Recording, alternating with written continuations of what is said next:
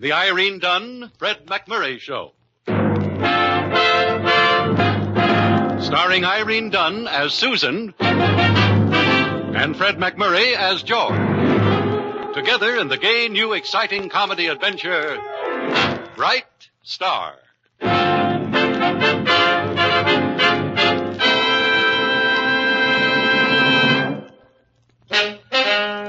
you heard what happened on the Star? Did you hear what he said to her? Do you know what she told him? Yes, the whole town's talking. The Star they're talking about is the Morning Star, a newspaper. The her they're talking about is Susan. Lovely, attractive, headstrong Susan.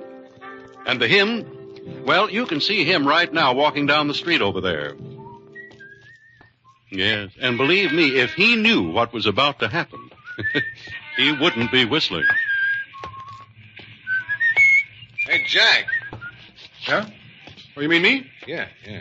You a reporter, writes pieces for the paper and stuff, ain't you? That's right. Uh-huh. Well, let's step into this alley here, will you? I got an item for you. News, eh? Sure. Right here's a good place. Yeah, the sun was kind of hot out there anyway. Yeah. Well, friend, what's this item you got? Well, it's strictly personal, chum. You've been making inquiry around about concerning the Guaranteed Always Flowing Oil Development Company, huh? True, I have. Yeah, you've been saying like that company ain't on a level. Well, you might say I entertain certain doubts. Look, let's make it simple, chum. You've been saying that you are going to print that stuff in the Hillsdale Morning Star. Those are my intentions. Yeah, well, the president of our company, Mr. Carter Gaston, he asked me to convince you otherwise. Mm-hmm. Print nothing but praise about our company, or I am going to see that you land in the obituary column. Mm-hmm. Well, that's fair warning, friend. But I think I should tell you that I used to be heavyweight champion at my college. Oh, you was a champion? Yeah. Don't believe me, eh? Well, yeah, sure, champ, sure, but... Wonder just what college he went to.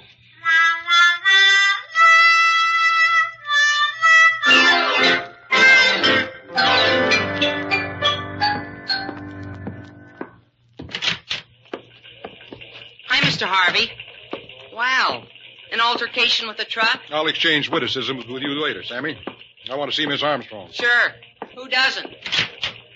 Susan, I've got something to say to you. Shh. I'm on the phone, George. Really, Mr. Gaston? No. Well, he just came in, Mr. Gaston, and I'll certainly talk to him. Not at all. Goodbye, and thank you for calling, Mr. Gaston. Susan, I've got something to say to you. George, really? Look at your suit. Well, suits get this way when they've been bounced around in the gutter. Occupants still inside. Oh? Oh, she says. Try to control your vast outpouring of sympathy, Miss Armstrong. About this phony oil outfit that everybody in town is falling for. I've just heard from Mr. Gaston, George. He told me how you assaulted that poor little salesman of his. He what? What made you do it, George? Sunspots. Now listen, Susan. I'm going to write an article blasting Gaston and his crooked outfit from here to... Just what proof have you? Well, none. Yet. But I'll have George, I know character. I've talked to Mr. Gaston over the phone, and from what Alderman Connolly tells me Alderman about him... Connolly, he's as hard to bribe as a head waiter. I know character, George. Will you stop saying that? Shouting will not convince me. All right. So we won't print anything. So Gaston sells his phony oil stock to the whole town. You happy? Do I have to remind you, George? That you're the editor, I know. No. That you inherited the paper from your father and did very nicely before I arrived. Granted. That I have a nasty, suspicious mind. I concur. Have I left out anything? Oh, yes. You know character. Thank you very much. You're welcome. Actually, George, you worry me with all your suspicions. Why don't you come to dinner tonight and we'll talk things over? Comfort. All right. But if you think you're going to bribe me with food, you're right.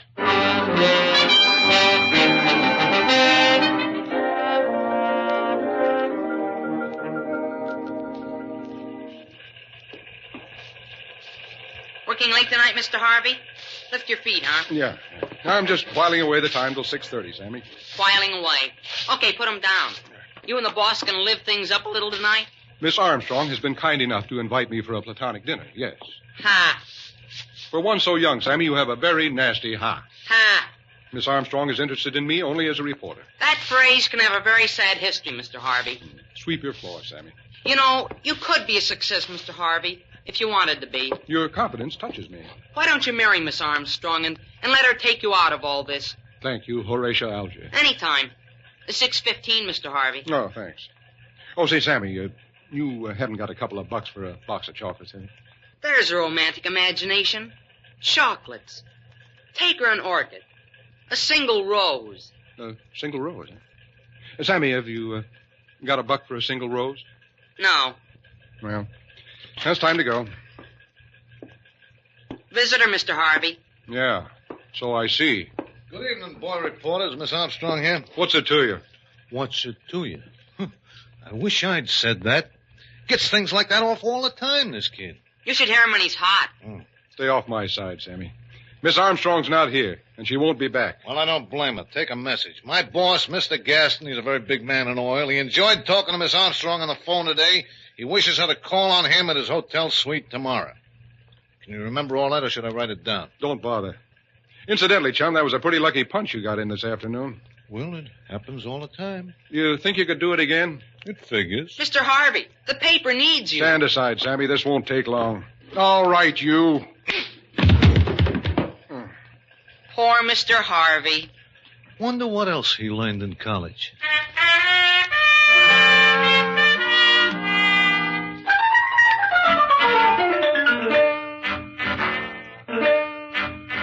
How's the dinner coming, patients? Mr. Harvey should be here in a minute. Everything's under control, Miss Armstrong. But I want things to be especially nice tonight, patients. Mr. Harvey and I have been having, well, one of our disagreements. No. But he was quite nice about coming to dinner. Big of him. Let's see. He doesn't get paid until tomorrow. Was he nice or just weak from hunger? Now, George always speaks very well of you, Patience. And your cooking, too. No fool, Georgie. What time is old freeloader due? About 6:30. I thought we might have a leisurely dinner and then retire to the music room later. Uh-huh. And then you just happen to wander over to the piano, hum a few bars of something romantic. You think that's too corny? George is a corny fellow. He might even bring his saxophone along. No, I think that's in Hawk. Well, you'll do your best on the dinner, won't you, Patience? I'll pretend I'm cooking it for my favorite movie hero. And after dinner, you'll just, leave us? Oh, sure. Want me to burn any incense? No, I don't think so. No, George has hay fever. If it's for free, he's got it. Well, I've got to finish dressing. Oh, Patience, what can I wear to make him really notice me?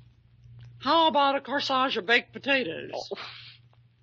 Oh, he is nice, isn't he?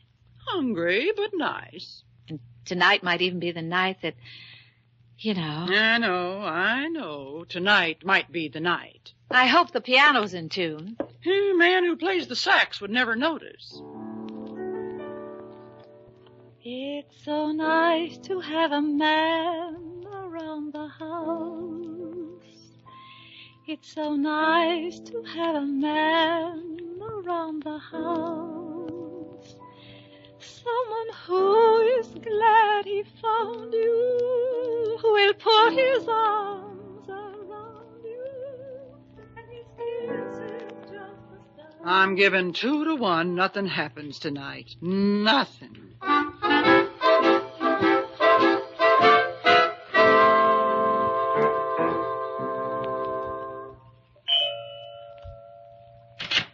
Good evening, Mr. Harvey. Good evening, Patience. More beautiful with each passing hour. It's my perfume, Amour Hollandaise. Turn me aside with the jest, Patience, but the flame still burns on. You'll find a glass of water in the kitchen if it gets too hot. Hey, something happened to you. Nothing at all. Oh, sure. Well, have a chair, gorgeous George. Miss Armstrong will be descending the grand staircase momentarily. Comfortable chair. Pleasant house. Can't beat the cooking either. Hope my jaw's not too sore to enjoy it. George? Well, Patience should have told me. I had no idea you were here. George, what's happened to you? I brought it on myself. But I only left It's you... nothing, Susan, nothing. Susan, you didn't dress just for me. Dress? Oh, this? Oh, it's just an old thing of mine. Well, it certainly does things for you, or vice versa, whichever the case may be. Thank you. Kind of sorry now I didn't put on my other tie. Sit down, George. Huh? Oh, I didn't realize I was standing. A tribute to your dress. You're gallant. You know, Susan, it always surprises me to see you when you're outside of the office. You look like a different person. Oh, thanks very much. I didn't exactly mean it the way it sounded. I just meant that, well, women in business, you know. Our place is in the home. No, not that at all. In fact, I can't imagine you in a home. I mean... Yes. Well, what I mean is you... Well, where's my hat? I'll go quietly. Oh, just don't talk so much, George. Well, look. The piano. I haven't played in ages. Do you mind? No. Won't bother me at all. I mean, I'd love it. I love it. Will you help me move this bench, George? Certainly. Yeah, that all right? You know, Susan, I was just noticing the candlelight. It does something to you. Oh, what? It makes you look, I don't know, changed. Does it? Susan, we shouldn't argue all the time. Like that thing today. I shouldn't have blown up the way I did. It was foolish. Oh, it's all right, George. What do we care if some crook peddles a few shares of phony oil stock here in town? Hillsdale hasn't been taken for a long time. I am sure, George, that the development of the new Hillsdale oil field will do a lot for our city. Oh, sure. Hillsdale, the new Arabia. And why not? I have every faith in Mr. Gaston and his organization, and I know character. Character. You told me. Now, look, here's something you didn't know, Mr. Harvey. There's an heiress stopping at the General Grant Hotel, Miss Cecily Burnett, and she's here to try and buy up the entire stock issue. Freeze Hillsdale out. Well, it'll be the warmest winter we ever had. Oh, George, you're the most exasperating. Cigarette. Thank you. We shall not discuss Mr. Gaston further. Quite. Ah, the gall of that phony. He sent word that he was quite fascinated with you and would like you to call at the hotel tomorrow. Oh, well, how interesting. Susan, you're not going. Well, why not? Why not? You think I'd let you alone with that fake moose? Well, I fail to see that you have a great amount of choice in the matter. Oh, you do? Well, if you're going, then I'm going with you. There seems to be more than the usual confusion in your mind, George. You are a reporter on my paper, not my guardian. Well, right now, what you need is a guardian. Dinner. Right amount of jealousy rearing its tousled head. Oh, sure. Just because I can smell a crook a mile off, it's jealousy. Well, if you can smell a crook as well as you can scent food, well, I might be impressed. Personalities. All right, if we're down to personalities, how about... Dinner is served. What? Dinner. Oh. My arm, Miss Armstrong? I can manage quite nicely, Mr. Harvey. Somehow, I doubt very much that tonight is the night.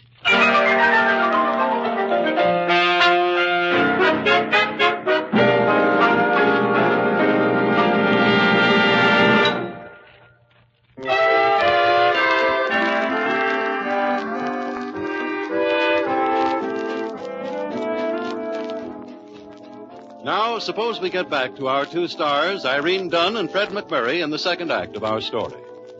Let's see now. Susan is just about to go down.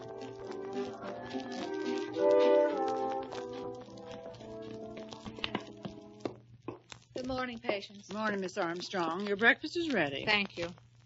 I take it that last night was not exactly an evening with Valentino. Your assumption is correct, patients. Too bad. You got a big investment in food in George. A romance, patients, cannot be built entirely on stuffed cabbage. That's open to question. However... Oh, phone.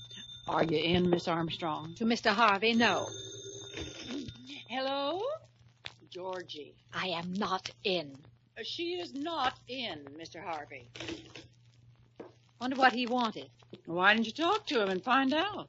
I couldn't. Well, Hello? He wants to know if you're still not in. Yes. Hello? She says yes. He wants to know if you said yes, you're not in, or yes, you are in. I'll take it, patience. Hello? Susan, I just wanted to make sure you weren't serious about calling on that phony oil promoter today. Mr. Harvey, As editor of the Star, I cannot see how my appointments are a source of concern to you. But, Susan, However, your movements as a reporter are in my field. Therefore... But, Susan... Therefore, you will cover the PTA convention at 10, the dog show at 11, the Rotarian luncheon at 12, hog breeders exhibit at 1, the chrysanthemum grower show at 2, and be in my office from 3 to 5 to write your stories. Any questions? Yes. Are you mad at me? Yes. Poor Georgie.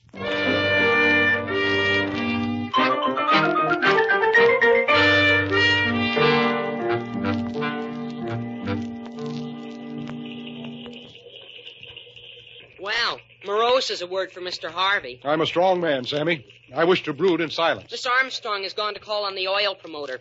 Pretty racy fellows, oil promoters. Go fill an inkwell. Why don't you strike back, Mr. Harvey? How? In the movies, Mr. Harvey, you would burst in on Miss Armstrong and Mr. Gaston in some suitable disguise. Like, say, a plumber. Well, that's a silly idea if I ever heard one. Plumber, huh? Borrow a wrench and a plunger. Your suit is just right for it. Sammy, I may do it. I may just do it. The spirit of the pioneers. And if this Gaston steps 1 inch out of line... Sammy, where can I get a nice, big, fat wrench?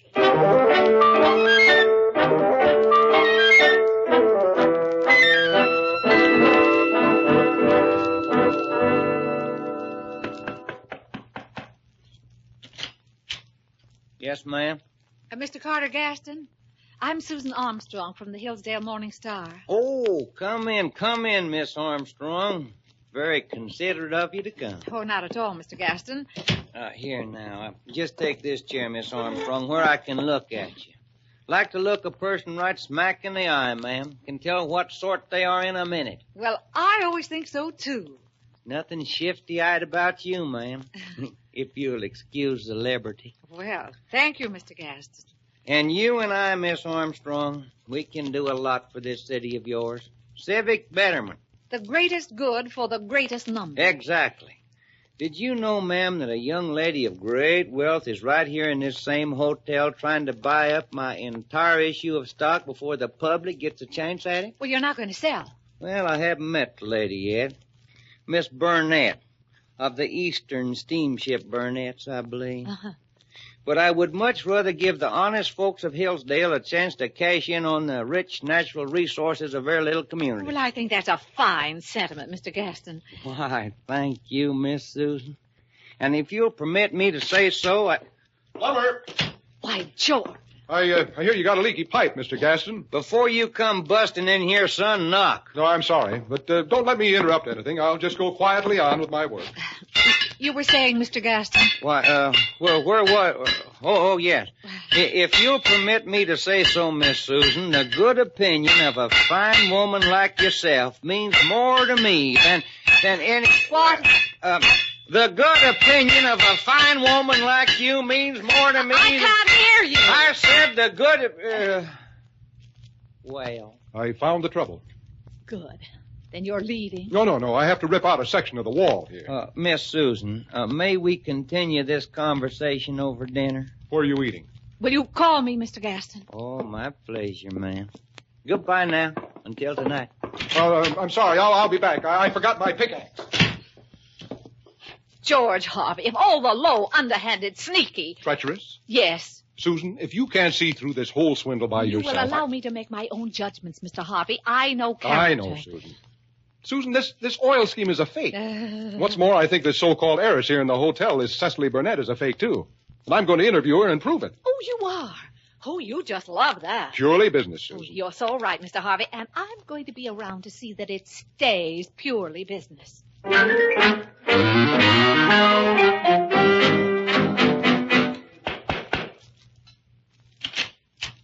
Well, Miss Burnett? Yes? I represent the Hillsdale Morning Star, Miss Burnett, and... But how clever of you. I'll take one. No. You see, Miss Burnett, I'm a reporter. Well, of course you are. Come in, sit down, report. Thank you. No, right here, by me. Oh. Now. Well, just a few questions about your business in Hillsdale, Miss Burnett. You see... Oh, you want to interview me? You sweet thing, you. Thank you. You see, there's an oil promotion scheme underway here in town, Miss Burnett, and I... Brown eyes. Oh.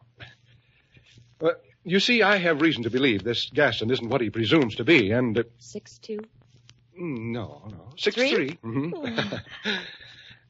But if you're really considering putting money into this thing, Miss Burnett, well, I just don't think it would be very wise. Excuse, please. A 3 o'clock snack. Susan. Courtesy of the General Grant Hotel. Put it on the end table.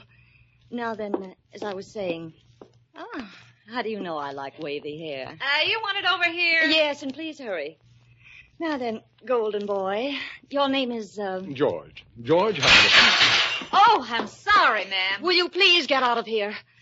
I'm sorry, George. I didn't catch your last name. It's... Dope. What did you say? Oh, I said I hope everything's all right. Well, it's not all right. Now, you please get out of here and get out fast. Oh, certainly, ma'am. Now, where were we, golden boy? Golden boy. Oh, brother. I'm sorry, George. Now I know what you want. You want to save me millions of dollars, and you want to tell me all about it tonight over dinner, right?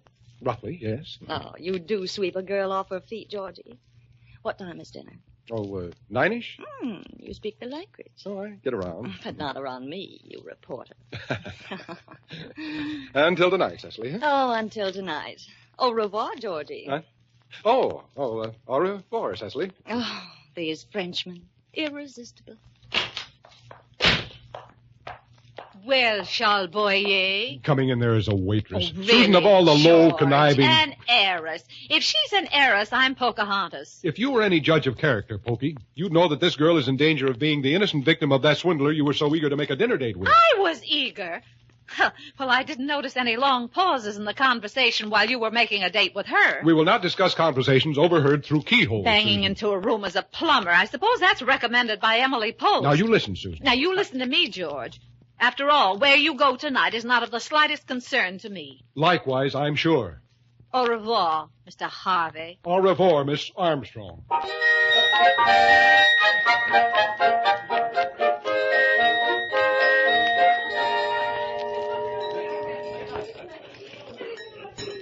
Good evening, Monsieur Harvey and Madam. Oh, bonjour, Charles. Table for two, huh? If you will follow me, please. Oh, what a delightful little bistro, Georgie. Sort of a subway with music. It is a little crowded, Cecily. Yes. Monsieur Harvey, your table. Susan. George. Oh, well, how nice that we should have adjoining tables. Adjoining. They're practically overlapping. Oh, Mr. Gaston, you remember Mr. Harvey, the plumber? Pleasure to see you again, sir. And Miss Burnett, Miss Armstrong, a waitress. How do you do? How do you do? And Mr. Gaston, Miss Burnett. Real pleasure, Miss Burnett, ma'am. Why did you have to come here? Quite pleasure, Mr. Gaston. And entirely unexpected, I'm sure. Shall we sit down, Cecily? Yes, of course. Just bring me a shoehorn, Georgie, and I think I can make it. There. No trouble at all, was it? Oh, pardon me, George. My salad. I know you don't like garlic, so if you'll just wring out your sleeve. Oh, sorry. Is that better? Mr. Harvey, sir, as long as you've got your elbow in my butter, would you mind just running your arm over my corn on the cob? I certainly would. Ignore them, Georgie. I'm sure they had a lot to talk about before we came. Well, Yes, we did have a lot to talk about, didn't we, Carter? Carter? I'm sure George wants to tell Cecily all about the plumbing business, and you were explaining oil to me. I bet he was. Oh, we don't have to talk, Miss Susan, when I can feel your little hand in mine under the But Mr. table. Gaston, my hand That's isn't my under the- hand, you cheap double-crossing chiseler. Oh, Cecily, you... Out on a business engagement tonight, you told me. Why, Just you... sit down, dear. You're an heiress. Yes, and I'm just about to become a widow, too. Let me at him, George. George, yes, George, let her at him. Now, take it easy, Cecily. Hey, you got trouble, Mr. Gaston? Glad you come in, Rocky. We're blowing town. My wife, the heiress, just opened her big, rich mouth. Come on, Mrs. You should let Vanderbilt. him get away, George. I'll stop them, Susan. Stay here, Rocky. If the demon reporter here gets noisy, keep him quiet. Come on, Cecily. Well, I can handle him, boss. Hey, sit down there, fire eater. Sit down, nothing. This time, you muscle-bound clown, I'm going to... Susan, look out! You take your hands off my George, you. Hey! The little lady hit me! And so did I. Oh, George, you were so masterful. Oh, you can't fool around forever with George Harvey, Susan. Oh, Of course, you nothing. helped a little. George, you did it. Well, have it your way, Susan. We won't argue. Monsieur Harvey, what has happened? Well, only two for dinner, Charles. The other couple won't be staying.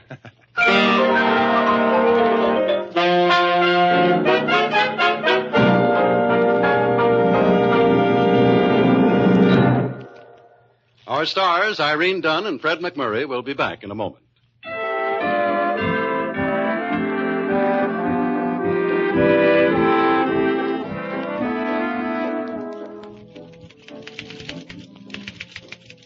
George, Yes, Susan?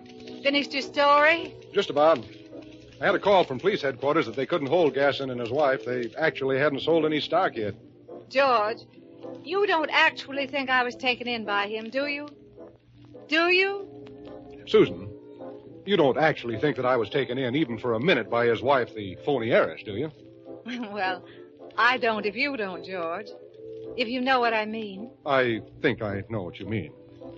After all, Susan, we both Both know no character.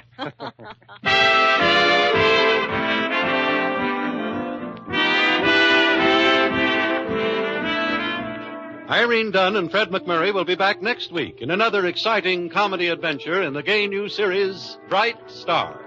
This is Harry Von Zell inviting you to join us then.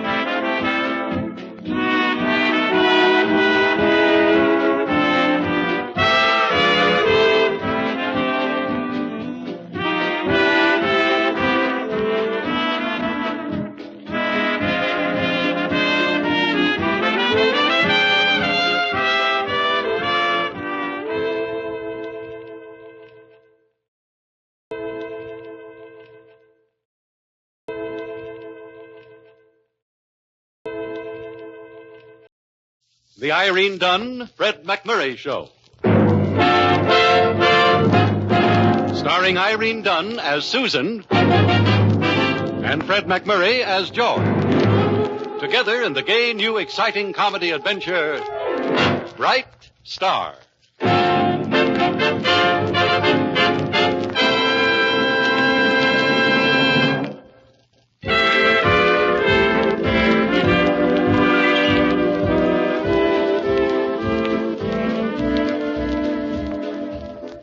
Yes, it's the Irene Dunne, Fred MacMurray Show, starring, well, naturally, Irene Dunne and Fred MacMurray, as Susan Armstrong and George Harvey, respectively. And as we join them in the offices of the Morning Star, we find George, talking with Sammy, the office boy.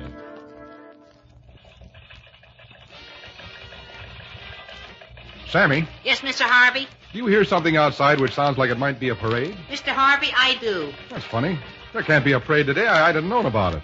There's no circus in town. It's not a holiday, no conventions. It can't be a parade. You always know best, Mr. Harvey. Thank you, Sammy. But you better tell the band about it, because 15 guys are blowing their brains out over nothing. Well, let me take a look, Sammy.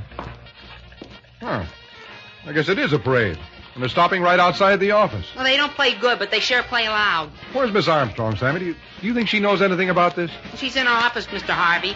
If you're speaking today, why don't you ask her? Miss Armstrong and I are always on the best of terms, Sammy. Always. Ah. And I shall ask her. Susan, do you know anything about those 15 lease breakers down in the street? You mean the parade? Why, no, George. I've no idea what the occasion is. Susan? Yes, George? Susan, I happen to know a political hack named McDonough has been looking for a candidate his party can back for mayor. Really? They haven't approached you, have they? Well, Have they? I would certainly not consider under any circumstances running for public office, George. Well, that's a relief. Except, of course, in answer to a genuine and spontaneous draft by my fellow citizens, which I could not in all conscience refuse. No, Susan, you can't do this. You running for mayor? Well, the whole idea is ridiculous. Miss Armstrong, it is a draft, my dear lady. I couldn't hold them back. A groundswell that I haven't seen in all my years in politics.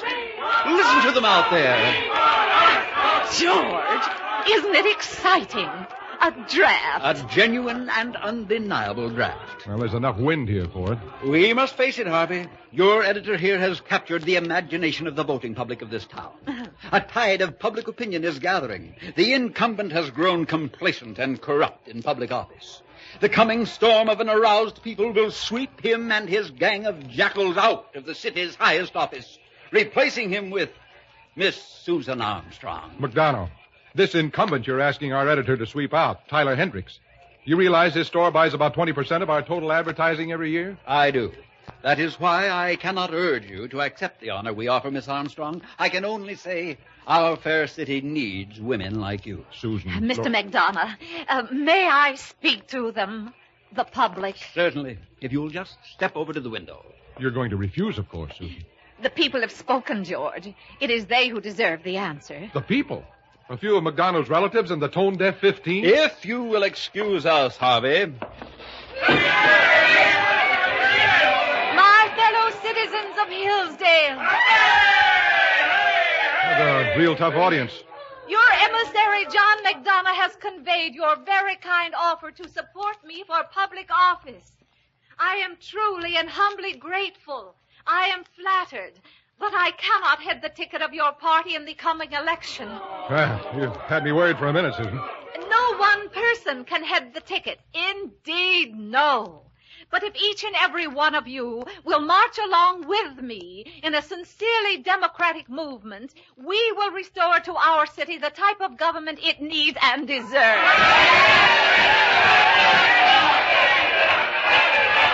Miss Armstrong, may I be the first to shake the hand of our new mayor? Why, thank you. George? Better get on the bandwagon, Harvey. You might end up as the mayor's new secretary. I'd rather die. Extra, read all about it. Miss Susan Armstrong, Reform Party candidate for mayor. Bringing her big guns to bear on the Hendricks administration, Miss Susan Armstrong told an overflow audience at Helps Hall tonight that what this city needs is a woman who will clean house. Extra, Tyler Hendricks cancels advertising in Hillsdale Morning Star as a result of campaign. Extra. And so I say to you, fellow citizens, it is later than you think. Either we stem now the tide of corruption and inefficiency in the government of our fair city, or we struggle along forever in its noxious flow, seeking to forget in our misery that we had been offered the helping hand of one who was capable of returning Hillsdale to the place of honor it occupied in time of our forefathers. Miss Susan Armstrong.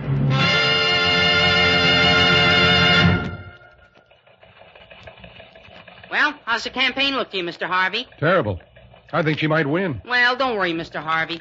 I don't think Miss Armstrong being elected will change things between you at all. Thanks. She might even marry you. Then you won't have to argue so much. Well, that's a thought. And think of the satisfaction, Mr. Harvey, of being a silent contributor to the welfare of our city. Sammy. Well, the world sees only the efficient, tireless mayor. You and I will know, Mr. Harvey, that there is one who is always ready with a quick smile and a cheery word when things aren't going right at City Hall. One who keeps himself in the background ever. But she and she alone Sammy, knows... haven't you someplace to go, like the home for delinquents? I was just trying to look on the bright side of things, Mr. Harvey. Well, thanks very much. It was nothing. George Harvey, First Lady of our city. I think I'll join the Foreign Legion.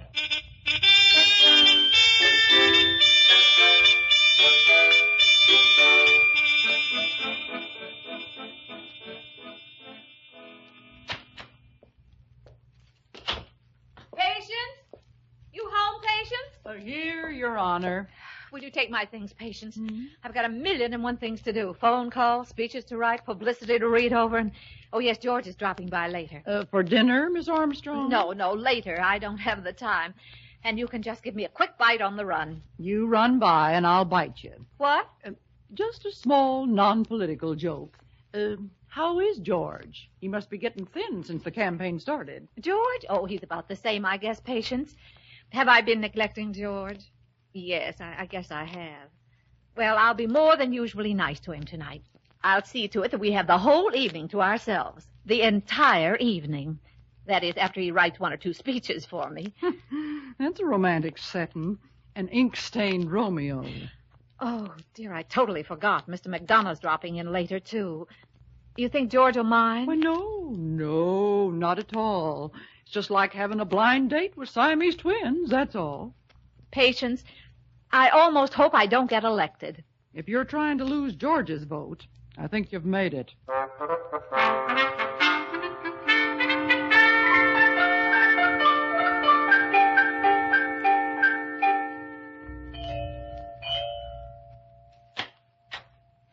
Good evening, Patience. Is the Lord High Mayor of Hillsdale in residence? She's receiving delegates of the common people in the living room, Mr. Harvey. What's happened to this house, Patience? It's different. It doesn't even smell the same anymore. It's the lack of cooking. My duties are confined chiefly to opening sardine cans. It's a tough election. Mr. Harvey, Miss Armstrong. Thank you, Patience.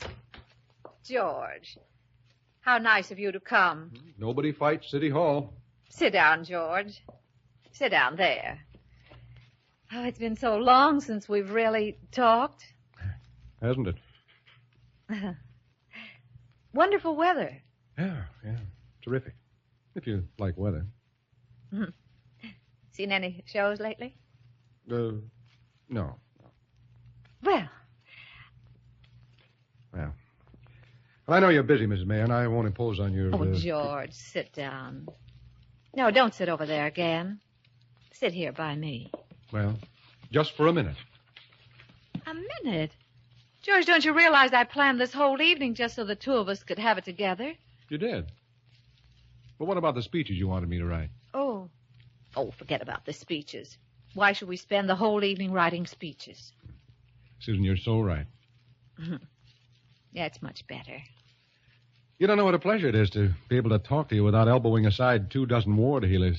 Really? And honest John McDonough. And when I think of the gall of McDonough's so-called reform party asking you to save their chestnuts for them... George. Oh. You're right, Susan. I won't say another word. You sure you got enough room on this sofa? Plenty. Am I crowding you? Crowding me. Oh, this is nice, isn't it? You know, Susan, you're too beautiful to be a mayor. Oh, George. That's true. Nobody's going to be able to keep their minds on their work. I can hardly keep my mind on what I'm saying right now. You don't have to say anything, George. That's what I was working up to. Oh, George. Susan. Well, hope I'm not interrupting anything, folks. No, McDonough. You're just what the party needs. Patience let me in. I hope I'm not late, Miss Armstrong. Late? Susan, I thought you said... Well, do we have much business to go over, Mr. McDonough? Not much, but you can't blame me for dragging it out as long as possible, Miss Susan. Melonhead. Huh? George just said, go right ahead, Mr. McDonough. Oh, just a few minor matters of business we have to get your okay on, Miss Susan. Yes, here we are. So minor, I'd almost forgotten what they were. Ready? Sure. I left my wallet at home. George. Yes, go ahead, Mr. McDonough. Now, for sheriff. The Reform Party candidate's been forced to drop out because of ill health. But at this late date, we were very fortunate in getting a Jim Dandy replacement and veteran police officer, Honest Phil Waltman. Honest Phil Waltman? Him? Well, they had to promote him from pounding a beat because he was stealing the sidewalks. Please, George. I'm sure that the leaders of the Reform Party would not suggest anyone they're not absolutely sure of. Well, they're sure of him, all right. I thank you for your confidence, dear lady. Just one more minor matter. Our candidate for city treasurer has also been forced to drop out. Ill health. Sounds like an epidemic. But in his place, we have, after a great deal of persuasion, secured a really outstanding man in the field of clean government. Honest Jack Stewart. No. For city treasurer? Well, that's like leaving a hungry Great Dane alone in a butcher shop. George, do you have anything concrete against either one of these men? Well, concrete? No. They're both very intelligent men. They've never been caught. Miss Armstrong, I can assure you that the screening board of the Reform Party has gone through the past life of each of these men with a fine-tooth comb. Of course, if you would prefer to listen to unfounded rumors... Susan, I positively forbid you to run on the same slate with either of these crooks. Oh, you do? Yes, I do. Mr. McDonough, you can tell the party leaders that I have the utmost faith in their judgment. Someday I'm going to learn to keep my big mouth shut.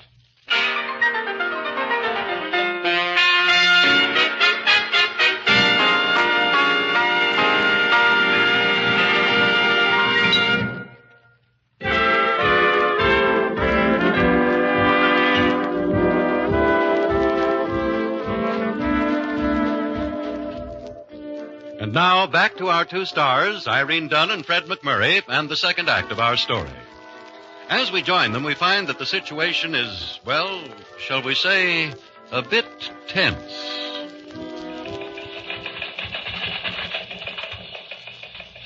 Good morning, Mr. Harvey. Pleasant evening at the home of our future mayor? Certainly, Sammy. A thoroughly pleasant disaster. Miss Armstrong come in yet? Not yet. Well, let me know when she... Oh, here she is. Susan. Good morning, Sammy. Hi, Miss Armstrong. Morning, George. Susan, I've been thinking her last night over. I've decided that I was wrong. Well, I might have been in the wrong myself, George, but we can talk it out. And... No, I was wrong.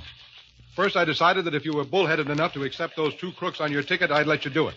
But then I saw that I have a duty to this city which overrides mere personalities. Indeed. And you being a reasonable person, Susan, I was sure that after you'd slept on it, you'd come around to my way of thinking. Well, Sammy, will you inform Mr. Harvey that his opinions on the political scene are of interest to no one but himself? Sure. Mr. Harvey, Miss Armstrong says that you're... Sammy, will you point out to Miss Armstrong that running for political office is just a little more complicated than buying a new hat? And that it takes someone of experience to see what these crooks on her side are up to? Be glad to. Miss Sammy, Armstrong... will you make it clear to Mr. Harvey that it's after 9 o'clock and that his duties on this paper, which start every morning promptly at that hour, do not include the position of political editor? I shall be in my office. Mr. Harvey, Miss Armstrong says that I heard her, Sammy. And, Sammy, I am going to rescue Miss Armstrong from the consequences of her folly, whether she wants to be rescued or not. Tell that to Miss Armstrong. You know, I feel just like a carrier pigeon.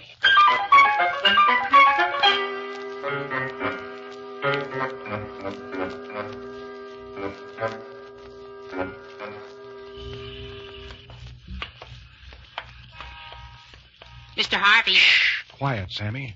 Mr. Harvey, I just thought, couldn't we be put in jail for this? We are serving our country, Sammy. We have to get some information on McDonough and those 2 other crooks. The place to look for it is the Reform Party headquarters. You convinced me, but can you convince a judge? Quiet. Here we are. Hand me that skeleton key, Sammy. Now, you wait outside here, Sammy. If anybody comes, whistle. If anybody comes, whistle. Good luck, Mr. Harvey. Thanks. See a light switch here someplace. Yeah, got it. Now, let's see.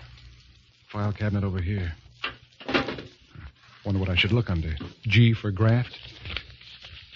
Nothing here. Nothing here. Nothing here. Looking for something? Huh? No. No, I was just browsing.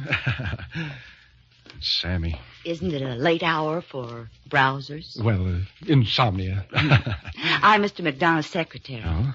Who are you? A spy? Why, no, not that at all. As a matter of fact, I'm send for the police. I'm a spy. And I'm Gloria. Oh, glad to know you, Gloria. I'm George. George. Yes? I suppose you're going to compel me to give you the information you want. Huh? Force it out of me. Force it out of you? I'm helpless. You're strong, virile, fiercely determined. And we're alone together. We are? You gorgeous, magnificent brute, you. It's nothing, really. I can't withstand you another minute. All the confidential records are in the top left drawer of Mr. McDonough's desk. There. I've told. But I couldn't help myself. Say, they are here. Gloria, won't you get in trouble about this? Trouble? McDonough fired me today. I just came down tonight to clean out my desk and steal carbon paper. Oh. But you were very masterful, George. I was? Say, didn't the kid outside whistle when you came in here? He sure did. Where do kids that age learn to whistle like that?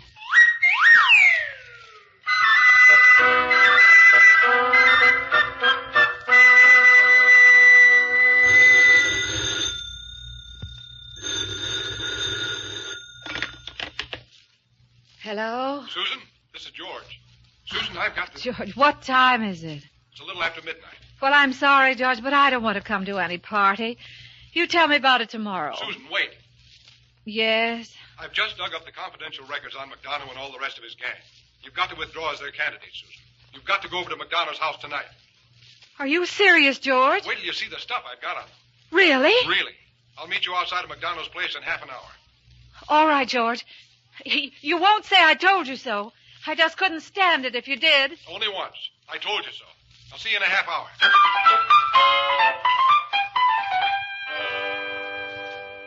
Well, these are very serious charges, young lady. Very serious charges so close to an election. I have the documentation right here to back up the charges, Mr. McDonough. So you have.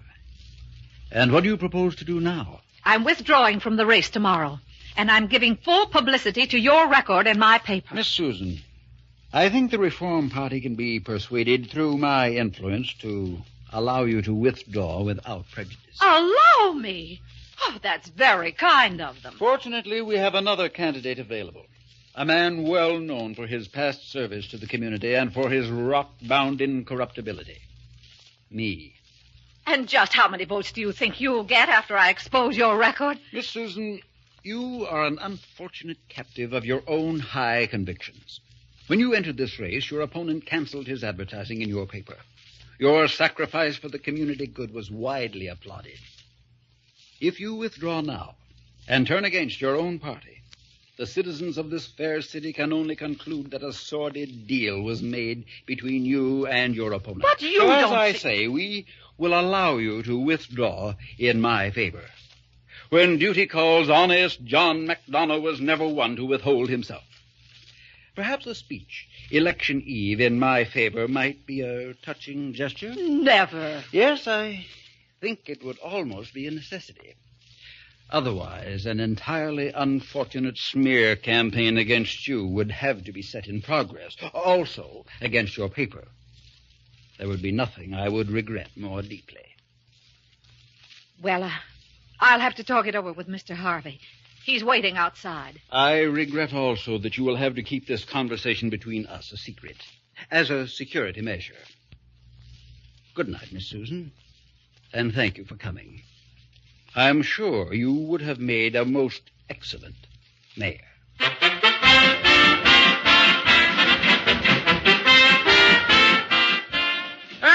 Extra, Susan Armstrong withdraws from race. McDonough, new Reform Party choice. Extra, read all about it.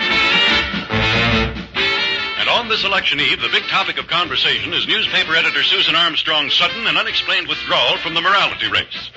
Much speculation exists as to whether Miss Armstrong will appear on the platform tonight to champion the cause of the new candidate, veteran politician Honest John McDonough. Extra, Susan Armstrong to support McDonough speaks tonight at election rally. Read all about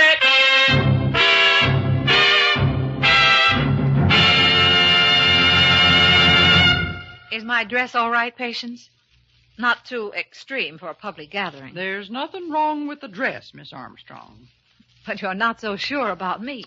You're not really going to make a speech tonight in favor of McDonough, are you? The Reform Party can't count on your vote, Patience? The Reform Party. The Reform School Party. Miss Armstrong, it's entirely against my principles, but this time I'm siding with George. And you don't trust me to do what's best for the town or the newspaper? Of course I do. I just wish you'd do something else, that's all.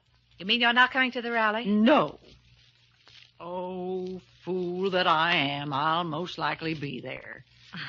Thank you, Patience. Don't thank me. Just don't make me wish I hadn't come.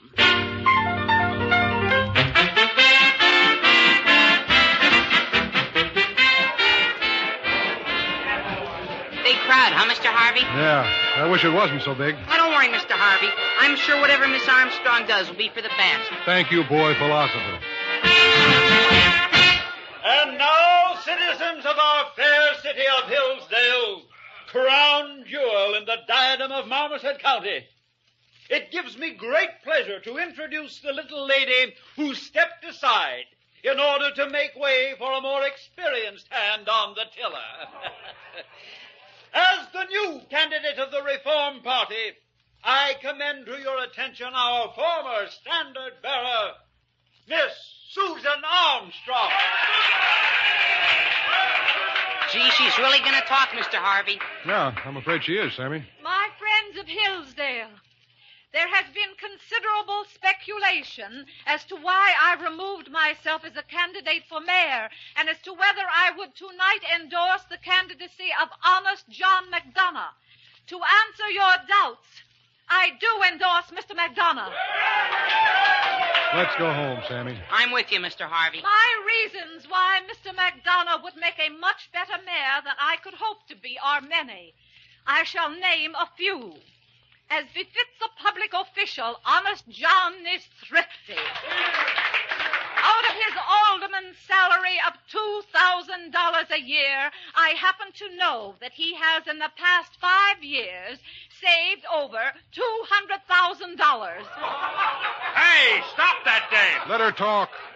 Mr. McDonough is loyal. 23 members of his immediate family are on the city payroll, 14 of whom have been dead from 6 to 20 years. Hey, Mike, Frankie, get the dame away from the microphone. She's killing us. Let's be at her. Stay right here, friend. Oh! I want you to hear the rest of this. Give it to him, Susan. You tell him, Susan.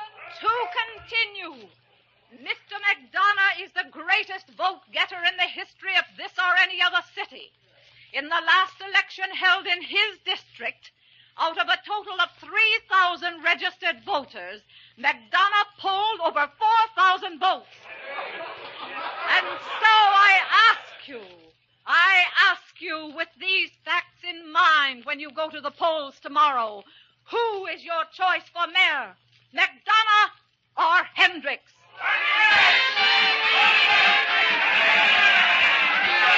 Hey, let me through here. Pardon me. Susan. George. Oh, George, was I all right, George? All right, you were wonderful. You were terrific. McDonough hasn't got a chance. You think it was a surprise? Surprise? Was it? Why, nobody in the whole city expected anything like... Well, nobody but me, of course. I knew it all the time. Hey, come on, let's get out of here.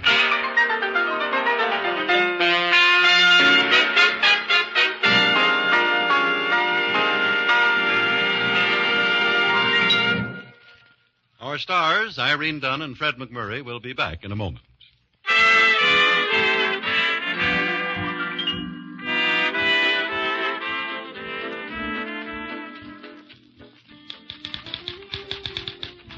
George, Yes, Susan? final election results in? Just finishing my story. Hendricks in a landslide. Well, he's stuffy, but I'm sure he's honest. An ideal mayor. You don't think I would have made a good mayor? Well, of course, Susan. It's just that... Well... It's just what? Well, that every time a new beauty queen is crowned, the mayor is supposed to have his picture taken kissing her. You'd have to admit you look pretty silly. Yes, that's true. But, George, just imagine the Navy coming to town. You know, I'm glad you didn't win.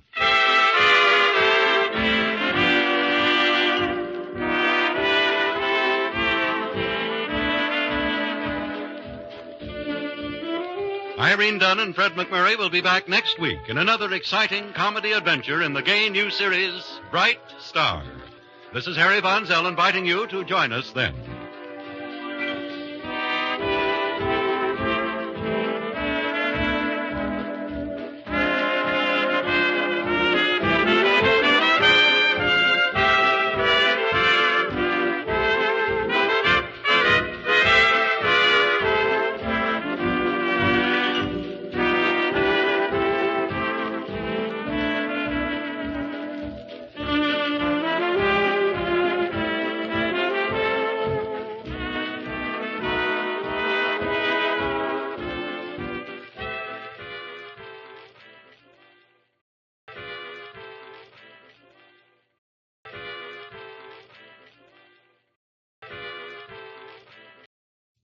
The Irene Dunne, Fred MacMurray Show. Starring Irene Dunne as Susan and Fred MacMurray as George. Together in the gay, new, exciting comedy adventure, Bright Star.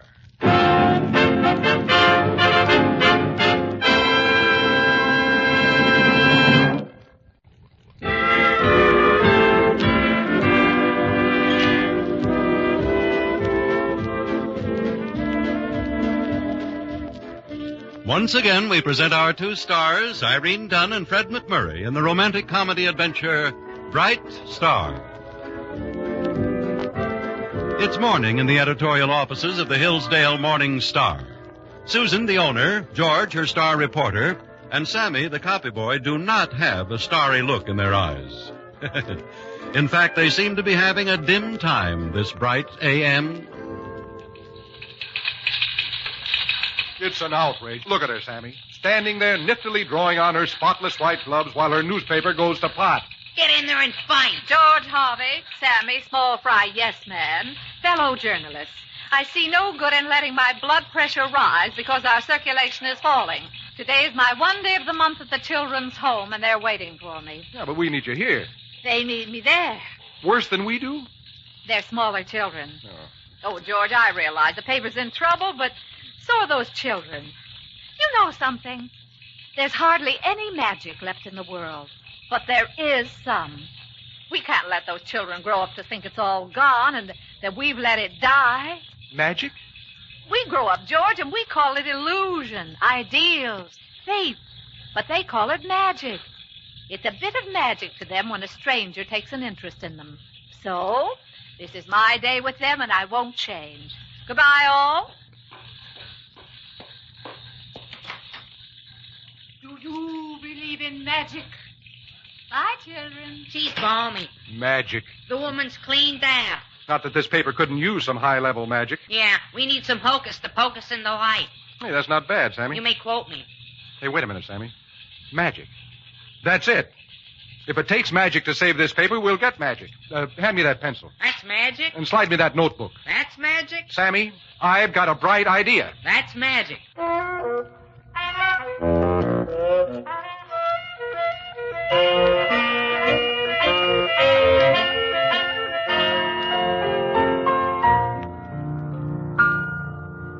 The pool by the wayside is small, very, very small, yet it mirrors the sun with the best of them all. If the pool should grow larger, 'twould not be so fair, as it mirrors the sun in the sweet summer air. Oh, the pool by the wayside is small, very, very small, yet it mirrors the sun with the best of them all. Though the heart is a small thing, just to love, and you'll find that there's room and to spare for the whole of mankind. Oh, the pool by the wayside is small, very, very small, yet it mirrors the sun with the best of them all. Very, very small, very small. Oh, that was good. Rodney, you weren't singing with the rest of the children. Anything wrong? Nothing wrong. He thinks it's all right for young kids, Miss Susan. Well, I'm 11. Anyhow, I don't like to sing. Why, I understand your mother's quite a good singer. I wouldn't know. She has to go from city to city to make a living. You understand that, don't you, Rodney? No. Now, you're clenching your teeth again, Rodney. Why doesn't my mother get married again and stay home and take me away from here? You wouldn't want to make your mother marry just anybody, would you? In a hurry? Would you? Well, we'll talk about it later. We'll work things out somehow. You'll see. Come on, Rodney. I got some butterflies. Hillsdale Children's Home, Miss Armstrong. Susan, I've got it. I've got it all worked out. We're in. What? What have you got? Magic. What? Magic. As in magic lantern, as in magic carpet, as in the Arabian Nights. Just give me 10 minutes of your personal attention, and I'll give your children's home kids the time of their lives. Now, is that an offer, or should I go soak my head? It's something for the children? Wonderful for their hearts and great for our circulation. George, I'm coming right back.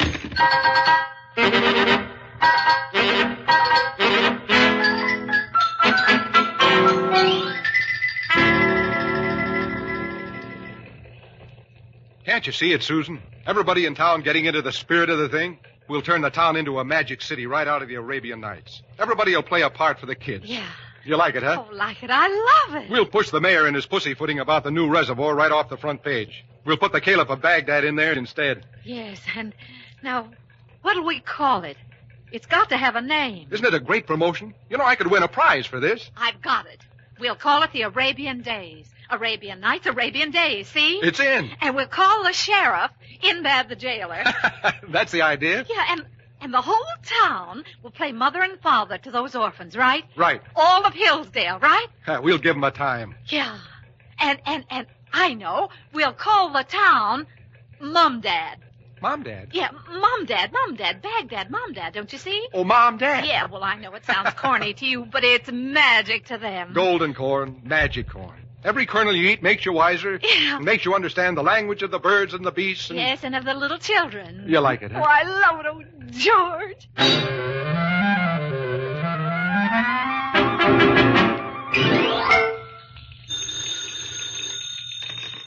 Morning Star, George Harvey. George, I just wanted to tell you you're a hero at the orphanage here. Oh, they like it, huh? They're dancing in the hallways, and they just made a wonderful suggestion. All wonderful suggestions, gratefully rejected. The Arabian Nights Baghdad had a Caliph of Baghdad. That's right, Harun el-Rashid, Caliph of Baghdad, defender of the faithful. So? Everybody wants you to be Caliph of Mundad. Well, I accept. And they want me to be Khalifa. Sold to George Harvey of the Morning Star, Hillsdale's most progressive newspaper. All right, get started on some copy right away. It's in the works. And George, come to my house for dinner? Dinner? Ha! Yabo, I'll see you. Sammy? On deck. Copy.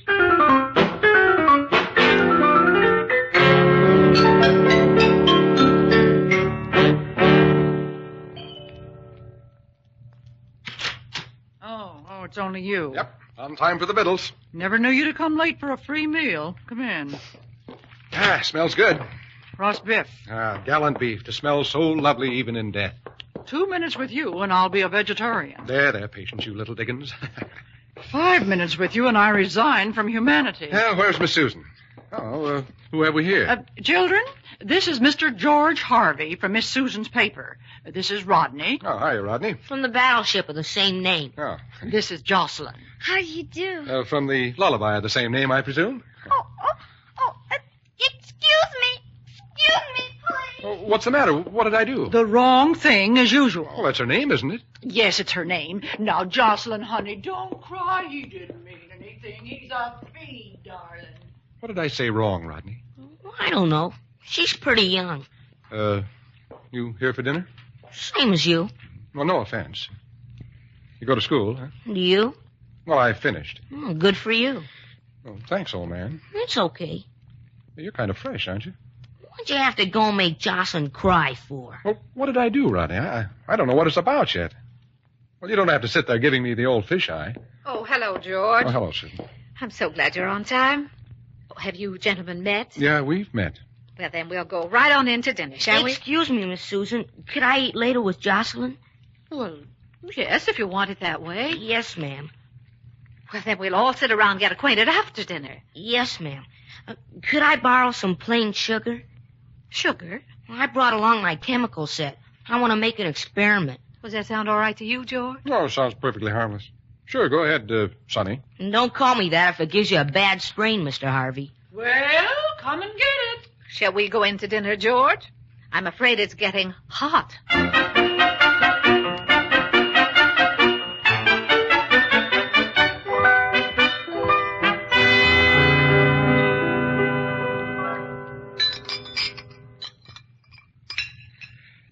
Lovely dinner, Susan. Lovely. We'll have more of it then. No, I couldn't. It was marred only by one thing. What's that? Me. Oh, now, George, you mustn't fret any more about Jocelyn. How could you have known that mentioning the lullaby from Jocelyn would hurt her? How could you have known that her mother always played it for her and that she died 2 years ago? Yeah, the poor kids. Susan, don't get sore at me if I blow my top with them now and then. I like children, Susan, a lot, but I just can't seem to make up to them yet. Well, you'd better learn then, because I love children, too. And I can make up to them. Susan. Yes? Susan, be patient with me. Be patient with me, and I promise you I'll be a good father. You'll see. Well, you'll be a wonderfully strong and tender father, I know. And you'll be I can't go on. What, George? I've never seen you so moved. I'm touched.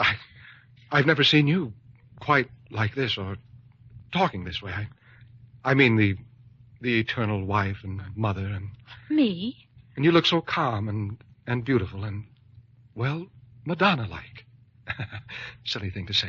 Well, it's a lovely thing to say, but Personally, I've always liked Richard. Richard, should I know about him? For a boy's name, I mean.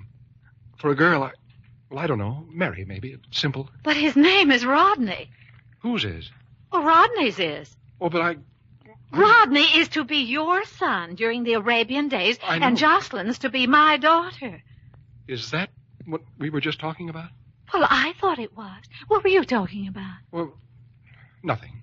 We're the Caliph and the Khalifa of Mum-Dad, and every Mum-Daddian will expect us to do our duty.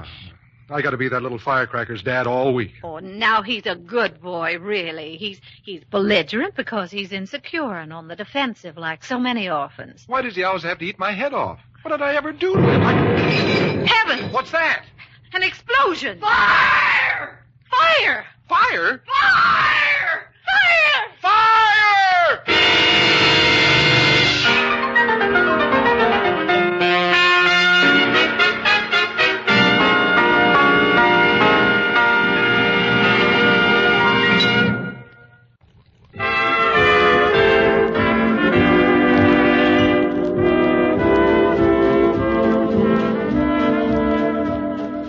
Now back to our two stars, Irene Dunne and Fred MacMurray, and the second act of our story.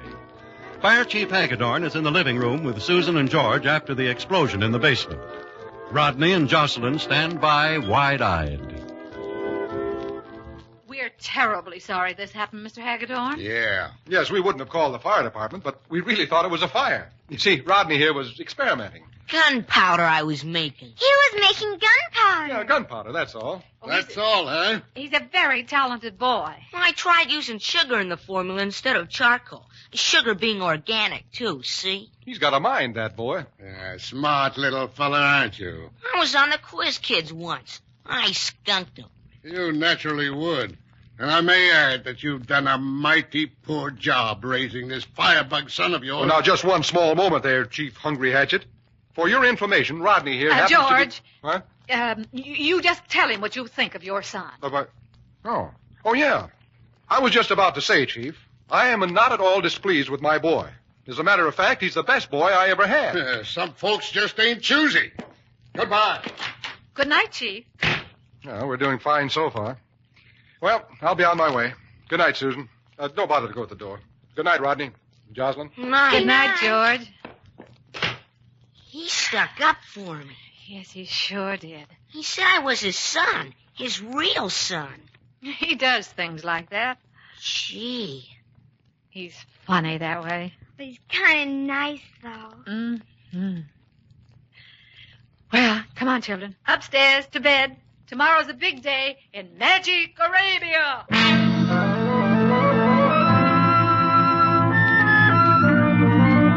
Hurry, hurry, hurry. All the secrets of Arabia before your very eyes. The giant hamadryad, deadliest serpent of the East. The Indian rope trick, without an Indian and without a rope, mind you. Never before witnessed by Occidental eyes, and never again, and maybe not even this time. Hurry, hurry, hurry.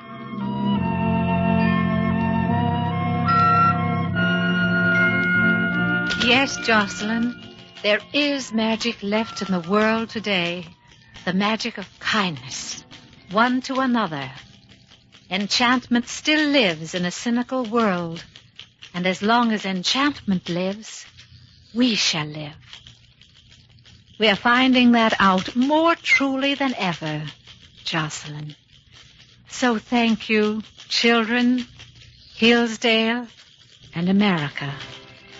Thank you all.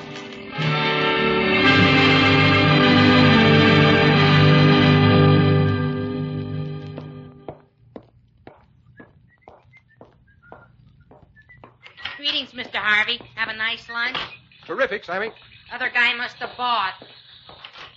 Susan, did I just have a wonderful lunch? Other fellow must have paid. Had lunch with the chairman of the membership committee of the Knights of the Fourth Estate. No, really? They're considering me for membership. Well, that's a wonderful honor. On account of the Arabian days? Yep.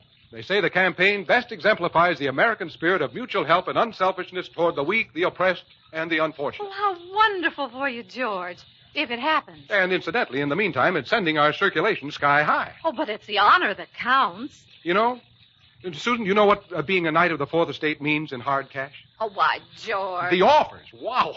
And the recognition by the Pulitzer Prize Committee. Don't forget that. George Harvey, if that's what this whole big week has meant to you, you're a selfish-seeking, conniving, mercenary heathen, and I'm really ashamed. Well, Susan... Oh, go away.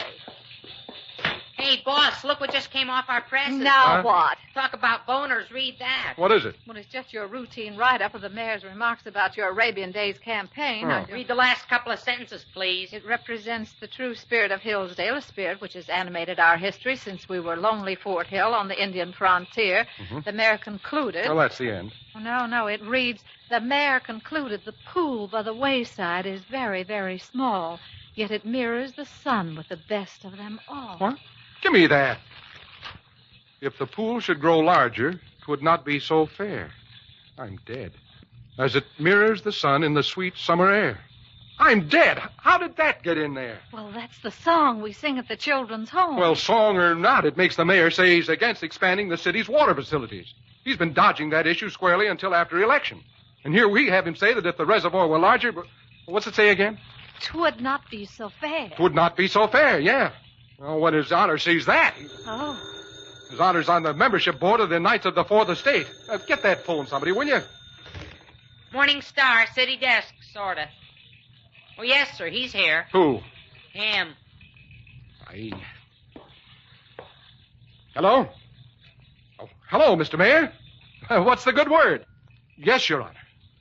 Yes, Mr. Mayor. Well, yes. Yes, it was an inexcusable lapse of journalistic... Yes. Oh, quite. Yes, Mr. Mayor, of course. A full retraction, sir. Oh, surely, on the front page, sir. Yes, sir. Well, thank you. Thank you. Yes. Goodbye, sir. Goodbye. Part of a song. Susan, those kids were in the office. I'll bet Rodney had something to do with not this. Rodney. From the battleship of the same name. George, you won't touch that boy. Let me at him while I'm mad. That way it's only murder in the second degree. You won't lay a hand on him. Not if I can find a length of pipe. Hello, Mr. Harvey. Hello, Miss Susan. Hi, Sammy. You made out your will, sonny boy? Huh? Rodney, somebody added something to a story that was in George's typewriter. Innocently, I'm sure. But it went to linotype that way and got printed. It may make a lot of trouble for Mr. Harvey. Oh, gee, Miss Susan. I didn't mean any harm. It was a typewriter. Oh, I liked to typewrite. All I could think of was our song. Sure I did it. All you gotta do is that. I don't lie. Now, Rodney, please. Please, dear, don't cry. Excuse me, but somebody told me I'd find my son. Oh, Rodney. Oh, Mother. What are you crying for, sweetheart? Who hurt you? Tell me. Nobody hurt me. Oh, he'll be all right, Mrs. Hope. I lost my allowance. That's all. Nobody hurt me. And I didn't get a chance to tell him. But I'll make it up to him. It was my fault that he lost his allowance.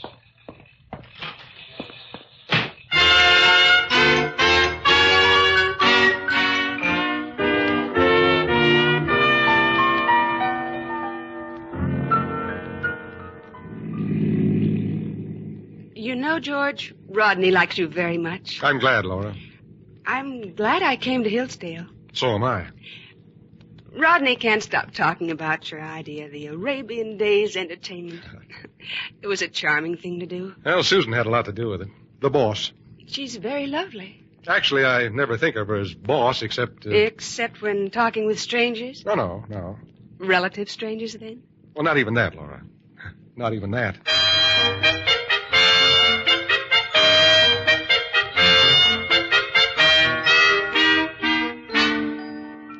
Patience. Rodney likes George very much. Very much. A man who's a hero to a small boy has one foot in heaven. It's a long straddle from where Georgie boy has the other foot. Patience, do you think George would ever marry Laura? Good gracious, no. Well, then again, good gracious, yes. I think he might marry Laura. I think Jocelyn's father is a mighty handsome man. Well, where, for goodness sake, did Jocelyn's father come from? Steubenville, Ohio, or how did he get into the conversation? Yes, good-looking man, Jocelyn's dad. Saw him on a couple of visits to the children's home. Hate to say this, but he looks a bit like Georgie boy. Oh, newspaper experience? I got a kind of hunch, yes. You could check with the home. I see. Says in my book there's no such thing as the indispensable man, it says. Patience. Call George up. Invite him for dinner. Lately he had the lean and hungry looks.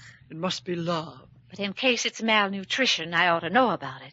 Oh, and then see if you can find Jocelyn's father in Steubenville, Ohio.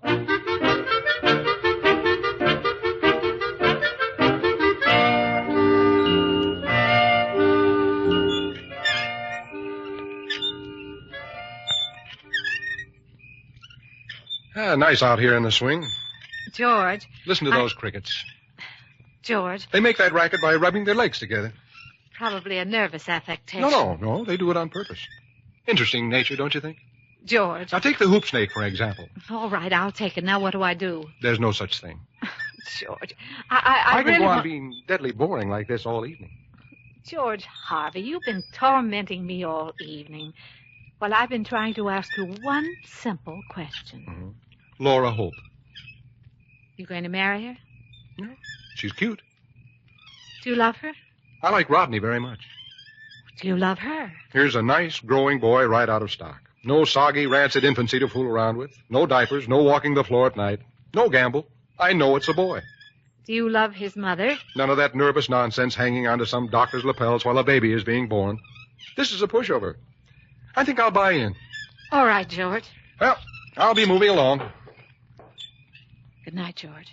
Yeah. Good night, boss.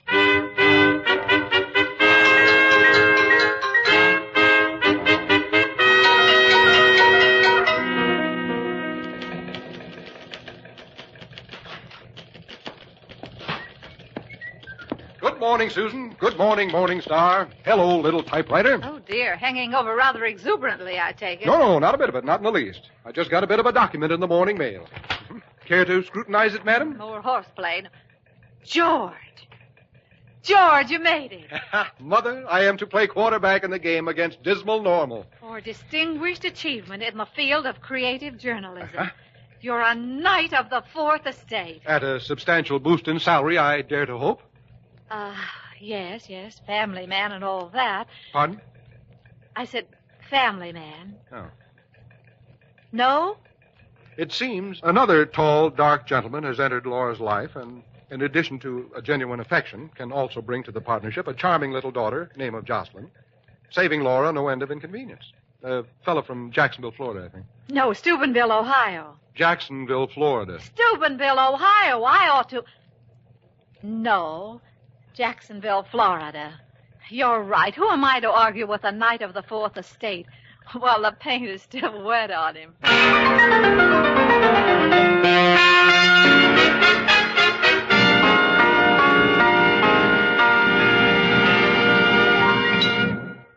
Our stars, Irene Dunne and Fred MacMurray, will be back in a moment.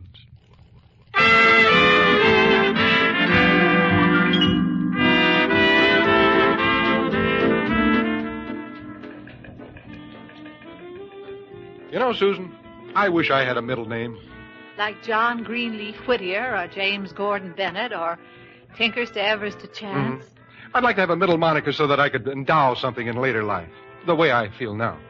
Like the George Dockweiler Harvey Award for Journalistic Achievement. Well, how about just the George Harvey Pat on the Back Award for being a nice fellow? You like that?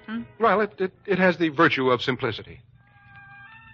Haroun El Rashid Harvey, Caliph of Mamdad, defender of the faithful. It is my pleasure to confer upon you the George Harvey Award for being a nice fella. Hey, that's a great idea. You like it?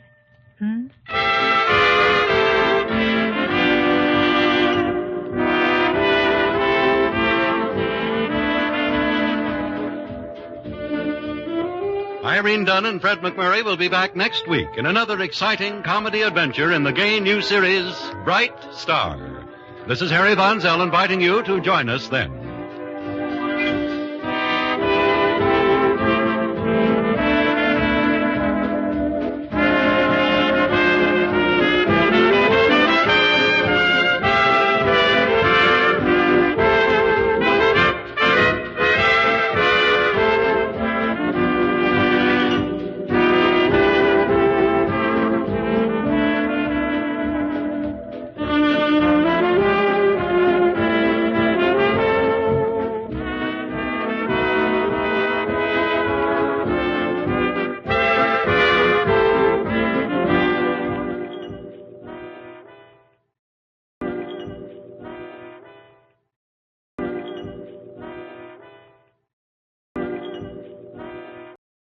The Irene Dunne, Fred MacMurray Show. Starring Irene Dunne as Susan and Fred MacMurray as George. Together in the gay, new, exciting comedy adventure, Bright Star.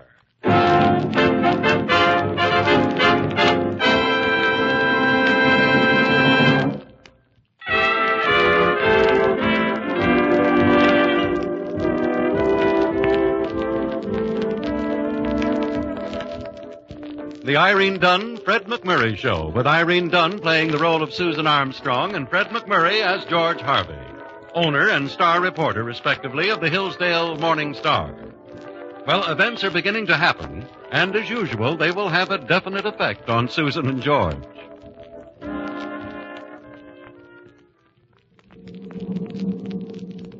Flight 671, Independent Airlines, New York to Los Angeles, calling Hillsdale Airport. Over. Tower, Hillsdale Airport, to Flight 671. Go ahead, 671. Trouble with number 4 engine, Hillsdale. Can you clear me for an emergency landing? Give your position, 671. 25 miles northeast of your field. 8,000 feet, but I'm dropping down now. You're cleared for an emergency landing, 671. 10-mile-an-hour west wind. Come in on center runway. Over.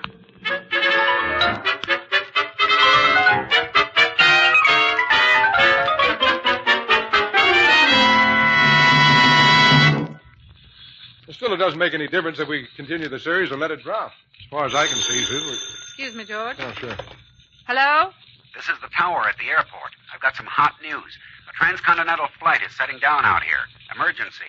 Oh, well, just a minute. Maybe you better take this. The airport thinks they have a scoop. No. Go ahead, airport. An independent airlines flight is setting down out here. Oh, any danger of a crash? No, just motor trouble. Oh. Thought you might be interested. No. I'm just glad I'm on the ground. You mean that ain't news for Hillsdale? Sorry. Miss America's on the plane. Thought you might get a story. Who did you say? Miss America.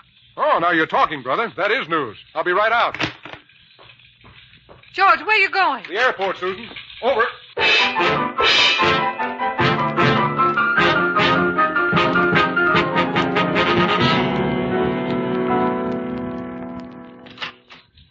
Wanted to see me, Susan? Yes, I wanted to see you, Mr. Harvey. Well, that's what I like first thing in the morning. Bright, snappy dialogue. But why the Mr. Harvey? This a formal conference or something? Take a look at this, Mr. Harvey, and tell me what it is. Oh, well, that's easy. It's a bill for $25. From a nightclub. Well, prices are up all over. You know how it is. Your bill. Well, it was worth every penny. Had a grand time. You should have been with us, Susan. I suppose Miss America enjoyed every minute of it. Ah, there's a great kid. Great kid. Celeste Kaczynski. Miss America. What hair. What eyes. What a... Dumb blonde. She's brunette. The Morning Star will not reimburse you for this bill. Oh, now, wait a minute, Susan. You can't do this to me. And why not? In the first place, my reporters have always paid their own entertainment bills, and always will. In the second place, the Morning Star will never pay for entertaining chorus girls. Now, you haven't heard the last of this. Oh, yes, I have. There's the door. Thanks.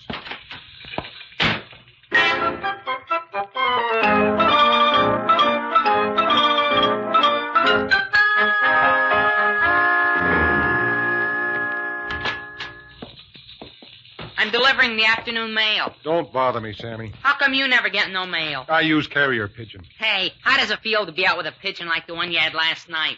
How did you know? I saw her pictures in her write-up. When did you read my copy? When I was carrying it to the basement to get burned. Oh. So she's not going to run it after all. That was some beef he had with Miss Armstrong. You know everything, don't you, Sammy? Oh, well. You know I'm going to slap you silly if you don't get out of here by the time I count 3? Yes, sir. I know it now.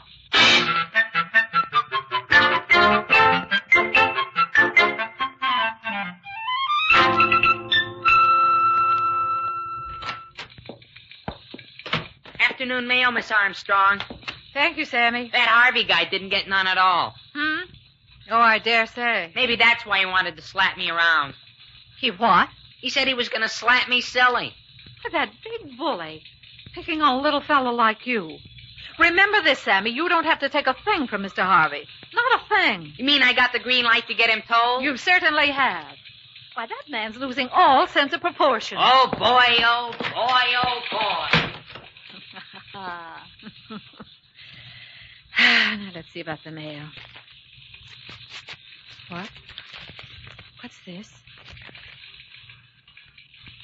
We are considering George Harvey for an assignment in our New York office.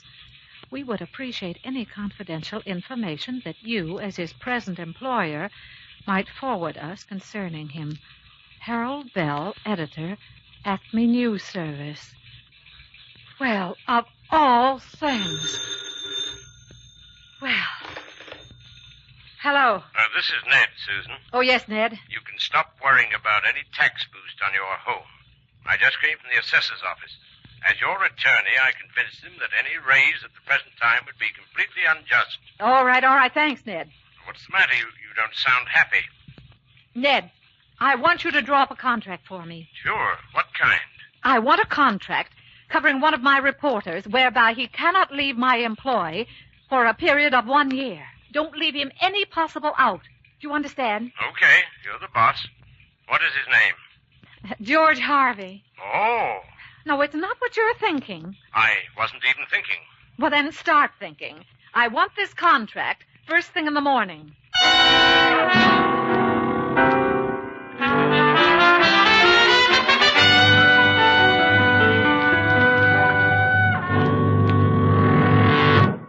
Morning mail, Miss Susan. Thank you, Sammy. Want to see something funny? Something funny? It's a dopey cartoon. I got the artist to whip up about that Harvey guy. Oh, get a load of him with that silly look on his stupid And kisser. just what do you intend doing with this? I'm going to go right in and slap it on his desk. You do no such thing. Hey, the cartoon. This is a newspaper office, Sammy, and the sooner you learn that, the better. But yesterday you gave me the green light. Never mind about yesterday. You said I could get him told. From now on, you will give Mr. Harvey nothing but the greatest respect. Huh? You will be courteous and complimentary. You will do his bidding at all times. In short, you will go out of your way to be nice to him. Now, is that clear? It ain't clear, but if you say so, I'll do it. Good. Now, go and tell Mr. Harvey I want to see him in my office.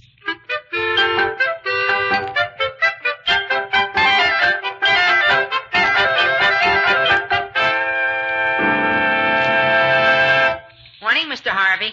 Huh? Oh, it's you. How did you sleep last night, Mr. Harvey? What? Why? Just wanted to knock you out a good rest, that's all. Are you all right, Sammy? I'm kind of mixed up, but outside of that, I'm all right. What's your bidding? How's that again? I'm ready to do your bidding. Oh. Well, no bidding at the moment, Sammy. Especially since this comes as such a surprise. You and me both. Well, I guess that cleans up a neat bit of repartee. Oh, I almost forgot. The big wheel wants to see you in her office. Oh, she does, huh? Well, if you think you heard a big beef yesterday, don't miss this second act. Mr. Harvey, can you go? Yeah, I think so, Sammy. Why? When you come out of her office, it might be a good thing to know.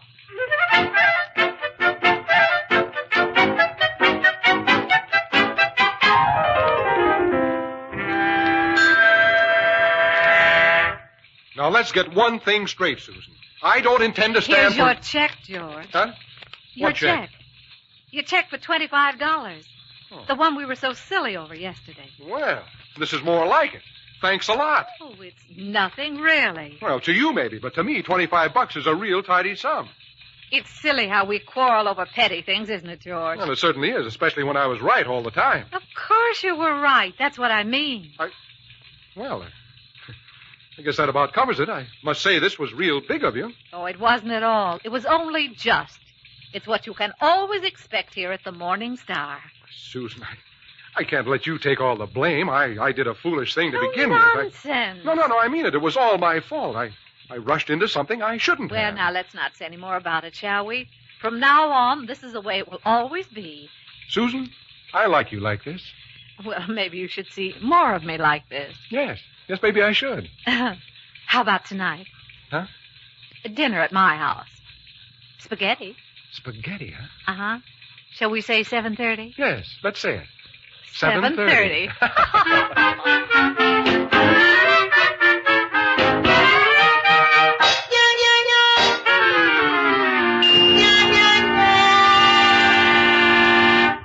The grated cheese for the spaghetti. It's there. The soy sauce for the rice patients. That, too. And the ice cream for the cake a la mode. Yes. Oh, and did you put the chestnuts in the turkey stuffing? Check. The mayonnaise for the salad. Oh, yes. Well, I guess that's about everything. It certainly is. Figure he'll go for the bait tonight? Just what do you mean by that? Pop the question. Ain't that what you're after? Certainly not. You think every time I have a small dinner party, I expect to be proposed to? Well, do you? Can't take your money for those easy questions. Shoot me a hard one. Patience. As I told you, tonight's something extra special. I suspected that. So would it be too much trouble to go out of your way a little and be sweet to Mr. Harvey? Just how sweet? Well, you know what I mean, like telling him nice things about himself. Never was good at making things up. You better coach me. Well, he does have his nice points, you know. I'm listening. There he is. Patience. Sometimes those chimes play the most beautiful music in the world. Uh-huh. But right now they're playing stormy weather.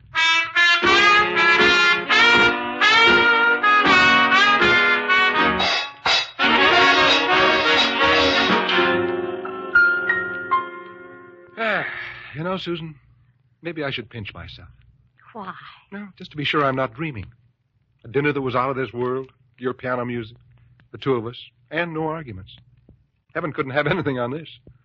Heaven is sometimes nearer than we think, George. Everybody's been so wonderful. Down at the paper, here. You know, maybe I'm just beginning to get what I deserve. Well, of course you are, George. And I've got something else here that you deserve. No kidding. What is it? Well, never mind what it is. Just sign on the dotted line. Yeah. Whereas this order, the party, the first part, the party, the second part, and the next. Hey, this is a contract. Well, of course. Oh, but it's for 1 whole year. Yes, and a raise in salary. You noticed that. Well, I certainly did, but why? Little reporters like me don't rate these things. But from now on, you're a big reporter. Oh. There are big things ahead for the Morning Star, and you should be a part of those things. Big things, huh? Well, yes, indeed. So just sign it, George. Well, maybe we should add one clause before I sign. What clause? Well, just an expense account for me in pursuit of my duties. Well, of course, sure. Just write it in. Yes, sir. There. Now, my signature. There you are. Thank you, George, so much. Well, thank you. And now that I've signed, it's only fair to tell you that you went to a lot of trouble for nothing. I had no intention of leaving, ever. Oh, well, you can never tell about those things, and now this makes it official. And now, Susan, how about that game of canasta? Canasta? Oh, I'm sorry, George, but I do have a headache. Perhaps I'd better rest and some other night, huh? Oh, but you look all right. Yes, I know. I always do. It's embarrassing. You don't seem to be suffering any. No, but I am, really. Susan, did I do something wrong? Well, of course not. Now, you just run along like a good boy. Okay, if that's the way you want it. Well, now, what in the world's that for? Well, Sammy told me this might come in handy, and brother, he was right.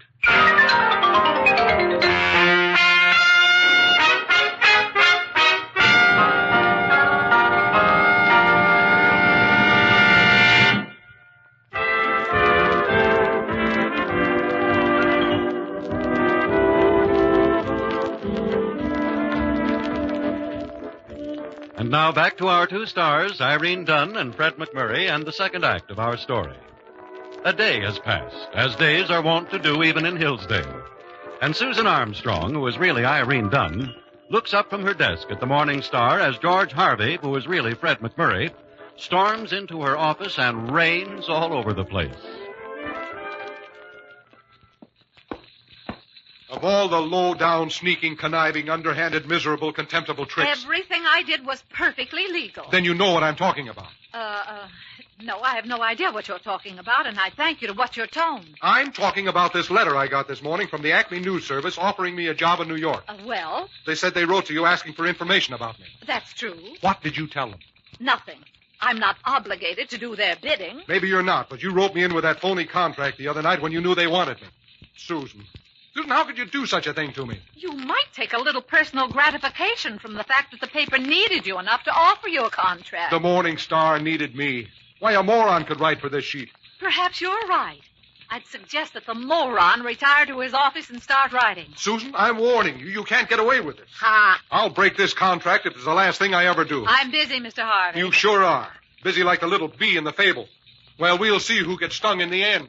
Please remember, you're speaking to a lady. You want to bet?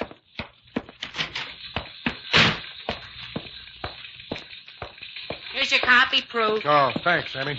It might interest you to know that I slept quite well last night. Who cares, bird brain? The honeymoon's over. Well, I'll be...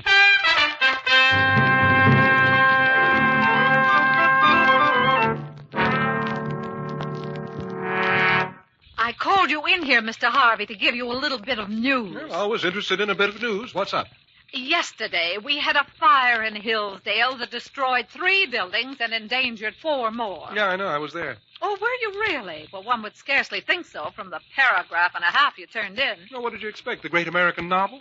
I covered the bank robbery and wrote it up to the hilt. 2 paragraphs. And that was padding it. The first bank robbery in Hillsdale in 45 years. Probably took the bank that long to get $5,000 together.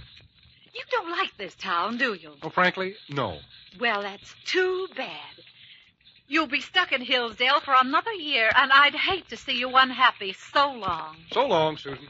I didn't dismiss you. Well, that's all right. I'm a self-starter. So long.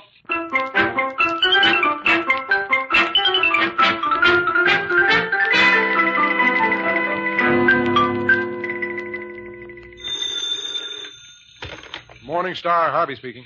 Is this George? Yeah. This is Celeste. Who? Celeste Kaczynski. Oh, Gesundheit. I mean, who? Well, don't you remember me, George? Miss America. Oh, Celeste. Well, that's what I've been saying. Well, where are you, in Hollywood? I'm in Hillsdale, George. Hillsdale? But I thought that you were out In the bus station, George, and I'm frightened. The bus station? Well, what are you frightened of? Those buses won't hurt you, Celeste. Well, you're the only one in town that I know. Won't you come and get me? Well, yeah, sure. How long will it take? Well, not long. I'll be right down. Now, don't go away. Oh, I won't, George. There's no place for me to go.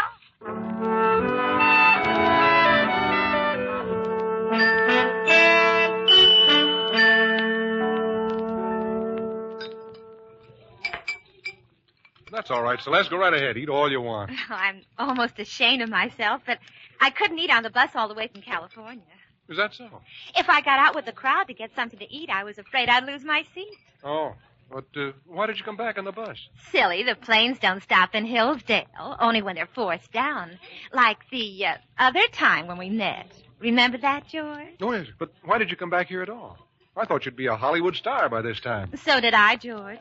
But what about your screen test? Well, they met me at the plane, and I had a big automobile ride, and they were real nice at the studio. The screen test? I had lunch at the most famous restaurant in Hollywood, and everybody was wondering who I was. Yeah, well, that figures.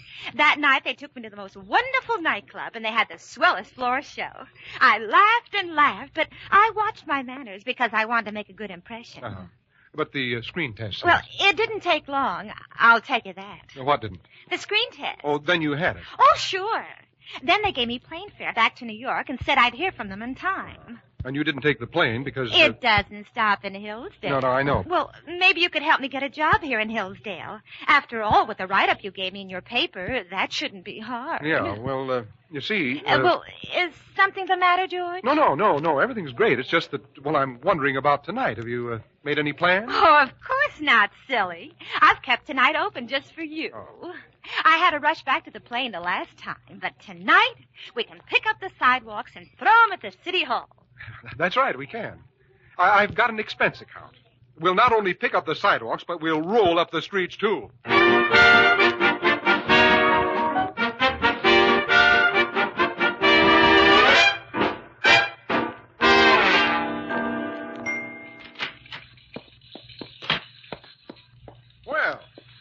afternoon. Did you wish to see me? That's the last thing I'd wish.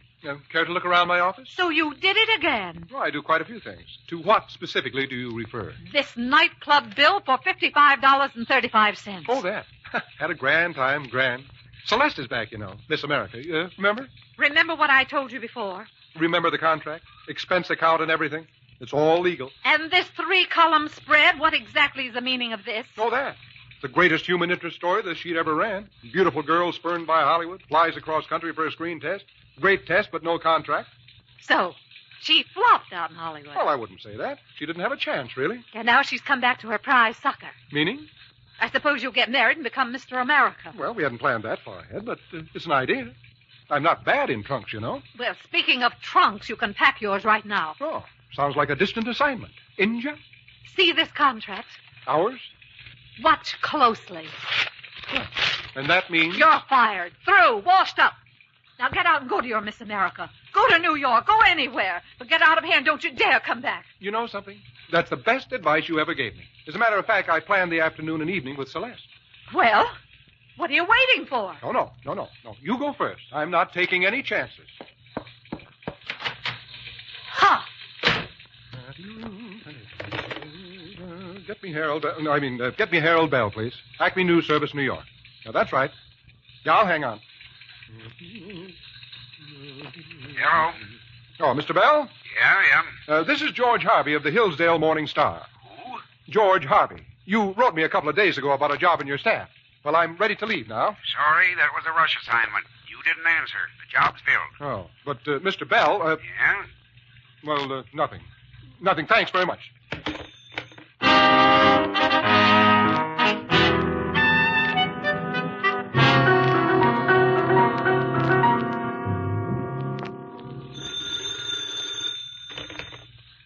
Yes? Is this the editor? Yes? A woman? Well, as far as I know, is that so strange? Well, Who is this? Celeste Kaczynski. Oh.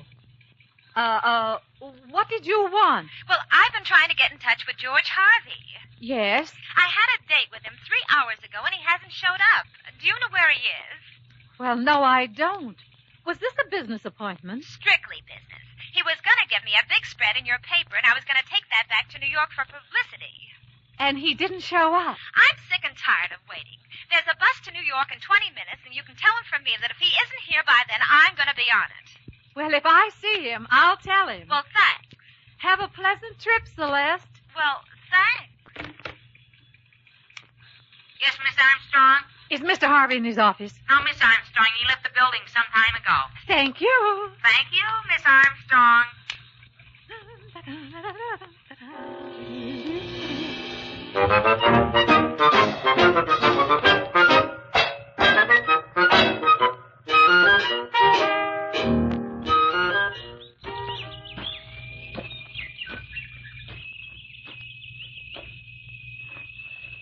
Oh, bag of peanuts, I guess.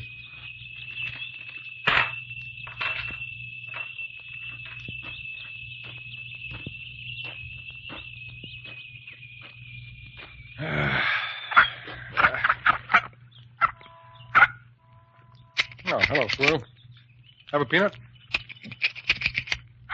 Oh, go ahead. I got a whole bag full. Shake hands with a real squirrel, buddy. You eat nuts. I am nuts. Had a swell job with a grand girl. What do? Louse it up, but good. Now I've got nothing.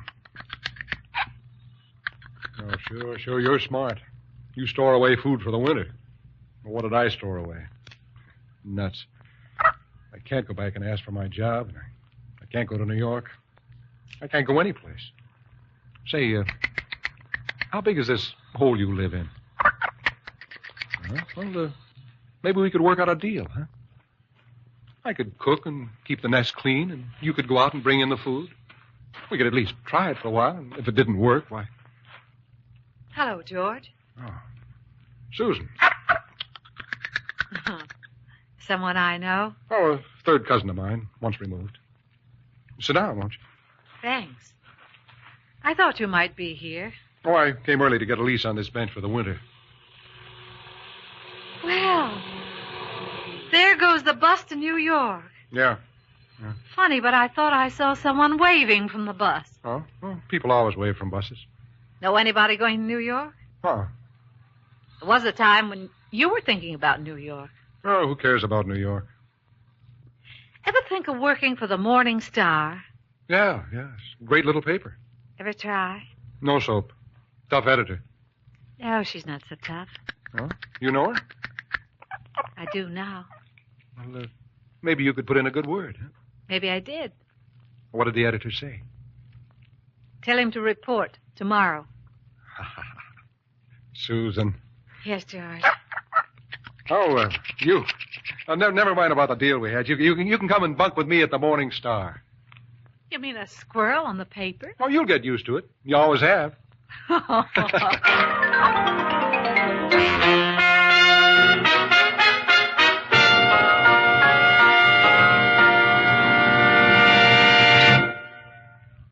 Our stars, Irene Dunne and Fred MacMurray, will be back in just a moment.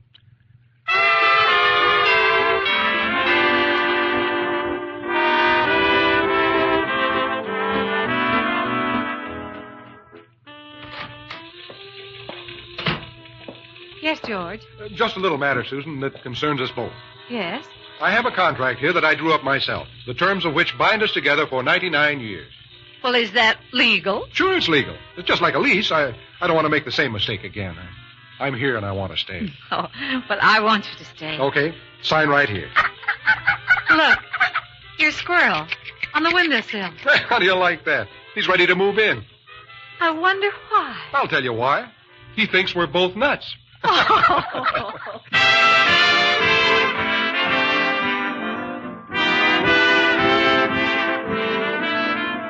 Irene Dunne and Fred MacMurray will be back next week in another exciting comedy adventure in the gay new series, Bright Star. This is Harry Von Zell inviting you to join us then.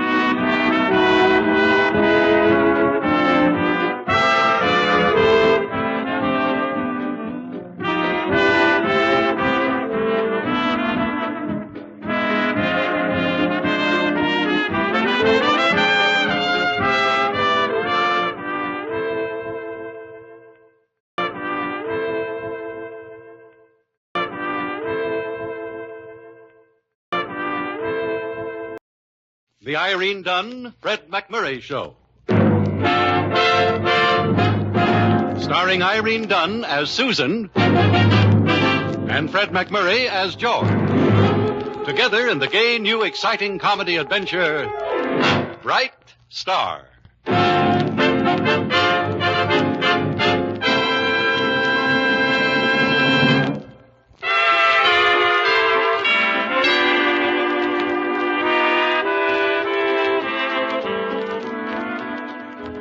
The Irene Dunne, Fred MacMurray Show. The gay, exciting, romantic adventures that take place around the Hillsdale Morning Star. Yes, things are happening at the Star, and as usual, they concern Irene Dunne and Fred MacMurray as Susan Armstrong and George Harvey, respectively. And it must be exciting because, well, let's listen. Extra, read all about it. George Harvey tells more on Joe Mentelli expose. Inside story on racetrack racket. Get your Morning Star here. Mentelli blasted as #1 racketeer in the state. Read all about it. Inside information on Mentelli. Get your Morning Star here.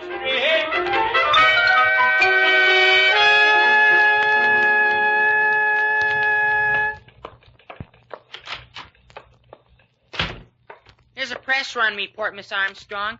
Gee, we went up 1,500 yesterday. Yes, I know. That's pretty good, huh? Maybe. Boy, those articles Mr. Harvey's writing on Joe Mentelli they're selling like hotcakes. Sammy, You want to be a newspaper man yourself someday. Sure. Then try to avoid such old cliches as selling like hotcakes. Well, gee, Miss Armstrong, I don't know any new cliches. All cliches are bad style, Sammy. It's not a good habit to get into. Okay, Miss Armstrong. All I want to do is follow in Mr. Harvey's footsteps. That's another cliche. Don't you see how trite and old-fashioned they sound? Well, maybe you're right. Well, to me, it's 6 of one and a half a dozen of the other. Oh, gee, Miss Armstrong, you must be a mind reader. Well, go and ask Mr. Harvey to come in here, will you? Well, you see, he must have gone down to the press room. You mean he hasn't come in yet? Well, Sammy, why do you always try to cover up for Mr. Harvey? Oh, I just hate to see him get fired. Yes, he's a wonderful reporter, isn't he? Oh, it isn't that. He usually owes me anywhere from $2 to $8, and I gotta protect my interest. All right, Sammy. Send him in as soon as he gets here. Yes, ma'am.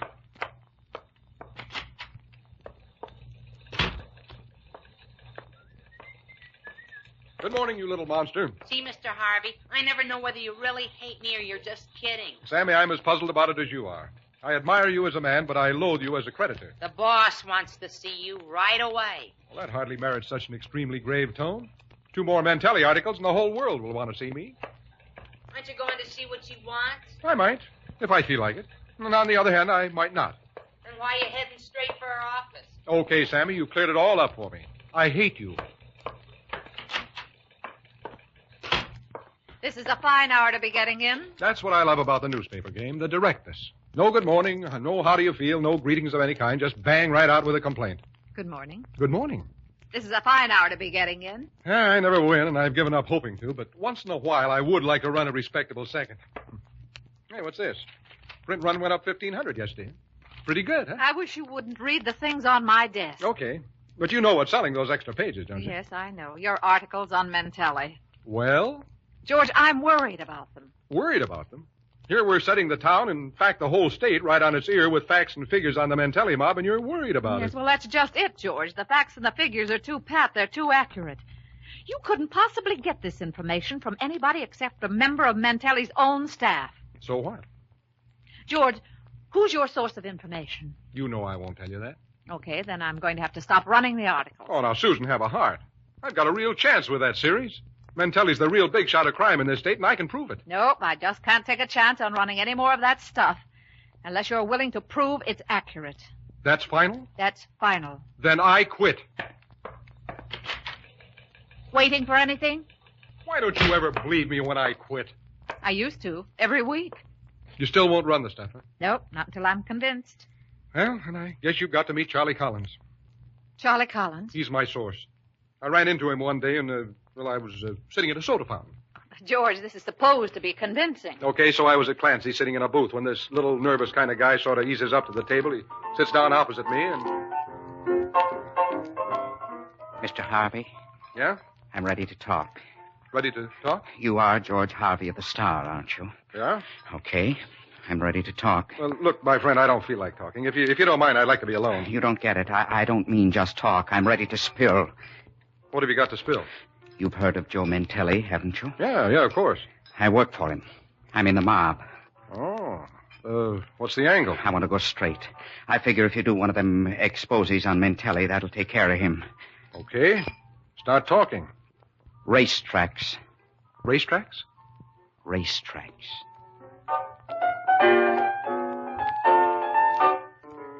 That's how I got the dope for the first article. What does that prove? Collins could be making the whole thing up. Sure he could, but be reasonable. Why would he? I don't know. He'd be sticking his neck out a mile. I'd like to meet your Charlie Collins. Well, he certainly won't come here. Mantelli's smart enough to have this place watched. Well, why don't you bring him out to the house? Or you come out for dinner and then have him meet you there. Of all the unreasonable, suspicious females... Well, now, is it unreasonable to ask you for dinner? Okay. I'll try to contact Collins and get him out there. Good. And thanks for the invitation. You're welcome. George. Yeah? Why did you want to be alone in Clancy's? I wanted to think. Just to think or to think of someone? As a matter of fact, I was thinking of someone. Who? I was thinking about Richard Harding Davis. He was a great man and a great reporter. You know, some of that stuff of his is... Susan, what's the matter? You're not listening. See you at dinner, George. I don't get it. You ask a question, I tell you the answer, then you're angry. I'm not angry, George. Just a little hurt. So that's where Sammy gets those cliches. Why, you... Susan! You could kill a man throwing a paperweight like that at him. George, go!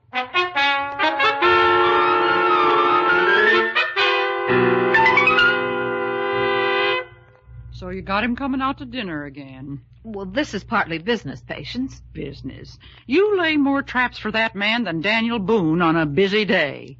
Somehow he always eases out of them. It's because you fight with him too much. Did you ever try fainting? Fainting? Woman I once used to cook for was trying to catch a certain feller, and every time an argument started, she'd go into a faint. Did it work? No, but by the end of an evening, she was certainly well rested. I'll get it. He's never late when you ask him for dinner, is he? Hello, George. Hi. Collins will be here any minute. Collins? Charlie Collins, my source on the Mantelli stuff. That's why I'm out here, isn't it? Oh, Charlie Collins. Well, what other Collins do you know? Oh, George, now let's not argue. I feel a trifle faint. You faint? That's a laugh. You're as strong as a horse. Well, so much for that. Huh? No, nothing. Go and sit down, George. Dinner'll be ready soon. That was an awkward kind of thing to say, about you being as strong as a horse. I didn't exactly mean it the way it sounded. Quite all right. No, it's just that, I see you around the office all day, and I forget what a charming, lovely gal you really are. Well, George, what a nice thing to say. Then I see you out here looking like an illustration in one of those slick paper magazines. Yes. And I forget what a stubborn, quarrelsome dame you can be around the office. I give up. Let's fight. What's the matter now? I thought I was paying you a compliment. Oh, never mind. George. Hmm? Somebody's raising that window behind you. No, it's probably Charlie. He's foxy, never uses the door. Come on in, Charlie. Right on time, huh? Charlie, this is Miss Armstrong, the owner of the paper. How do you do, Mr. Collins? How do? Miss Armstrong wanted to talk to you herself because that stuff we've been running is pretty strong. Okay. I wondered why you've been giving Mr. Harvey this information. Because when the time is right, when we've busted up the mob and wiped him out, the chief is going to publish the name of the man who helped him. The chief? Well, George, am I learning for the first time that in your youth you were a papoose? Well, Charlie sort of got in the habit of calling me chief. It's just an expression. Yeah. Oh. And I'm number 7. Number 7? But there are only 2 of you. In an operation like this, you always use numbers instead of names. Oh. Chief, I got news. Big news. What's happening, Charlie? Pittsburgh. Pittsburgh? Pittsburgh.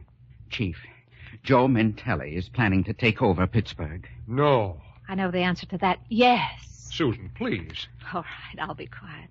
Are you sure of that, Charlie? The plans are almost set. I'll give you the full details as soon as I get them. Right.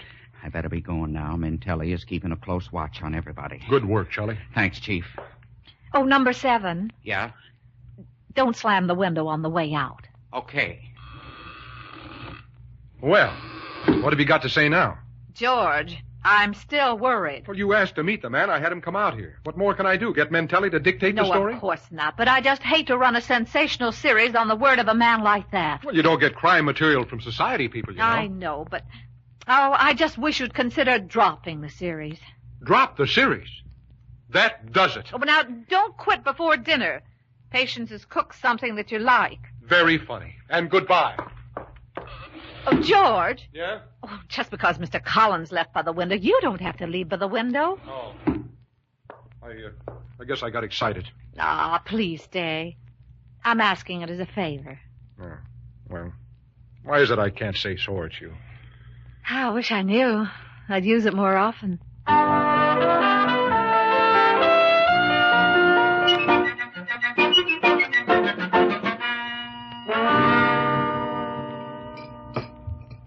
Mrs. Gilhooly, prices are terrible. Oh, they are, Mrs. Herity, they are. And where will it end? Oh, I don't know, I'm sure. It is the economic stabilization will do for us all. Oh, good evening, Mr. Collins. Good evening, Mrs. Herity. Any messages for me? None tonight. Thank you. Good night, lady. Good night. Good night, Mr. Collins. If only all the other boarders were like him. He's a pleasant-spoken man indeed. And never a bit of trouble. Though lately, he's been acting odd. Odd? Yes. How? Oh, you know he's always subscribed to every one of them detective story and gangster magazines. Yes, he gives them to me Timmy after he's through with them. Well, yesterday morning, I was cleaning the hall outside his room, and I heard him reading one of them gangster stories out loud. And then? Well, a little later, I heard him telling the same story over again, with a few changes in it, just as if he was practicing telling it to someone else. Why would the man be doing that? Do you think he could be planning to turn into a writer, maybe? No, why would Mr. Collins want to turn into a writer? And him with his fine job as head cashier for the transit company these 20 years. Don't sound very likely. Just remember this, boys. I'm in. I'm taking over. Reach for that rod, Rocky, and it's the last move you'll ever make. Oh, sakes preserve us, what's that? Oh, just Mr. Collins reading to himself. The new crime magazine came today. Will you have another cup, Mrs. Gilhooly? I don't mind if I do, Mrs. Harrity.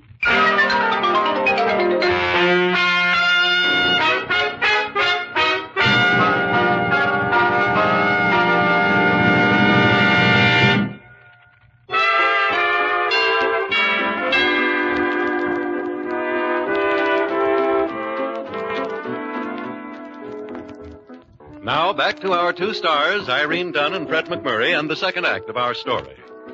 Well, it's only natural that all those newspaper stories George has been writing about Big Joe Mentelli should have repercussions.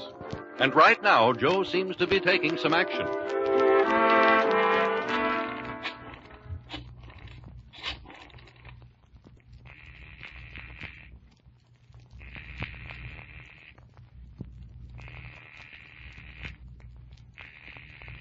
Hello? Hello, Harcourt. What's the sense of you having a private wire if you let it ring that long? Who is it? Joe Mentelli. You cheesy lawyers get enough money from me every year. You should recognize my voice. Oh, good morning, Joe. Did you read the papers? Did you see what that Harvey had today? Yeah? Well, what you going to do about it? What do you want me to do about it? Sit down on the curbstone and have a nice cry. You're a lawyer. You know what to do. Ain't a word of truth in what Harvey's writing. Sue him for libel. If you do that, they'll put you on the witness stand, Joe. So they'll put me on the stand. What of it? I'm a respectable businessman now. They're likely to ask you about those horse wires. All right. Horse wires is illegal, but they ain't a real crime. What about the warehouse deal? How can they ask me about that? The Texas setup. Or that? And how about the... But those are just sidelines. They can ask about them. Well, all I gotta say is it's a fine state of affairs when a guy like Harvey can print them things about a respectable businessman and get away with it. And don't you send me no bill for that kind of advice. Justice. When you don't want it, they stuff it down your throat. When you do want it, try and get it. Yeah? Who? What? Send her in. Mr. Mentelli. Yeah. So, you're Miss Armstrong, huh? Yes. Well, I was just getting ready to sue you for libel. Oh, were you? Well, then perhaps it's a good thing I'm here. You going to print a retraction? No, I can hardly do that. Then I'll sue. Oh, on the whole, I rather doubt that you will. What makes you think that? But if you were going to sue, you'd have started already. Ah, got it all figured out, haven't you, huh? I'm trying to. Just why'd you come here? I wanted to make up my mind about something. The best way to do that seemed to be to come and have a talk with you. Oh, you got your doubts about that stuff Harvey's been writing, huh? Yes, I have. Well, there ain't a word of truth in it. Are you willing to prove that? Sure. Well, if you do, the articles will stop immediately. Well, I can't quite figure out how to go about proving it to you, but well, I could show you the books, but anybody can make up a set of books. Yes, that's true. I guess the best way is, if you got the time, for you to stick around and watch me conduct my business. Just what is your business? Oh, investments of different kinds. All right. As a matter of fact, while I'm here, I might do a straight article on you myself. It might make up for the others we ran. Hey, that's a good idea. You're a pretty smart little lady. Thank you. Hey, you know, with someone like you to tell me the right forks to use and stuff like that, there's no telling where I might wind up. Yeah. First ex-mobster ever to become president. Oh. It's not so impossible. He's called the chief executive, ain't he? So what's an executive? A fellow who people does what he tells them. Well, people do what I tell them.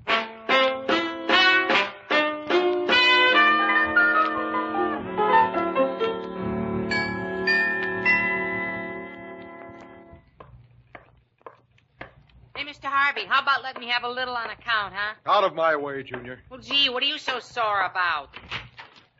Hello, George. Why isn't my Mantelli article in today's paper? Now, George, don't get angry. I'm not getting angry. I am angry. Why wasn't my stuff in? Because I told them to hold it. You told them to hold it. Why? Well, we just might be on the wrong track. I thought we'd settled that last night. Listen, I went to see Mr. Mantelli this morning. You went to see him? Yes, and as nearly as I can tell, he's conducting a legitimate business. Ah, women. George, now I know it's a disappointment to you, but we've got to be more certain of our ground before we go on with this series. That's a woman every time. You go to see him, he flashes you a big smile, pays you a couple of phony compliments, and you're ready to believe anything. All right. I started to do a straight article on Mantelli, but he's leaving for Mexico on business. He invited me to go along, all expenses paid. I said I couldn't. Yeah, very nice offer, though. Mr. Mantelli said he can tell the difference between a dame what's a lady and a dame what's a dame. Well, how do you make out? I'm going, and I'm going to do a whole series on him. Oh, Susan, you can't be seen around with a man like that. Can't I just? You watch me.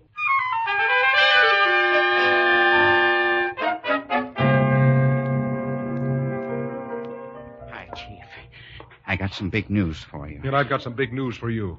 Miss Armstrong went to see Mantelli this morning. How come you didn't know about it? She went to see Mantelli? Yes. Why didn't you know it? Why, I knew it as soon as I heard of it. I figured I'd better stay out of the way. Why, if she'd give one flicker of recognition, we'd both have been rubbed out. Well, you've got a point there. But listen, Chief, this new angle, it's about the dance halls that are being... Never mind the new angle, and don't call me Chief. Oh, gee, Chief. He's got to convince that he's legit. She's even going to cover a business trip of his. Well, then we just got to prove to her that he's still in the rackets. Yeah, but how? The way you prove a crook is to frame him. Everybody knows that. Oh, Charlie, don't try to be funny. I'm not. Where's he going? Mexico. Well, look, suppose he was going to smuggle back a load of diamonds. Suppose he was going to smuggle them back in a secret compartment in her bag. Oh, great. All we have to do is get Mantelli to put a secret compartment in her suitcase and... Oh, you mean we do it? Right. That might work at that. Let's see, maybe we could get Patience to help us. Do you think she would? Well, she might if I eat enough lemon pie. Lemon pie? Yeah, Patience is one of the best cooks in the world, but the one thing she's proudest of is her lemon pies. And they're terrible. Maybe you better see her alone. Oh, no, you don't, little man. We're in this together.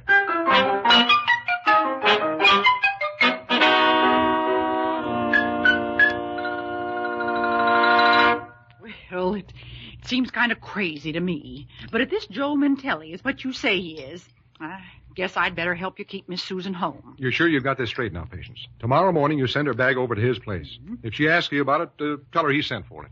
Why would he do that? Well, to make sure it would get to the airport in time. Yeah. Well, okay. Swell.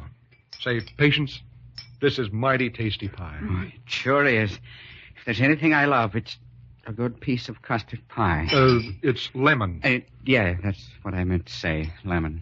Well, we'll take the suitcase, fix it up, and get it back to you this afternoon in time for you to pack it. All right. We'll be back at 4. Good. And by the way, just in case you think I'm doing this because you praised my pie, it was custard.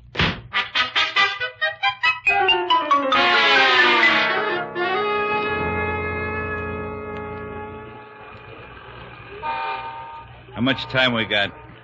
12 minutes. Where's the dame? Don't worry. A classy little lady like that never stands anybody up. Look, see? What'd they tell you? Hello, Mr. Mantelli. Afraid I'd missed the plane? Not me. Dutch was a little nervous. This is Dutch Krause, Miss Armstrong. Dutch is kind of a assistant of mine. How do you do, Mr. Krause? Likewise.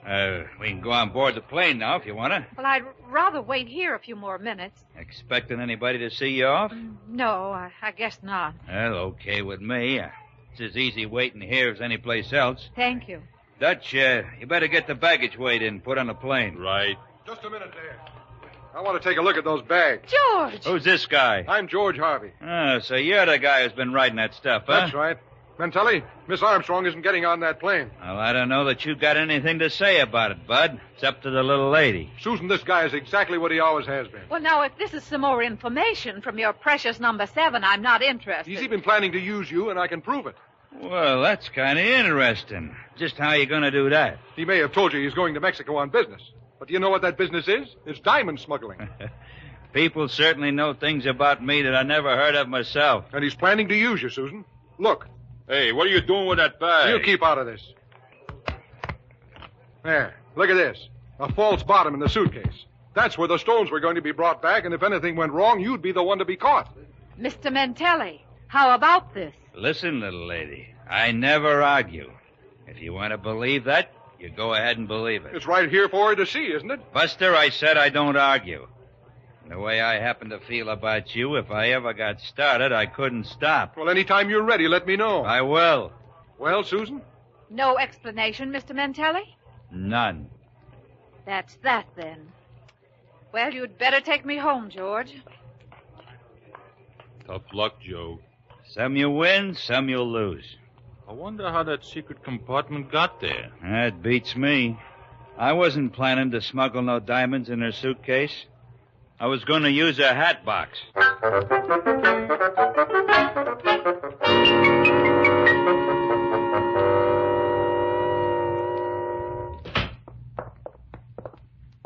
Well, the modern age is certainly on us if you got to Mexico and back in that time. She didn't leave. Gee, Chief, you got her. That's great. They can't beat old Charlie Collins. Oh, you think so, do you? Pittsburgh. Huh? Pittsburgh. Slot machines, race wires. What are you talking about, Susan? It's all here, George. Latest issue of Action Gangster magazine. What? Old Charlie Collins has been reading these stories and telling them back to you, young Mr. Harvey. He's been... Charlie, is that what you've been doing? Chief, And the issue before this had the story you gave us on crooked roulette. Chief, there's no use. I did it. Well, I guess this is goodbye, Chief. Charlie, how could you do a thing like that to me? I don't know. I guess it's just that danger attracts me. Boy, when we'd sit there and figure what Mantelli was going to do next and how we'd expose him. Oh, that was real thrilling, Chief. Good grief. And you can stop calling me Chief. Well, Chief, I'll be going. Miss Armstrong, can I ask one last favor? What is it? This is the last time I'll be here. So do you mind if I leave by the window? Okay, number 7. Thanks.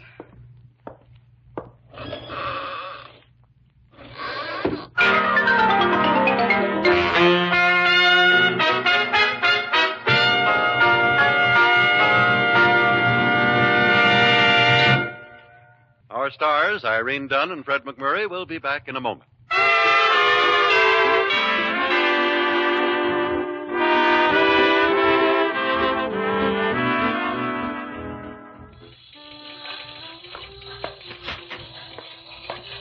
Susan, there's something I've been wondering about. How did you happen to find out about Charlie Collins? You don't normally read things like Action Gangster magazine. No, but I ran across this whole stack of them the day I went to Mantelli's office. Oh? I don't get it. They were in his desk drawer, right next to his gun. Well, why would Mantelli read things like this? I don't know. I guess it reminds him of home. Oh, don't touch that issue, George. It might go off. What? You mean you took the gun, too? Well, of course, George. Well, why? Because it seemed the sensible thing to do.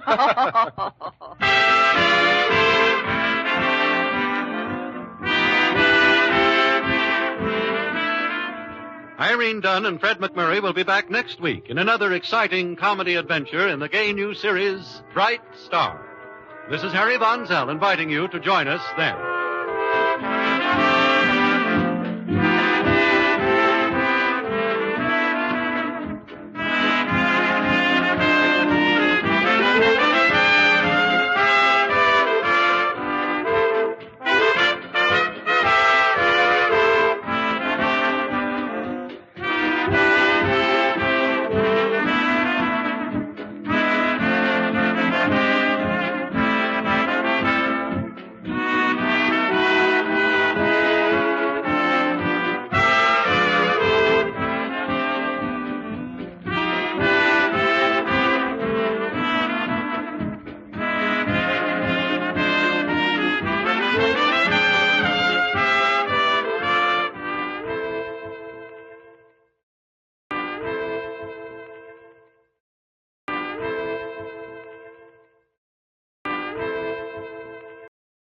The Irene Dunne, Fred MacMurray Show.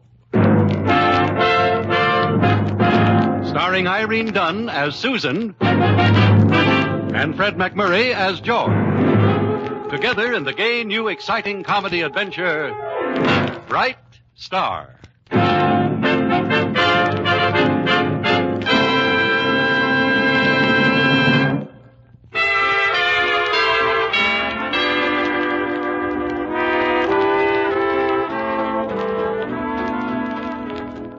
Yes, it's the Irene Dunne, Fred MacMurray Show, starring, well, naturally, Irene Dunne as Susan Armstrong and Fred MacMurray as George Harvey. And right now we find that Irene and Fred, that is, Susan and George, are strolling down a carnival midway together.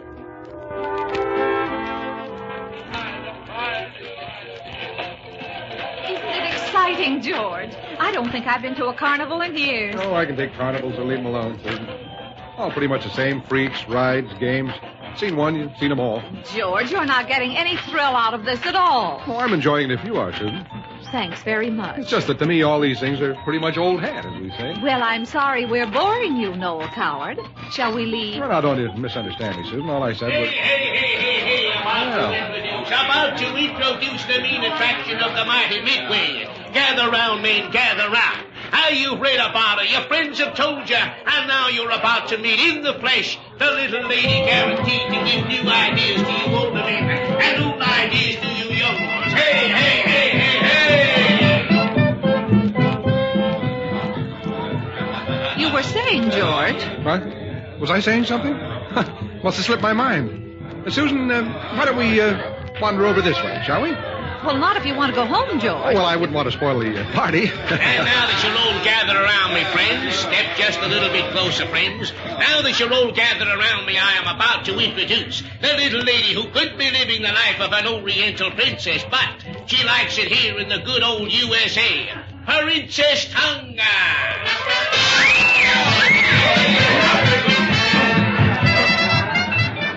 Shall we leave now, George? Huh? Oh, it's early yet, isn't it? All right, Princess, all right. Don't tire yourself out. Now, friends, I believe I can speak freely. We're all adults here. Step back, Junior. You're bothering the princess. Friends, when you come inside to see the princess do her complete act, you're going to be watching a girl proclaimed by scientists as the perfect woman. And we all know about these scientists, don't we? All right, Princess, thank you very much. We'll see you That inside. girl. And now, She's beckoning to you. To me, Susan? You mean Princess Tonga? She most certainly is. Well, I guess she is at that, isn't she? I'd better see what she wants. The only Princess Tonga. No crowding, please. Room for all inside. Here you are. George, she slipped you a note. I saw her. A note? Well, what do you know? It is a note, isn't it? Well, if you think, George Harvey, that I came here so you could hobnob with dancing girls... Susan, I'll read it to you. She's most likely just a friend of the family. I have a lot of relatives in Cleveland, you know. I'm waiting. Boy reporter. Come to my tent after the show. Oh, a friend of the family. Now, wait a minute. Must warn you about something that is being planned. Very important. You must come. Princess Tonga. Well, George? Well, sounds kind of serious, Susan. Maybe I'd better stay and see what's wrong. Oh, of course. Yeah, but it's pretty late, Susan. If you want to wait for me in the car... That's very thoughtful of you. Well, I'll see you in the car, then. Not on your life. You'll see me in the car. I'm staying right here with you. Oh, that's swell, Susan, swell. I just didn't think you liked dancing girls.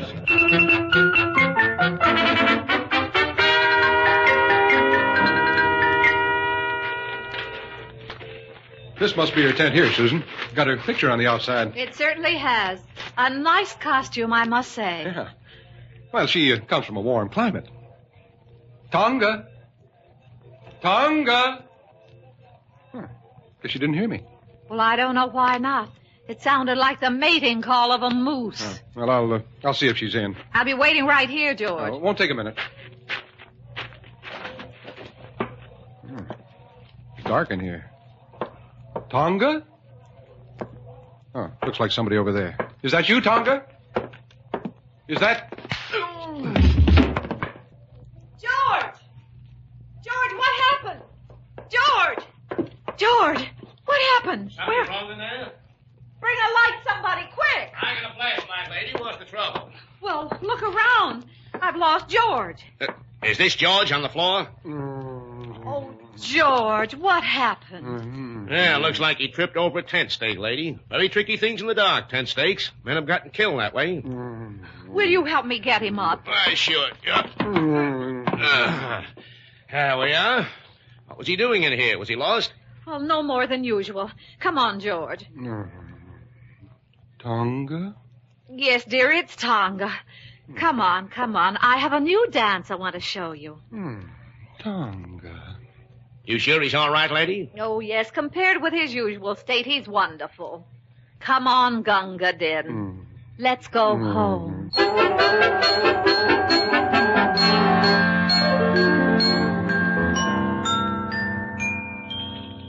Good morning, Mr. Harvey. How are you, Sammy? Are you combing your hair a new way, Mr. Harvey, or is that a large egg on your head? Yes, I won it last night at the carnival. Oh, I see. Morning, Sammy.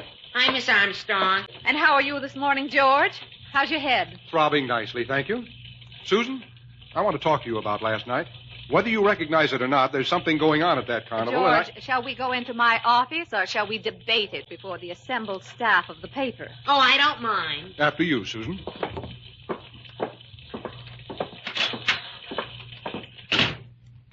As I was saying, Susan, there's something afoot at that carnival. As I recall, George, it was you. Oh, highly amusing. For your information, Miss Armstrong, I didn't trip over that tent stake. Somebody slugged me with it. But why? That's what I intend to find out. I can smell a story in this thing, Susan, and I'm going back out there tonight and talk to Princess Tonga. Oh, really, George? I'm going to talk to Princess Tonga and... Miss Armstrong? Yes. Well, if I'd known last night that you were the editor of the Star, Miss Armstrong, I could have talked business with you right then and there. Sailor Grenard, Miss Armstrong, operator of the 5-State Carnival. Oh, how do you do, Mr. Grenard?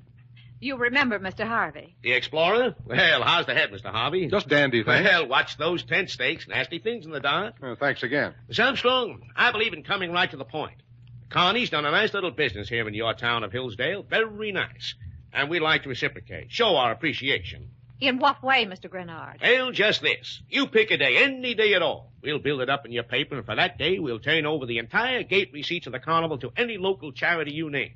Now, how does that strike you? What do you get out of it? George. Well, the man is right, Miss Armstrong, absolutely right. Now, before you go into any deal, you lay your cards right on the table. My concession is, would benefit, of course, from a big crowd. And as for me personally, I'd reap a fortune and goodwill from your little city of Hillsdale. In show business, that's as good as money in the bank. Well, I'm very interested in the Children's Milk Fund here. All right, the Milk Fund it is. Your paper will sponsor, and, of course, we'll need a carnival queen for publicity. Oh, well, Hillsdale has some very pretty girls. Well, then let's make it as simple as possible and take the prettiest. Miss Armstrong, you'll be the queen. Front page pictures, and you'll be presented with the day's receipts for charity, and everybody's happy. Well... Have we got a deal? We've got a deal. Oh, now, wait a minute. Susan, I refuse to allow you to commit this paper to some scheme you know absolutely nothing about. Oh, you do? Yes, I do. Miss Armstrong, come out to the carnival grounds this evening. Be our guest, and then, if you can come to me and say that the 5-State Carnival is not the straightest shooting, as friendliest bunch of honest folks you ever did business with... Oh, Mr. Grenard, if we take over the carnival for a day, do you mind if we have our own man checking the gate? Just as a sort of... Very wise precaution. Very wise, Miss Armstrong. Now, listen, you folks just circulate around the grounds. Any questions? Just hunt up Sailor Grenard. More than happy to oblige. Where do you think we should go first, George? Well, there's the shooting gallery over there. Look at those prizes. I bet they haven't given one away in years. Well, you'd better try it. I don't know anything about guns. No, it's just a knack, Susan. You either have it or you don't. Maybe you can learn a little by watching me. And here comes some more lucky shooters. Gather around and watch this little lady take home the prizes, folks. She's got that gleam in her eye. Here you are, little lady. But I wasn't going to shoot. I mean, my go friend... ahead, Susan. Then I'll show you how to do it later. Excuse me for just one moment, folks. Hey, Charlie, the ladies from the newspaper. Get your hammer ready. Every time she shoots, she hits. Get it? All right, folks, stand back for Annie Oakley, just about to take home the prizes. You point it that way, lady. You don't win no prizes for plugging me. Do I just pull the trigger, George? Is that all? Well, there's a little more to it than that, Susan, but go ahead, try it. All right, well... Hey, the lady scores a bullseye. George, I did it. Yeah, I can't believe it. And here's your prize, a giant-sized Kiyupi doll. Hold it, sir, while the little lady tries again. Oh, thanks a lot. Well, here it goes. And And another bullseye. Don't go to sleep back there, Charlie. I did it again. I know. A giant panda for the little lady. Why, she's breaking us, folks, but we love it. Hold the panda, sir. It sets off your complexion. Thank you. Here we are about to try again for another giant prize. Charlie. She's shooting slow bullets, folks, but they never miss. Another giant teddy bear. You can carry one more, sir. You're young and strong. There you are, and come back again, little lady. Oh, I will. Wasn't that wonderful, George? I never knew I could shoot. I can hear you talking, Susan, but where are you? All I can see is teddy bears. You certainly can't say these concessions are crooked. Well, I could, but you wouldn't believe me. After I won all these dolls? Oh, honestly, you and your suspicious mind. Well, I still say there's something going on here, Susan. I'm going to talk to Tonka. Point me in the right direction, will you? All right, George. Come on. Hiya. Gather round, folks. Gather round for the greatest attraction on the Midway. You won't believe it when I tell you about it, and when you see her, you still won't believe it. The one, the only Princess Tonga.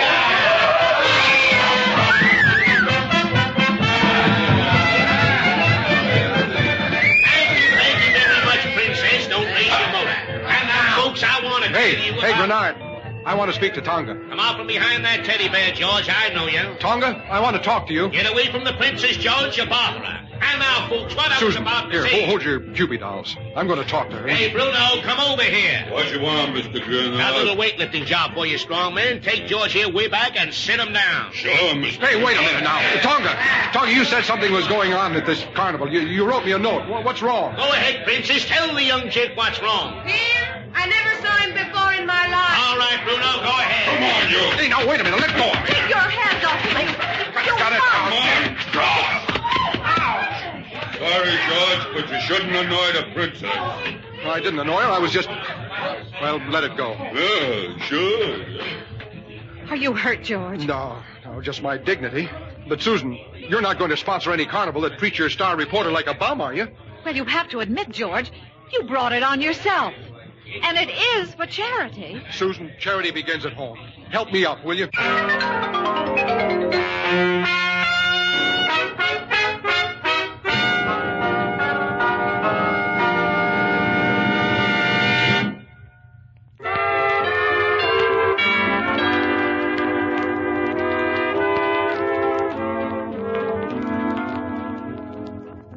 Now back to our two stars, Irene Dunne and Fred MacMurray, and the second act of our story.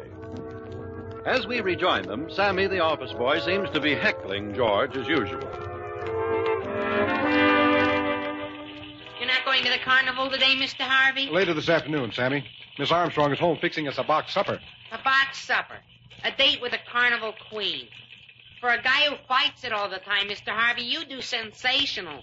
I am going along merely to protect Miss Armstrong's interests, Sammy. How do you find work like that? Miss Armstrong's lovely neck is sticking out a mile. She sponsored this carnival. What if something happened? Mr. Harvey, you've been going with her for years, and nothing's happened yet. Sammy, I predict great things for you. From a problem child, you have a great chance of developing into a juvenile delinquent. Leaving, Mr. Harvey? Well, if you see Princess Tonga, I got a message for her. What, Sammy? I should never have asked.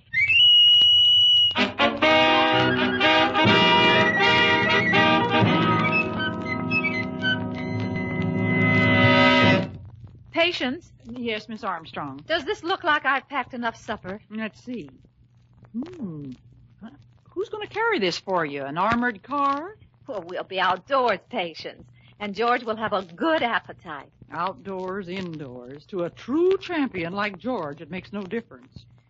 Ah, dear, I hope that for once he can forget his suspicions and just have a good time. Knowing George, I doubt it. But I wish you luck. Anything you can recommend, Patience? The Ferris wheel treatment. Oh. You're thrilled yet afraid, suspended way up there under the stars. Uh-huh. You need a strong arm around you to protect, to Before reassure or you. after we eat? I said before or after we eat. Better make it before. From the size of that box, you won't even be able to get him off the ground.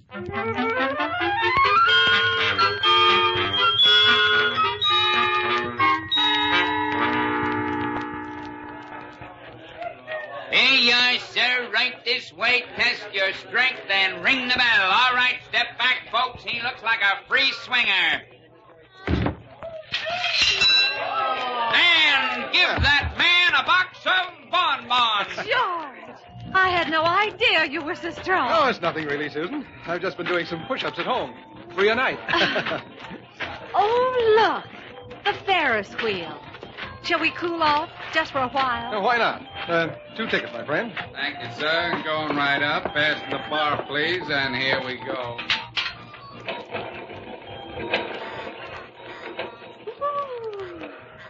We're going up so high. Just hang on to me, Susan. It's nothing really. Hey, it is a little high, isn't it? We're stopping. Yeah. Right at the top. You think this is safe, George? Oh, sure. All these companies carry insurance. George. Hmm? Isn't it a strange feeling? Just a moment ago, we were part of that great crowd down there, and now we're all by ourselves, way above it all. Yeah. Kind of nice, though, huh? Yes, just like we left all our worldly cares behind us. Yeah. Susan, I was just wondering what would happen if the wheel got stuck while we were way up here on the top. Would that be so terrible? No, not at all. Except that we left the supper in the car. Oh, George. I feel a little chilly. Oh, are you? Well, here. Yeah, that better? Much. This is the way to enjoy a carnival. Your arm around me, the lights, the music, the people down below, just like little ants. Yeah, big crowd. Wonder if we're smart trusting Gennard with all that money. Is that all you can think of at a time like this, George? Well, not exactly. It's just that it's been so long since I've been on a Ferris wheel, I've forgotten how to act, I guess. Well, if you need any ideas, look at the other couples. I don't have to. Susan, look right straight up at that big star up there. Where? No, it's over this way. Why, George, you took advantage of me. Yeah. And the nice part about it is that science proves that there are over 2,000 visible stars. Well,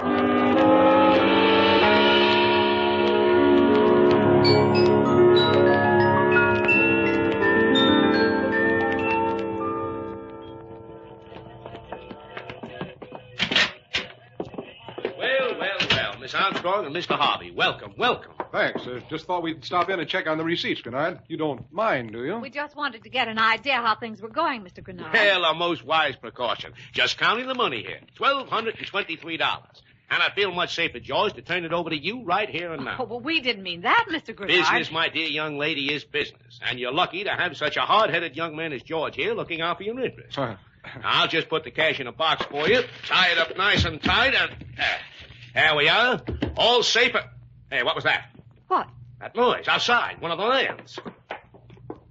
I don't hear anything, or see anything either. Well, neither do I. Well, you'll have to excuse me, folks. My one big worry is about that lion, old John L., getting loose. Why, in a crowd like this, well, here's your box, folks. Well, thank you very much, Mr. Gennard. Pleasure is all mine. Enjoy yourself. The night is young, and George, keep a good eye on that money. Well, don't worry, it won't get out of my sight. George, I knew I could trust you.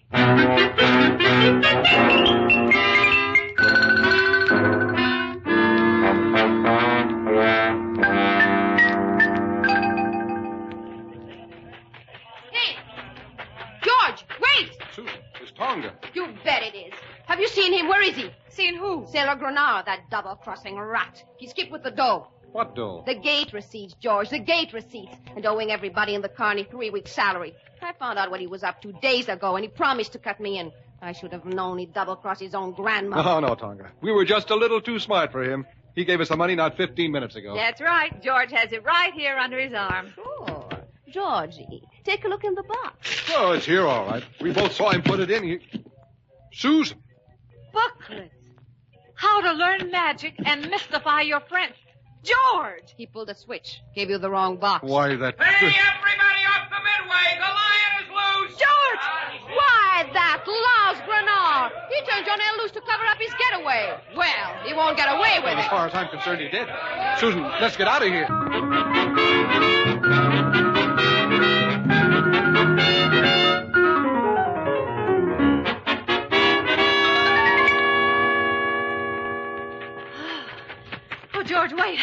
Gilbert, stop a minute. I'm all out of breath. Yeah, so am I.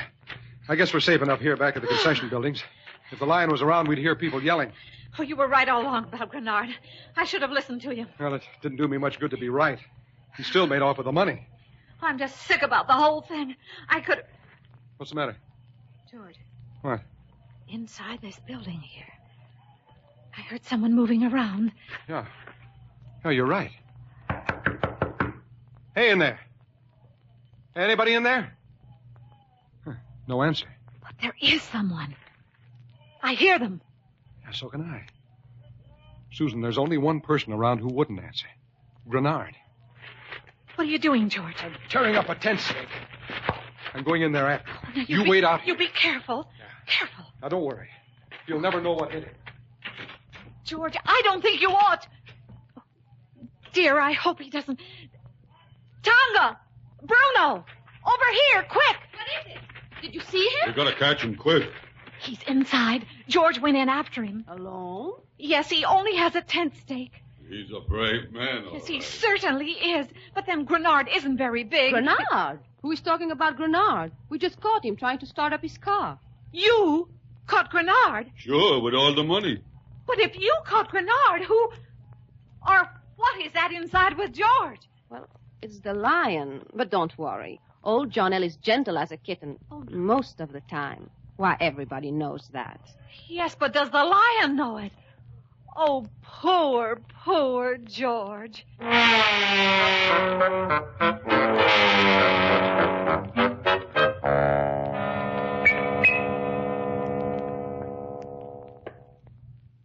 Grenard? I know you're in here, Grenard. The dark isn't going to do you any good. I'm a big carrot eater. Shh! Oh! You must be in the funhouse. Great for the nerves. All right.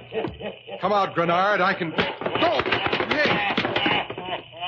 Well, two can play at this game. I'll bet he's just as nervous as I am. I'm onto this place now. They can't scare me with a mechanical lion growl. Grenard? He's in here, all right. I can hear him moving around. It's the phoniest lion growl I ever heard. Cheap carnival. All right, Grenard. I can see your eyes now. Are you coming peaceably, or do you want this tent stake around your head? One last chance, Grenard. I'll count up to 3. 1, 2, 3. All right. Well, he can't say I didn't warn him. George! Ah. George, you're all right. Sure, I'm all right, Susan. But that's more than I can say for Grenard. You better go in and haul him out of there, Bruno. But... I said you better go in and haul him out. Hey, why is everybody looking at me like that? I caught Grenard. Look. Come on, I'll show you. George. Right in here. I hit him over the head with a... Susan. Susan, it's a... Oh. George. Thank you. And good night, Clyde Beatty.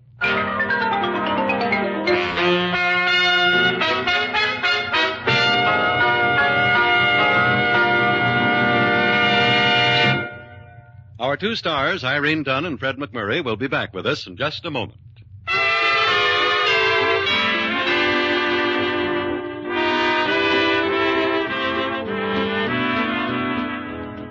Say, Susan, Yes, George? I just wanted to get your thinking on this headline on our extra.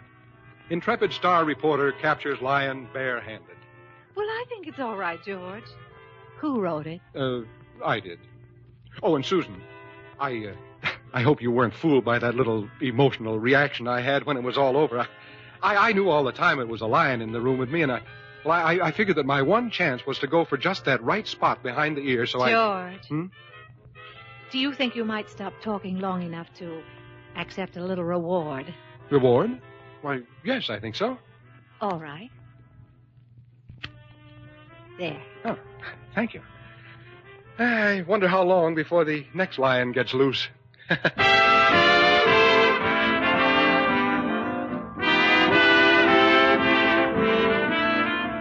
Irene Dunne and Fred MacMurray will be back next week in another exciting comedy adventure in the gay new series, Bright Star. This is Harry Von Zell inviting you to join us then.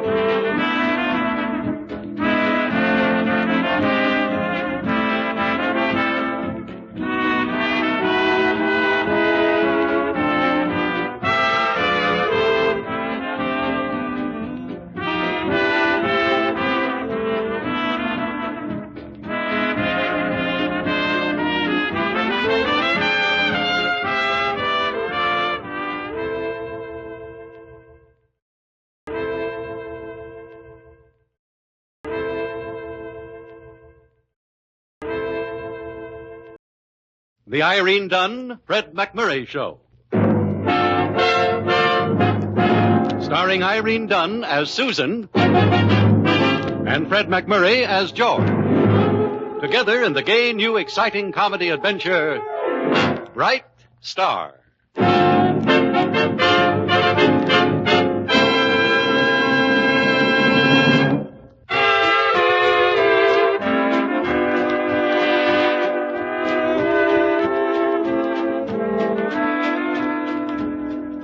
Yes, it's the Irene Dunne, Fred MacMurray Show, starring, well, naturally, Irene Dunne as Susan Armstrong, editor and owner of the Hillsdale Morning Star, and Fred MacMurray as George Harvey, Susan's ace reporter.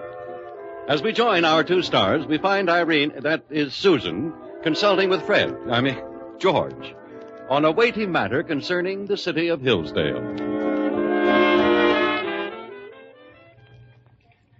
About this wave of safe robberies in town, Susan, I was thinking that if you could write another editorial putting the blast on the chief of police... What'll I call him this time, George? Bungling and inefficient, or corrupt and knavish? I'll make it a little of each. Keep him off balance. And be sure to say that he... Good afternoon. Have I the pleasure of addressing Miss Susan Armstrong? Why, yes. J. Palmer Herrick of Hollywood, the capitals of Europe, the New York stage, and now in virtual retirement in your so beautiful little city of Hillsdale. Well, how do you do, Mr. Herrick? This is Mr. Harvey, a reporter on our paper. Oh, how are you? Yes, indeed. Miss Armstrong, not as a commercial venture, but merely to express my appreciation for the hospitality of your delightful little town, I am founding here the J. Palmer Herrick School of the Dramatic Arts. Now, please get the spelling right, Harvey. It's Herrick. Well, that's fine. We'll be glad to run the story on the dramatic page. Dramatic page? My dear lady, this is headline news. You see, Mr. Herrick, our space is rather limited just now. There's a local crime stop. wave and... Let me get over here. No, don't turn your head. I want to see the left profile. Amazing. Amazing? Lily Jandot, when she played Roxane to my Cyrano in our triumphal European tour. You have been on the stage, of course, Miss Armstrong. Well, no. That is, I did several walk-ons in college. I knew it. You will, of course, enroll immediately in my school, Miss Armstrong. Immediately. Too much time has been wasted already. Dramatic training? Me? Well, really, Mr. Herrick... No, you owe it to yourself, to the world. Well, I really don't have any serious aspirations about the stage. Susan, you're not going to fall for this. Can't you see it's just an angle to get free space in the paper? Space? What is space when placed beside a discovery such as this? Why, we of the theater, Sorry, my chum. dear... You just happen to have picked the wrong person, that's all. Miss Armstrong is a very intelligent woman, and she certainly knows that the idea of her having stage possibility is it's just completely laughable. Well, George. Susan, you're not laughing. Well, I don't see anything so excruciating about my taking one or two classes. Perhaps bringing out the inner... Ham? Good. I shall expect you tonight at 8, Miss Armstrong. But why not? Oh, brother. The delight of the unexpected. I come on a trifling errand, the very nature of which escapes me, and I find another Lily Jandot blooming in the wilderness. Come, Harvey, to work. Be sure you get the spelling right now. Herrick, and the address is 1924.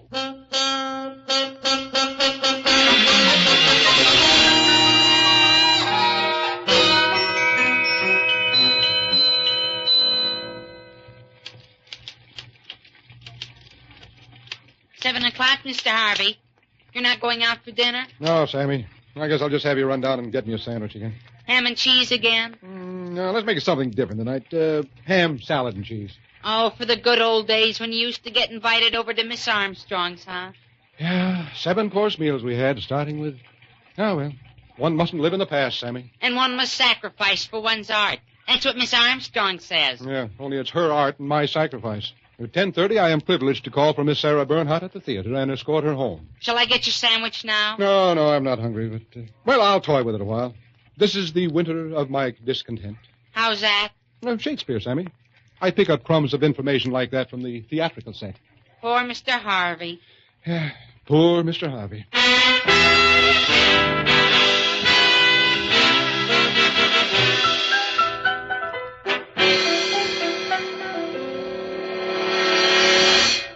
You see, class, under the Stanislavski method of what you act, you must be, and what you set your mind to, you will be.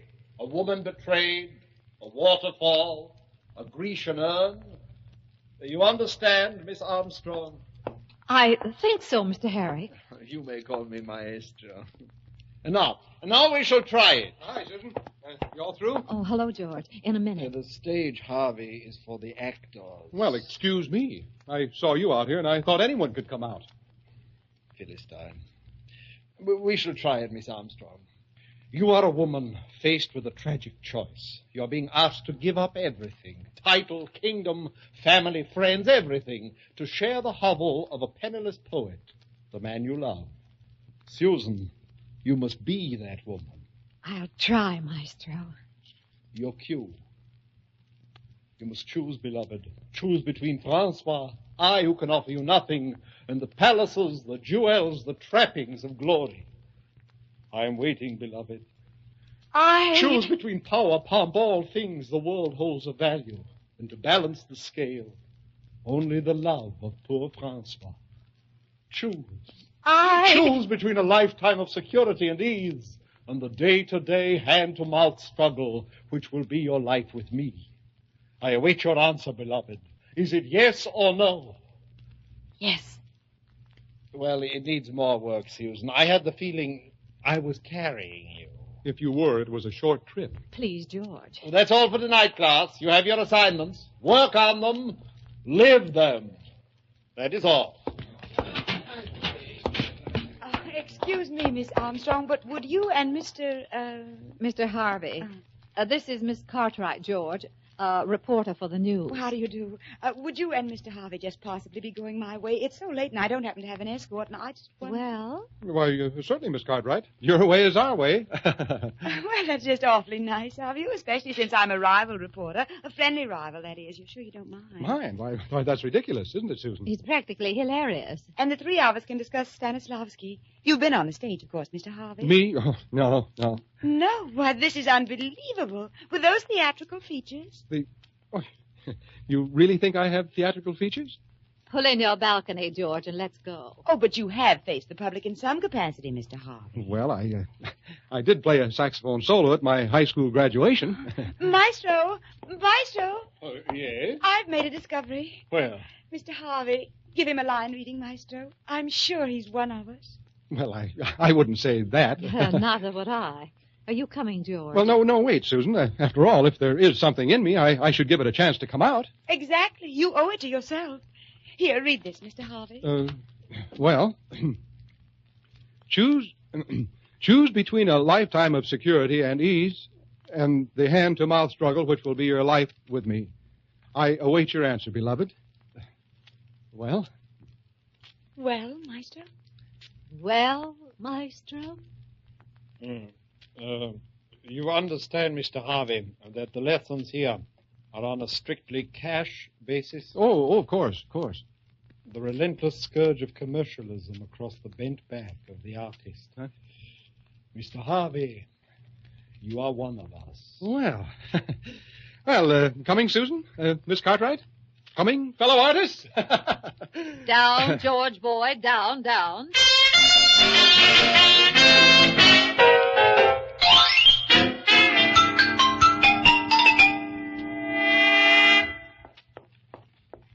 Good morning, Patience. Good morning, Miss Susan. Your breakfast's all ready. Thank you, Patience. How are you getting along with Stanislavski? I'm developing, I think. But it's really a difficult concept, especially the assignments the maestro gives us. What are you today? Today I'm a coffee pot. Oh. Shall I put the asbestos pad under you? No, I don't think so. Thanks. Oh, doorbell. That's George. He's calling for me this morning. I'll get it. Good morning, Patience. Good morning. Miss Armstrong up yet? Up and percolating nicely, thank you. Right in here. Mr. Harvey, Miss Susan. Thank you, Patience. Good morning, George. Good morning. Do I detect a slight chill in your greeting, Susan? Not at all. But really, George, last night. Well, Miss Cartwright thinks I'm doing rather well. I've only been with the group a week. She thought I even stole the scene I did with you. Well, naturally. Shuffling your feet all during my big speech. Well, it was just a little bit of business I worked out. I thought it added something. Oh, why didn't you break into a soft shoe? We mustn't let things drag, you know. Some toast, Mr. Harvey? How about a slice of ham? We seem to be overstocked. No, thanks, Patience. Well, we'd better be going. Coming, Susan? Yes, George. And, George, I want to talk to you about the little habit you have of crossing in front of me on my lines. Cross in front of you? The stage is movement, Susan. If you stay rooted in one spot, I can hardly... Just because I don't consider that I'm trying out to attract me, there's no reason why you should have to do Oh, now they're actors. Next week, a trip to the moon.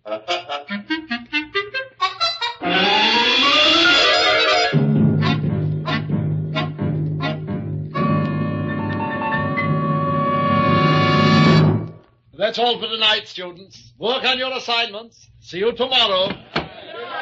Oh, Susan, you don't mind if I drop you off first tonight and then take Imogene home, do you? Mind? Why, of course not, George.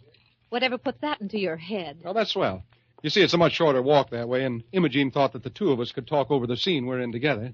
I told her you wouldn't mind. Well, of course not. Better still, why don't I just walk home alone? Practically the same thing anyway. Oh, now, wait a minute, Susan. There's no reason to take that attitude because it's... Susan! Susan, come back here. Wonder what made her flare up like that.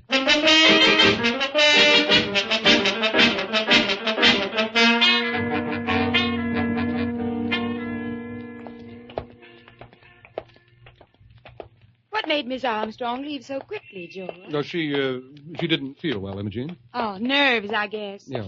I do feel sometimes that the strain of being an executive and a woman at the same time is too much for anyone. But she does make such a good try at it. Yes, she does. And then it must be hard for her, your paper getting scooped so many times by the news on these crime stories. Well, that won't keep up forever, Imogene. Those crooks are going to be nabbed soon, and I'm going to be in on it. Here's your office building, George. Is somebody on the paper working late tonight? No, I don't think so. Well, isn't that a light on inside? Yeah. Hey, it looks like a flashlight. Imogene, somebody's in there cracking the safe. You stay here. I'm going in. I'm going with you, George. George, they put out their light. Yeah, you stay here. I'll throw a bluff into them. All right. I know you're in here, and I've got you covered. Come out with your hands up. I said come out with your Put the light on him, Eddie. Sure. My, he's a big one, Max. Yeah, but not trustworthy. He told us he had a gun. Oh, well, he didn't need one. Excuse me, but are you robbing the safe? Here's another, Eddie. Lady, we already robbed the safe. Well, you shouldn't have, but as long as you did, would you do me a favor? The money we don't give back. Oh, no. You see, I work for the other paper in town. Would you mind tying up George here until my paper can get on the streets with the story? Well, I don't think so. Would you mind, Eddie? Oh, not a bit, Max. Would you mind, George? George says he wouldn't mind. No. What does George do, lady? He's an actor. Turn your light on his face, Max. Yeah. This is an actor? Just starting out. Just starting out. George, I hope you have a very wealthy father.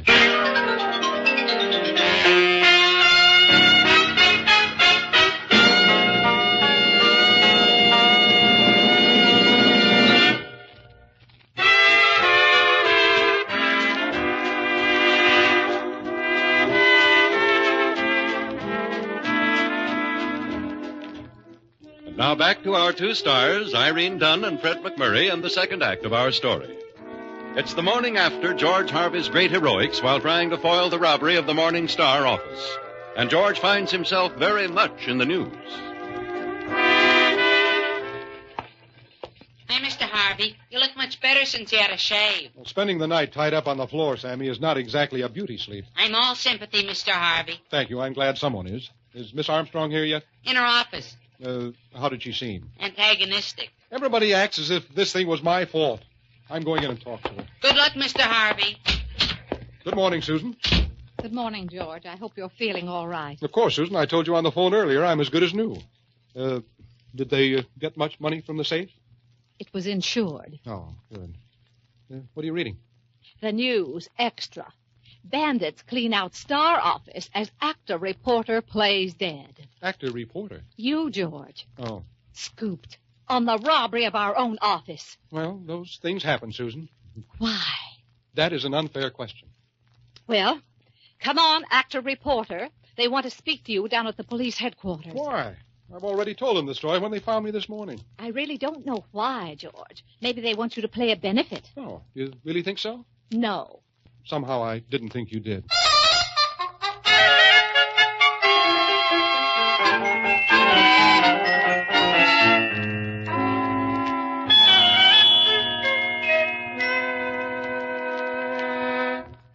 Let's go over this just once more and see if I can get it straight, Mr. Harvey. You're fighting me, Sergeant. No, but it's an idea. Please, George. Now, you say you didn't see the bandit. No. But Miss Cartwright, who was with you, did see them. I was unconscious. That I believe.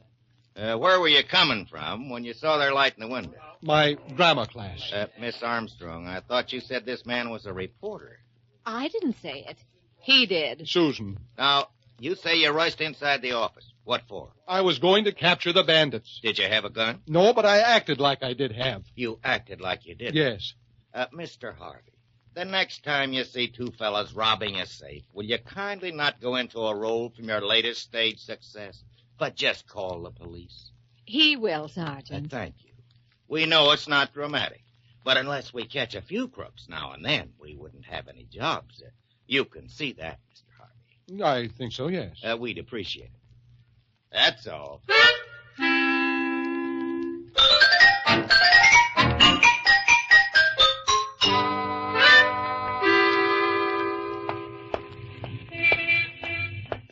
Well, that sergeant didn't have to take such a superior attitude. I think he was very moderate under the circumstances, George. What circumstances? I practically get my skull caved in, lie all night on a cold stone floor. Wood? A cold wood floor, and just because I was coming home from a dramatic class, everybody treats me as if I was an eccentric or something. Might I suggest, George, that you concentrate for a while on being merely a newspaper reporter? You mean give up the drama class? Well, how about you?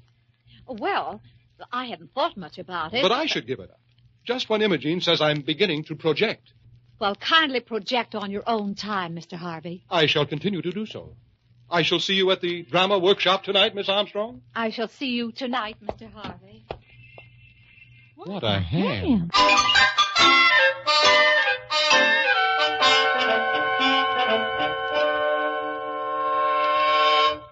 Students, an important announcement for you tonight. J. Palmer Herrick begins casting for his first public Hillsdale production. The cast will be chosen from my afternoon class and from this evening class. The vehicle will be an exciting drama of my own composing, a gangster drama of the early 30s, as yet untitled. I'm torn between titling it Public Enemy or High Sierra. Aren't you thrilled, George? Oh, yes, very. Aren't you, Susan? Very. Students, to appear in this original Herrick production, you must look a gangster, talk a gangster, be a gangster. Tonight, our class is a field problem under actual test conditions. Students of the drama, tonight we shall burglarize the vault of the Acme Storage Company. Mr. Herrick, don't you think you're being a little extreme? Well, naturally, my bright young man, we shall not in actuality break into the vault. I have arranged with the president of the company for us to use the premises. Oh, well, that's different. We shall therefore experience all of the turbulent emotions of the underworld outlaw, an experiment Stanislavski himself would have applauded.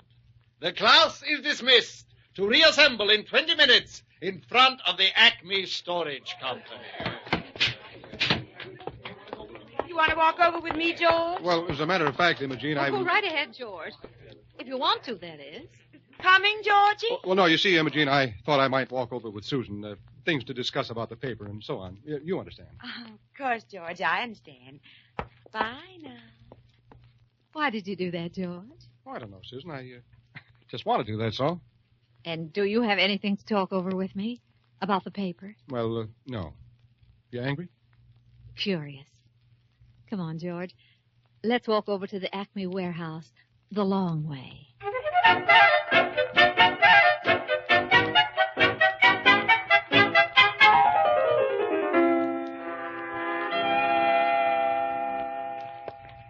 George. Yeah? Think you'll get a role in this gangster play? Well, no. I don't think I will either. Stanislavski, coffee pots. Who cares? I'm glad you said that. I feel just the same way. Susan, I'll never be an actor. I just haven't got the desire or talent again. You know, I think I might even drop out of the class. That is, if you were considering dropping out, I wouldn't want to leave you there alone. Oh, I wouldn't be alone. Imogene would still be there. That's just what I mean. Well, I think I'll drop out, too. After tonight. Give me more time for other things. What, George? Well, like when I used to come over to your house for dinner, and then after dinner we'd sit around and talk and... Yes, George? Well, we'd talk and... Well, you know, Susan. Sure, I know, George. It's the first time I ever kissed a girl in front of the First National Bank building.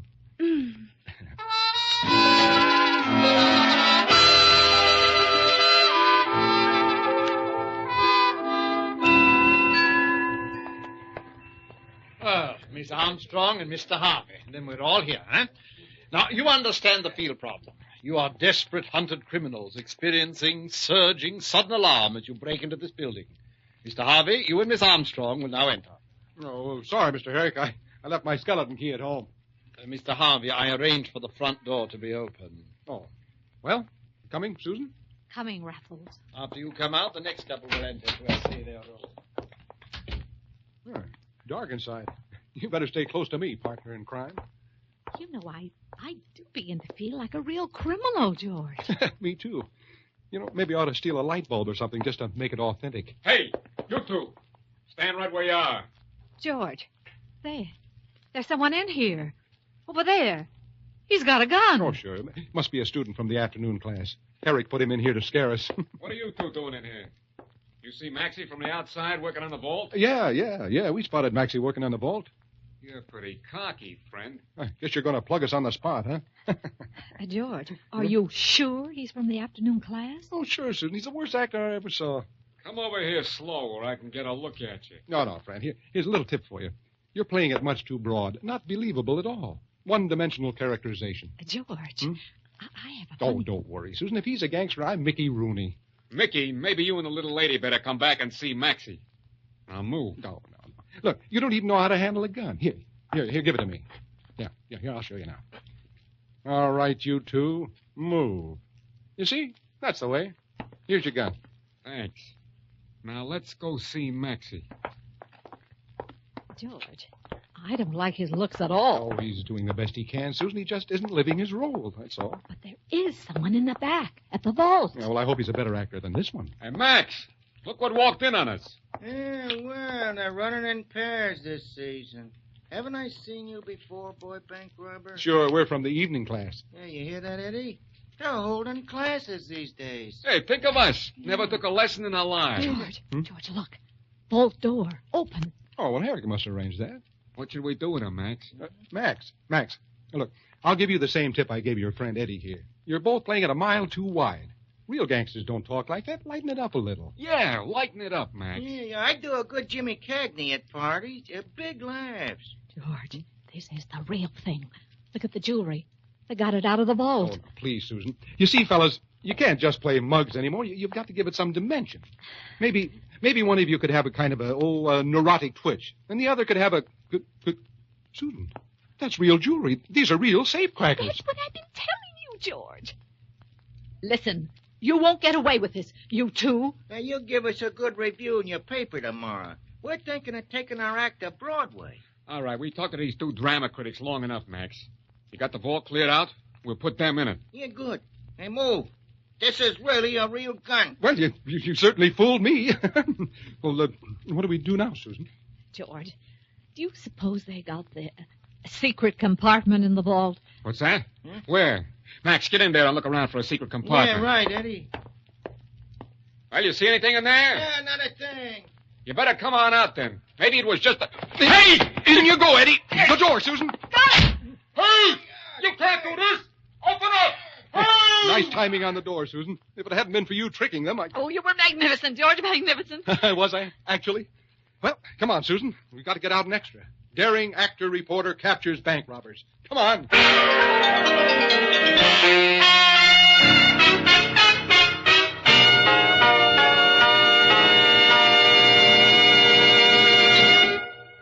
Our 2 stars, Irene Dunne and Fred MacMurray, will be back with us in just a moment.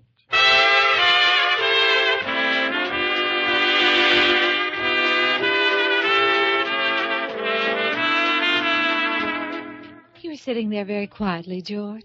Oh, just thinking. Susan, not that I'm going to resume my acting career, Well, that's fortunate. but I was wondering if there really is anything to this Stanislavski theory. You know, that if you visualize yourself in a role and live the role, people will accept you in it. Meaning what, George? Well, for the last 5 minutes, I have been an irresistible lover. No woman can withstand me. Kiss me, Susan. Why, of course, George. There. Stan, I think you've got something.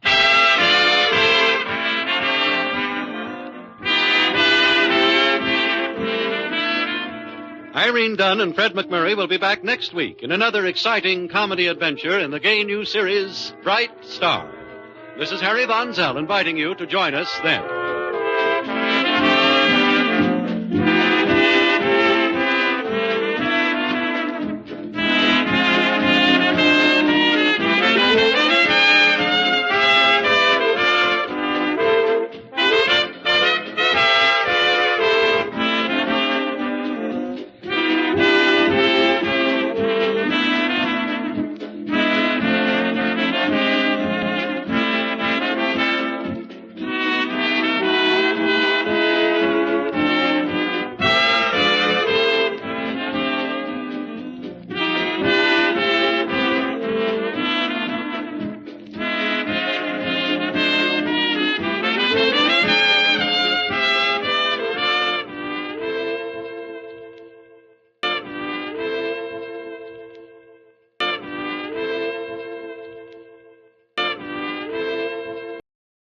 The Irene Dunne, Fred MacMurray Show.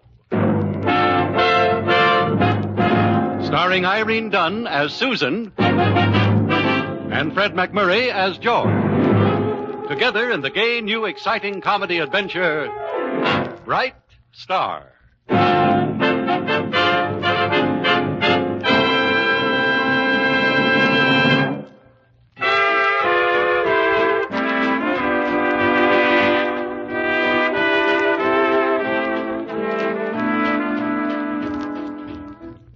The Irene Dunne, Fred MacMurray Show, with Irene Dunne as Susan Armstrong, owner and editor of the Hillsdale Morning Star, and Fred MacMurray as George Harvey, her ace reporter. You know, no matter what takes place in a newspaper office, it all has to do with news. And what is taking place this morning is no exception to that rule, even though you might think so. Try to get it through your head, Sammy. And I might add, try to get it through your nose, too. Now, once more. Bonjour. Bonjour. How's that, Miss Armstrong? That's horrible enough to strain our peaceful relations with France. Well, how can I say it right when I don't even know what it means? It means good day. Now, try it again. Bonjour. Look, Sammy, before we give it up as a bad job, let's try the most necessary one of all, the French for Mr. Monsieur. Monsieur. Monsieur. Monsieur. Could replace canasta. How many can play at a time? Miss Armstrong's trying to learn me French. You might try teaching him English first, Susan. It might help. He knows better than to say learn for teach. Oh, I guess he's just stubborn, I guess. Can I go now, Miss Armstrong? May you go now? That's what I'm asking you. Yes, Sammy. Monsieur, bonjour. Monsieur, bonjour. What's with this gay Paris routine? Have you read the late edition of our paper? I write it. Don't get time to read it. Something I missed? Anatole Dubriac will be in Hillsdale this morning. Well, should I be glad? Well, it depends on what makes you happy, I'd say. Oh, little things. Yachts, polo, country estates. Hey, the guy sounds like a Frenchman. League of Nations or something? Only one of the top 5 couturiers of Paris. Oh, that has something to do with women's dresses, doesn't it? He designs women's gowns. My slip. Sorry it was showing. George, he's stopping at the General Grant Hotel. Now, you better hurry right down. What for? He's good news, very good news to every woman in Hillsdale. And bad news to every man. Why don't you cover him if you think he's such hot news? May I remind you that I am the editor? Not at all, boss, not at all. I've got it carved right here on my chest.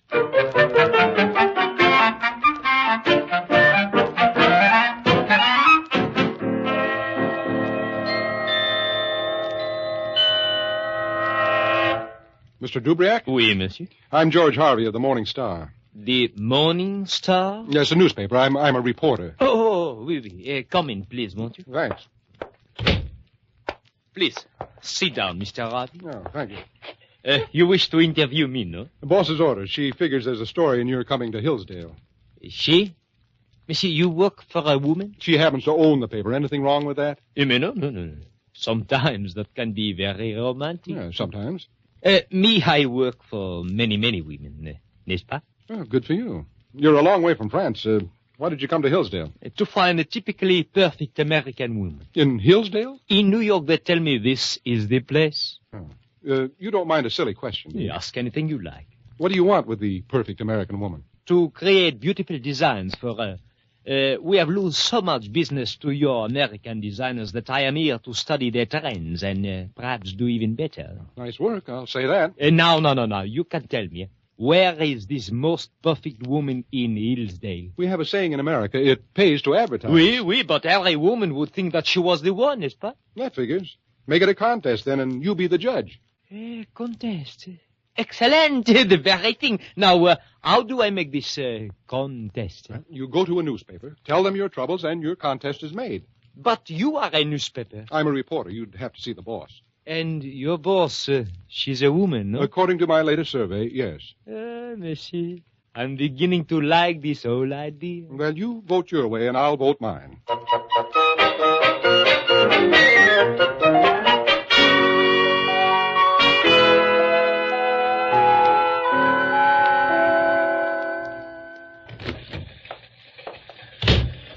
Bonjour, monsieur. What? That's French. Oh, that's what you think. Well, George, how'd you get along? Oh, come see, come saw. That's French for so-so. Oh, you don't sound very enthusiastic. I'm not. Routine assignment, dull subject, no news value. One of the greatest designers in France. Well, what was I supposed to do? Kiss him on both cheeks? Oh, that's one of the French customs. Okay, so I didn't get through the customs. No kidding. What was he like, George? Well, he was like a guy that designs gowns. Tall, short, thin, bald, mustache. He's looking for the perfect American woman in Hillsdale to make some glad rags for. Why, George, you ended that sentence with a preposition. Oh, that's because I'm speaking to a lady.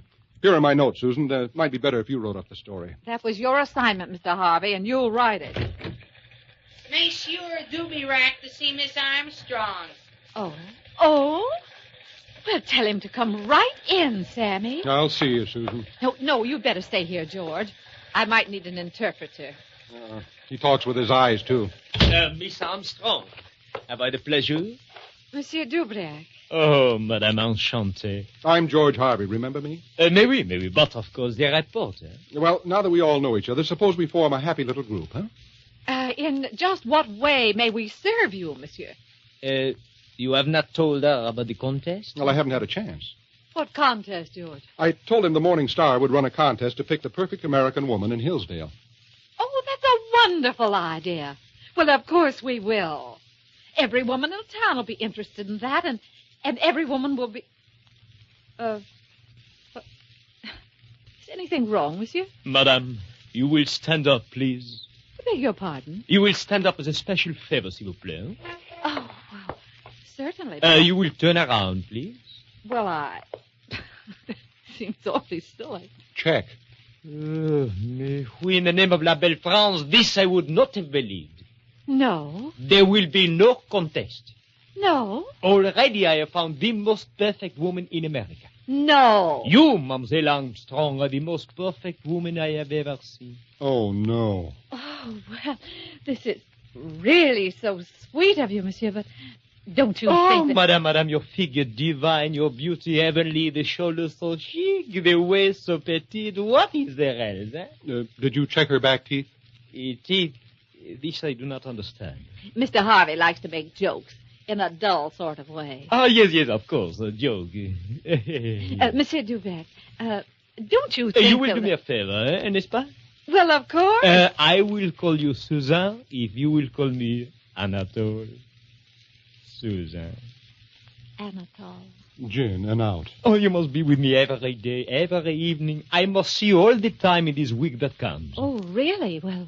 I must see you walking, running, swimming. I must see you coming down a great staircase. I must see you dancing, dining, in every activity of the woman throughout the day and the evening. I must be with you. But... For you, I will design the complete wardrobe. I shall create ensembles that no one will ever surpass. And the most beautiful jewel of all will be the evening gown which every woman in this world will envy and want. Oh, Anatole. Oh, come, madame, come. We begin at once with luncheon. Already the artist is singing within me. Oh, but wait a minute. The paper. I have... You will put everything aside. You must think of nothing but beauty, beauty, beauty. Your servants can do your work, n'est-ce pas? Oh, yes. Well, I guess so. George. Your servant, madame. Can you run things? All the way out of town, if need be. And I'm getting some good ideas.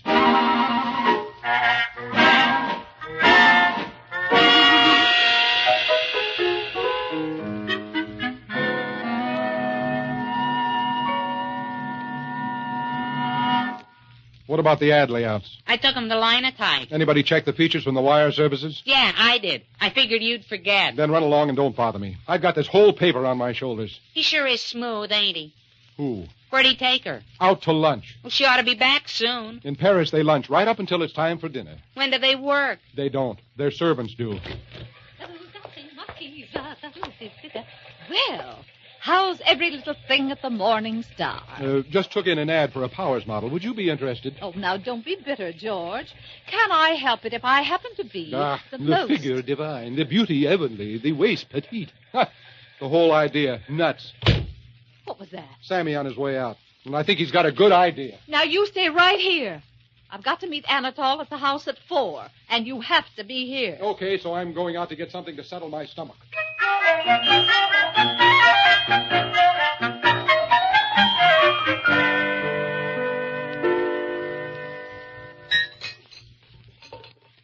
Patience, where is your French cookbook? Never had a French cookbook. Cook everything right out of my own head, you know that. But this has to be very special.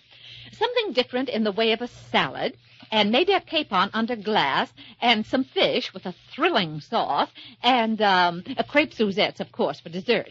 Sounds like Anatole coming with his napkin waving in the breeze. Well, I want him to think he's back in Paris, at least for one dinner. I'll march around the roast beef and whistle the Marseillaise. And how about some French pastry? You mean make it? Well, of course. Well, I'll give it a whirl, but don't be surprised if it comes out apple pie. And say, what about George? What about him? He hasn't fed here in quite a while. I didn't know we were on a definite schedule. Must he eat here every week? No, but for him, you don't need a foreign cookbook. I always say you can make more runs in your own league. Oh, you do? You're getting to be quite a philosopher, Patience. And speaking of George, I'd better call him, see how he's making out. Not too good, if you ask me.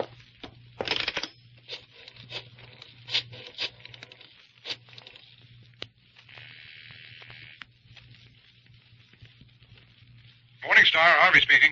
Hello, Harvey. Oh, hello, Armstrong. How are things going, George? Everything's under control. Well, that's good. Just thought I'd call. Sure. We miss you here, Susan. You do? Well, you know how it is. You're always here, and then all at once you're not here. Oh. You coming in tomorrow? No, can't. We're going for a long walk. Oh.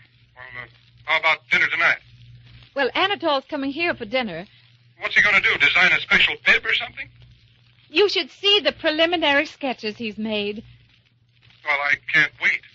The man is simply a genius. He acts inspired. Oh, Am I boring you, Mr. Harvey? frankly, yes. Then good night. Good night. Good night, George.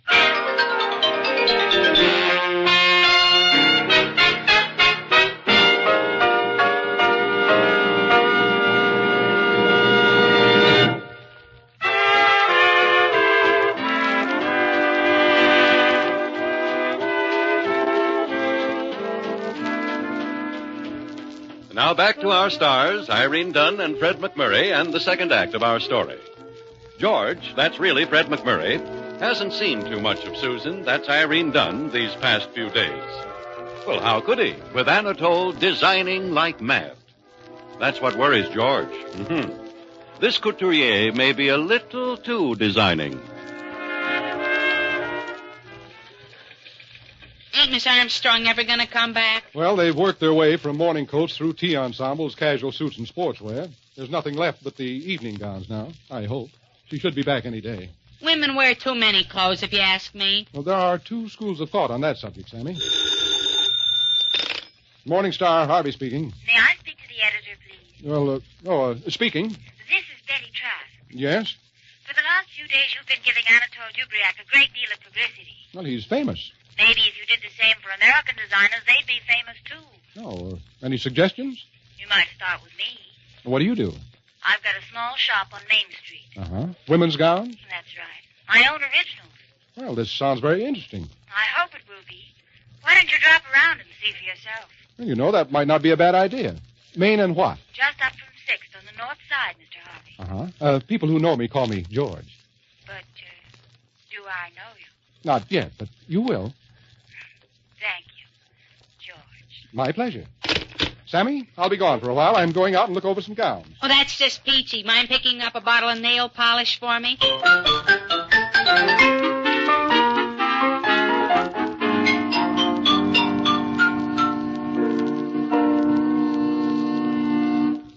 Oh, Suzanne, I am desolate. We have come to the blank wall. Blank wall?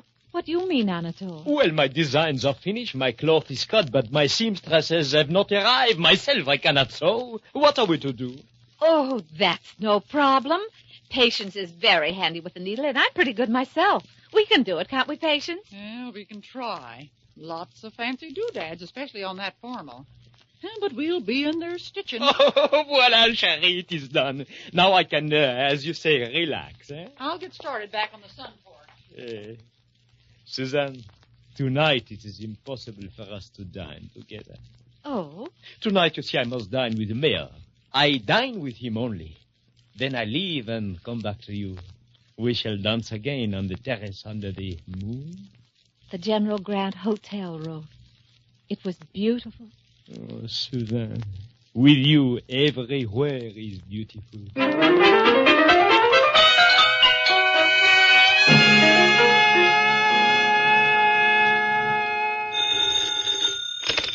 Morning Star, Harvey. George, I've been trying to get you for the past 2 hours. Well, I've been out of the office, Susan. I've got a paper to run, you know. Oh?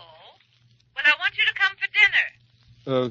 May I have that again? You heard me distinctly. I want you to come to dinner. What's the matter? Anatole fall behind in his board? Tonight at 7. Tonight? Well, Susan, I'd halfway made other plans. Well, you just break those other plans all the way. Sounds like a command performance. It is.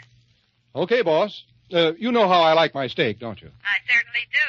Often.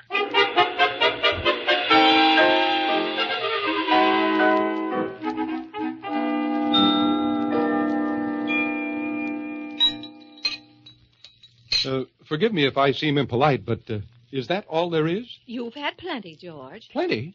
All we've had is cold cuts and potato salad. That's enough for anybody. You said come over for dinner, not a picnic. Patience and I are in a hurry to get to work, if you must know. So stop complaining and come on out on the sun porch. Just stack the dishes, Patience. Okay. What do you mean you're anxious to get to work? Now take off your coat, George. What are we going to do, wrestle? And slip this over your head. This is a dress. This is a gown. Now slip it over your head.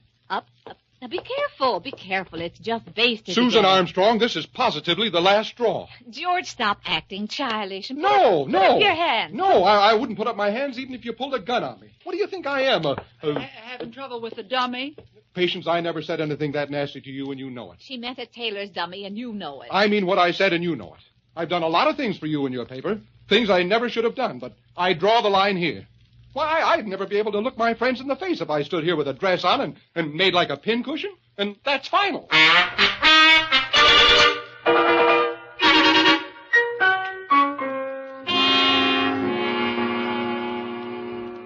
Ouch, you stuck me again. Watch those pins. Now stand still, George. Well. I just want to get the general effect on you.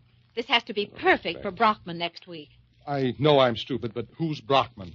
Just the biggest dress manufacturer in the country, that's all. He'll be at the General Grant to look over Anatole's line. I'm modeling this particular gown. Isn't it thrilling, George? Yes, I'm just duck bumps all over. Oh. No, now, get it in the center, Patience. Anatole was very definite about that. It looks center to me, unless George is warped to the starboard. What's she hanging on back there? That's a peplum. Go, turn around and you see yourself in the mirror. Oh. You mean a guy gets paid for dreaming up stuff like this? Isn't it beautiful? I think it's lousy back there. Maybe you know more about designing than Anatole. Maybe you could suggest a better place. Well, if you have to wear this golf bag or whatever it is, it would look a lot better on the side. Say, I'm inclined to agree with you, George. Well? No. We better not change it. Not until Anatole gets here. We could check with him. Anatole? You mean he's coming here tonight? Well, I'd like to know why not. Well, I thought we were going out tonight. I said nothing about going out. I asked you here for dinner. Cold cuts and potato salad. You call that a dinner? I guess I should have opened a can of beans, too. George Harvey, your manners are abominable. Well, you can take this glorified house dress and drape it over Anatole. George, be Patience, careful. help me out of this thing. Be careful. He thought it up and you think it's great, so let him be the dummy this hand. I've played the part long enough. This is the end. You know that, the end. I knew it a long time ago. I'm glad you're finding it out. Honestly, he has the worst temper I've ever known. I'm sure glad I'm not like that. Patience, what are you doing? There was some lint on your wings. I was just brushing it off.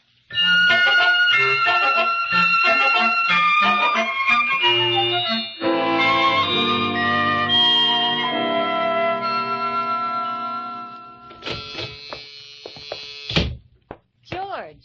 I hoped you'd be here, Betty.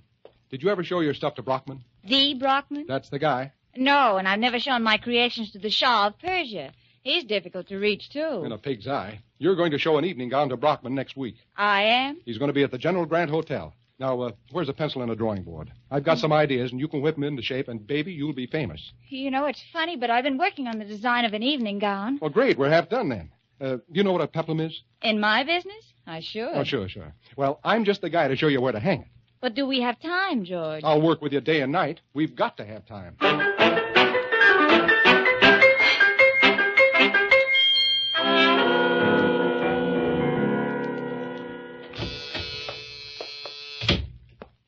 May I help you?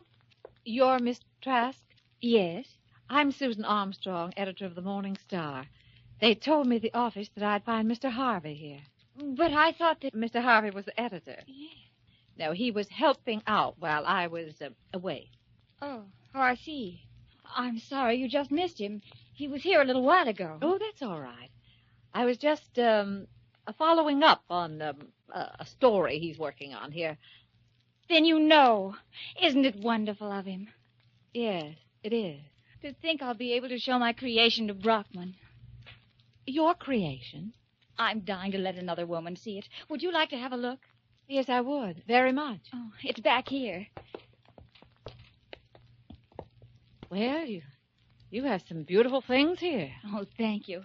But here's my pride and joy. This is it. Oh, that's lovely. It's charming. Oh, I'm so happy. And maybe you won't believe this, but George contributed a lot to the design. Oh, where's George? You seem to be very fond of each other. We like each other, yes. But we hardly know each other. Actually, sometimes I don't think he knows I exist.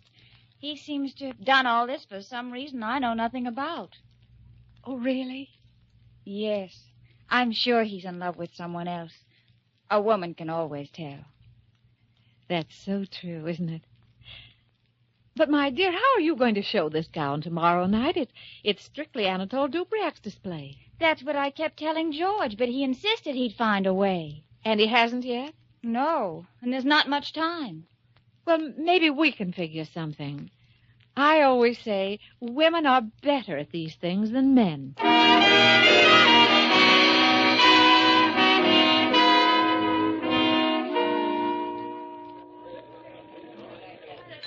Great line you've shown so far, Anatole. I like all I've seen. Oh, merci, Monsieur Berkman. But the best, as always, we save for the last. It is my most perfect evening gown. It is a beautiful dream.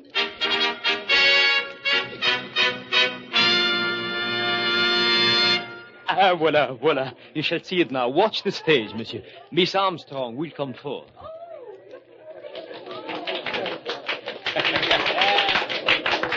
Well, I see what you mean. That's the best number yet. You're good at picking models, too. But I do not understand. That is not my gown. Not yours? Then whose is it? Well, I do not know, but we shall find out. Miss Armstrong, over here, s'il vous plaît. I don't care whose it is, Anatole. I like it. Certainement, it is a beautiful creation, but I do not understand.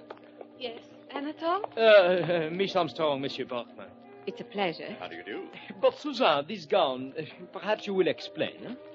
This gown was designed by one of our local girls, Miss Betty Trask. Do you like it, Mr. Brockman? I think it's great. But my gown, Suzanne. I'll model that next if you want me to, Anatole, but I thought... Nothing can be better than perfect. I've seen all I want to. Will you join us, Miss Armstrong? I'd be delighted. Sit down, Dubriac. The show's over.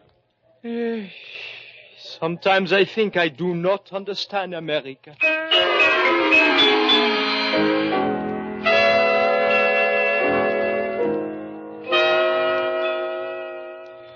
Good story you wrote about last night's show, George. Oh, thank you, Susan. Are you ready to talk now? Talk about what? Why you modeled Betty's gown instead of Anatole's. Well, Anatole just didn't know what to do with that peplum, and he got so stubborn, he just wouldn't change it. Oh. At least you got a nice wardrobe out of it, Susan. That's all I got. You came out the winner. You always do. What do you mean? You got a new friend.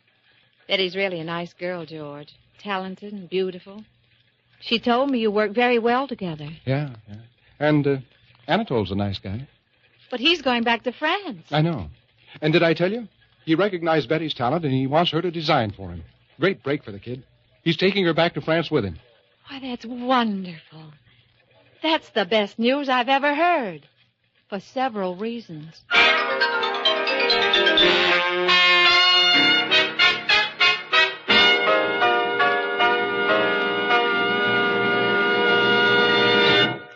Our two stars, Irene Dunne and Fred MacMurray, will be back with us in just a moment.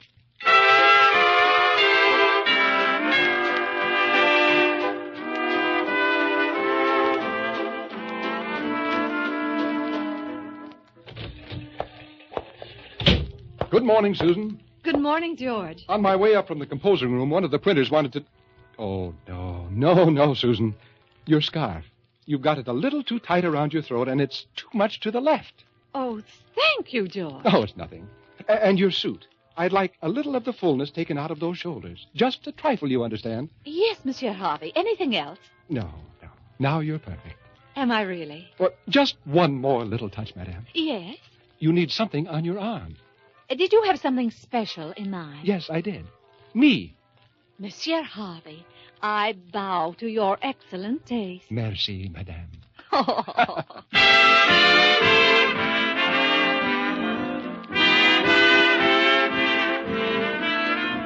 Irene Dunne and Fred MacMurray will be back next week in another exciting comedy adventure in the gay new series, Bright Star.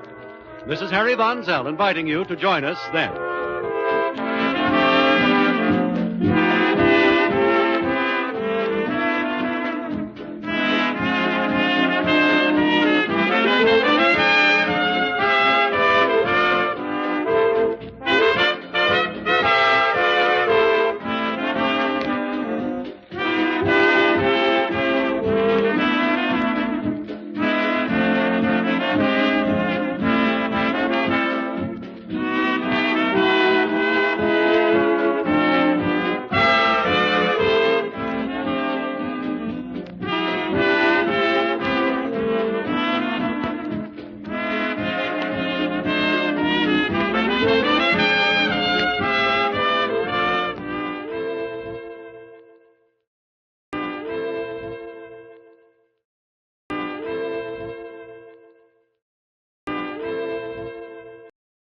The Irene Dunne, Fred MacMurray Show.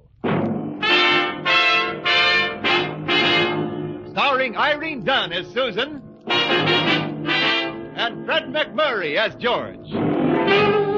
Together in a gay, new, exciting comedy adventure, Bright Star.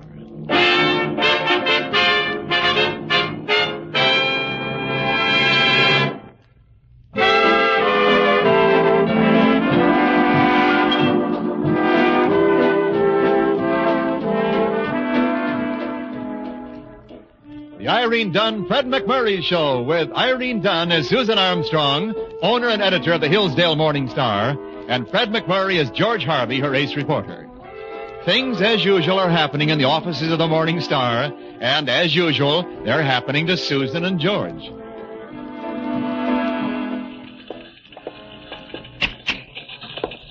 Here he is, Miss Armstrong. Well, Mr. Harvey, I suppose you have a good reason for not answering the phone in your office. Best reason in the world. I wasn't in my office. That wasn't funny, Sammy. Yes, ma'am. Personally, I thought it had a delightful touch of the pixie about it. But we could be wrong, eh, Sammy? Yes, sir. Would I be overstepping my authority if I inquired where you were? Perfectly within your rights, boss. I was down in the basement playing a little gin with the printers. Last week it was poker with the circulation department. Today it's gin with the printers. Probably working yourself up to matching pennies with the newsboys. That wasn't funny, Sammy. Yes, sir. Sammy will decide those things for himself. Yes, boss. It's just that you haven't turned up a first-class story in a long while. Well, it's this town, not me. Nothing happens. Have you been to the police department lately? No. Well, you know, it's just possible you might get a story there. Well, frankly, boss, I can't afford the police department. What do you mean? They play sharper gin than the printers downstairs. If you'd care to giggle, Sammy, she said you were on your own. Thank you, Sammy. George, I'll expect you back here in an hour. Mm-hmm. From where? The police department. And try to bring back a story. I promise. I can see the headline now. Underpaid reporter cleaned by the city's finest. Or, Cops Cop Coppers from Cub.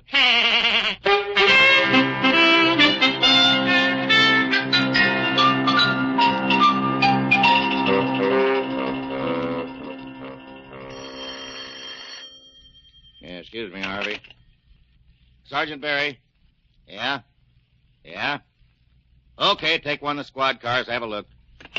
Anything hot, Sergeant? Yeah, some kid shooting tin cans with BB guns. What's wrong with that? Yeah, the cans happen to be on the shelves of the Acme Grocery Company. Oh, well, that might make a story, and, again, it might not.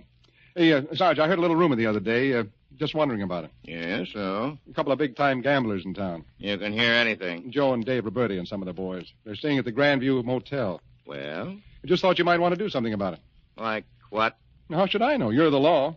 Until they kill somebody, I can't even get them for income tax evasion. They've been here for 5 days. I can count. What do they want? How would I know? Well, why don't you ask them? I did. Yeah? What did they say? They didn't seem to want to tell me. Unfriendly, eh? Very. Well, sooner or later, the Morning Star will find out why they're here. If you do, you tell me. If I do, you'll read it in the paper. By the way, Sergeant, you do read, don't you? Everything, including the riot act. And if you're not out of here... Don't get excited, Sergeant. I was just on my way.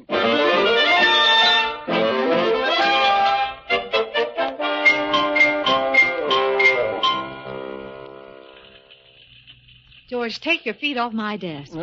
Sorry. Now, tell me, what do you think? What do I think? I think you're beautiful. That isn't what I meant. Well, it's what I meant. Okay. You were talking about the old Collins place. I'm not sure I remember it. Well, it's that big, dark, dilapidated old house down on the riverfront. Hasn't been lived in for 30 or 40 years. It was once considered the show place of the town, but now it's a wreck. You know that place at the end of Dock Street. Oh, yeah, I remember. Broken windows, roof bare of shingles, paint washed away, front porch caved in. Yes, that's the place. Well, what do you want me to do? Paint it? No. I just want you to spend the night in it. Spend the... Why? Because you don't think it's haunted. Do you? George, I'm simply looking for a story. Now, don't you think it's a civic duty of the Morning Star to investigate? Investigate something you just dreamed up? Well, in a sense, no doubt. What's the matter? You afraid? Am I afraid to spend the night in the old Collins house? That's a fair question. George, I'm half inclined to do it with you. Well, if you have a free evening, can't we think of something better to do than that? We could take flashlights and sandwiches. And bottles. And guns. Oh, guns, sure. Wait a minute, Susan. You don't mean we're actually going to do this idiotic thing? Of course, I could cover the story myself. Okay. Am I a man or am I a hired hand? Good. I'm glad you look at it so sensibly. Yeah. How about dinner on you? Okay. Here goes another $50. Come on, ghost hunter.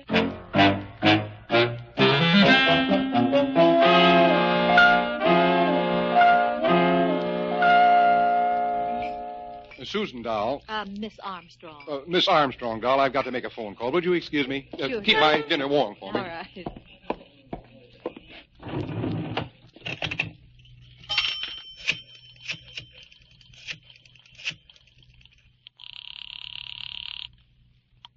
Police. Sergeant Barry, please.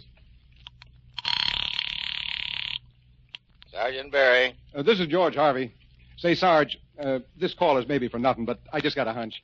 Is there anything you can tell me about that old Collins place down on the riverfront? Yeah, all I know is the last few weeks it's been a pain in the neck. Why? Anonymous phone calls, 8, 10, 12 maybe. Investigate screams, gunshots, light suspicious characters.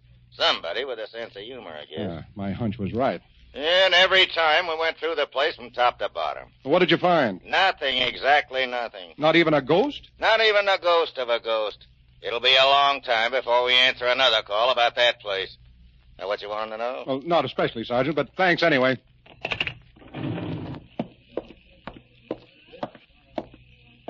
To make your call? Yeah.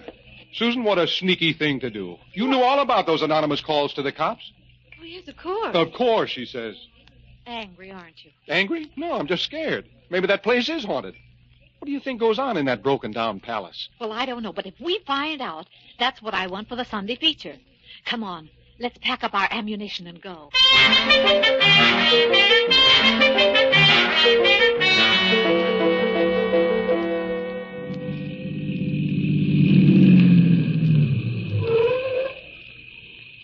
Well, here we are. Yeah, I think it's going to rain. it is raining. No, it couldn't be wrong. Oh, lightning, Check. Lightning. thunder. Right again. Want me to hold your hand? The hand of the editor and publisher of the Morning Star. Yes. Thunderstorms scare me to death. Do you mind if I seem to be pressing my face against your chest? No, not at all. It isn't raining rain, you know. It's raining cats and dogs. I've heard it sung better. And if it's raining, have no regrets. There will be puddles out in the streets. Regrets. Oh, well, I'm a reporter, not a poet. And the shower has passed for the moment, anyway. Yeah, so it has. Well, now we're here. We go right into that black, deserted hulk of unknown tears. Eh? No wonder people think it's haunted. George, look. Yeah. Yeah, it looks like somebody's moving around in there with a light. Yeah. Oh, well, George, what are you going to do? editors and publishers ask the silliest questions. Now, George, wait. I'm coming, too.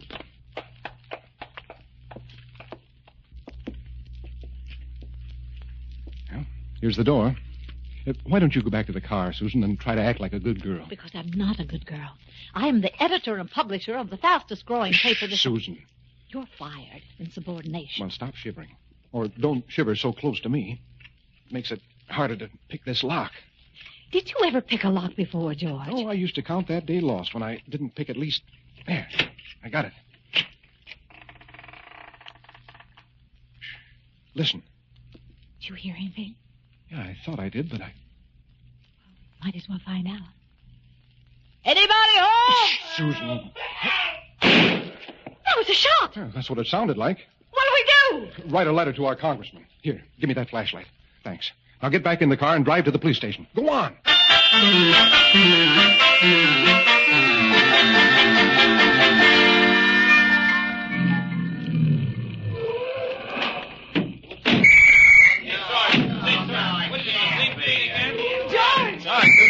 George, I'm so glad you're not hurt. Won't this make a wonderful story? Sure. I can see the headlines. Reporter not hurt. It'll kill the people and sell enough papers to stuff in a medium-sized rat hole. Hiya, Sergeant. Well, George, anything for publicity, huh? What do you mean? You know how many times we've gone through this dump. We wouldn't have come this time if it hadn't have been for Miss Armstrong, who made the report. She says you heard somebody shot. But I did, Sergeant, didn't we, George? We certainly did. And I found the body. It's in there, right at the end of the hall. Dead? Very dead. Let's go, boys. Miss Armstrong, you stay where you are. George Harvey, you come with me. Now tell me, George, what'd you find? A man about my size, shot through the head. There's the door. Open it and see for yourself. Well, I don't know, Sergeant. Where's the body? So help me, Sarge, he was lying here, right here, with a hole through his head. Dead. Dead as a smoked herring. And he got up and walked away, huh? That's the way it looks, doesn't it? Also, it looks as if this whole affair was a publicity stunt for the Morning Star. And as for you, Harvey, I'm gonna crucify you. I'm gonna make a special point of it. Come on, men, let's get out of here.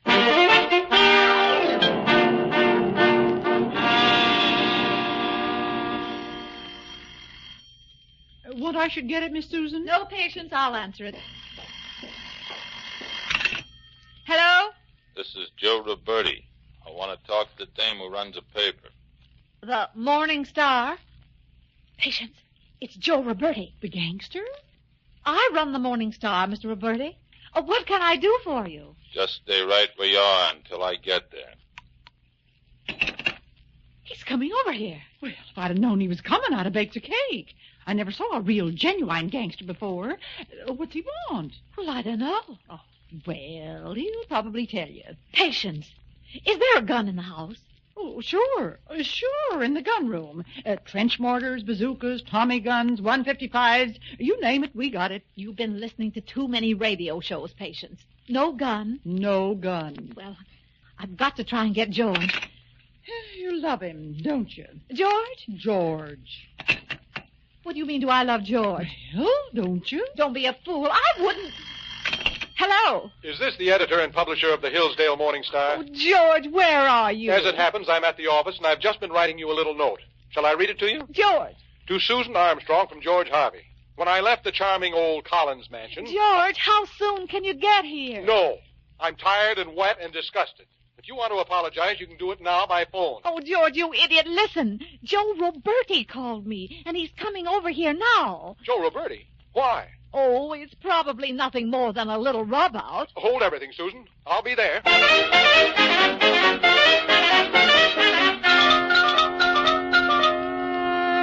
And Miss Susan, I suppose you're going to want sandwiches and stuff for your gangster friend. Don't you dare leave this room, Patience. Don't worry. When this Roberti mug comes, I'll be sitting here knitting. Poor old Patience, just minus a few of her buttons. Oh, there he is. I'll go. Hiya. Come in, boys. A couple of friends of mine. It's wet outside. I want to talk to you a minute. Hey, it's a nice place you got here. Who's the old dame? Oh, Patience, this is Joe Roberti and a couple of friends of his. How do you do? Hiya. Scram. Scram? Oh, of course. Scram to you, too. Sit down, gentlemen. Well, Mr. Roberti? I got something I want to talk to you about. Yes? It's this guy that works for you. Well, I've got a number of guys working for me, Mr. Roberti. George Harvey. Oh. We want to talk to the both of you. Oh, will you pardon me? Sit down. I'll get it. Well, I'd like to open my own door. Sit down. Oh, Mr. Harvey, we was expecting you. But I... Come in. Well, thanks, I will. Oh.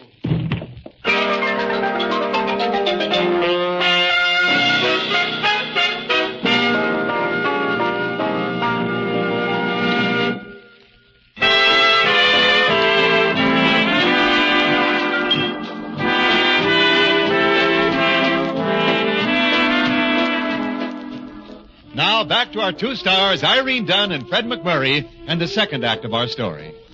Something violent and unfriendly happened to George Harvey's head when he met gangster Joe Roberti at Susan's front door. Now he's slowly, painfully coming to. Oh, my head.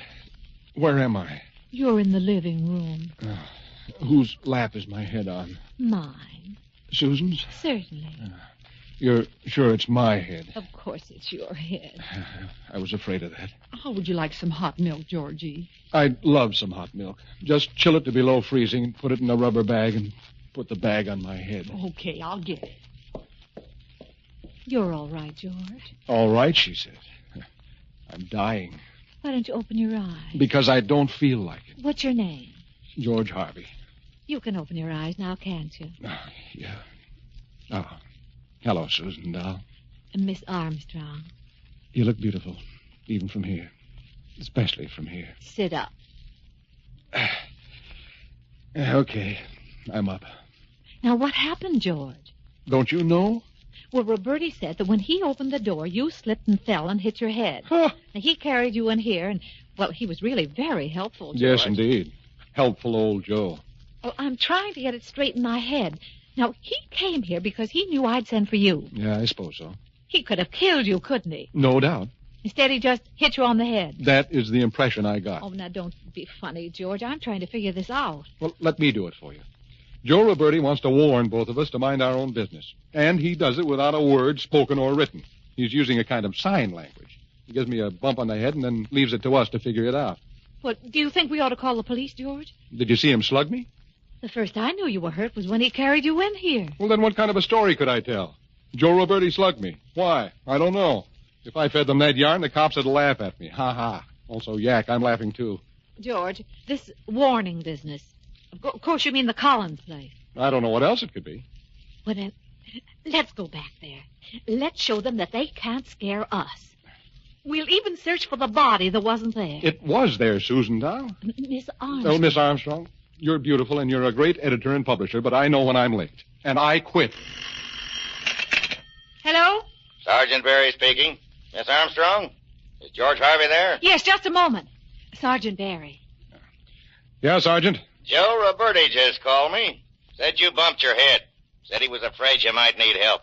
Is it bad, I hope? It throbs a little when I talk to you, Sergeant. We had 2 more anonymous calls, George. Fascinating, I'm sure. One of the calls said there was a fire at the Collins place. Was there a fire? The department didn't find any. The other call said somebody was dumping a body in the river. Were they? No, not when we got there. But of course we'll have the entire river dragged from here to the mouth of the Mississippi. It shouldn't be more than a couple of 1,000 miles. Just a second, Sergeant. Why are you mad at me? You're a big town reporter in a small town, right? Yes, but... I know how you feel about Susan Armstrong. Doesn't it make sense? Anything to put her paper on the map? Oh, now, wait a minute, Sergeant. You're wrong about this. No, George. When you start making fools of us in the department with all these calls about the Collins place, you're just making a fool of yourself. You'll see. George, I heard enough of that. Sergeant Barry thinks you're responsible for the calls about the Collins place. That he does. He's got it all figured out. But you didn't do it, George, did you? Not even for me. I quit. This is the end. You get yourself another boy. Oh, George, don't get so excited. Can't you see what the scheme is? Certainly. Naturally. Any fool can see what this... Oh, what do you think it is? All these calls to the police. The body that disappeared. Don't you see? Oh, of course I see. It's so obvious. Go on. Even Roberti coming and conking you on the head. Now, if you think about it, you can see why, can't you? Oh, it's perfectly plain, but just for the record, I'd like to know... Well, don't you think that we ought to get to the Collins place just as soon as we can? Because if we're right, I mean... Oh, we're right. We're absolutely right. Let's go.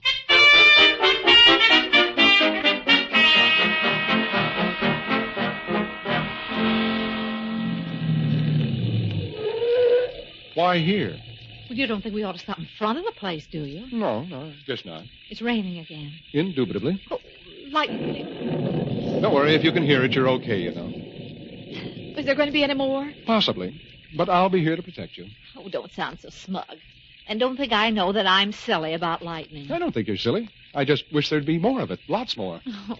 Let there be lightning and thunder in Hillsdale. Thank you.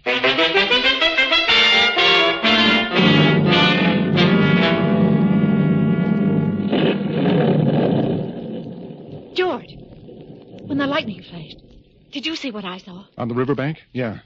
I'm not wrong, then. Looked like a barge out there, and they're loading something heavy into the old house. I guess if we called the police, they'd laugh at us, wouldn't they? They certainly would. And I wouldn't be surprised if that's what this whole thing has been about. Cry wolf until the cops won't listen anymore. What should we do? You want to know what I think? What? We ought to go home, go to bed, pull the covers over our heads, and forget that we saw anything. George, what do you think's going on in there? I couldn't have put that question better myself, Susan. How badly do you want this story, whatever it is? Well, what do you mean? Enough to risk getting shot and thrown in the river? You couldn't do that. You're just being melodramatic. We don't even know what or who or why. Not yet, but soon, maybe. Look in the rearview mirror. We're getting out of here. Yeah, that did it. It's Joe Roberti and those other two. Get up. Hello, Roberti. Out, both of you. Mr. Roberti, I am Frisk not... 'em, boys. Oh, don't. Yeah, sorry, lady. Yeah, they're clean. Okay, walk. I thought I'd give you a nice, polite warning to stay away from here. Even offered to send for a doctor. Yes, that was sweet of you, Mr. Roberti. Wasn't it, George? Yes, terribly, terribly sweet. I do everything I can to make it easy, and still you gotta come down here and stick your nose in it. Well... Just makes me kind of sick. Oh, poor Joe. Yeah, poor Joe, that's what they say. Poor Joe, just a kind-hearted slob. Stop. Open the door. Go ahead. Flashlight. Okay. Now you're here. You satisfied? What do you want to see? The cop's been through this joint 100 times. Come on. Who owns this place, Roberti? Me and my brother. We bought it, and anything we want to do with it is up to us, right? Oh, right. Absolutely right. What are you going to do with it? Make it a morgue? Just what happened to the corpse Mr. Harvey saw? That should have been in pictures, huh? I yell help, fire a shot, and slap a handful of tomato ketchup on my forehead. Well, it sure fooled me, Joe. I suppose it was just another stunt to make the cops so tired of this place they'll never go through it again, huh? You want to know something? If somebody was to call the cops right now and tell them to go to the old Collins place because a couple of people from the Morning Star was being rubbed out, they'd laugh. Laugh? They'd trace the call and they'd run you in. You have a wonderful sense of humor, Joe. Yeah, I killed myself. Open the door. You wanted to know? Look then. A printing press. You saw it coming off the barge. Smart, huh? Being right here on the river, we can flood the country. Right from here. What's he talking about, George? Counterfeit money? Sure.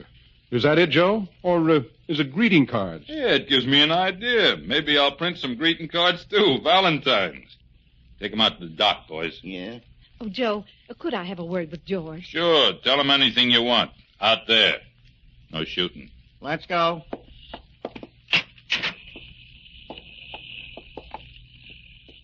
He said I could talk to him. Go ahead. Talk. George, I'm sorry. Yeah, I'm sorry, too. Give me your hand, Susan, will you? You're cold. Can you swim? No. That's what you think. Hey, stop! Here, hang on to me. Hang on to my belt and keep your head up. I've got hold of a piling. You're... I'm okay. I guess. They can't see us, but they can hear us. With all that gunfire, they're going to have every prowl car in the neighborhood. Hey, jumped up the dock and pulled her off with him. You get him? I think so. Good. Throw your gun in the river. We gotta get out of here, but we're okay. They won't go through this place again. If they can't, will it be all right to mention the fact that I'm about to drown? Sure. Hang on, Susan. If we can get to the next piling, we can get up the bank.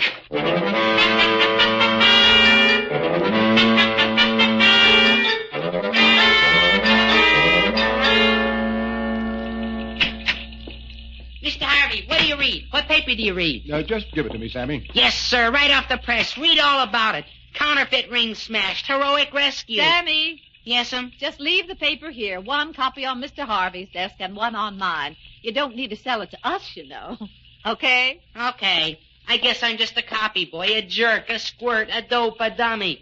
So it's wrong to get excited about the biggest story of all time? Sammy, scram. Scram? I know what's going on. You two want to be alone. Well, Sammy's getting to be quite an understanding young man. Yeah, he's learning early. You're not getting any younger, George. Meaning? You just might start learning to understand me. Oh, okay. Teach me. Would this help? Yeah? Okay, teacher. I'm learning. And you know something? What, George? Wait till the pupil starts giving the teacher lessons.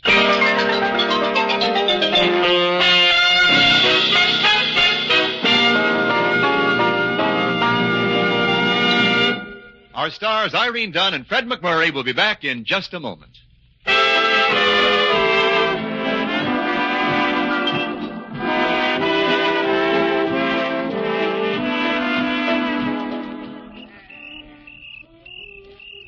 It's nice out here on the porch, Susan, huh? Mm-hmm. Nice moon. Nice moon. Cool breeze. Not too cool. Just about right, I'd say. Of course, wearing a coat you wouldn't notice. Notice what? Well, George, the evenings do get a little chilly. Oh, want to go inside? Of course not. Well, if you're cold, I could get you a wrap. Sit still, George. Okay. Susan, about that haunted house story, I think we can get a good follow-up. George. Huh? Remember what you said about the pupil giving the teacher lessons? Oh, yeah. It was just an idea I had. It's getting chilly out here. And cold. You want my coat? No, just the sleeves. Huh? Oh, I get it. Yeah. How's this, teacher? Wonderful. Pupil.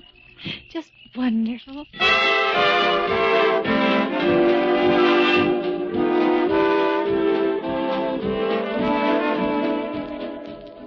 Irene Dunne and Fred MacMurray will be back next week in another exciting comedy adventure in the gay new series, Bright Star. This is Wendell Niles inviting you to join us then.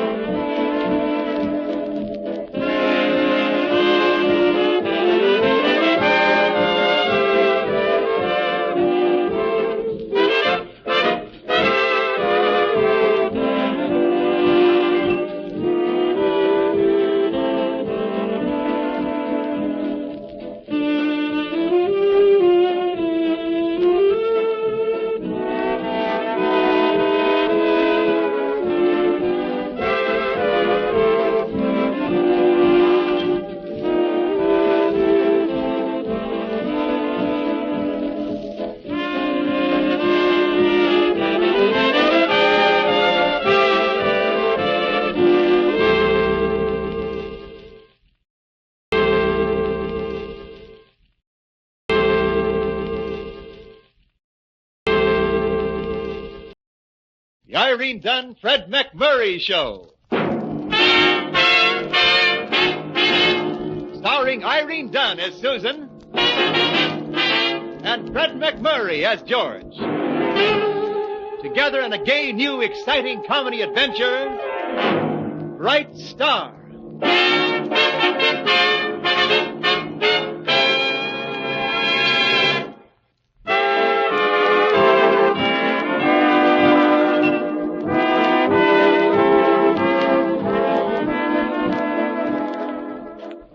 It's the Irene Dunne, Fred MacMurray Show, with Irene Dunne as Susan Armstrong, editor of the Hillsdale Morning Star, and Fred MacMurray as George Harvey, her ace reporter. Susan and George are in a chatty academic mood, while Sammy, the copy boy, urges them to stop chasing journalistic butterflies and chase what he considers the big news of the hour.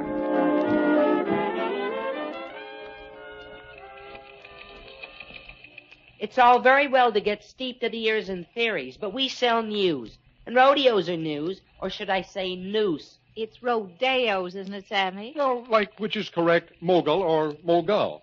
Well, I always say mogul. It's mogul. Will the class in disorder please come to order? How do you pronounce, this? Grimace or grimace? Oh, grimace. Uh-huh. It's grimace. Who fought the French and Indian War? Combatants. Who is Bobby Brundage? Who?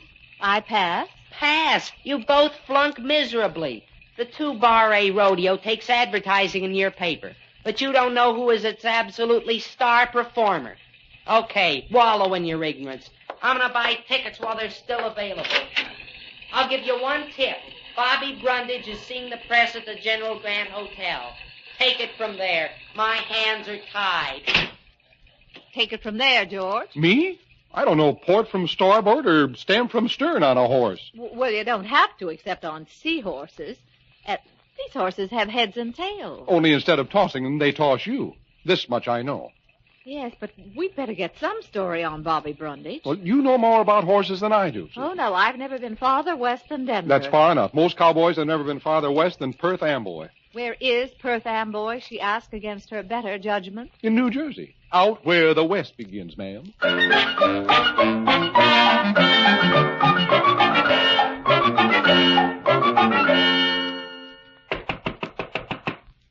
Coming. Yeah? Oh, Mr. Brundage, I'm Susan Armstrong of the Morning Star. I'd like very much to get a story from you for the Star. Oh, Oh, sure, ma'am. Come on in. Thank you. Newspaper reporter. Well, Well, I'm really the editor. you don't say. Yes, I help out a bit on the news hawking now and then. Well, I always like to meet the gentlemen of the press, especially when they're ladies. Well, you'll have to help me out on this story because the truth is I'm new to the horse latitude. Oh, now, there was a great horse. Where? That horse Latitude. Greatest piece of horse flesh ever wound up in Rover's digestive tract at long last. May I quote you on that, Mr. Brundage? You may quote me not once, not twice, not 3 times, but 20 times, or as many quotes as you can get into my 5-gallon hat, there being 4 quotes to each and every gallon. Yes, ma'am. Yes, sir. Would you care to ask me about the world situation? No. Well, then I'm your man. Are you married, Mr. Brundage? Oh, call me Bobby. Are you married, Bobby? No, and you sure are a pretty filly. What do you think of Ramrod, the movie Wonder Horse? I think a future generation of hungry dogs is in for a real treat. Miss Susan, may I call you Susan? No, thanks. Oh, but you're my kind of woman, Sue. Hey, let me go, you clown. Your hair smells sweeter than new mown hay. Nuzzling my permanent. Let go. Your skin is like the finest cotton. Let go, you... Listen, you just wait until I go to press with my story on the great Bobby Brundage. Hi, you pewter. Oh, I hate to do this to the girl, but...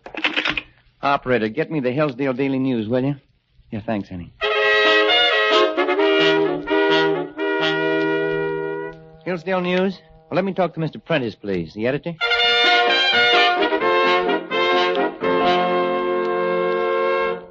Hello, Mr. Prentice?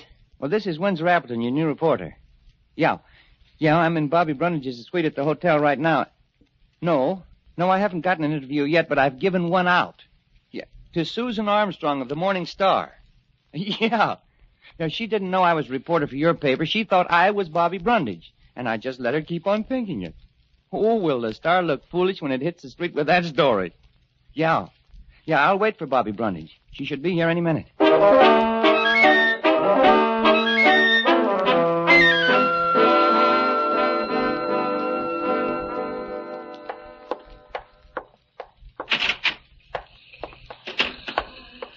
Armstrong. You and your rodeo star. Rodeo star. Him, too.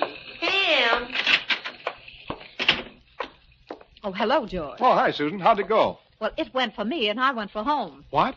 It went, ooh! A wolf? In full cry. I thought cowboys only kissed their horses and vice this versa. one has had the better things impressed on him. Susan, did he make a pass at you? He did. I'll see you later. Oh, no, come back, George. Time out for homicide. Oh, no, George, let it go. I won't let it go. I'll just write this story, and that'll murder him. I'll murder him. You just write the obituary. George, why don't you take a nice long walk and cool off, and I'll punch this story out for the next edition. I'll take a long walk, but Brundage is the guy that's going to get cooled off. Now, George, you'll feel better after lunch. Yeah, with a nice meal of raw wolf under my belt.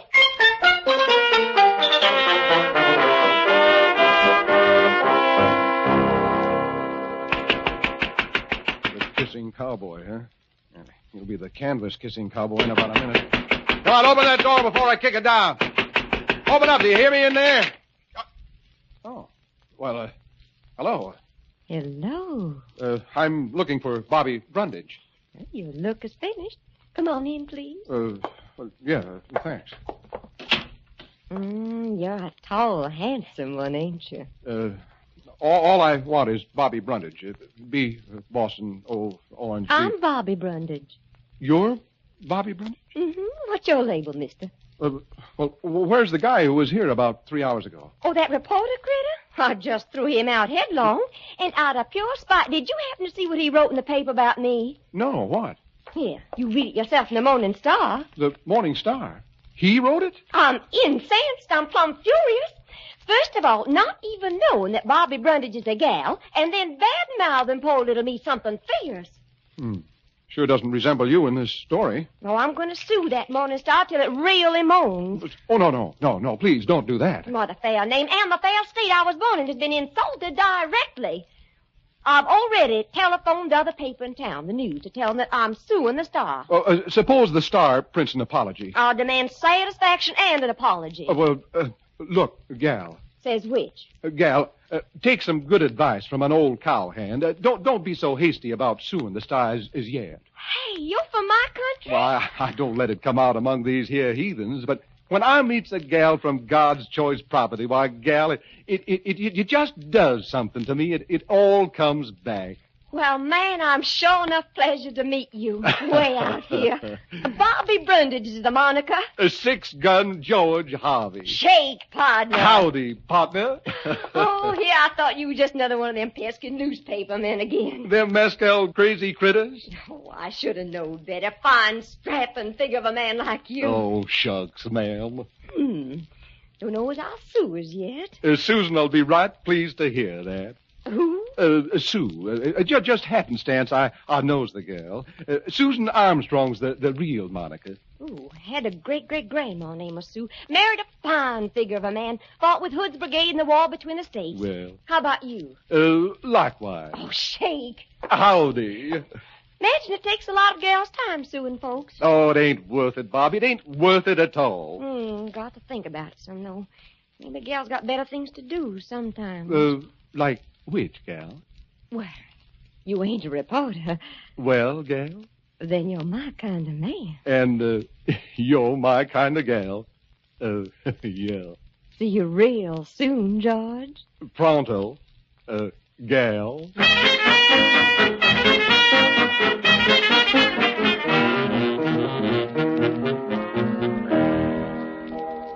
Hello?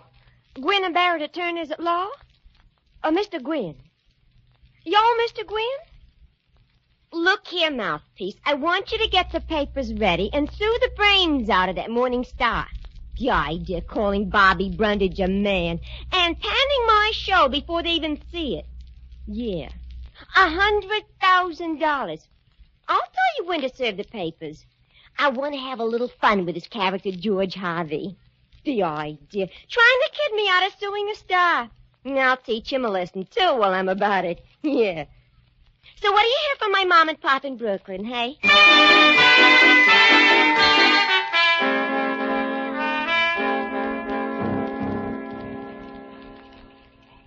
But, Sammy, if you'd only told us Bobby Brundage was a girl. Gee, Miss Armstrong, I thought you'd know that just by looking at her.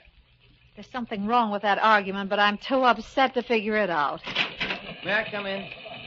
Oh, Bobby Brundage. Grandma, what a deep voice you have. No, you may not come in. I feel I ought to apologize to you for playing such a trick on you this morning.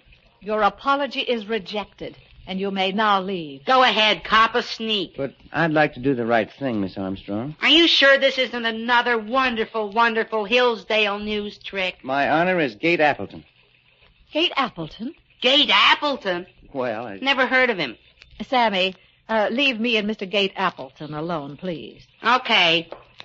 If he gets frisked, just holler out the door and I'll holler out the window. Well, now. My name is Windsor Appleton. I dropped the gate years ago.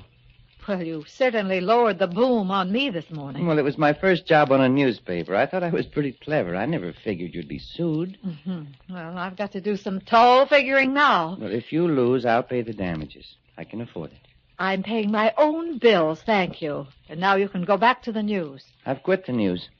Why, you were doing famously. I thought you might hire me. Oh, sure. Most natural thing on earth. Feed the hand that bites you. I don't know. I'm upset. My grandfather was a publisher, and when he died, Father sold the paper. But printer's ink is in my blood. I'm sorry. My staff is complete now. Excuse me. Morning Star, Susan Armstrong speaking. Miss Armstrong, ma'am. This is George. Who? George Harvey. George! Yes, ma'am. George, what's the idea of the bow-legged delivery? I am at the present moment with a young lady, Miss Bobby Brundage by name. Oh? And I've arranged to be the manager of the rodeo in town, and I'm giving you the story first. Thanks.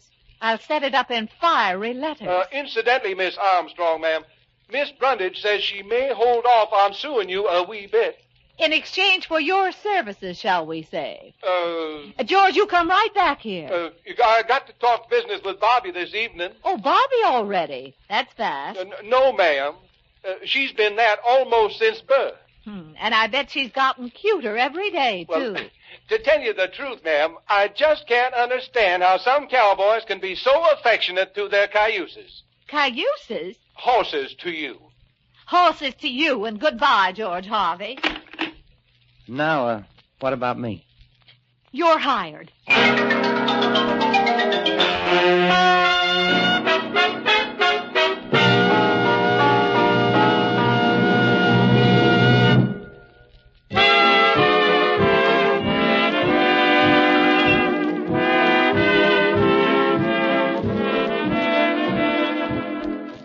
Now back to our two stars, Irene Dunne and Fred MacMurray, and the second act of our story.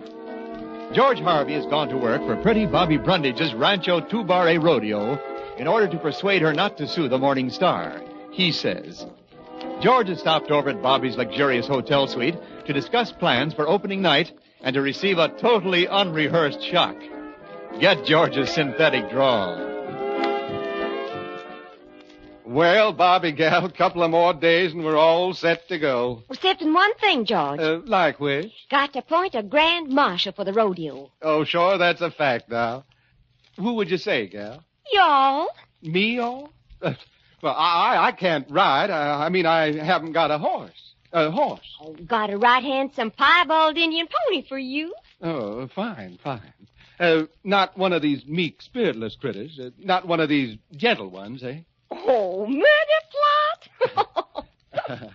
That's a plum promised name he's got there. Oh, you look wonderful on murder plot. Yeah, how long, though? Says which? How long am I going to be Grand Marshal? Oh, just to lead the parade, announce an event or two. Uh-huh. Now, what kind of saddle you like? High candle or low candle? Well, whatever you'd like to see me in. All right. What kind of rose do you like? Oh, cinnamon or poppy seed, I reckon. You funny little old cowhand. You know how I mean. Do you want buck and rose for your saddle packs? Oh, sounds very appetizing. Just one little thing about murder plot. Ancestor his was chased by Hood's cavalry in the war between the states. So, murder plot, he gets scary anytime something southern happens. Well, I hope nobody whistles Dixie. Dixie? Because it so happens I'm heading for the last roundup.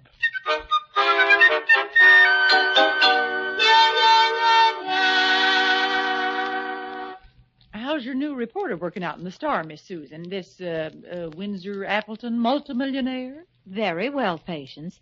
He may have been born rich, but he's a born reporter, too. Yeah, born with a silver scoop in his mouth, you might say. He's prepared to support the Morning Star financially if Bobby Brundage sues and wins. Will she? I don't know. George claims he's trying to get her to call it off. Haven't seen hide nor hair of Georgie boy lately. I'll present you with his hide and his scalp at the earliest. Did you make a deal with some friendly Indians? If he's on the level about just managing the show for Bobby Brundage so he can get the suit called off, why don't I hear from him, see him more?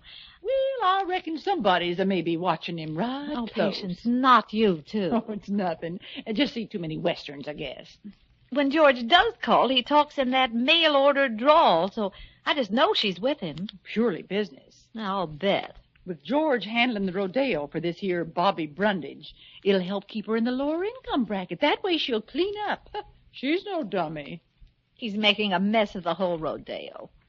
Why, they aren't turning away half as many customers at the box office as they did last year. Well, the arena's bigger this year. Oh, it is not. Holds more people. It doesn't. Okay, smaller people are crowding in then.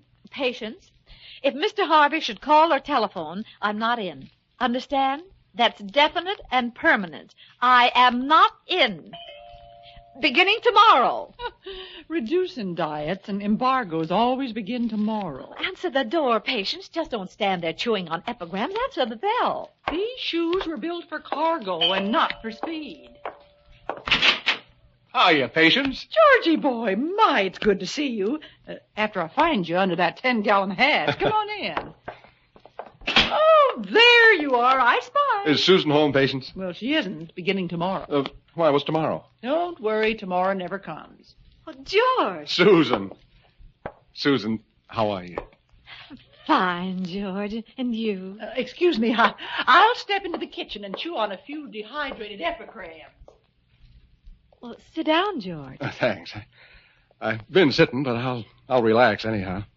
Driving a lot? Yeah. A hay burner. A horse? In secret. A souped-up job named Murder Plot. But you can't ride a horse. Well, this isn't properly speaking a horse. It's Beelzebub in disguise. He's got 3 little human skulls tattooed on his cowling for riders he's liquidated. Oh, George, I'm afraid for you. No, I don't need any help being scared. I can do it myself. Well, but 3 is a lucky number, isn't it? Yeah. Of course, the next lucky number is 7. You keep on thinking of how unlucky you have to be until you're lucky again. But why do you want to ride Murder Plot? I don't want to, but I am Grand Marshal of the rodeo. Well, has he thrown you yet? No, because I'm on to his past. One of his horsey ancestors got chased by Confederate cavalry, and to this day, his descendants get nervous when anything Southern happens, like fried chicken. Oh, nonsense. And you just can't get Murder Plot out of bed in the morning of the anniversary of Bull Run. Oh, you fool. How have you been? Oh, fine. You're looking fine. Oh, yes, I've been fine. Fine. How you been? Oh, good. Good. Good. How you? Yeah, I've missed you, too. I didn't say that, did I? I said it. Well, I was going to say it. I have missed you. Honest? Very much. It gets pretty hectic around the office sometimes, and, well, that's when we miss you. You really haven't worried about Bobby. Of course not. I'm just humoring the poor little girl. Of course. Not a thing between us. No, just like the rumors about me and Windsor Appleton being seen together. Oh, yeah. There's nothing to it. I hear he's loaded. Paid no attention. No, I don't. What a relief not to have to try to talk like a cowboy. You know, I thought it was getting to be rather becoming on you. Real nice girl, that Susan Armstrong. George. What? Your cuffs. Oh, have I been figuring costs on them again? Those cufflinks. Oh, Solid gold, no doubt. Well, only through to the other side. Oh, very nice. Oh, now, Susan... Barbara, they say. Barbara. Oh, splendid. They do not. Well, I can read. They do not say Barbara. Well, they don't say it, but they sure spell it.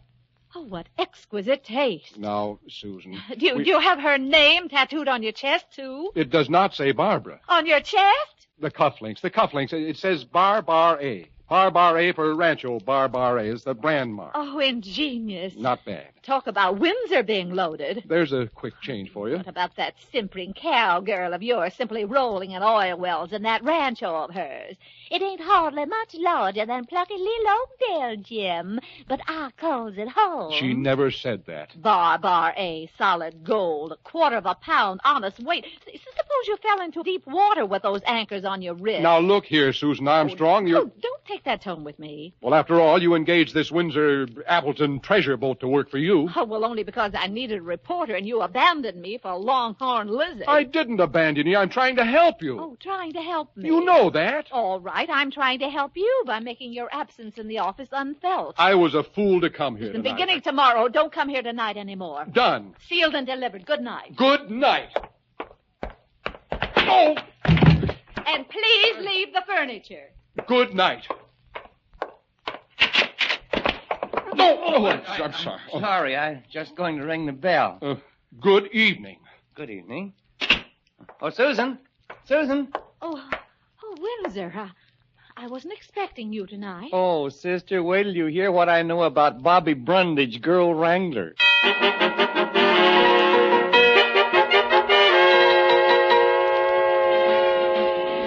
I'm really surprised. George rides that horse rather well. He handles that piebald like a major. There's nothing repulsive about that little Bobby Brundage article either. She's real cute in that white buckskin outfit. Here we go. First event. Ladies and gentlemen. Your announcer is George Harvey. Welcome to the Rancho 2 Bar A Rodeo with his charming queen, Bobby Brundage. All right. Mr. Appleton, please stop making those disgusting noises. Later in the evening, Bobby will astound you with amazing feats of horsemanship and western skill. Now, the first event, the bucking horse contest featuring... Oh, I wish I was in the land of cotton. My goodness! She's bolting. The horse is bolting. Whoa there, bolting. Whoa, bolting. Ride him, cowboy! He'll throw George. George will be killed. Spin him, cowboy! Spin him! George is still on there. Good boy, George! Good boy, George! Spin him, cowboy! Spin him, cowboy! Break him, break him. Break him! Break him! I'm losing my... I mean, ride him, George! Ride him, George!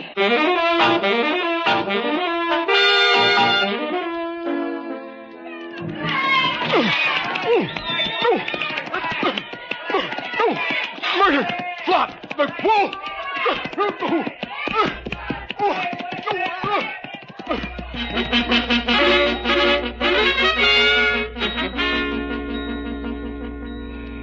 Attaboy, cowboy. We love you. We love you. Look, he stopped. The horse is standing still. But why is George still going up and down? He's won. Come on, let's go down and congratulate him.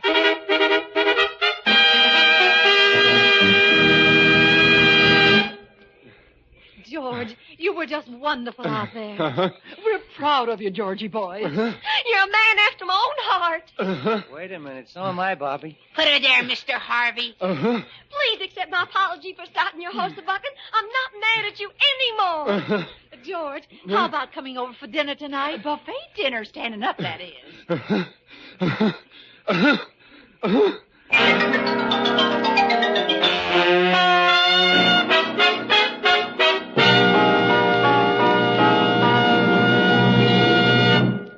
Our stars, Irene Dunne and Fred MacMurray, will be back in a moment.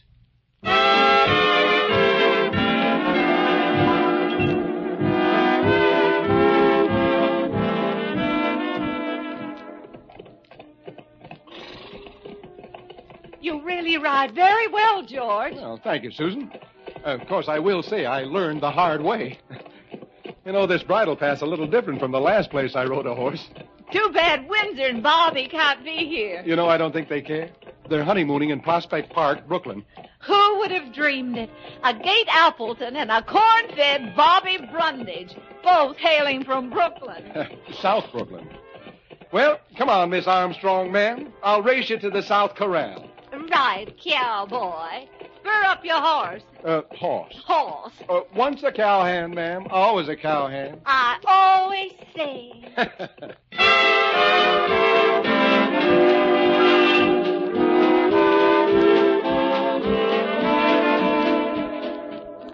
Irene Dunne and Fred MacMurray will be back next week in another exciting comedy adventure in the gay new series, Bright Star. This is Wendell Niles inviting you to join us then.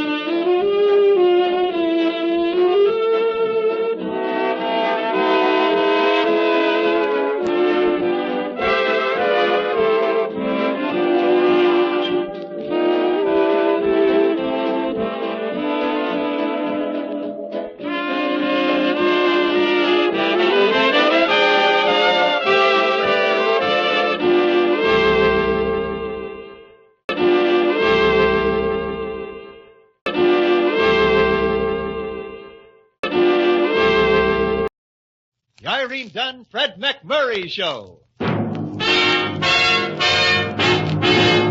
Starring Irene Dunne as Susan and Fred MacMurray as George. Together in a gay, new, exciting comedy adventure, Bright Star.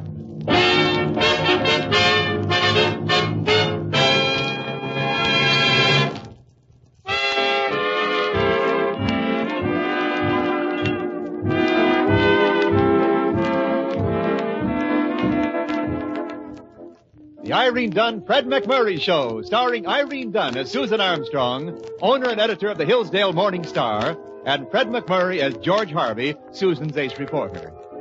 And today at the news, we find the team of editor-reporter functioning as smoothly as they usually function.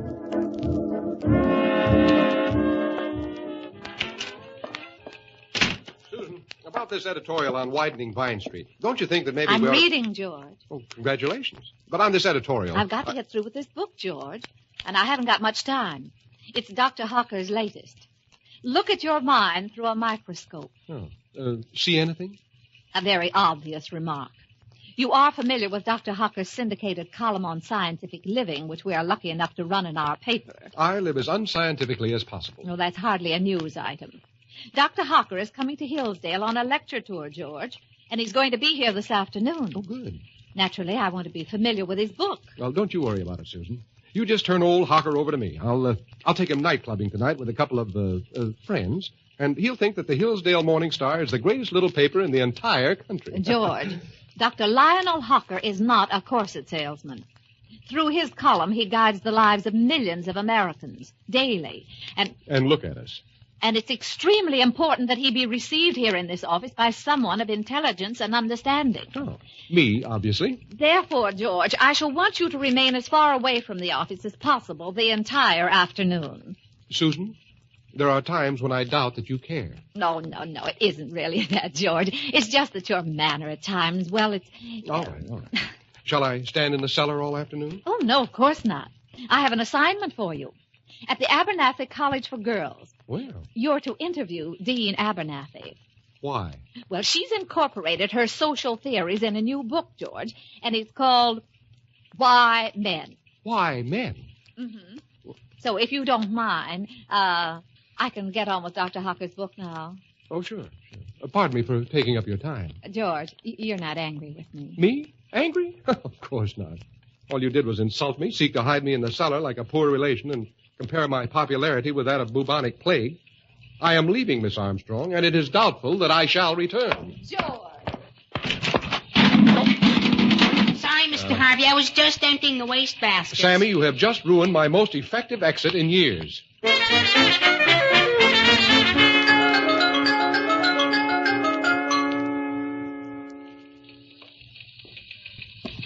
Excuse me, young man. Yes, sir? This is the office of the Hillsdale Morning Star. Yes, sir. I, young man, am Dr. Lionel Hawker. Oh, Miss Armstrong's expecting you, Dr. Hawker. Ah. Miss Armstrong's office is right through there, Dr. Hawker. Thank you, young man. Thank you. Miss Susan Armstrong? Why, yes. Oh, Dr. Hawker. Who else? Well, won't you come in, Doctor? I can't tell you how honored we are to have you here in Hillsdale. Thank you. I guess just about everybody in town's been reading your book. I just checked the bookstore. 2 copies have been sold. Oh, well, those 2 copies certainly have gotten around. Won't you sit down, Dr. Hawker? Miss Armstrong, you are a very beautiful young woman. Well, thank you. You are living scientifically? Well, I tried to. Married? No. Engaged?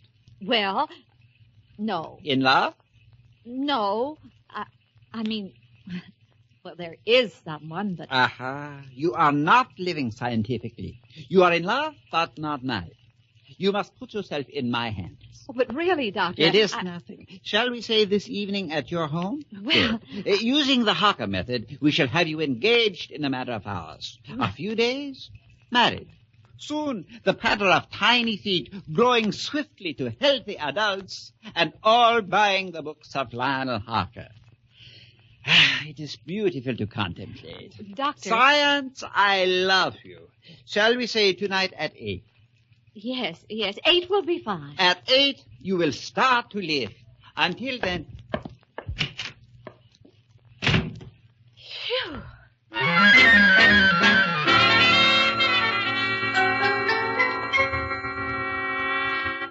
What time is it, Patience? 10 to 8, Miss Susan. Why? 10 more minutes before I start to live. How's that again? That's when Dr. Hawker's coming. Oh. Does he hold you up by the feet and spank you?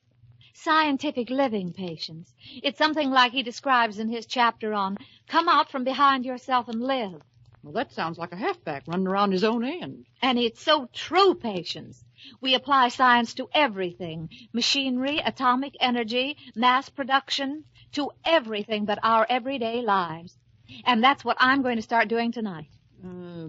Does George know about this? Oh, he will. He certainly will. Well, when you get George in a test tube and put him over a Bunsen burner, call me. That I want to see.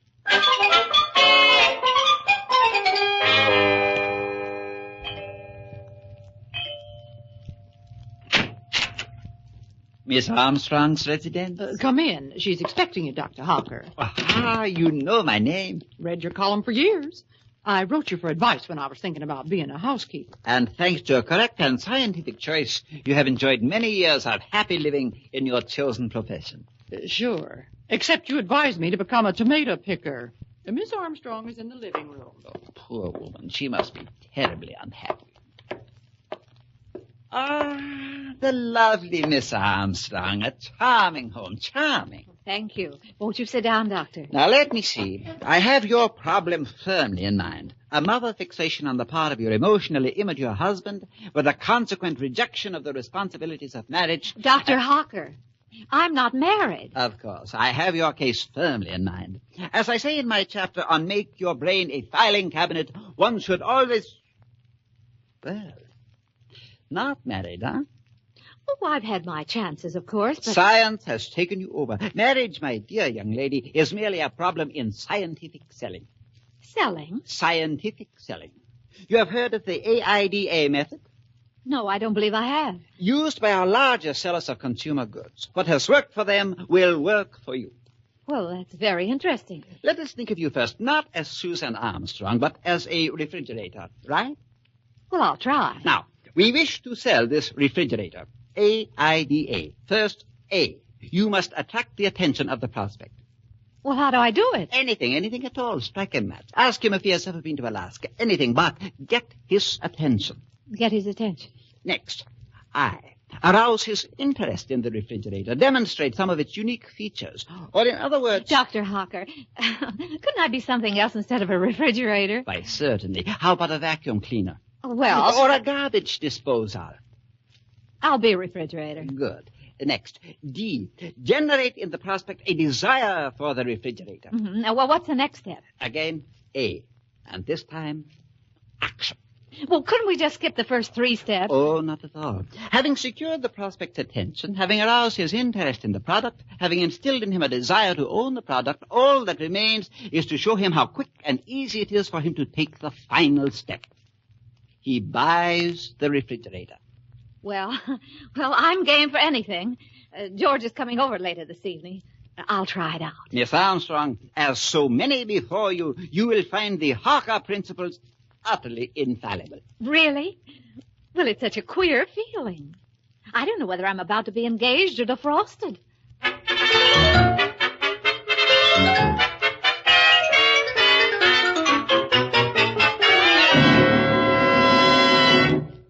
Well, I was telling you about my interview with Dean Abernathy this afternoon, Susan.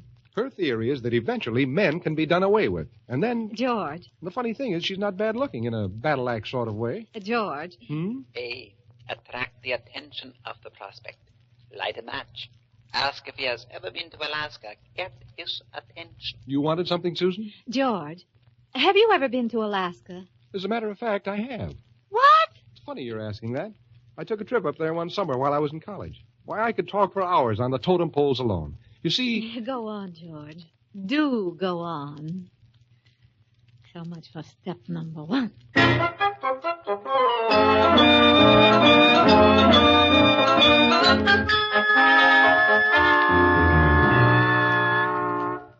George. Yes, Susan? Arouse the interest of the prospect. Demonstrate to him some of the unique features of the product.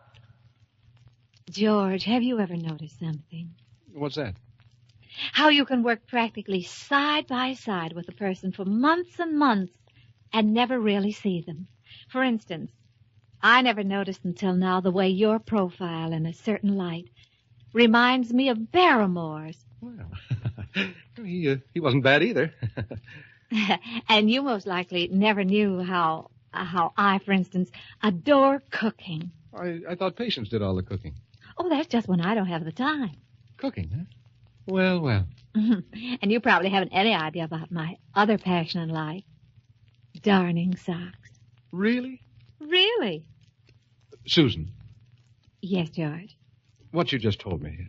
You know I'm a bachelor. I gathered that, yes. You won't laugh at me if I get up the courage to ask you something. I won't laugh, George. Promise? Promise. Well, Susan, would you show me how to darn socks? So much for step number 2.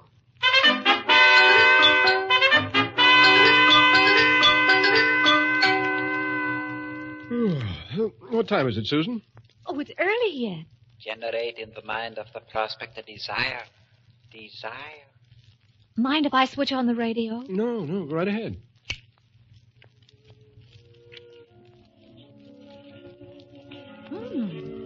Good band. Yeah, not bad. You wouldn't care to dance? Why not? Why, George? Oh, I have my moments. Travel on.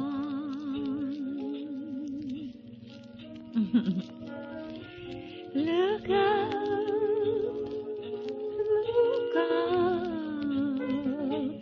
And see. This is nice, isn't it? Music, dancing. You, of course. Yes, George. Susan, it's funny. I don't know. I feel like something's come over me. Action. Having secured attention, aroused interest, instilled in the prospect a desire, show him how easy it is to take the final step. Action. George. You said something had come over you. What? I can't explain it, Susan. It's strange. It's almost like I was getting a thought wave from you. Almost as if you were impelling me to take some action. Yes, George. Susan, you know, I have the strangest desire. What? I know it's irrational and irresponsible and everything else, but I want to go out and buy a refrigerator.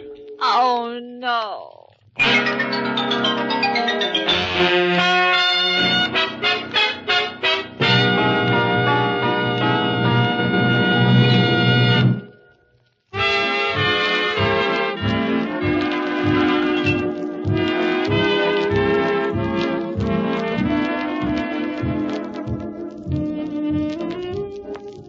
And now back to our 2 stars, Irene Dunne and Fred MacMurray, and the second act of our story.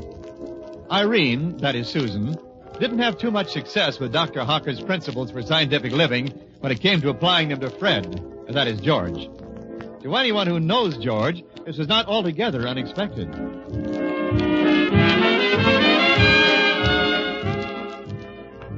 I'm leaving for work now, Patience. All right, Miss Susan.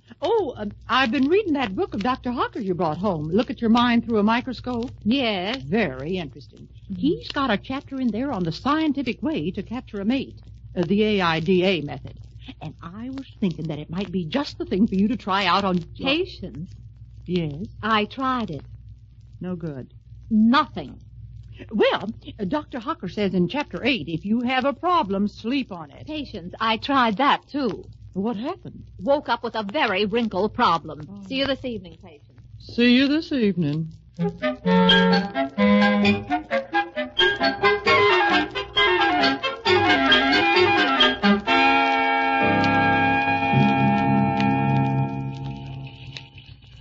Read Dr. Hawker's column this morning, Mr. Harvey? Can't say that I have, Sammy. What vital message is he giving to waiting America? Start the day with a smile. I'd rather start it by going back to sleep. This morning, try greeting your associates not with a sour look, but with a bright, beaming smile that says, "Isn't it great to be alive?" Well, I'll try anything once. Here comes Miss Armstrong. Oh. Good morning, Susan. Isn't it great to be alive? Ha! Well, Sammy, what else is new?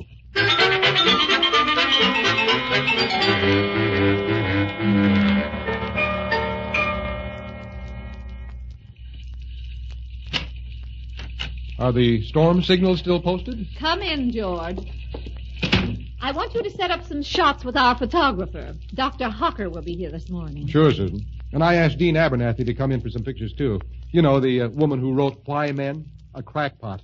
I think she has a very sensible thesis. Now, Susan. Good morning, Miss Armstrong. And this is George Harvey, Dr. Hocker, an employee. An interesting face. Improbable, but interesting. Thank you. And how did you make out last night, Miss Armstrong, with my AIDA experiment? I resent having things spelled out in front of me. Oh, he is irritable. Hasn't he had his NAP? Dr. Hocker, this is the subject of the experiment. Huh? Oh. And? Nothing. I think you're just as well off. However, scientific methods, Miss Armstrong, properly applied will always... Am I interrupting? Oh, Dean Abernathy. Come in, come in. Thank you. You know our Mr. Harvey, of course? Of course. And this is Dr. Hocker, Dean Abernathy. I'm sure you've read his column. Well, you're in town again? Hello, Violet. You two know each other? Unfortunately, yes. I should have thought you'd have given up by now, Lionel Hocker. Well, if at first you don't succeed... Miss Armstrong, Mr. Harvey, I shall return at a time when your business with Dr. Hocker is completed. But, Good day. Well, that was peculiar. Yeah. What's the story, Dr. Hocker? Merely a little misunderstanding which time and scientific principles will... I might as well admit it. Miss Armstrong, Mr. Harvey, I, Lionel Hocker, outstanding exponent of successful scientific living in the world today, I am a failure. But you can't be. A failure. For years I have pursued Violet Abernathy with an ardor unmatched since Antony and Cleopatra. And for years I, who have counseled millions on how to love and be loved, I have been utterly and completely spurned. A failure. Oh, now, cheer up, Doctor. You know, start the day with a smile. George. Oh, where are you going, Doctor? Where? I think I shall kill myself. Isn't that sad, George? Oh, yes, very sad. We've got to do something for him. Sure. The world's greatest exponent of success, in love with a woman who hates men. We've got to help him. Well, we might give him a copy of his own book. No, the time for books is past, George. Get your hat. We're going after Dr. Hocker.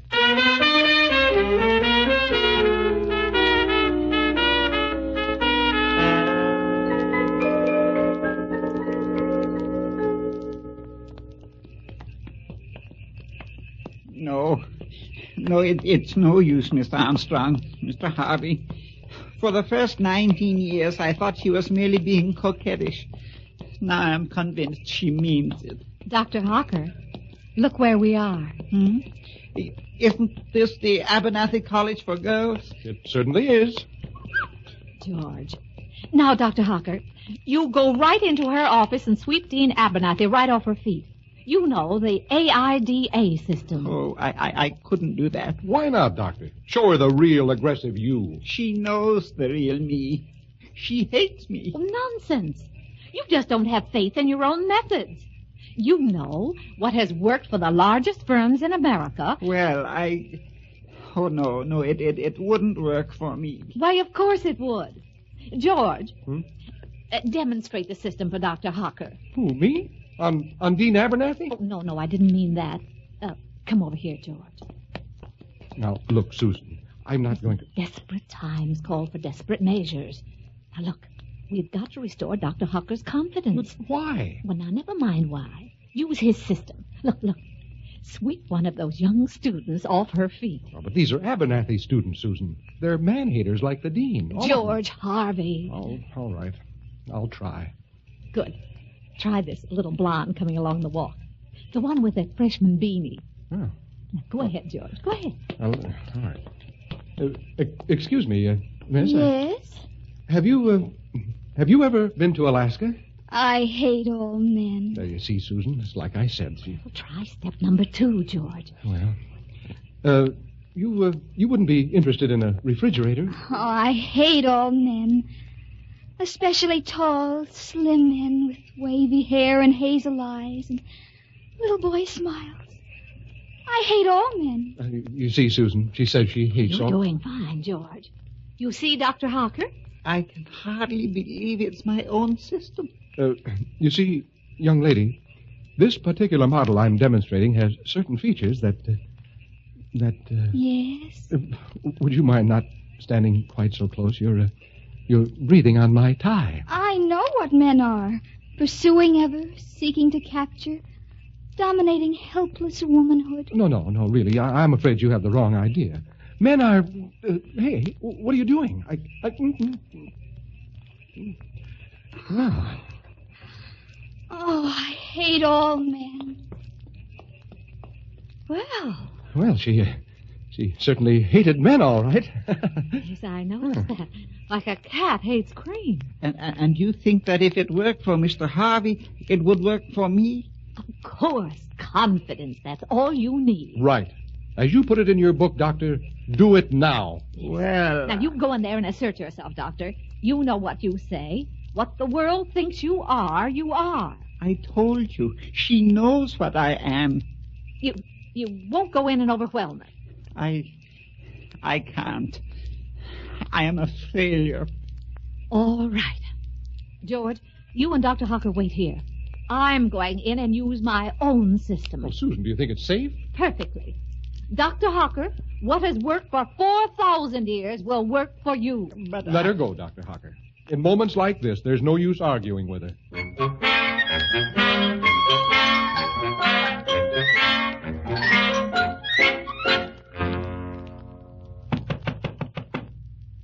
Come in. Well, Miss Armstrong, what can I do for you? Dean Abernathy. It's not about Lionel Hucker. I'm afraid it is. Miss Armstrong, for 20 years I've told him repeatedly that I will have... I've come to you as one woman to another because I feel it's the only honest thing to do. What is? I've come to ask you to give him up. Me? Oh, I know what you're thinking of me. Believe me, I've thought all these things of myself. But I'm afraid I can't help myself. You know Lionel. I'm not quite sure I do. I can't excuse myself. I can only say it all happened so quickly. What did? One moment, we were almost strangers. The next, he caught my attention almost hypnotically, and then I felt a strange urge of interest, and then I was struggling weakly in a whirlpool of desire, and then... Then? You must give him up. Miss Armstrong, this is Lionel Harker you're talking about. The real Lionel Harker. And he's caught you in a whirlpool? Oh, I know he's cool and calculating and scientific, and I'm just a woman, a plaything to him, but... I never knew he was so playful. Dean Abernathy, I can only ask you, will you give him up? Miss Armstrong, I'll never give him up. Good for you. What? I mean, good for you and tragic for me. But I'll get along somehow. Where is he? Outside the door. I'll tell him to... Excuse me, Miss Armstrong, I'll tell him. Lionel? Yes, Violet? Lionel Harker, have you... Yes? Have you ever been to Alaska? Violet, you mean... I certainly do. But I thought you... Alaska? You see, Dr. Harker, as I interpret it... Never mind, George. Get your kayak and let's paddle off home.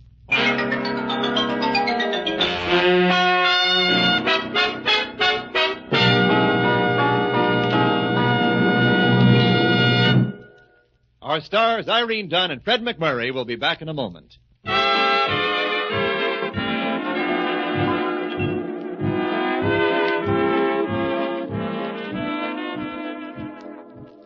Susan, I have to hand it to you. You do, George? That was pretty smart the way you figured out the Dean wasn't a man-hater and a little jealousy would bring her around. Why, thank you. Of course, I knew it all the time myself. Oh? Sure. No woman in the world really hates men. How do you know? Dr. Harker told me. And that theory of his isn't bad either. AIDA, Alaska. Totem pole. Sure. There's just one thing about that Alaska part I still don't understand. Yes? Where can you find an Eskimo who needs a refrigerator? Oh, George.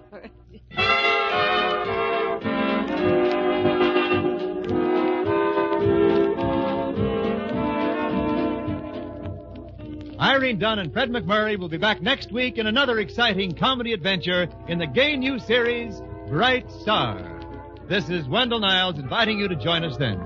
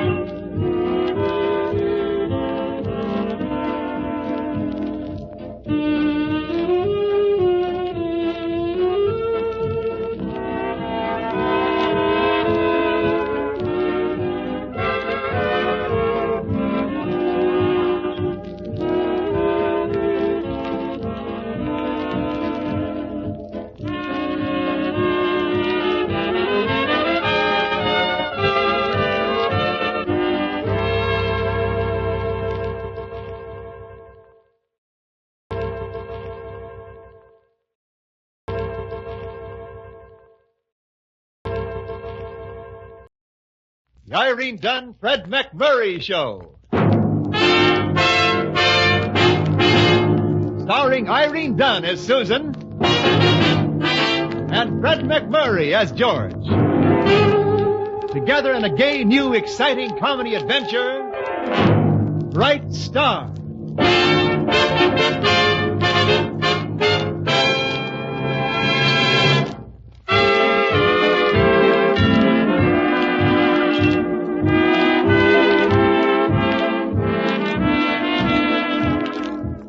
The Irene Dunne, Fred MacMurray Show with Irene Dunne as Susan Armstrong, publisher of the Morning Star, and Fred MacMurray as George Harvey, the paper's top reporter. George has been trying to get a Saturday magazine supplement started. At the moment, he's interviewing Marie Carroll, a big, beautiful blonde. Marie claims to be an expert in the domestic sciences, cooking and housekeeping, although she doesn't exactly look that type. However, we'll see.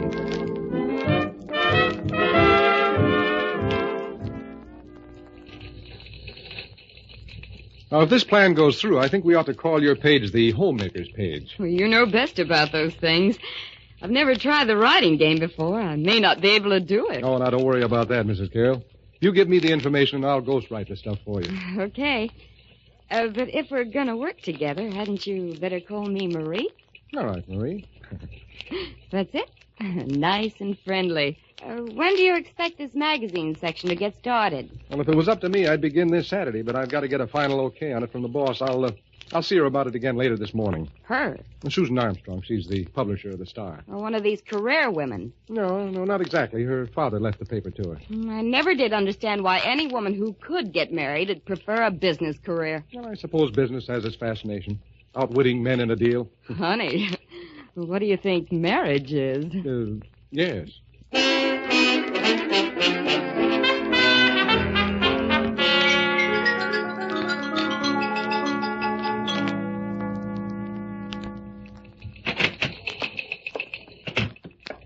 Here's the advertising lineage report, Miss Armstrong. Thank you, Sammy. Gee, when I see those figures, I sometimes wonder if I shouldn't go into the business end instead of trying to be a reporter. Well, it isn't so easy. A lot of hard work goes into getting these ads. Yeah, and the advertising guys don't have half the breaks reporters have. Gee, there was a babe in the office this morning. She was a honey, a darb, a Lulu. You know, Sammy, I don't mind so much your talking that way. What bothers me is I'm beginning to understand it. Well, this babe in Mr. Harvey's office. Oh, you should have seen her. She was born for whistles. In Mr. Harvey's office? Yeah. I listened outside the door for a while. It was real homey. She was telling him about cooking. That's enough, Sammy. You know I don't like to listen to office gossip. Yes, ma'am. As long as Mr. Harvey's work is satisfactory, what he does with his time is no affair of mine. Yes, Miss Armstrong. Anything else you want? No, thank you. Sammy? Yes, ma'am. Did you happen to catch her name? Marie something or other. Gee, she was a real flashy dame. I can find out her name from Mr. Harvey if you want. That won't be necessary, Sammy. Thank you. Yes, ma'am. Well, young man, are you going to block that doorway all morning? Oh, gee, Mr. Harvey, I was just thinking about you. Were you indeed? You should do that more often, Sammy. It would improve your mind. I was wondering what was the name of that babe you were in conference with this morning. The lady's name is Mrs. Marie Carroll, and you shouldn't be wondering about women at your age. What did you wonder about at my age? Well, that was different. I was a manly little fellow. And now, having forever lost a minute out of my life, I bid you goodbye. You busy, Susan? Oh, come in. It's about the Saturday magazine supplement. We'll be ready to start whenever you give the word. I've got things pretty well lined up. Oh, so that's what you've been doing. Lining things up. Yeah, sure. What's wrong? Nothing. Nothing at all. Look, I know that tone of voice. You're sore about something. What is it? Nothing. Absolutely nothing. But it might be in better taste if you did your entertaining outside the office. Susan, what are you talking about? Please don't think I've any personal reason for saying this. It's just that you've set a bad example for Sammy. Set a bad example for Sammy? Dillinger, Al Capone, the James boys, even they couldn't have been a bad example for Sammy. We were, I believe, talking about the proposed Saturday supplement. Yeah, I'm all lined up. I'm ready whenever you are. The homemaker's page is of extreme importance in this kind of thing. It certainly is. So I trust you've picked a domestic type of woman. Well, what did you think I'd pick? A lady wrestler or something? Possibly. Forgive me for saying this, George, but I've noticed that occasionally you have rather vulgar taste. What brought this on? Oh, it's merely an observation.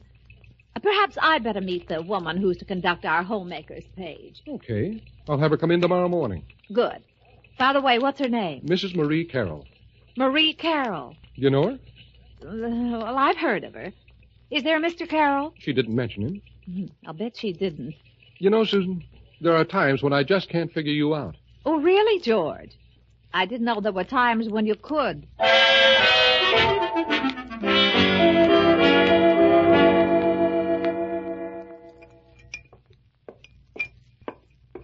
Susan, you're not making much headway with that, are you? I'm not very hungry, Patience. With prices the way they are, you've got to be hungry. Hear about that fellow down the street? No. Well, he went into the butcher shop, saw steaks on the counter, 40 cents a pound. 40 cents a pound? Mm-hmm.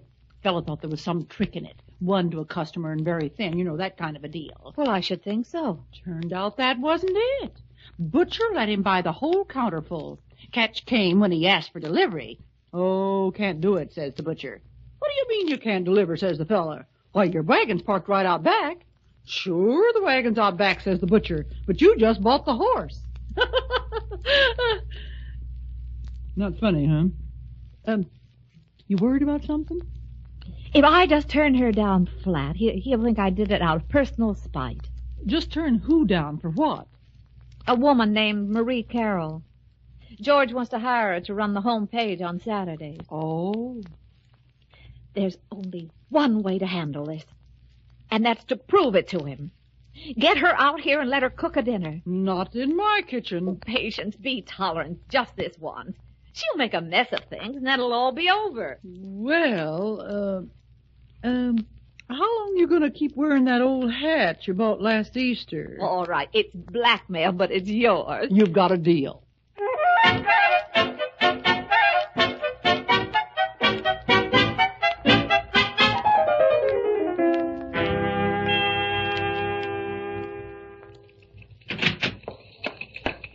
She's here. The baby was with Mr. Harvey yesterday. She's here. Her name is Mrs. Carroll. She's here. She wants to see you. Yes, She's Sammy, here. stop jumping up and down and bring her in. Yes, ma'am. This way, Mrs. Carroll. Sammy, don't just stand there and wave. Go get her. I can't cross the office toward her. I'd faint. Mrs. Carroll. That's me. How do you do? How do you do? Close the door, Sammy. From the other side, Sammy. Yes, ma'am. Well, so you're Miss Armstrong. Say, a little girl who looks like you shouldn't have to work for a living. Well, really, Oh, now, honey, don't go getting insulted. I can't help it if I speak out. I'm the friendly type. Well, even so, we'd better omit personalities. Okay, if that's how you'd rather have it. What's on your mind? But I thought it might be a good idea if I found out what your qualifications are. Qualifications? Well, have you had any actual experience in running a home? Experience? Oh, honey, I've been married 5 times. 5 times? Well, I told you I'm the friendly type. The second and 5th time, I married Mr. Carroll, and the other 3 were single shots. Well, it's hardly a record that speaks well for your ability to create a home. Oh, it wasn't my homemaking busted us up. There's one thing I won't stand for, and that's them bringing their bad temper back to the house. If they lost their temper on the job, let them stay there till they find it. Well, I'm inclined to agree with you. No man's worth that. Once they start hollering around the house, they can walk out as fast as they walked in. I always say, easy come, easy go. Well, I don't think everyone finds it quite that simple to get a husband. Oh, there's no secret about it. Give them a good dinner, flatter them, laugh at their jokes. When they feel they're riding high, you drop your head a little and look shyly up at them and make with the eyelids. That.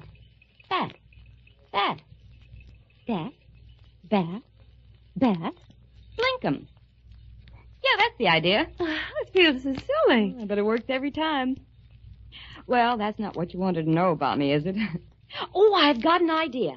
As a demonstration, why don't I come out to your place and cook a meal? Well, that's funny. I was going to suggest the same thing myself. Okay, you want to make it tonight?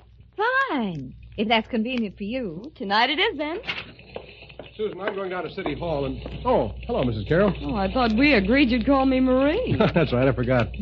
Oh, say, Miss Armstrong, how about inviting him out to the demonstration? Well, certainly if he wants. What demonstration? Well, I'm going to cook dinner tonight at Susan's. Say, you don't mind me calling you Susan, do you? You're the friendly type. No, that's me. Well, I'll be getting along. See you tonight, handsome. And don't be late. Oh, quite a woman, isn't she? Yes, she is handsome. Okay. That's just the way she talks. No, I wasn't objecting. I think it's a very pleasant way of talking. You do? Well, what do you want to see me about, George? Well, I'm going to spend the day down at City Hall. I've got a hunch something's likely to break down there. Well, your hunches are usually pretty good, George. Do you really think so? Yes, matter of fact, they're often brilliant. Well, that's the nicest thing you've said all month. What's the matter, Susan? You got a cinder in your eye or something? Of course not. What's wrong with my eye? Well, the way you're blinking them. You ought to take care of a thing like that. It can be serious, you know. Never mind, George. If you want, I'll come back early and drop you off at the Oculus on the way home. George. What? Go to City Hall.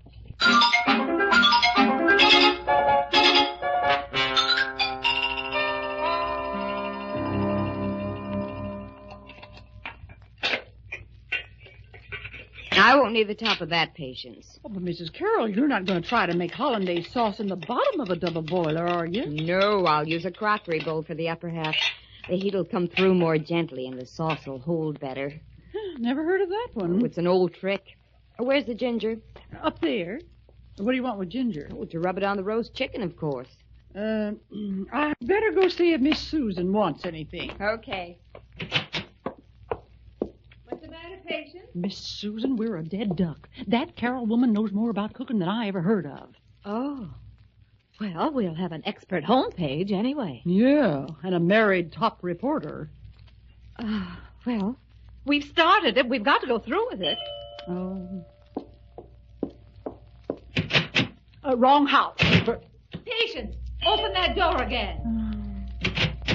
Hey, Patience, what's got into you? Oh, we're desperate. Come in, George.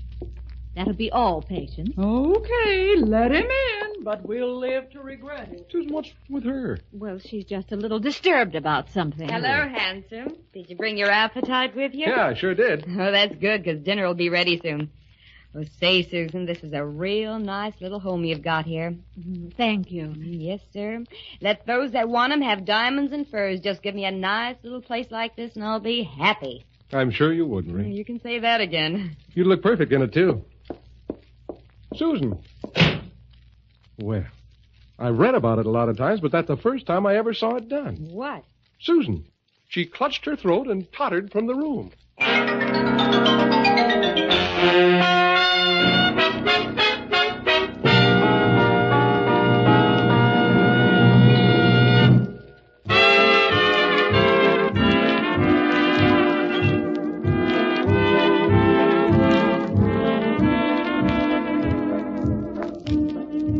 And now back to our two stars, Irene Dunne and Fred MacMurray, and the second act of our story.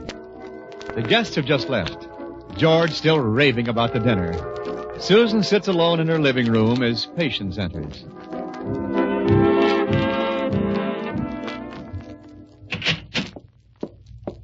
That sure turned out to be a fine experiment.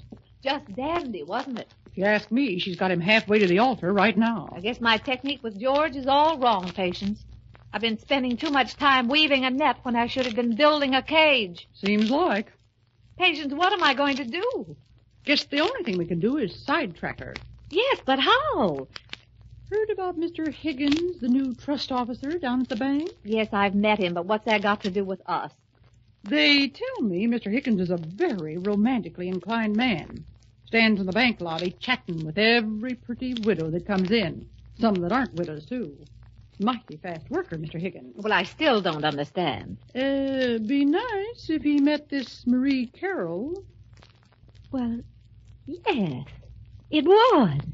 Seems like you might drop in at the bank and sort of get acquainted with Mr. C.J. Higgins. Well, it seems like I might. In case you have any trouble with him, there's an old song title might be of some help.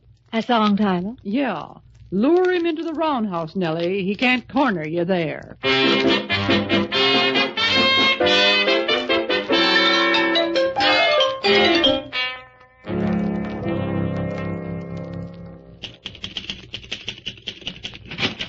Okay, tell them to hold their horses. I'll have it in 10 minutes. You'll have what in 10 minutes? My copy's late. Isn't that why you're here? Well, I didn't even know it was late. Ah, then it's the expense account. All right, so I took a taxi back from the Carlton Fire. Now, what of it? If you want coverage on those things, you have to pay for them. It isn't the expense account. Not the expense account. Well, then who's suing us for libel? Nobody at the moment. This just isn't my kind of day at all. I'm going home and go back to bed. George, I just came in to ask you to come to dinner tomorrow night. Oh, well, thanks. I'd love to. I seem to be eating out at your house pretty often, though. Well, I enjoy it. Yeah, so do I. But I don't want you to think that I come out to your house just for food. I enjoy your company, too. Oh, you're hopeless. That would have been such a nice thing to say if you hadn't added the two. Well, you don't want me to be a hypocrite, do you? George. Yes? In the future, please see that your copy is on time and don't take a taxi every place you go, and be careful what you write about people because I don't want to be sued for libel. That's more like it. And I'll see you tomorrow night at dinner.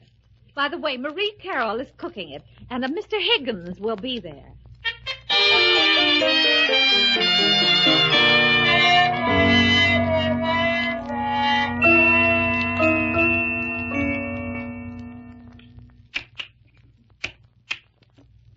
Well, I always say checkers is a great game. Yes.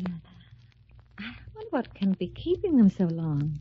Well, what do you care? Oh, it isn't that I care, Mr. Higgins. I'm just wondering, that's all. The longer they stay out there doing the dishes, the longer we're here together, alone. Well, yes, but... And that suits me just fine. It's been a real pleasant evening. I like the way we sort of automatically paired off in couples. Yes, it's been just lovely. Want to play another game of checkers? No, thank you. I don't think I could stand the strain. It's all right with me. I'll just sit here and look at you. Say, that's cute the way you blink your eyes. I like that. Mr. Higgins, please believe me, it has absolutely no significance. It's a nervous habit I got into the other morning, and I haven't been able to stop it. I like it. Well, have you two been keeping yourselves amused? Oh, we've been having a wonderful time, haven't we, Mr. Higgins? Yeah, we didn't miss you. Well, I hate to break up the party, but it's getting close to bedtime for little Marie. Mr. Higgins? George, why don't you drive Marie home? I don't feel like leaving quite yet. Well, I'd be glad to. Static, in fact. Well, good night, Susan. I had a lovely time. Good night, Mr. Higgins. Glad to meet you. Good night. Good night. Good night, Susan. Ready, George? Yeah, I'll bring the car around front, Marie, so you won't have to walk around. Yeah, he's a real agreeable feller. He certainly does remind me of my 2 and 5. Well, good night again. Good night. I hope I'm not keeping you up too late. Well, I am a little tired. You wouldn't care for just one more game of checkers? No, thanks. Not tonight. Too bad. Well, in that case, I guess I better run along, too. Well, if you must. Yeah, it's getting late. Banker's hours, you know. But you'll be seeing more of me. Good night. Good night.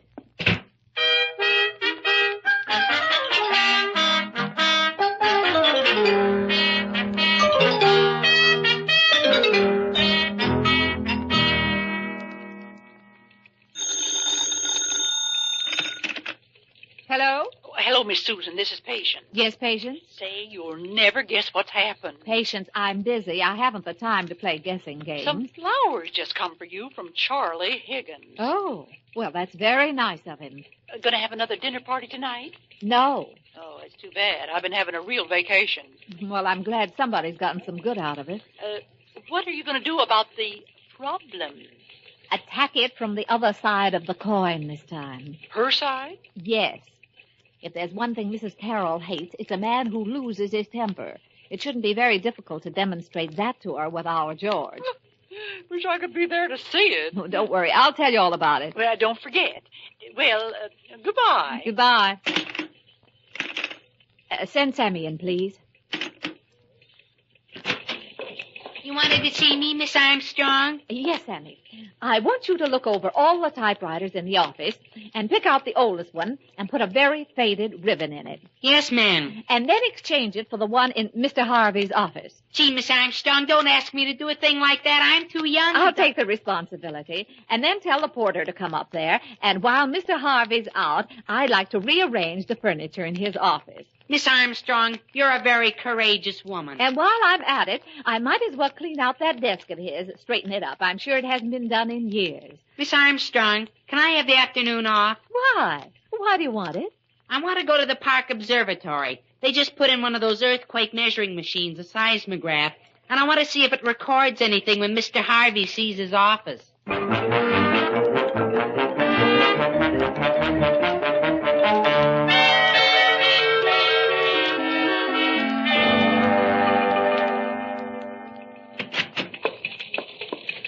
Hello, honey. How are you feeling today? Oh, fine, thanks. I hope Mr. Higgins didn't keep you up too late.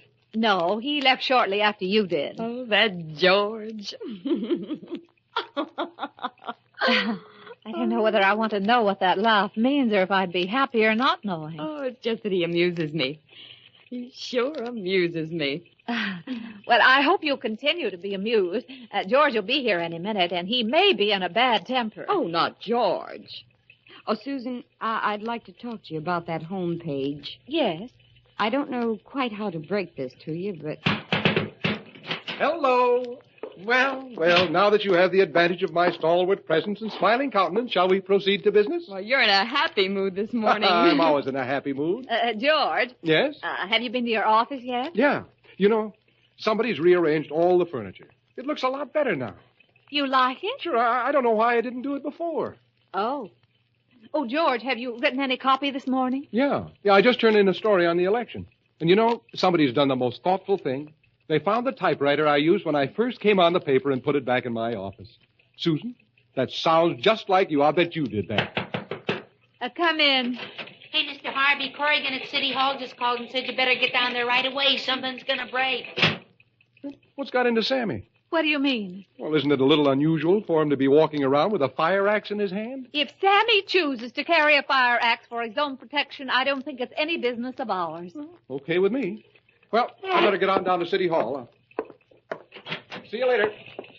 He sure is an agreeable feller. Disgustingly so. Oh, how can that be? Well, there are just certain times when it can. Oh, well, listen, what I started to tell you was that I can't work on that home page. Why not? The usual. I'm getting married. Married? Yeah.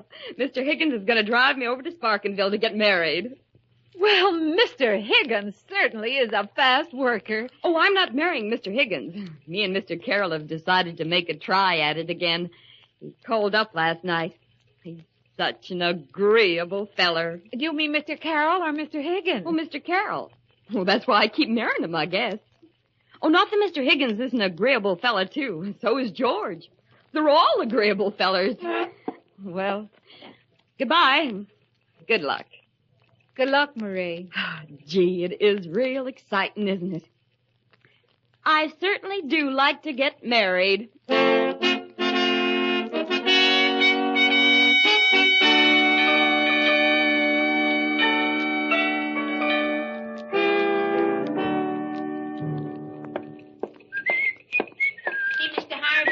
Hi, Sammy. Hey, Mr. Harvey, that's a very good-looking suit you're wearing.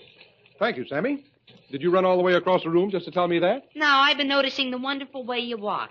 You've got what they call a jaunty stride. Oh? Sammy, what is this?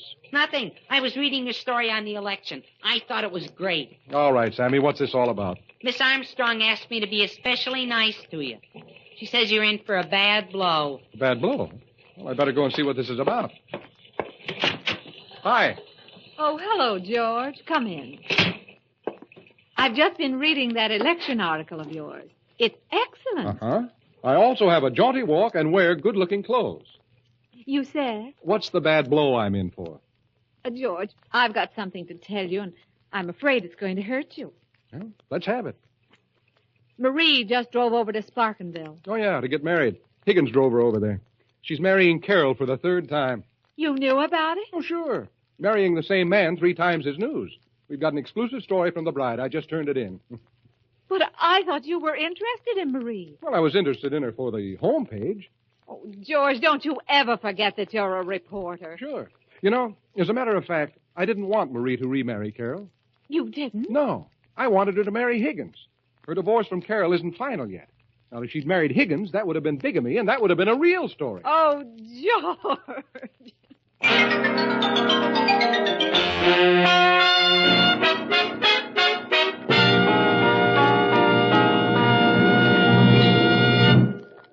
Our stars, Irene Dunne and Fred MacMurray, will be back in a moment.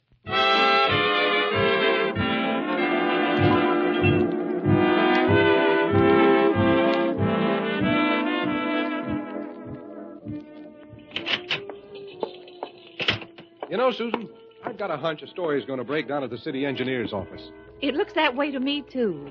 I think I'll get Mr. Wickersham out to dinner Thursday night and see what I can find out. Good. And I'll drop around about 8:30 as if we already know the story, and I'm just there to consult with you on it. Well, that's a great idea.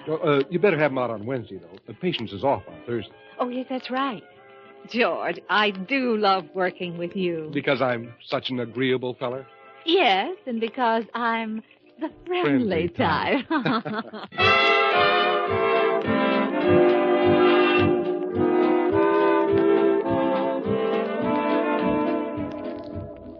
Irene Dunne and Fred MacMurray will be back next week in another exciting comedy adventure in the gay new series, Bright Star. This is Wendell Niles inviting you to join us then.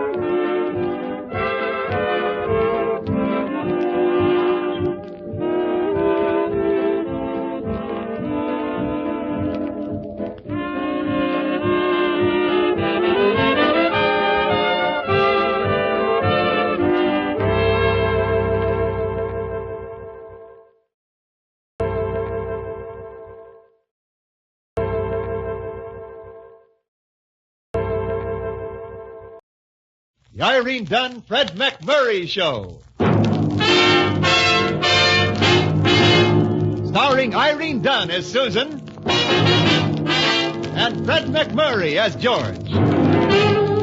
Together in a gay, new, exciting comedy adventure, Bright Star.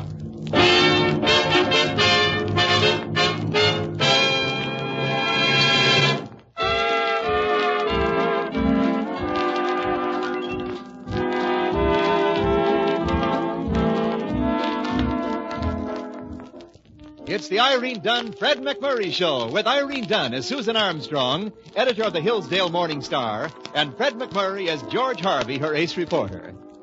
It's Sunday in Hillsdale, ordinarily a day of peace and quiet at the Hillsdale Star. It's George's turn to spend Sunday in the office. George has his feet up on the desk as he chats at great length with Susan over the telephone, while Sammy, the copy boy, listens in idly. How is George to know that at this very moment something very chic, very classy, very dangerous to man has just blown into town and is in a telephone booth trying to get George and just getting a busy signal?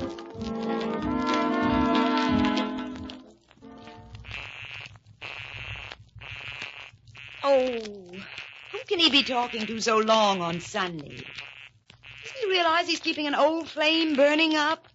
Oh, same old George, always in demand, even on Sunday. Here goes once more, dreamy lips.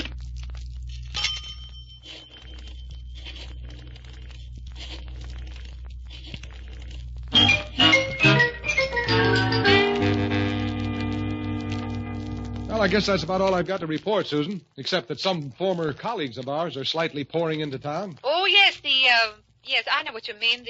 The Association of Former College Editors is arriving via plane, train, ox cart, and coaster wagon for a 3-day convention. Are you waving a small pennant at them as they arrive for old lang syne?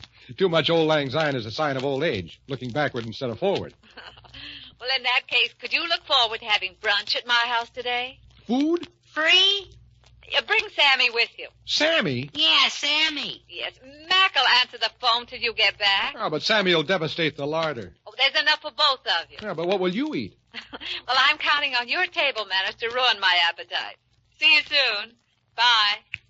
We booked up for some gratis grub. We are, Sammy. And don't go making a pig of yourself. Why, Mr. Harvey, you know I always try to be just like you. Now, don't stuff yourself, that's all. How can I? You got the reach on me.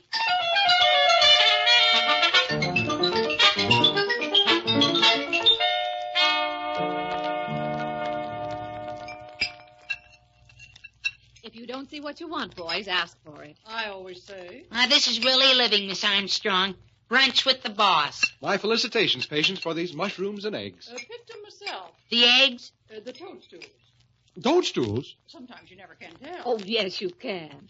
But one thing you can tell by the firmness. Uh-huh. If the victim is firm, rigor mortis is set in, and they were toadstools. Uh-oh. The coroner's office. Oh, enough of this morbid persiflage. Laugh. Be gay.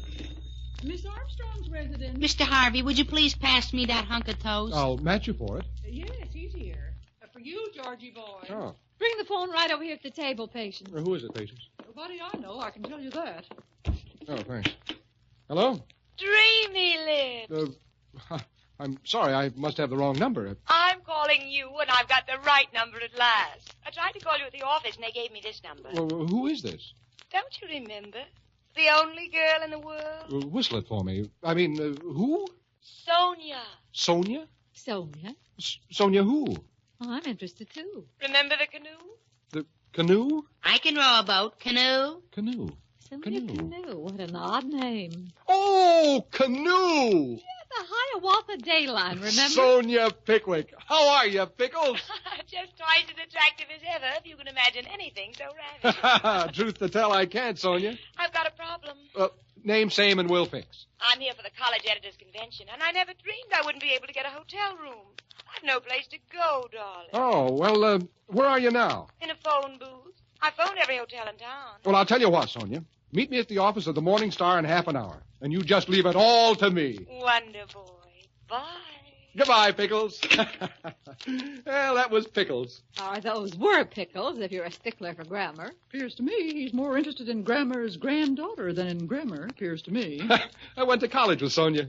Learn anything? Old flame of mine. Flame? Strike a match? Well, almost. We were engaged. Engaged? Yeah, to be married. Well, I didn't think you were engaged for a high wire act. Sounds like the same old Sonia. How old? Same crazy kid. Susan, can Sonia stay here with you for 3 days during the convention? Well, George. The hotels are jammed. She can't get a room in town. Well, sure, George, if she's a good friend of yours. If she weren't, I wouldn't have asked you. Sammy, Sonny, will you go get me an aspirin there on the bathroom windowsill? Okay, patients. Talk slow, folks, so I can get in on the tail end of this fascinating gossip. Let's see. I could move in with Patience and give Sonia my room. Oh, that's great. Thanks. Oh, dear. Sammy, I'd better go after him. I come to think of it, I don't know where the aspirins are now. I presume Pickles has her own toothbrush. I presume, but if she hasn't, I can go out and buy her one. Oh, you're so resourceful. Thank you. George, about the canoe. Oh, yeah. It turned over. Well, lovely college day sweetheart struggles in water. Yeah. She would have drowned, too, if she hadn't finally broken my hold on her. Hey, I want out. What is this? Hey! What's going on up there? It's rather a powerful reaction just from aspirin, isn't it? Is there an appetite? temperature locksmith in the house, perchance? That's Sammy making all that noise. Sammy is locked in the bathroom. Locked in the bathroom? But how? Securely. And only 2 weeks' supply of soap. Hey, how about it? I want out. Oh, dear, I fear the worst. Why? Come on.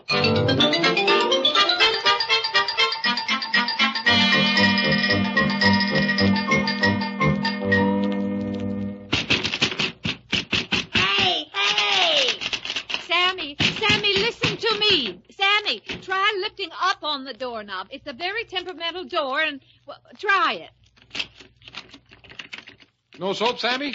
Plenty of soap. 2 weeks' supply. I want out. Oh, dear, this happened once before. We'll get you out, Sammy. How about a writ of habeas corpus? How about a screwdriver? Yeah, we can take off the lock. It won't work. Well, what did you do when it happened before? Went to a hotel. Well, what about who was ever trapped in there? It locked with nobody inside. Well, how did you get it open then? The weather turned cold and dry, and the door shrank. Hey, I got school tomorrow. Chin up, Sammy. The weather will be cold and dry in about 3 months. So will I. Susan, I just happened to think. Accidents are always among us. How can Sonia stay here if we can't get Sammy out? Well, where will Patience and I stay? I've got to get down to the office. Deserter. Sonia's meeting me there. Give her my love. Well, I've got to stall her somehow until we get Sammy out of there. Do what you can with the door for the time being. Which way are you going, George? George! Oh, dear. Are you hurt? No, I just broke a newel post, that's all. Is that a bone or part of the stairs? Well, whatever it is, it hurts. Now, so long and hold the fort. I'll be back later.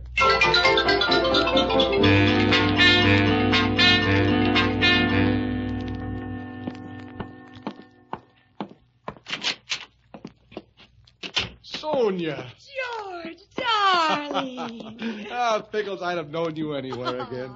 Oh, let me feast my eyes on you, you hulking newspaper man, you. You haven't changed a bit, except maybe more so. Come on, give me one of those great big varsity-type kisses. Come on. You wonderful, beautiful man. Are you married? Well, you might have asked that first, Sonia, but no, I'm not. You wonderful, eligible fellow. Here, let me get the lipstick off your mouth. Well, I've arranged to get you in the place for 3 nights you'll be here. There.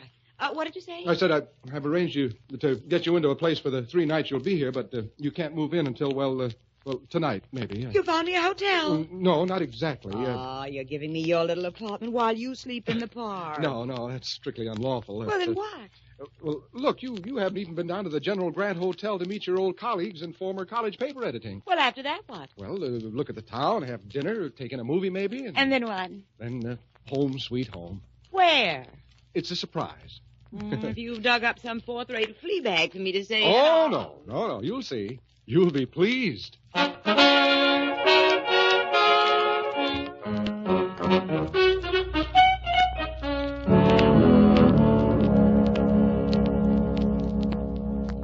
Well, hand me the screwdriver, Patience, and we'll see what's what. Let me. One side. I'm getting hungry again.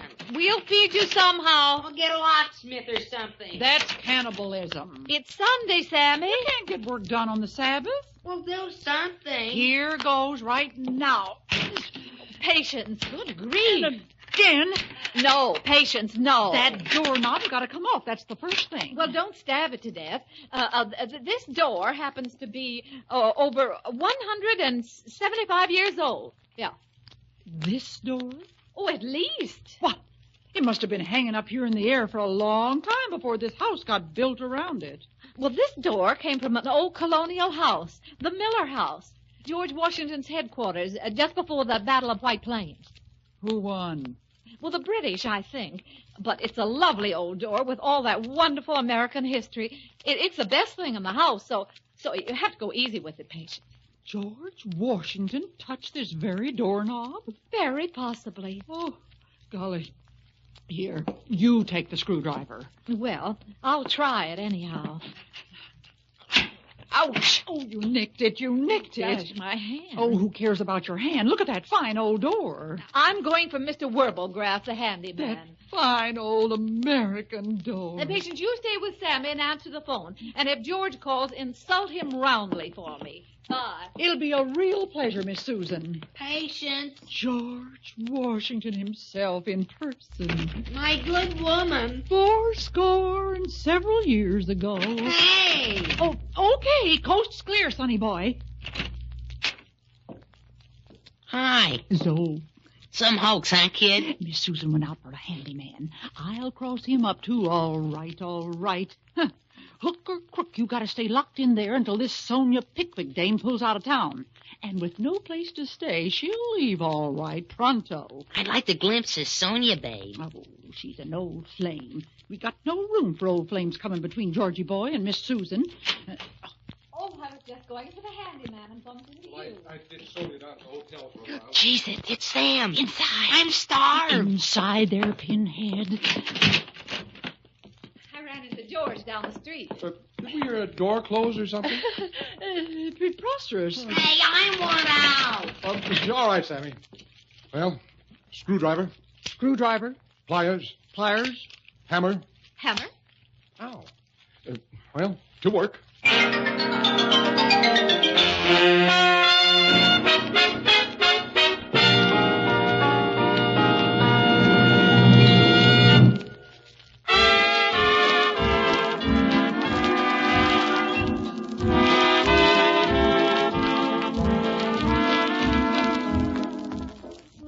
Now, back to our stars, Irene Dunne and Fred MacMurray, in the second act of our story. Aha! It seems that Sammy's being locked in the bathroom of Susan's house is a plot between Sammy and Patience to keep Sonia Pickwick from staying in town. George has disposed of Sonia temporarily and has returned to try to get the stubborn door open. Susan and Patience standing by with advice and nervous twitterings.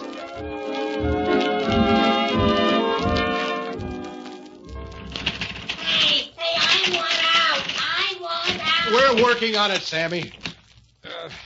Built this door anyhow. Safe company? Stonewall Jackson. That's not what I said, Patience. Something like that. The door was in George Washington's headquarters before the Battle of White Plains. That's what I said. I stand corrected. I doubt it. Why? If this door was in George Washington's headquarters, he must be still trying to get out.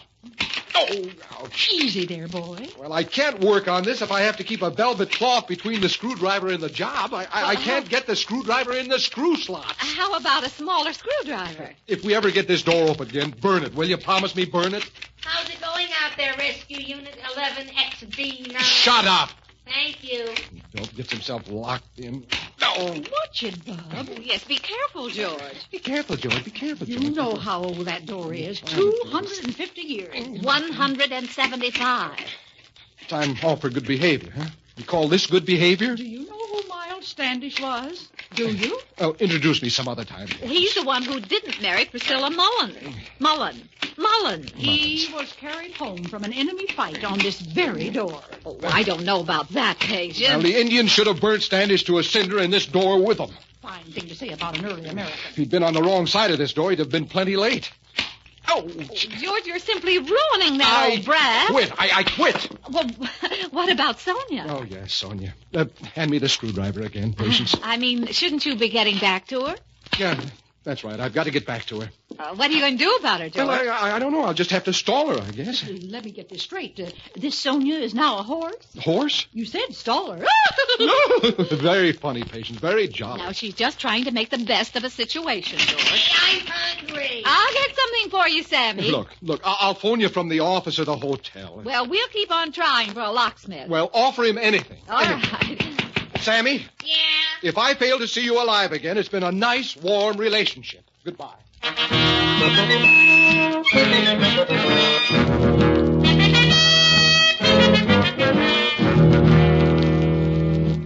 Sammy? Standing by. We're going to pass a rubber tube under the door. When we say go, inhale on it. Malted milk. What flavor? Chocolate. What other flavors do you got? Now, Sammy, you drink this and like it. Grab the tube. Got it. Haul away. How does it taste?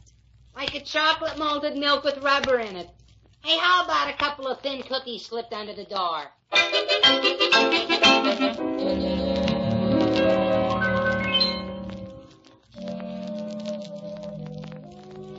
This is like the old college dances, isn't it, George?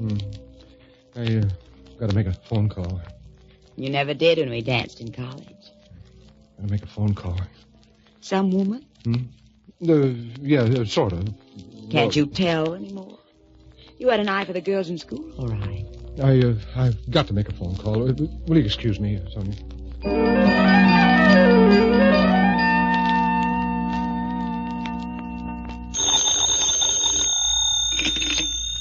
Yes? Susan, how's the door coming? Doing as well as can be expected. Well, now look, pretty soon Sonia gets tired of dancing, see? Yes? And she wants to know where does she rest her weary head tonight, see? I see. Well, where does she?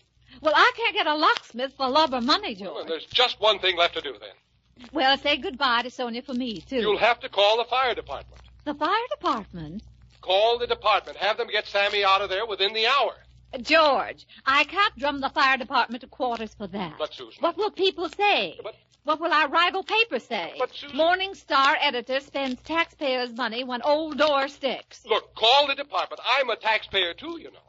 Well... They'll climb in and heist Sammy out. The windows are too small, George. Oh, you shouldn't have fed him. Now they'll have to chop him out. All right, George. I'll be over within the hour. All right, George. With Sonia. All right, George.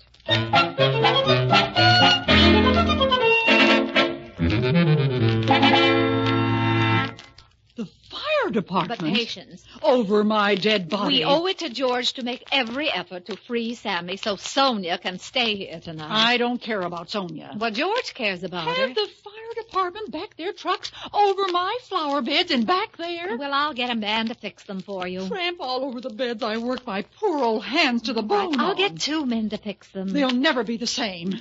But, okay. Okay. Oh, no, call please, the department. Please don't take that Joan the woman attitude. Go ahead. Call the department. I don't care. I'll just find another house and start a new garden. Start a new life. Patience, before you whip the blindfold off your eyes to face the firing squad, listen to me, will you? Go ahead. Call the hook and ladder. Look here, you're being utterly unreasonable about this whole thing. All right, but you can't fire me. I quit. Patience, nobody is firing you. I'll find a new place. I've worked all my life. I know. I love to work. I know. I'll get by. Now, Patience, listen. Stop being childish. We all love you and we wouldn't dream of letting you go, so there. A lifetime of loyal service. And I get the gate over a door. You do not. Like the old saying says, Sig transfers Gloria Mundi. Sic transit Gloria Mundi. It's Latin. Well, it sure spread to the U.S. all right. I'll go pack my imitation alligator satchel. Stop, Patience. All right, you win. We won't let the gallant fire eaters eat up your garden. Can we chop the door down? Chop the door down? Chop the door down. Chop down the door. Are you bereft or something? Yes, I think I am. Miles Standish, that brave, early American who was... George Washington. Over my dead body. Oh, heavens. Chop down the door they carried George Washington off on? I should say not. All right. That's out, too. Everything's out. Only Sammy's in. Oh, that must be George. With pickles. And other delicatessen. Answer the door, Patience.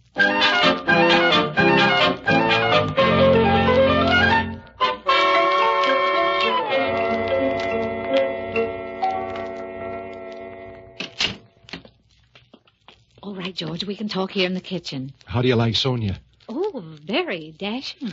Where's Sammy? Asleep upstairs. That's good. He's been through quite an ordeal. Where's he sleeping? I would presume in the bathtub. In the bathtub? Well, didn't you call the fire department? No. Why not? Shh. Why not? I can't hear what. Why didn't you call them? Ask the daughter of the American Revolution upstairs. Patience? Since I told her the door's history, she won't let me touch it. She's beginning to think she's Molly Pitcher. What are we going to do? You can sleep in your car, in the park, or in the watering trough, because Patience and I are going to sleep in your apartment tonight. Well, let Sonia in with you, huh? It'll be crowded enough as it is. I've stopped worrying about Sonia, George, while I'm still on the bright side of sanity.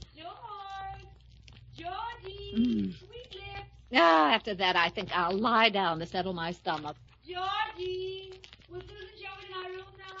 What'll I do? What'll I tell her? Oh, the bird's on the wing, the snail's on the thorn, Sammy's locked in the bathroom. All's right with the world. Oh, there you are. Hi. Oh, I've had such a hard day. Would you show me my room, Susan? George? Well, Sonia, what do you say we do the town, huh? All night. Oh, darling, I'd love to, but tomorrow's another day, isn't it? Your move, George. Well, why are you two standing around like the butler after the bullet-riddled body is found in the pantry? Sonia, we've got no place for you. No place for me? No. I thought... Well, Sammy is locked up, you see. And Never mind your roustabout pals. What about me? Well, Sammy is our office boy. I'm you not see, interested in your juvenile delinquent help. He's locked in the bathroom. Yes, that's... What to do until the sheriff comes, eh? Well, I always say... He's been there all day. Yes. Here, in this very house. And he's likely to be there all night. And a good part of tomorrow. Indefinitely, maybe, until the dry weather makes the door shrink. Do you mean I can't stay here tonight? Nobody stays here tonight. George, you hulking idiot. Well, I wouldn't say hulking. Oh, leave it all to you. You whistle-stop journalist. You phony fix-it. No. Man of the world Harvey. I wouldn't marry you if you were the last man in the world. I wasn't going to ask you. Prudence, call me a taxi. Her name is Patience, and she isn't taking orders from you. And she's liable to call you much worse than that. Never mind, I'll do it myself. Goodbye. Sonia. I should have remembered you said you could paddle a canoe once, too. Well, sic transit Sonia Pickwick. You know, I think Sonia's vexed. Come in or something. Hi-ho, everybody. Hello, Sammy. Sammy. Well, how did you get out? I don't know. Harvey touched the old doorknob and the door just naturally swang open. Well, maybe I can get Sonia to come back. I'm hungry. Hey, now that you mention it, so am I. Well, then let's have dinner right now. Make it a day with Susan.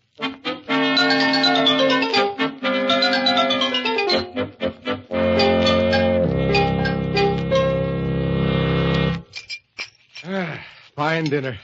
Sorry about Sonia. She'll eat, too. Girls like Sonia always eat. Yeah, caviar. With mink napkins. I'll get it, Patience. Patience, where's Sammy? Upstairs, tinkering with that door. Hello? Who? Not Chester Abernathy. Well, for heaven's sake. Muscles. How are you after all these years? What? Oh, yes, I know about the hotel situation. Well, why don't you come over here? Yes. The address in the phone book's right. And we'll figure out something for you. Yes. Well, hurry. Be wonderful to see you, Chad. Bye. Well, George, that was Chester Abernathy, my old college sweetheart. Well. And guess what? What? He's in for the convention, too. And he can't get a room. Oh, that's too bad. Of course, there's always that watering trough you were talking about. No, Patience and I can sleep over at your little place. And where is Patience? She went upstairs while you were giving Muscles the big hello. Oh, and you and Chester can stay here. You'll love Chester. Oh, I'll bet. He's so witty and such fun to be with. Oh, good. Hey, what gives with this door? I want out. I want out. Oh, George, Sammy's in there again. Oh, no. Look, save time and grief and call the fire department The right fire away. department? I heard that over my dead body. But Patience! But, Susan, sauce for the goose, you know, is sauce for the gander. Hey, I want out. Give me liberty or give me death. Hey, let me out of here.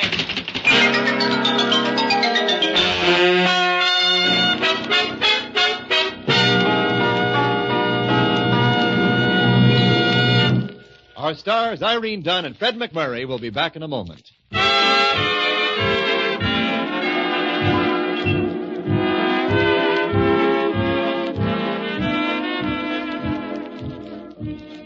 That is a lovely old door, Susan. Beautiful. Real early American. Solid cherry. However, I think I have heavy news for you. Oh, well, let's have it. I got interested in early America and wired White Plains, New York. The Miller House, you know. Washington's headquarters. Yeah. Well, how are things at the Miller House? Intact. They aren't missing any doors up there. They're not? No. You've been deceived. It isn't a genuine Miller House door. I know, George. What? Mm-hmm. I know. But it was important to make Patience think it was, wasn't it? Who knows? She might have gotten it open.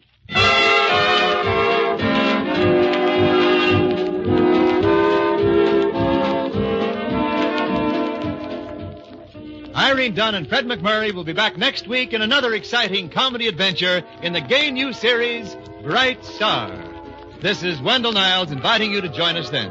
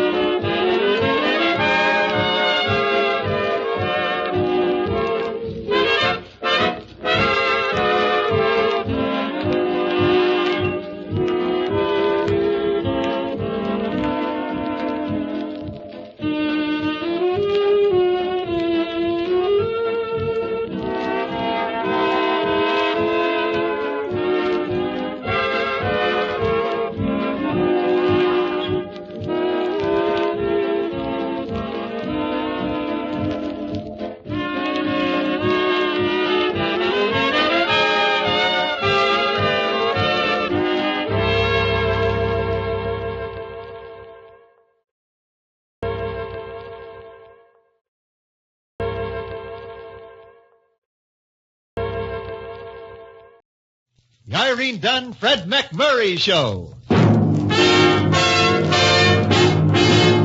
Starring Irene Dunne as Susan and Fred MacMurray as George. Together in a gay, new, exciting comedy adventure, Bright Star.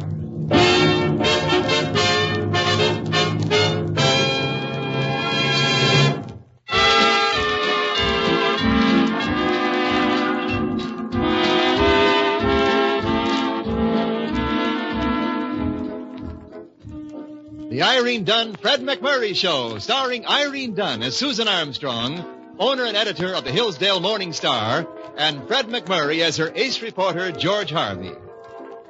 If there's ever a dull moment, it's never found in the company of George and Susan. They're together now in Susan's living room, and the moment is anything but dull. I wouldn't care if you owned every newspaper in the United States and Canada. The answer is still no. I will not write a lovelorn column. Well, quite a few women have become famous writing lovelorn columns. Well, maybe you haven't noticed, but I happen to have a Mr. in front of my name. And quite a few men have made careers out of solving family problems Well, and that's the like. different. And I wouldn't do that either. Oh, George, you're just stubborn. I'm just a reporter. I'm a guy who gathers news and tries to make it sound interesting enough to read. I don't even know how to run my own life, much less advise other people how to run theirs. You can say that again, George Harvey. No, it's too long. Do you want me to serve the dessert in here? No, thanks, Patience. I'm no mood for dessert. You might ask Mr. Harvey.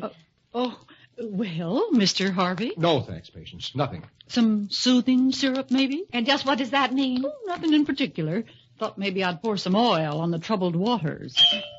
There's someone at the door, Patience. Yeah, maybe they'll have some dessert. Now, I'm warning you, George. I mean to have my way in this matter. Well, if you're so hepped on this column, why don't you write it yourself? Well, I like that. Isn't it enough that I'm the editor of the Morning Star? Sometimes I think it's too much. And this is one of the times. George Harvey, I've taken just about all the insults from you that I care to.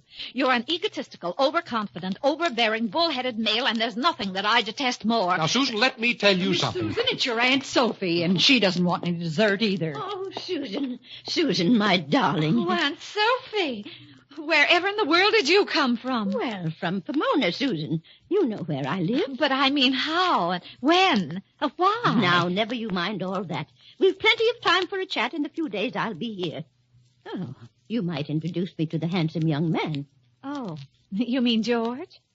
George Harvey, my Aunt Sophie Armstrong. How do you do? Well, this is indeed a pleasure, Mr. Harvey. My.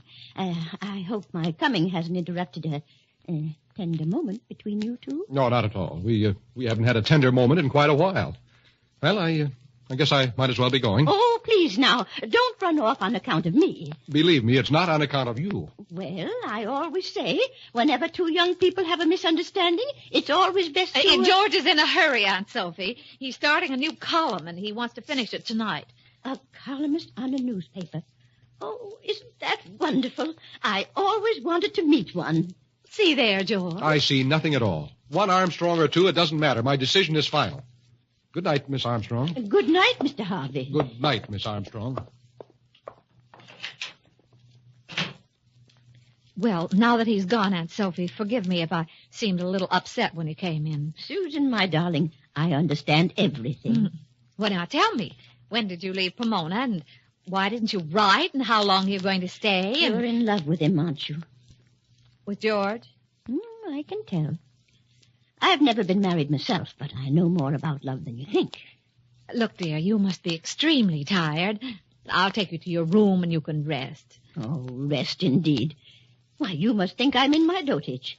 I'm going to sit right here, Susan, and you're going to tell me all about George Harvey. Well, there's really nothing to tell. He works for me, a reporter, not a very good one, and I detest him.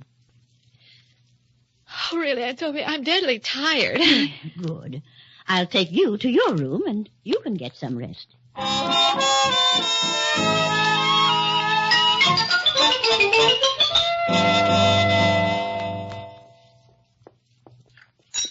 Thought I heard somebody down here. Well, good morning, Patience. Morning. You don't mind my fixing your breakfast, do you? My breakfast? I'm used to an early breakfast, and I thought I might as well prepare yours. I suppose Susan sleeps late? Not too late. 7:30 or 8. She might stay in the sack longer this morning, though. She generally sleeps late after she's had a Brannigan. She had another one with George just before you got here. Oh, Patience, they're in love, aren't they? Now that I wouldn't know. Oh, they are. I could see it the minute I walked in. Your eyes must be better than mine. Those lover spats don't mean a thing, Patience. I always say have your quarrels before you're married, and there'll be nothing left to fight about. You know, the trouble with Susan and George is their pride. Neither one will budge an inch. You get two intelligent people like that on your hands, and you've got a problem. Oh, it's really no problem, Patience. Not if you know how to handle it. Well, I wouldn't try to handle it with rubber gloves on a 10-foot pole in each hand.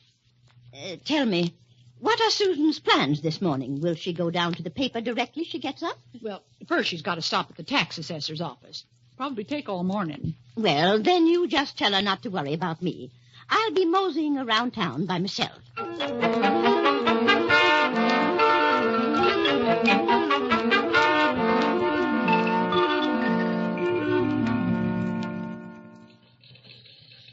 Sammy, run down and see if the printers are playing gin today. Today's a poker game in the stock room. Oh, that's right. I don't feel much like playing poker today. How about a little gin, Sammy? Now? Sure, just the two of us. Just a quiet little game. Huh? For keeps? Well, naturally. Big operator like you. So long, Mr. Harvey. Hey, where are you going? I'm going to wait till the day after tomorrow. Pinochle with the proofreaders. Oh, well. Solitaire isn't such a bad game, but there's no money in it. Yeah. Miss Sophie Armstrong to see you, Mr. Harvey. Sophie Armstrong? Oh, yeah, well, send her in, will you? Yes, Mr. Harvey. Well, she's gone. I knew you'd see me, Mr. Harvey, so I didn't wait. Sure, come right in. I hope I'm not disturbing your wonderful column. That's the last thing I'd want to do. It won't work, Miss Armstrong. If you're here plugging for Susan's stupid idea, the answer is still no. You know, George, I think Susan's idea is stupid, too. I've told her to forget all about it. Well, Aunt Sophie, that's mighty nice of you. Sit down, won't you? Make yourself at home. Well, thank you. My, what a wonderful office you have here.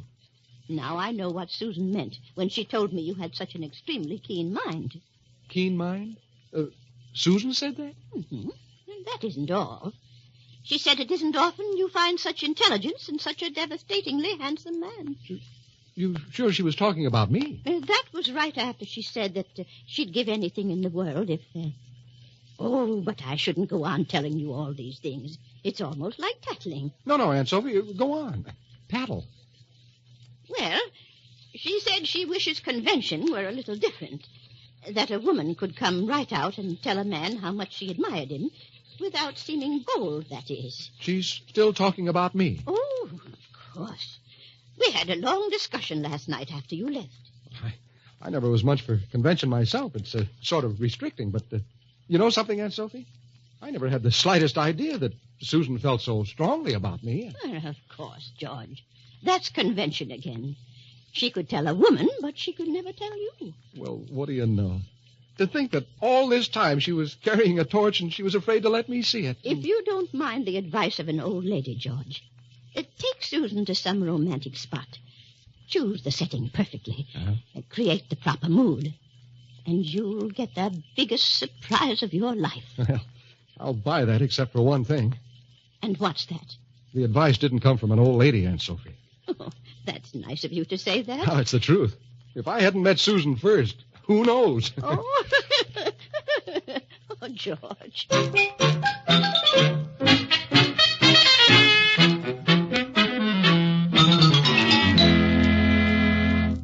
Aunt Sophie, I've been worried about you all morning. Where have you been? Now, there's no need worrying, Susan. I can take care of myself.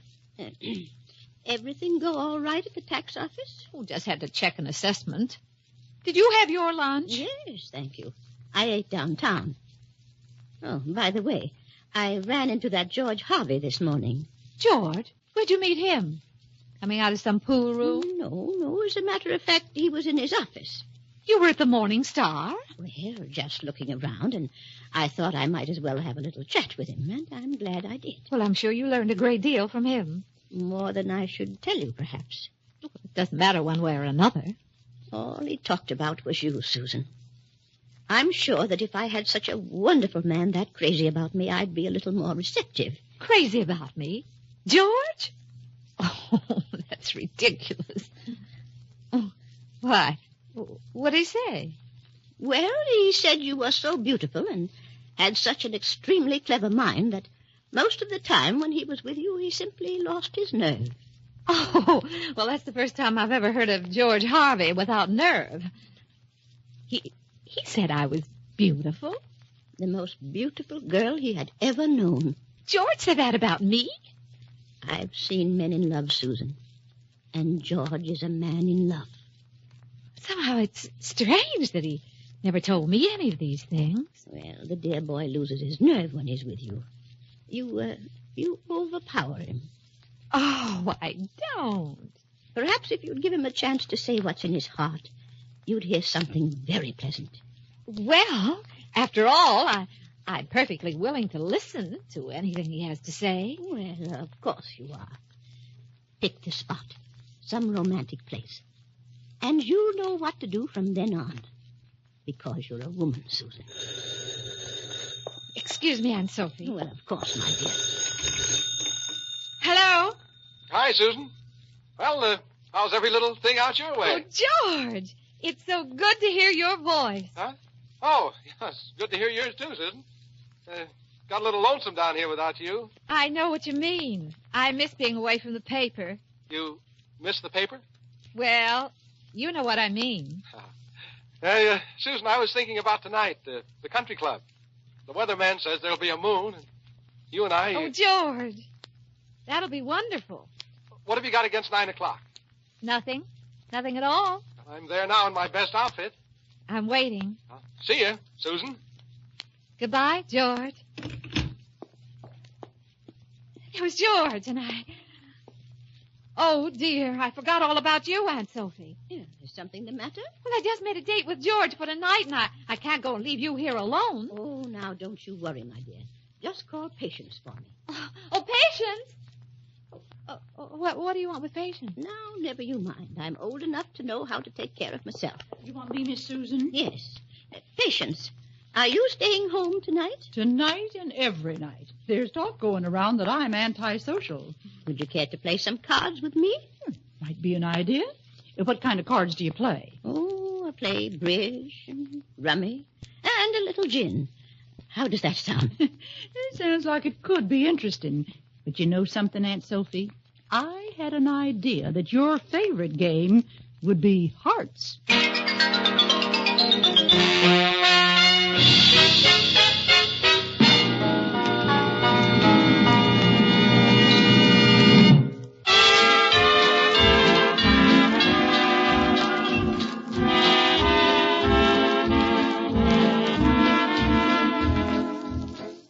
Now, back to our two stars, Irene Dunne and Fred MacMurray, and the second act of our story.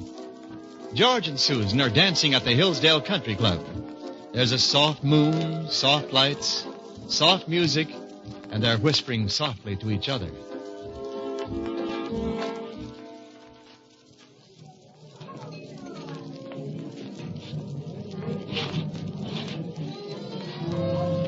Oh, this is heavenly, George. Yeah. Someday maybe I'll be a member here. Then I won't appreciate it so much. How did you get in tonight? Guest of a member. I'm glad you know a member, George. Nice guy. Too old and dyspeptic to use his membership, though. You'll never be old, dyspeptic, George. Yeah, you never can tell about that. Even now, I run into days when I can't eat more than 4 meals. Well, that's it, I guess. Back to the table, little lady. Right back where we started from. Now, how about something to eat, huh? Food? Oh, who needs food on a night like this? Just feel like humming tonight, I guess.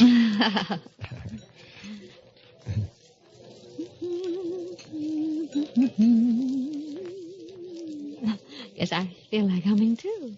Well, there's nothing like humming, I always say. Nice here, huh?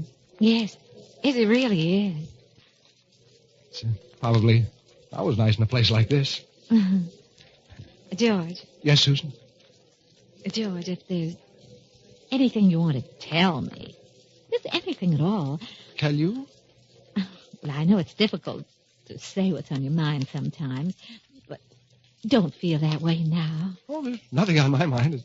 It's a blank. Just having fun, that's all. Oh, I overpower you, don't I? You... How's that again? Maybe it's my extremely clever mind, isn't it? Your what? Think of my beauty, George. Maybe that'll help. Help what? Oh, now look. You can carry this timid little boy routine too far. How stupid can you get? Stupid? You certainly change your tune fast. What tune? Well, this morning I had an extremely keen mind, according to you. Now I'm stupid. I've never said any such thing about your mind. Now, wait a minute. We're getting off on the wrong foot, Susan.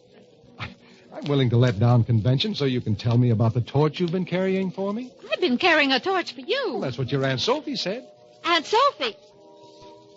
Aunt Sophie. Wait a minute. I'm beginning to see through this. Yeah. I think I'm a little ahead of you. Look, did she give you a song and dance about how I felt about you? Exactly. And she did the same thing to you about me. She didn't miss. How do you like that little busybody? One of the oldest psychological tricks in the world. Well, thank heavens it didn't work on us. Yeah, you're darn right. We're too smart for that little snooper. To think that she'd have the nerve to try to arrange our lives.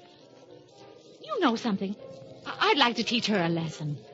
Even if she is my favorite aunt. Yeah, it'd serve her right. Hey, Susan, I've got an idea. Does she believe in divorce? Oh, good heavens, no. Perfect. Now, we'll let her think the plan worked. Then I'll have some kid come in and pretend he's mine and want me to come back to my wife. And I'll refuse and insist on marrying you, and we'll let her stew in her own juice for a while. Oh, George, that's a great idea. Look, tomorrow night at my house. Check. I'll have everything ready. Well, as long as we're here, how about another dance? Oh, now, I'm hungry now. Let's order. Okay. Waiter.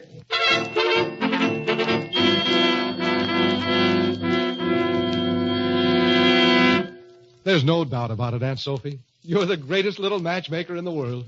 Why, if it hadn't been for you, Susan and I would have gone along loving each other in silence. You know, I knew the minute I saw you two together that all you needed was to have your eyes open. Oh, George, darling, now that my eyes are open, you look more wonderful than ever. Oh, precious one. In all the world, there is no such beauty as yours. What have I done to deserve such happiness? Oh, dear. Do you plan to be married soon? Oh, the sooner the better. To think of all the time we've wasted apart. I'll answer it. Patient's picking a movie. Well, Aunt Sophie, someday I'll be able to tell you what all this means to me. And to Susan. My dear boy, you don't have to tell me anything. The love light in your eyes is enough to make me happy for the rest of my life. I didn't think it was showing that much. It's someone for you, George. Daddy. Oh, hello, son. You're up late, aren't you? Mama sent me. She says you can't marry this woman because you're still married to her. Oh, married? Your son? Yes, ma'am. Oh. Why, I don't believe you ever told me. You were married, George. Well, you know how it is, Susan. Just sort of slipped my mind. Well, I guess I'll have to run out to Reno for a few weeks and get a divorce. You won't mind, will you? Well, of course not, darling. We're civilized people. The delay will be a bother, naturally, but, maybe I can go with you. Reno! Divorce! Oh, Susan, you're not serious. Tell me you don't mean what you're saying. But, Aunt Sophie, what else is there to do? Oh, this is too much. What have I done? Oh, you'll excuse me. I have a terrible headache. I'm going to my room. Dear George, I hope we weren't too rough on her. Believe me, from now on, she'll throw away her Cupid's darts. How did I do? You were magnificent, Sammy. Did you ever think of a stage career? I'm thinking of that $5 you promised me. Oh. Give. Well, Sammy, it would be a little inconvenient at the moment. How about waiting until payday? If I gotta. But come payday, I'll be waiting at the cashier's window. Daddy.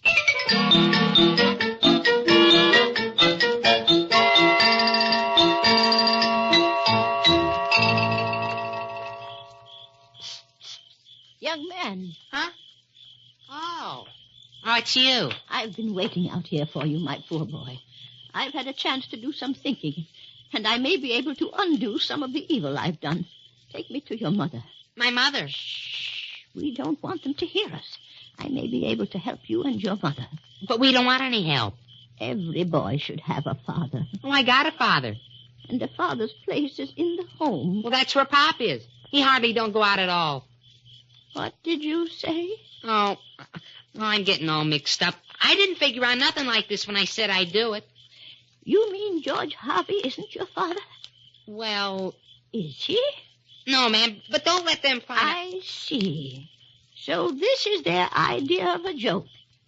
Well, maybe it won't seem so funny when I'm through. Now, here's $5, young man. Promise you won't tell them that you've had this talk with me. Well, gee, now, promise. Okay, but this is the last time I'm ever going to try to be an actor.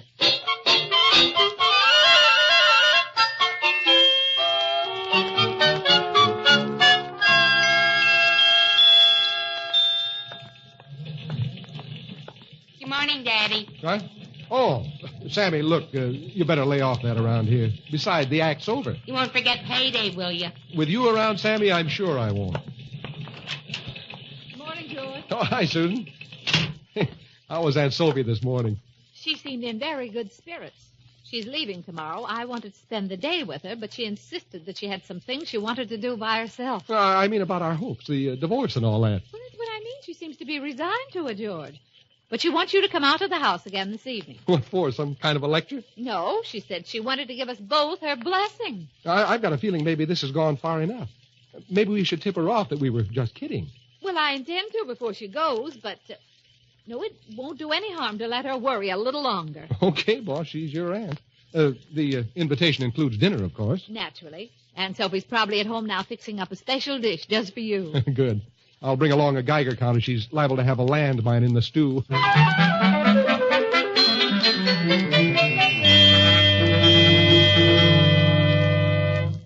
Of course, I can't honestly say that I approve completely, but then this is a modern age, and perhaps I'm a little behind the times. That's right, Aunt Sophie. Some things are bigger than all of us put together, and this is one of those things. It happens every day, Aunt Sophie. Sure, all over the world. I'll go. Patience is still busy with the dishes. But, Aunt Sophie, you don't have to answer. I don't mind a bit. It sounds like she's getting used to the idea. Maybe she's more modern than I gave her credit for. Yeah. Someone to see you, George. To see me? This is the showdown, George Harvey. What? Last night you promised to come right home from work, and you didn't. Well, tonight I followed you here.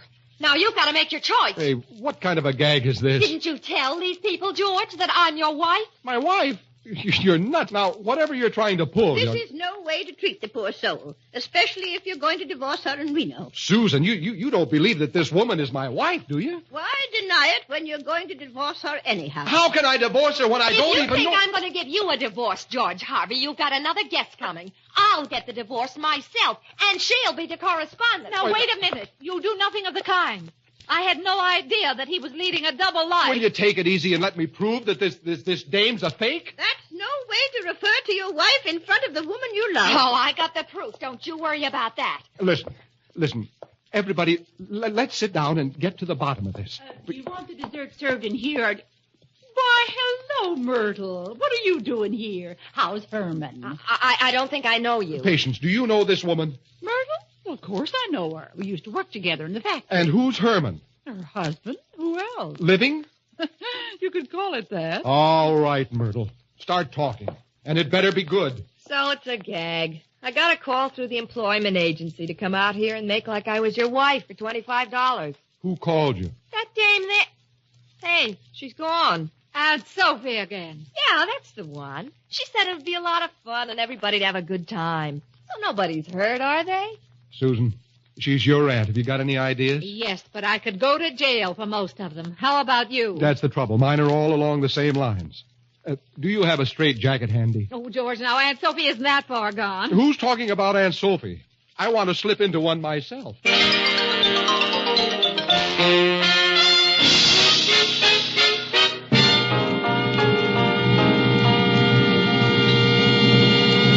Our stars, Irene Dunne and Fred MacMurray, will return in just a moment.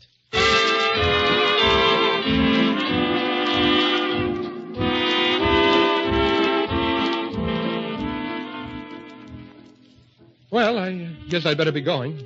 Just because Aunt Sophie is in her room, supposedly asleep, is no guarantee that she can't make more trouble. George, Yes, Susan? those things that she said that we said about each other, we could have said them, couldn't we? Maybe it was the truth all the time, and it took her to see it. Yeah. Well, I guess I'd better be going. George, Hmm?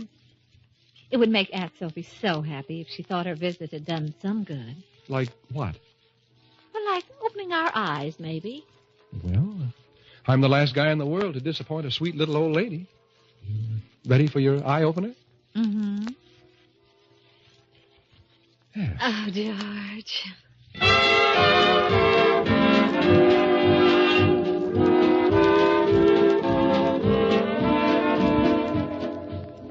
Irene Dunne and Fred MacMurray will be back next week in another exciting comedy adventure in the gay new series, Bright Star.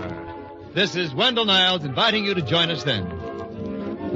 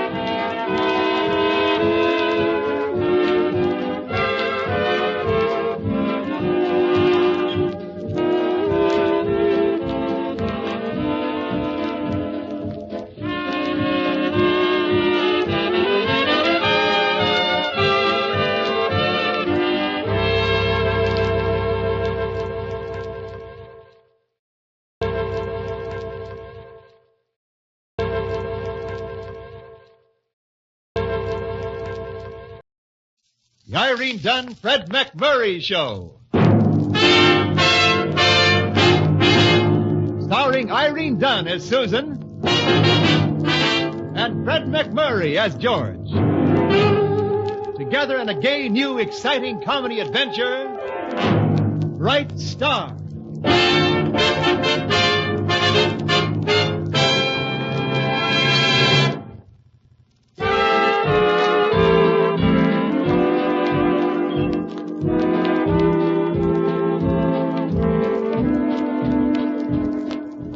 It's the Irene Dunne, Fred MacMurray Show, starring Irene Dunne as Susan Armstrong, editor of the Hillsdale Morning Star, and Fred MacMurray as George Harvey, her ace reporter.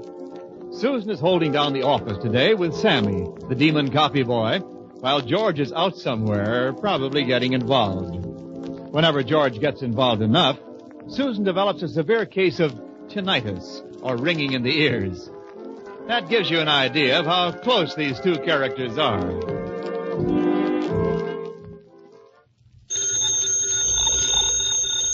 Glockenspiel's Vermin Control. May we help you? Not being so silly, Sammy. I'll get it. Glockenspiel Vermin Control, maybe... Oh! Stop it, Sammy. Hillsdale Morning Star, Miss Armstrong speaking. Hi, Susan. For a minute, I thought I was Bugs. Oh, hello, George. Where are you? I'm in court. Again? Look, I want you to tell Sergeant Barry here that you'll stand good for a $10 fine. I'm broke. $10 fine? Fine. What for? Well, it appears that dancing on the sidewalk is prohibited in downtown Hillsdale. And What were you doing dancing on the sidewalk? Huh? Not me. She. Have you gotten involved with a dancing girl now? No, look. Zoli didn't know there was an ordinance against it, Who so... is Zoli? That woman? He's her grandfather. Did he drag you into court? George, what on earth have you done? Now, if that scheming dancing girl... Look, Susan, wait a minute. Slick figure and a flashing eye and you're dead, it never fails. Susan, this dancing girl happens to be 9 years old. She's a little gypsy girl. 9 years old? Gypsy girl? I hear they grow up very rapidly. Yes, how about that? How about what? The fine. Zoli has to pay a fine because his little granddaughter was caught dancing in the street and collecting dimes. $10, please. Well, why do I have to pay the fine? Because he's broke. Now be a doll and tell the sergeant here you'll foot Zoli's fine. Like I told you, I'm broke too. But George... So, here is smiling Sergeant Barry.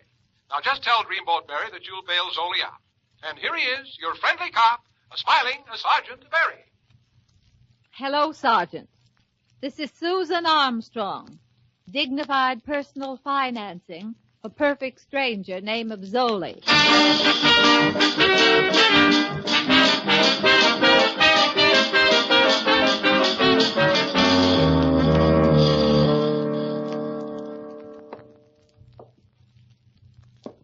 So this is what the inside of a gypsy wagon is like, huh?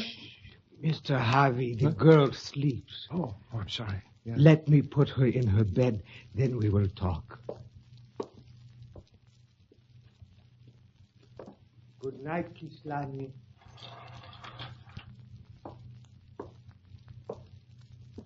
Now, please sit down, Mr. Harvey. Thanks.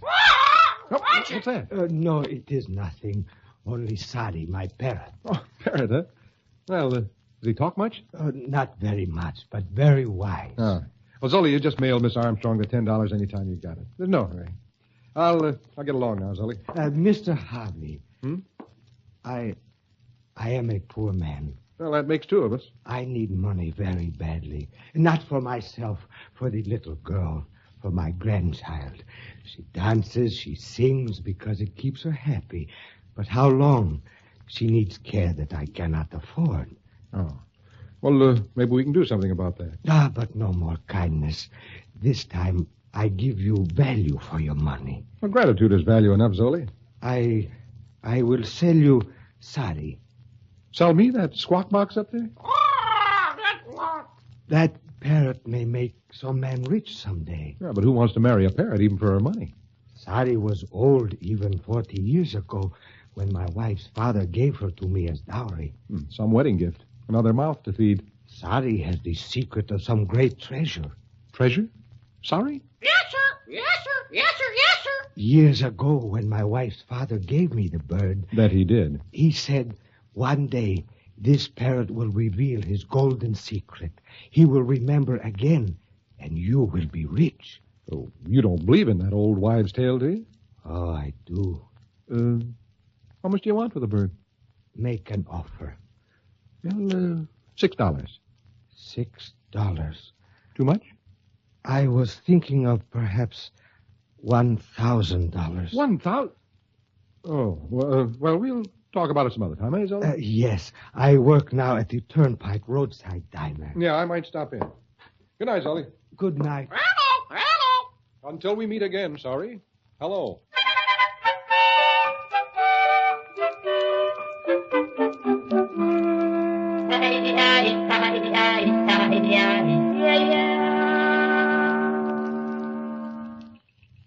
And that's all Zoli wanted for the bird? A mere $1,000? Well, I suppose you could get him for $500 a pound.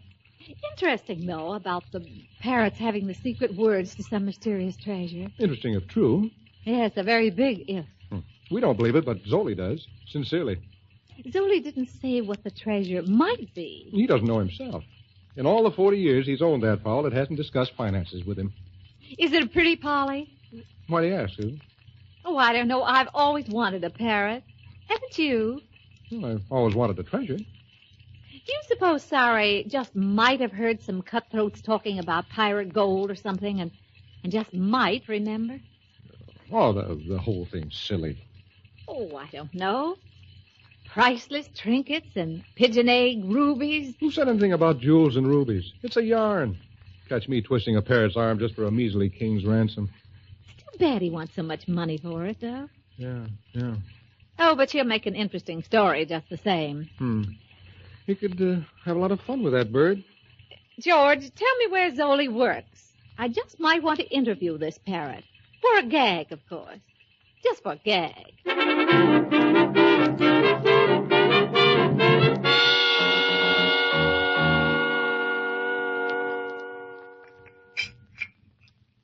Interview a parrot, Miss Susan? Will you pass the marmalade, please, Patience?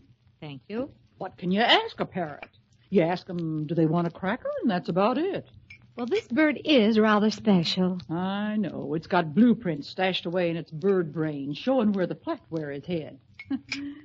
Kind of a fascinating story. You don't believe it, do you? Well, they laughed at Alexander Graham Bell, but today the air is full of flying machines. Patience. Bell invented the telephone. Congratulations. The Wright brothers invented the airplane. Sure. But they had to talk to each other by phone many's the time while they were inventing it. You want to bet? You win. Getting back to this here parrot now. Listen, Patience, I don't believe a word of the legend. But I just happen to admire parrots, and George says this one's a beauty.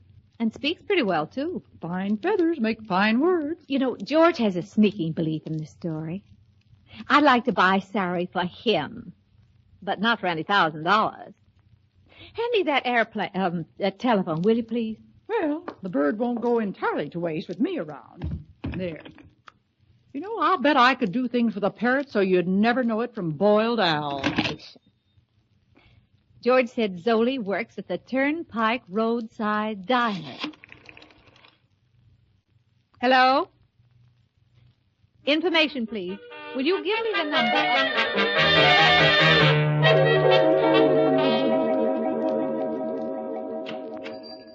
Good morning, Zoli. Good morning. Mr. Harvey, good morning. Nice to see you. Big hello. Sit down on stool. Thanks.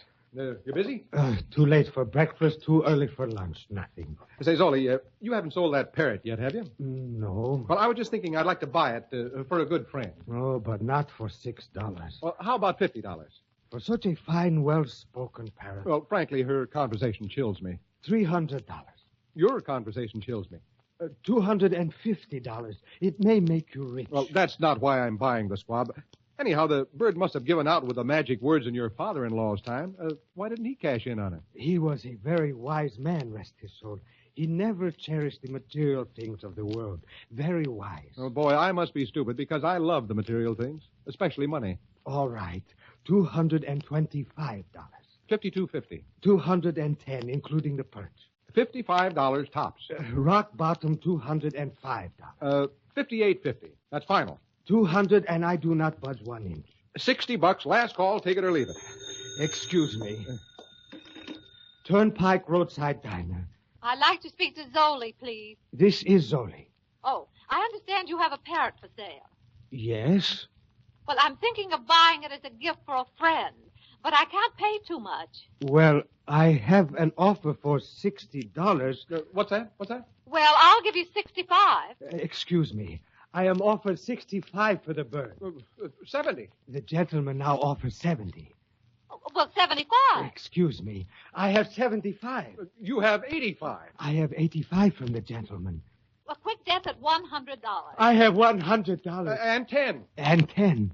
And 15 more. I have 125. Just a minute. How do I know you don't have a shill on the phone there bidding up the price on me? How could I know you would be back just at this moment to bid for Sari? Well, you got me there. All right, wrap it up at $150. 1 parrot to go. The gentleman bids $150. The gentleman bleeds, too. Oh, dear. Well, $175. $175. $190. $190 I have. Well, $195. $195. I wouldn't pay that for a bird of paradise if paradise came with them. $195 going once. All that dough for a parrot? $195 going twice. I always thought talk was cheap. $195 going... $200. My life's blood. The gentleman bids $200. Well, he's crazy. That must be crazy. All right, I give up. Tell the gentleman he can have the bird, and I hope they'll be very happy together. Goodbye.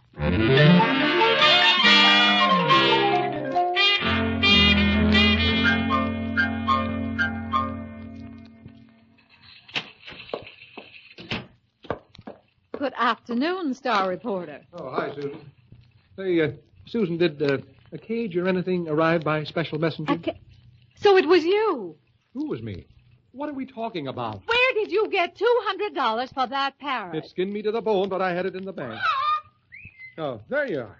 Didn't want to carry her through the streets. And how do you know how much I paid for Sari? You were bidding against me. You mean you were on the telephone this morning? Who else? Oh, no. Yonder is your purchase. Go talk to your feathered friend. Hi, Polly. Well, go on, talk. This would be a nice time to find out that your friend Zoli is a crack ventriloquist and sells more darn parrots that way. Look, parrot. I never choked a parrot, but I could learn to choke a parrot. Now talk. I never even threatened a jabberwock. The next line is, come to my arms, my beamish boy, or in other words, hello, sucker. Hello, sucker. Yes, sir. Yes, sir. Yes, sir. Yes, sir.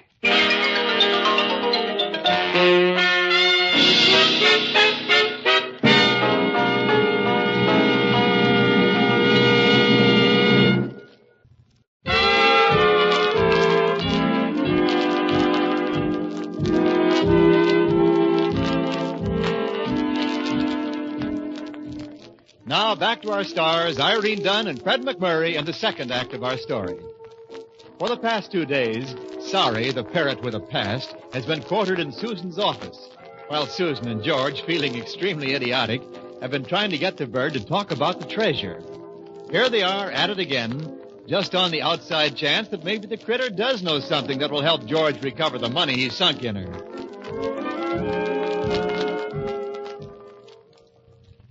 Now, Sorry, please, think hard.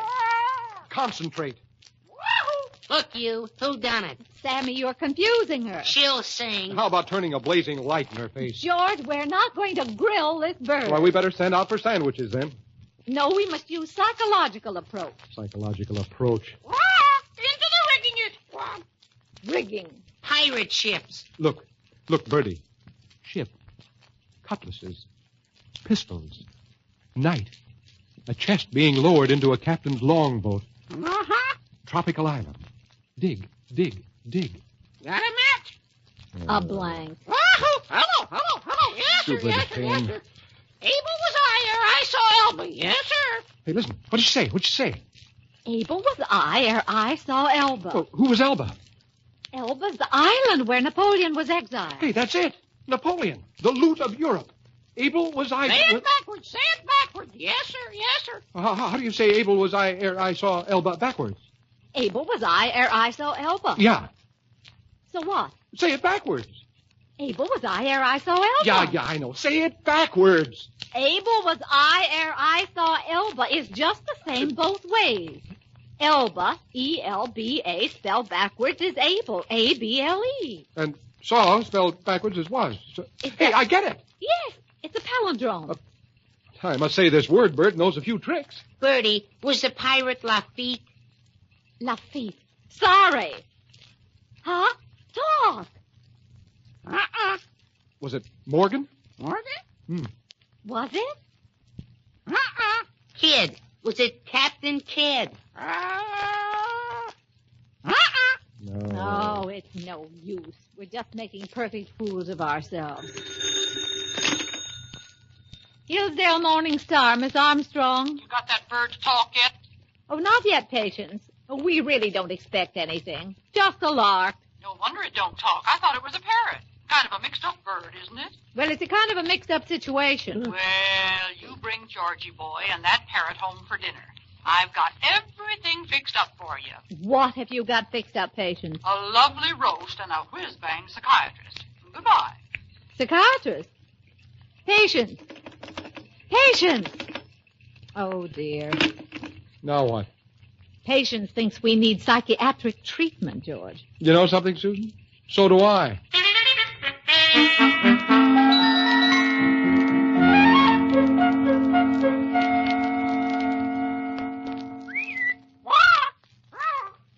But, Patience, it was all in fun. Oh, of course. We never really believed the bird knew about a treasure. That's where you may be making your big mistake. But we don't need a psychiatrist.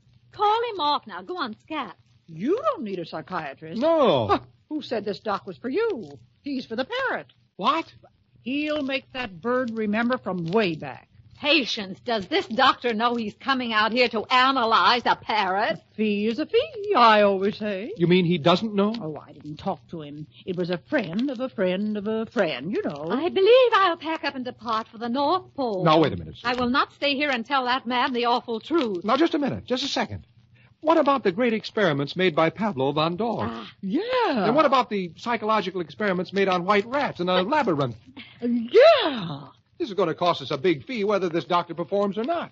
He may welcome an opportunity like this for unique animal experimentation. It's the maddest thing I ever heard of. Now, I simply won't... Oh, that's him. What's his name again? I hardly know. I wrote it on that paper I gave you. Oh, Gleibnicht. Dr. Gleibnicht. Please show Dr. Gleibnick in, patient. That skimpy little buzzard is going to tell where that treasure is, or he'll fry, and I'm not just kidding either. Susan, you'd better let me tell the doctor about the patient. Well, it's all yours, George. The winter sports must be lovely at the Pole right now. Right this way, Doctor. Thank you. Oh, Dr. Gleibnick, so good of you to come. I'm Susan Armstrong. My dear Miss Armstrong. And this is Mr. George Harvey. It's his own fault. Sit down, won't you, Dr. Gleibnick? What was that? There is something Freudian about that invitation. Oh, no. I was just asking you to sit down, that's all. We shall let it pass for the moment. We're very grateful to you for making this house call, Doctor. We think you'll be amply rewarded. I know I will be amply rewarded. Yes. It's a very interesting case, Dr. Gleibnick. Get on with it. Well, you see, the patient is a very old individual. Oh, extremely old, But Doctor. very lively, very alert, and colorful. Uh-huh. Rather grotesque and bizarre looking, but she seems to think she possesses the clue to a vast secret treasure. Treasure? Foo. Foo? Precisely. Why? My dear Gerhard. Harvey. Sorry. My dear Gerhard, I would no more consider trifling with such boyish everyday nonsense as a delusion of buried treasure than I would consider analyzing that parrot there.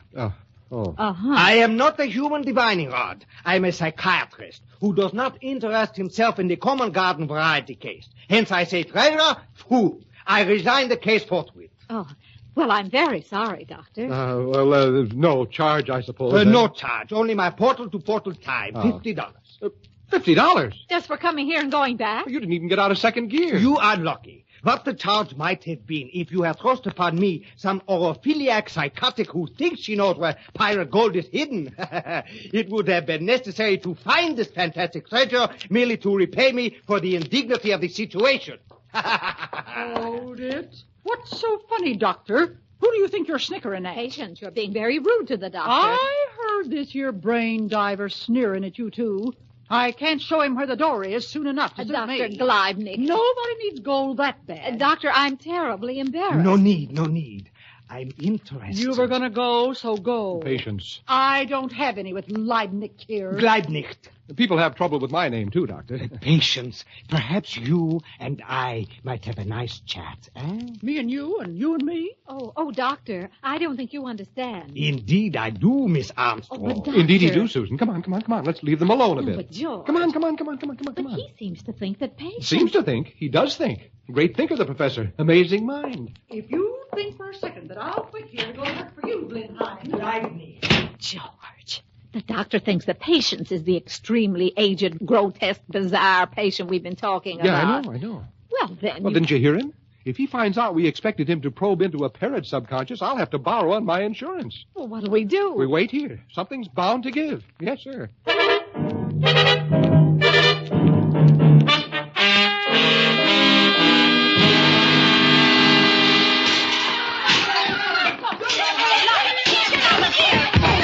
What's going on in there? Somebody's having a breakdown. Come on.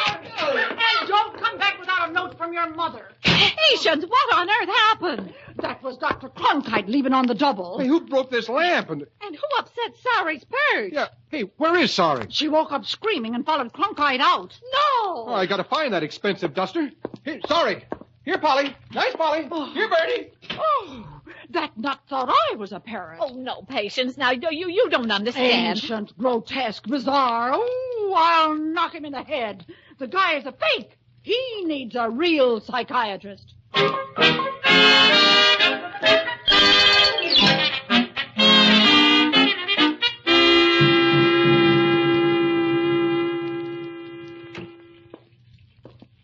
Well, George? Oh, it's no use. Not a sign of Sari in 2 days. Gypsy camp gone, huh? Yeah, Zoli and his little girl have pulled out. Oh, well. Come easy, go easy. 200 smackers. That comes easy? Huh. Well, it was my fault. I thought you wanted the parrot. That's why I bid on it. Yeah, and I got the parrot for you. Well, we got it for each other, okay? I thought I was getting you a gift that would last and last. And to the 16th generation? Huh? Oh, nothing. Well, you suggested a psychiatrist in the best of faith. I suggested a psychiatrist. Well, you distinctly said use the psychological approach. Well, I never suggested an analyst. Patience hauled in that phony. Well, but you agreed to it. agreed to it. You named other famous experiments on dogs and chipmunks and albatrosses or albatross and... Don't you dare stand there blaming me for it now. I am just saying... I'm glad the bird's gone. You don't deserve a family. Miss Armstrong, Mr. Harvey. Please, Abby, can't you see we're quarreling? There's a fella out here to see you. What? Yes, sir. Yes, sir. Yes, Sorry. Zoli. It's good to see you again, Mr. Well, Harvey. boy, it's good to see you. Susan? Zoli. Zoli? Susan. Oh, how do you do, Mr. Zoli? How did you find Sorry? Oh, she found me. A long way she flies. Her wings are not clipped. I bring her back. She must have been crossed with a homing pigeon. How's your little girl, Zoli? She will be much better thanks to you. Thanks to the $200 for this bird. Does she miss the parrot, Zoli? Does she? Oh, she does, doesn't she? The bird is yours now. Goodbye. Health and happiness be with you. Thank you. George, could the treasure be a child brought back to health? Could it? Well, I don't know. Maybe the gold is the golden rule. Do unto others, huh? Yes, sir. Yes, sir. You and others. Yes, sir. Yes, sir. We know there isn't any treasure now, don't we? Except maybe wisdom and the golden rule. Anyhow, let's think that. Hey, you don't want to get too near that window with Sorry. What do you bet? Go back, Sorry, to Zolly and his little girl. Go on, fly. Oh, heading straight for Zoli's shoulder. Look. Zolly's waving to us. He understands. Bye. Bye. Thanks, Zoli. Thank you, and goodbye. Thanks for making us rich. Oh, well. Come easy, go easy, I always say. Oh, George.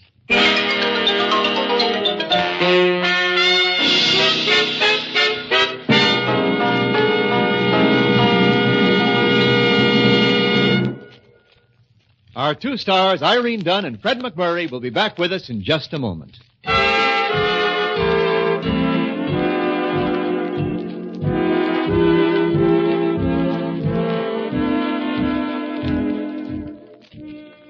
You know, you're a funny one, Susan. Nah, I'm a barrel of laughs.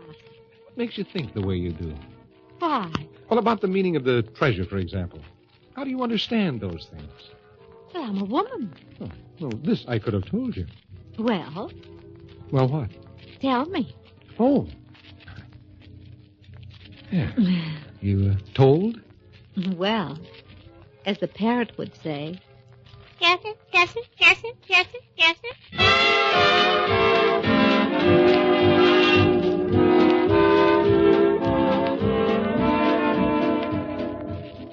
Irene Dunne and Fred MacMurray will be back next week in another exciting comedy adventure in the gay new series, Bright Star. This is Wendell Niles inviting you to join us then.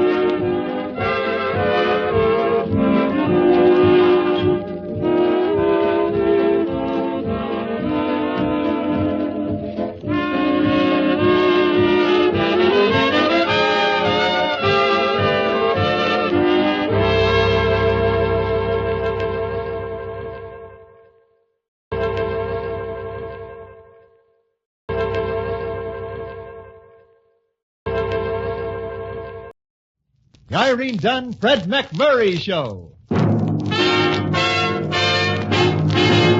Starring Irene Dunne as Susan and Fred MacMurray as George. Together in a gay, new, exciting comedy adventure, Bright Star.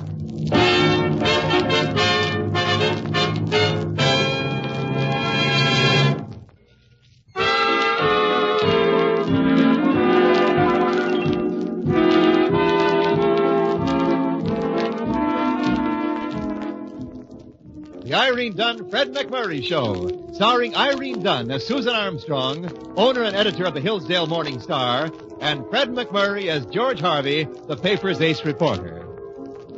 Someone said that lightning never strikes twice in the same place.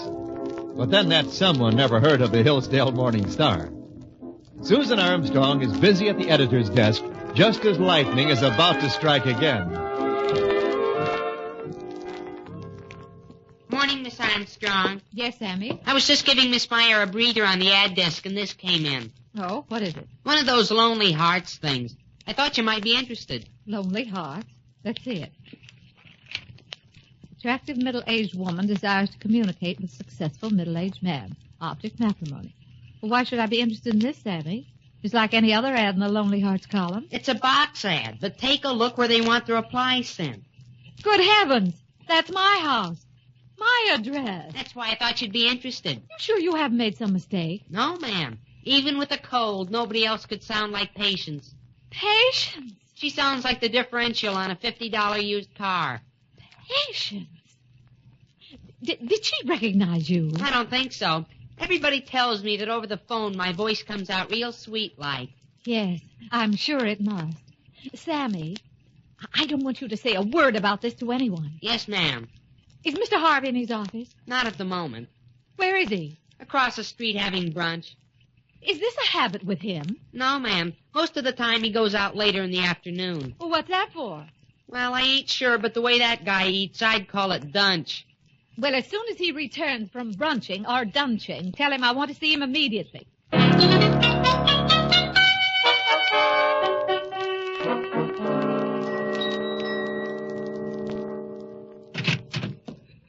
Myself away the minute I found out you wanted me, boss. George, I need you. Well, if that is a statement of fact, I hardly agree. If it's a proposal, I say it's a little sudden. Read this.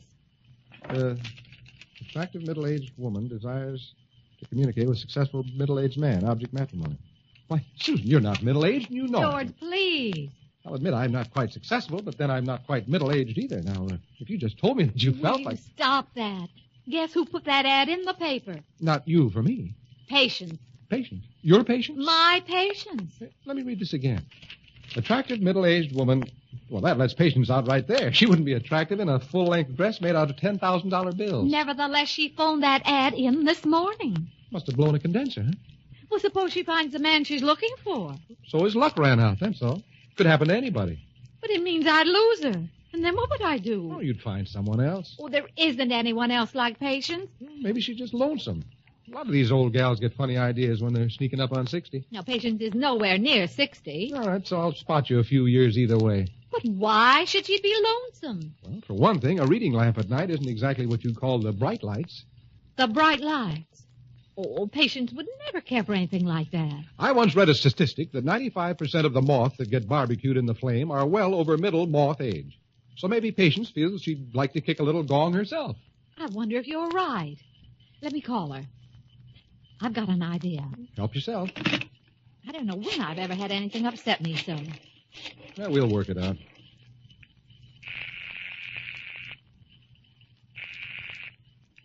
Hello?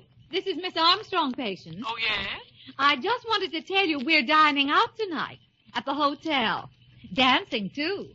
Okay, I'll save the leg of lamb and warm it over tomorrow night. There's some hamburger I can eat. No, Patience, you don't understand. I mean you, too. Me too what? You're included. You're going to the hotel with us. I just got to thinking that you've been working too hard lately, and you need a night off. I haven't got anything to wear.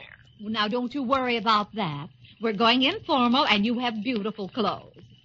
We? Who's the rest of us? George, of course. Hey, wait a minute. Shh.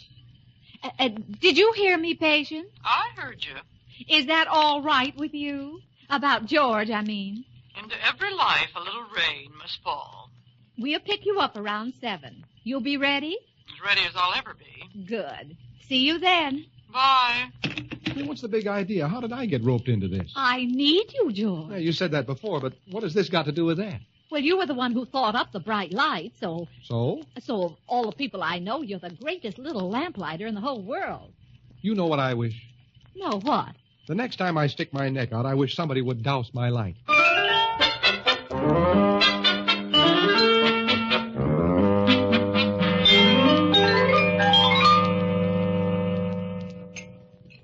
Is your steak good, Patience? At these prices, a body should take it home and frame it. Never mind what it costs. Is it good? I've got a better recipe at home. The chef here is famous for his salads. Good, isn't it, Patience? I've got a better recipe at home. Well, you will have to admit this is living, Patience. Bright lights, good food, pleasant people, and there's music in a little while. Excellent service. She's got a better recipe at home. And they're my own recipes, too. I worked them out all by myself. Well, you're the best cook in the world, Patience. We all know that. But isn't it a treat being out like this? I just can't help thinking we could eat for a week on what this dinner costs. Now, don't you worry about that. I can afford it, I'm sure. You can afford it? What about him? Think nothing of it, Patience. She can afford it for me, too. Did you notice last week where a husband sued his wife for divorce and the judge awarded him alimony? No. Really? What a strange case. Oh, I don't know. I have a feeling that men are beginning to assert their rights these days. She'll have to pay him $100 a month for the rest of her life. We'll probably be seeing more of these cases as time goes on. Yes. What did he charge her with? Oh, flirting and things like that. I believe she had her eye on another man. $1,200 a year isn't much for a new husband. Income taxes cost more than that. The music has started, George. Huh? Oh, yes. Nice music, too. Patience, how about tripping the light fantastic? Me? Oh, don't be silly. The last time I danced was at a corn husking bee back in Minnesota. Well, we haven't any corn handy, but, maybe we could throw a little asparagus around the floor and get you back in the mood. Dancing's like swimming, Patience. Once you know how, you never forget. That's what I keep telling my joints. You having trouble with it? Did you ever hear corn popping in a roaster? Sure. That's me and my joints on a dance floor. Now, you just go ahead and dance with Miss Susan. You're sure you won't mind being alone, Patience? One more night won't hurt, will it? No, I guess not. Well, shall we, George? It's a pleasure.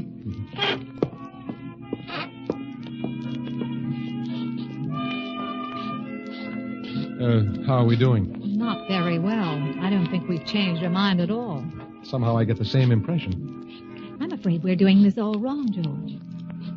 She didn't care for the dinner or anything. What about taking her home and sailing into a wild game of hearts or something? Well, we've got to do something. This isn't accomplishing anything. You know, I've always had a feeling that in her heart, Patience doesn't really like me. Oh, don't be foolish. Wait a minute. I've just put my finger on it. Patience is fighting you, that's it. What? Yes, that means she's attracted to you. I shouldn't have come along tonight. Susan, do you feel all right? The very next time we'll see that you're alone with Patience. And if she gets to like you, she'll forget about the other men. Well, that's Besides being utterly asinine and preposterous, there's only one other flaw in your scheme. What? Suppose it works.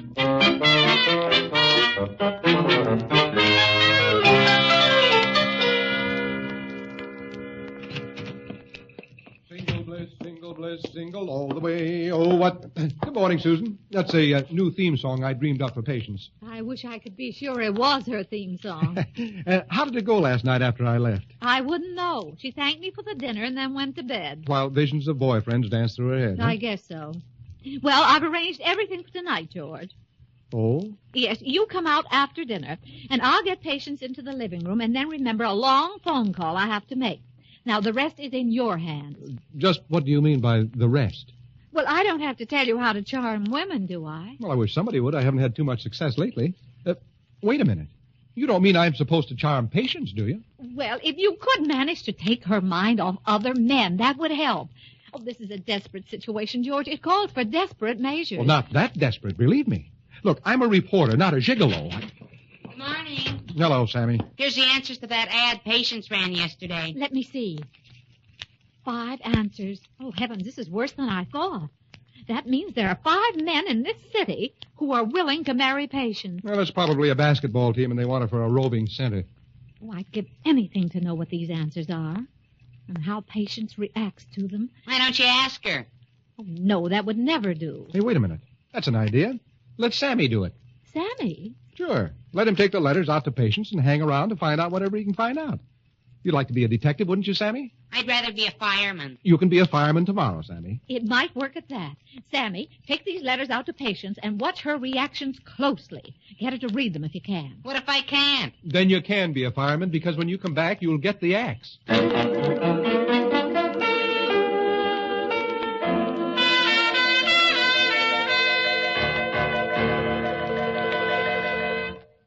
I thought they always mailed these answers from the newspaper. Sure, but I figured you were something special, so I brought them over personally. Thanks. They look like they may be important. No little windows in them, so they can't be bills. So I noticed. Well, I got a knife. You want me to slit them open for you? No, thanks. But if you're so handy, there's a pan of potatoes you can peel. Oh, well, maybe I better get back to the office. That's what I was thinking. You're sure you don't want those letters open before I go? That's the general idea, Sammy. Now run along. Okay. But remember to call me if anything starts burning. Whatever in the world for? Because from now on, you're looking at Smoke-Eating Sammy, doubling for a Dalmatian on Engine Company 3.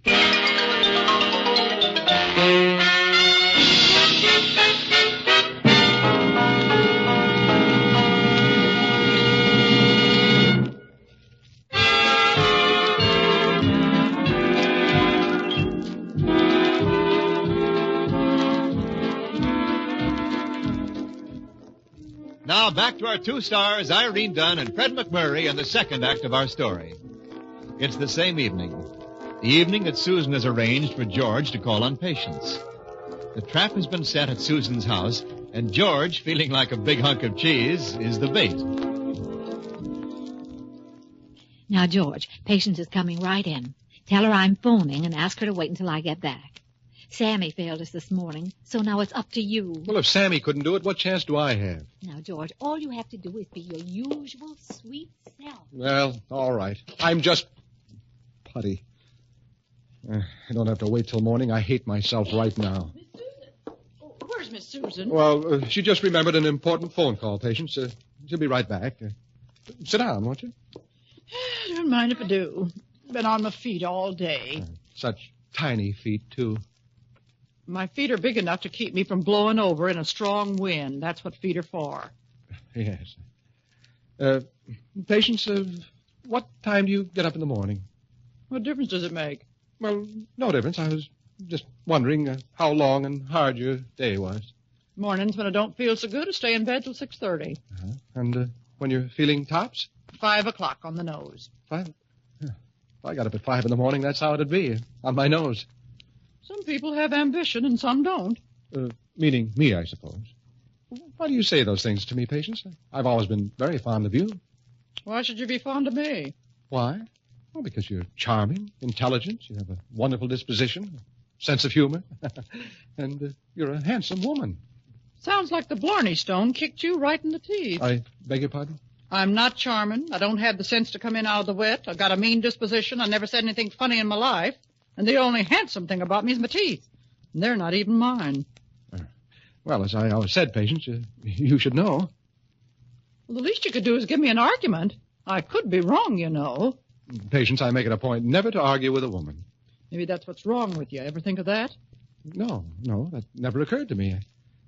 Okay, pick any subject you like and we'll argue. One fall to a finish. Sometimes I think you're a little flaky. A little flaky?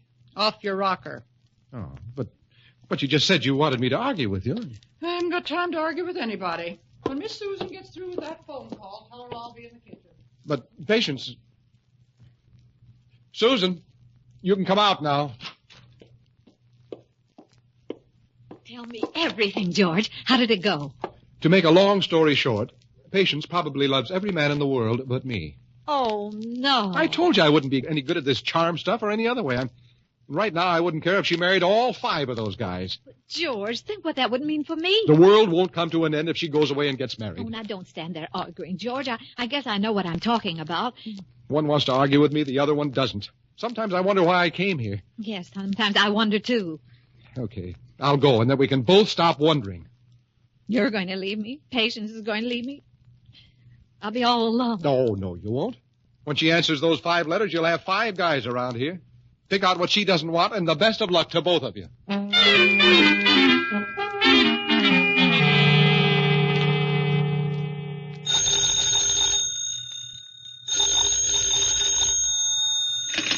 Hello? Miss Patience Wentworth. That's right. My name is Norman Rutland. I'm putting together a cookbook featuring wholesome American recipes. I understand you're quite famous here in Hisdale for your culinary art. Who's been talking to you? The manager here at the hotel recommended your skill. I believe he had several of your dinners as a guest of your employer. Miss Susan Armstrong? Oh, sure, I remember. He ate until he almost fell off the chair. Well, that's the sort of dish I'm looking for. Could I visit you and look over your recipes? I'm paying $25 apiece for those I use. $25 for one of my recipes? That's right. I'll be right down to the hotel. Well, it might be better if I came to see you. I'll need cooking instructions and all that. Tonight, 7:30, maybe earlier? 7:30 will be just fine. And thank you so much. Thank you. $25, and I've got 1,000,000 of them. Oh.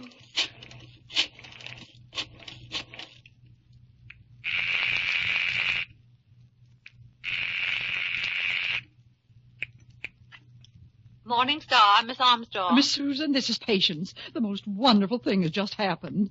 Patience, where are you? At home. Where else? I was wondering if I could have dinner a little earlier tonight. There's a man coming to see me, and it's very important. A man? I was wondering if you could help me get fixed up for his visit. You know, maybe a new coat of paint for the old war horse. Oh, you're not an old war horse. Then maybe we could do something with my hair so it won't look so much like hay. Yes, Patience. We can have dinner early, and I'll help you all I can. I'm not much on fancy talk, so I'll just say thanks. Oh, Patience, would it be all right if I bring George home for dinner? Sure. This is the most important night of my life, and not even George can spoil it.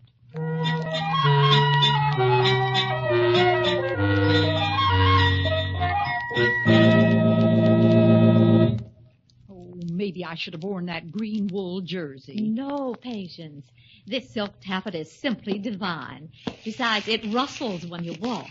Well, when he comes, I don't want to go downstairs sounding like a tree in the wind. No, believe me, this dress really does something for you. Doesn't it sort of hide my figure? Yes, I know, but that's why I think it's just a perfect choice. Oh, look at my hair, will you? Oh, no. That looks kind of like a halo on your head. Maybe, but I don't think they're wearing straw halos these days.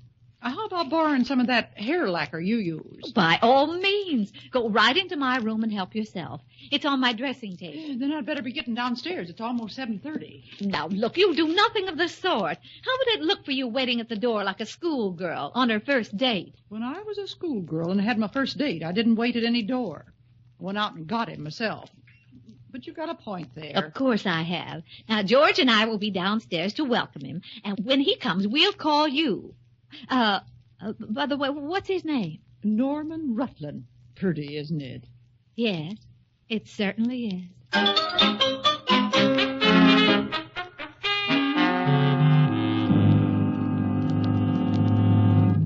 Patience is waiting upstairs, George. We're supposed to call her when he comes. She's lacquering her hair.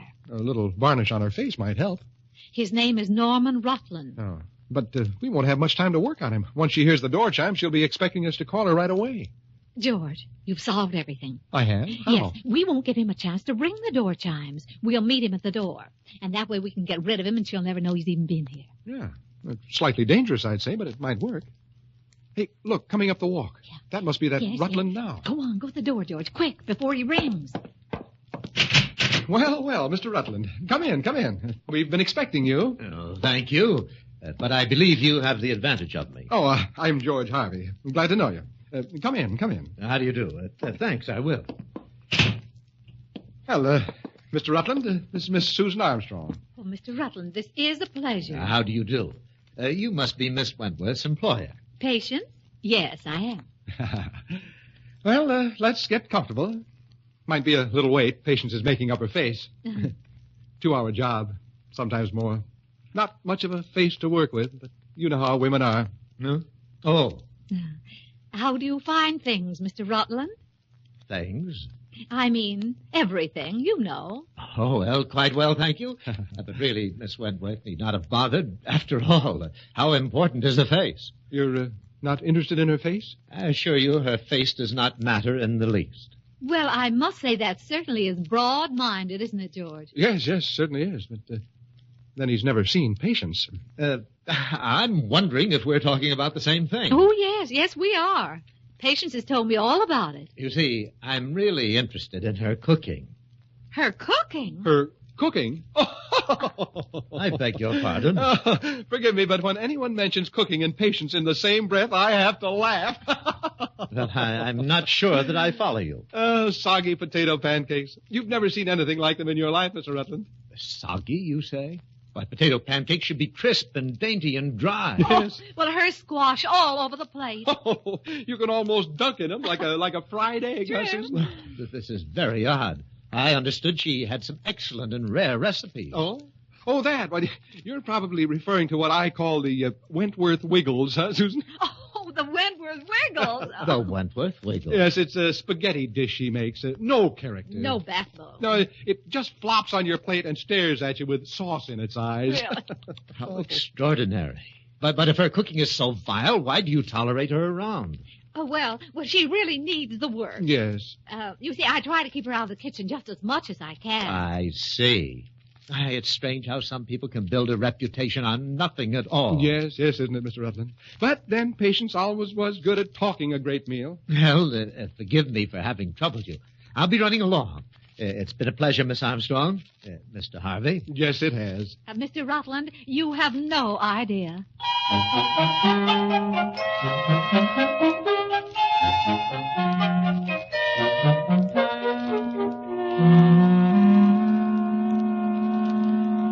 It's 8:30, George. I wonder how long she's going to stay up there. Well, maybe she put on too much lacquer and got stuck to the mirror or something. Oh, here she comes. Didn't he come yet? No, Patience. Maybe he got hung up somewhere. No. If he isn't here by now, he's not coming. Don't take it so hard, Patience. Maybe it's all for the best. Oh, sure. If you can figure what's good about losing $200. $200? You mean you gave him that much money? Do I look flaky or something? That's what he was going to pay me. Pay you? For what? Recipes for the cookbook he's putting together. I figured I could sell him at least 8. Oh, well. Recipes? Cookbook? You mean he wasn't interested in you personally? No more than I was interested in him. Oh. What's the matter with you? I'm groaning for Susan, too. Oh, that's him? I just know that's him. Oh, I hope with all my heart it is. But I'm sure it isn't. Oh, just Sammy from the office. Sammy? Some more letters came for Patience in the afternoon mail, and I thought they might be important, so I brought them over. Thanks, but you didn't need to bother. Might as well chuck them in the fireplace with all the rest. But Patience... Those letters, you're burning them. But you're adding the paper. I know, silliest thing I ever did in my life. Tootsie Bender, she's a friend of mine back in Minnesota and old enough to know better, coming down here in a few weeks. She has an idea she ought to get married. So she asked me to run that ad in the paper down here and save her the answers. Oh, I see. So that was it. I'll just tell her she didn't get a single nibble. That old fool's kept out of trouble this long, and I ain't going to be the one to start getting her into it. Oh, Patience, Patience. I've done a horrible thing. You get engaged to George? No. Oh, well, then just take it easy, honey. You've got nothing to worry about. Well, I like that.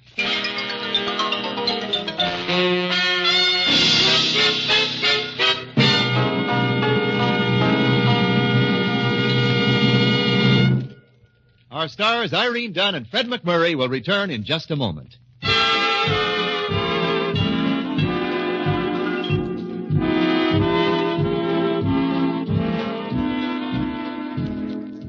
George, tell me, how did you make out? How do I always make out? Don't tell me you messed this up, too. I did not. Mr. Rutland understood perfectly.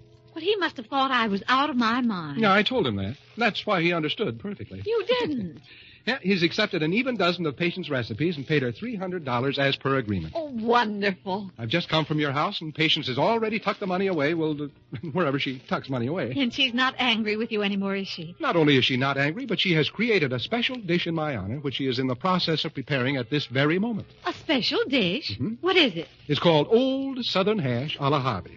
And I'd deem it a great honor, ma'am, if you'd have dinner with me tonight at your house. Mr. Harvey, sir, I could just kiss you for asking me. Well, you just go ahead, honey. There ain't nothing stopping you. Mr. Harvey, you are so right.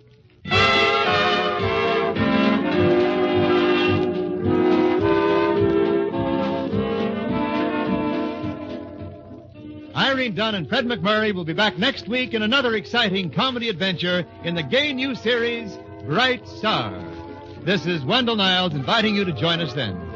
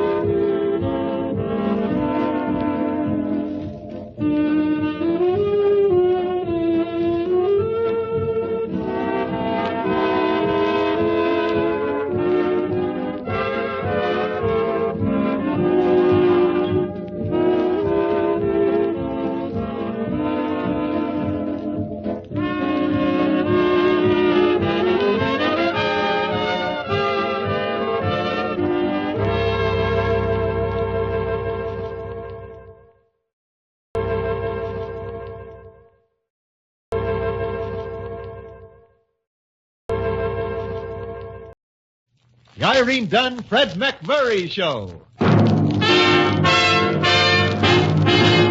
Starring Irene Dunne as Susan and Fred MacMurray as George.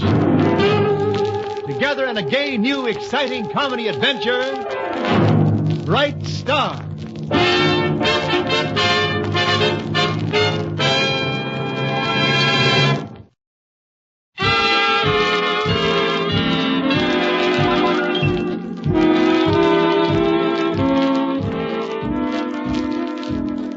It's the Irene Dunne, Fred MacMurray Show, starring Irene Dunne as Susan Armstrong, owner and editor of the Hillsdale Morning Star, and Fred MacMurray as George Harvey, the paper's ace reporter.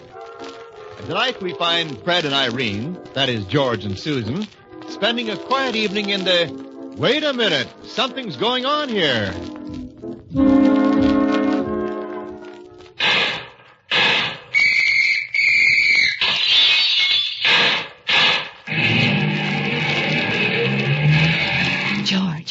George, wake up. What's the matter, Susan? Where are we? At the movie, George. Oh, This is where we came in. It's a good movie. I enjoyed every minute of it. We've been asleep for 15 minutes. I never closed my eyes. Come on, now let's get out of here. Wait till I get my shoes on. There, on them. There. Yeah, let's go. Would you excuse us, please? My goodness, he's awake. Excuse us. It's about time. I'm sorry. Excuse us, please. Thank you.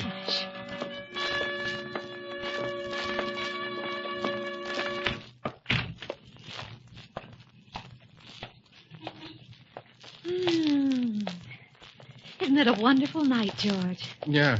What did you say, Susan? I just commented that it was a nice evening. Oh, sorry. I was checking to see if I had my own shoes on. Oh, dear. Well, so much for romance. You know, I really enjoyed the first half of that double feature. I will admit I did relax a little during the second feature. You could hear you relaxing all over the theater. I never snore. I just breathe heavily. George, you were breathing so heavily, no one could hear the gangsters shooting each other. A gangster picture? I thought it was about a boy and a dog. Oh, George. Oh, wait a minute. I want to look in this window. No. Jewelry. That first film was nice, though, wasn't it? And that married couple in it sort of made me think of you and me, Susan. Except that we're not married, of course. Well, how clever of you to notice. Huh? I mean, clever of you to notice the resemblance. The way they always understood each other. Basically, I thought the man was pretty much like me. I mean, he knew how to handle women. You always phrase things so delicately, George. Handle women. You make them sound like crates. Mark this side up. Well, some women are more like crates than others, of course. Thanks very much. But take you, Susan. You're more like a delicate violin, capable of beautiful music, when the bow is in the hands of a master.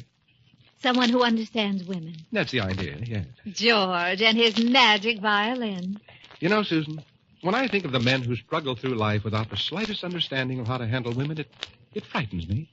Well, if I find any, I'll send them to you for music lessons. It's all very simple, really. You mean handling women? Yeah.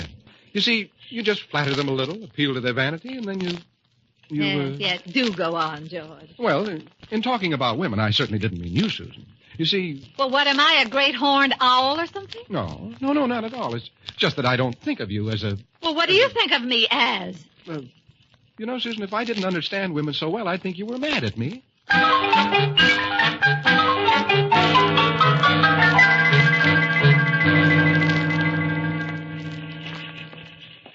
Good morning, Sammy. And how are you this bright and shining morning? Hi, Mr. Harvey.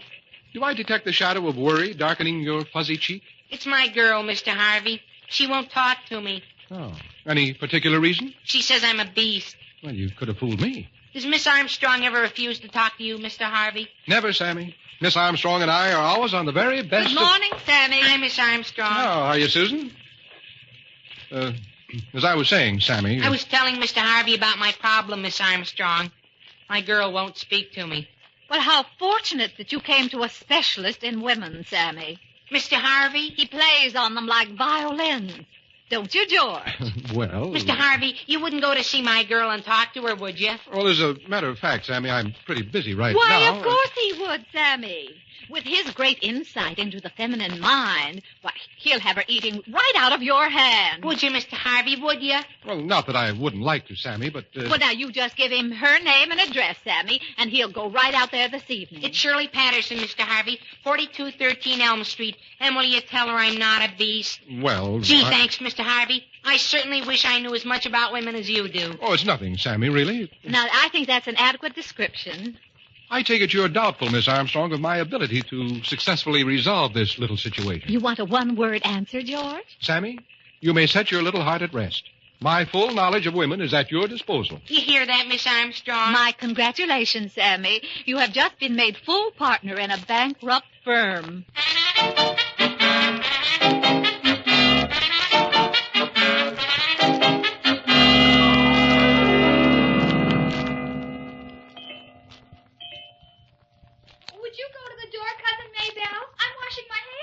I will, Cousin Shirley. Oh, and if it's Sammy Blair, I don't want to speak to him. He's a beast. I'll tell him. Good evening. Well, aren't you the tall one? Won't you come in? Thank you. I was looking for Miss Patterson. Well, you certainly found her, you tall, lean bloodhound, you. You mean you're Miss Patterson? Mm-hmm.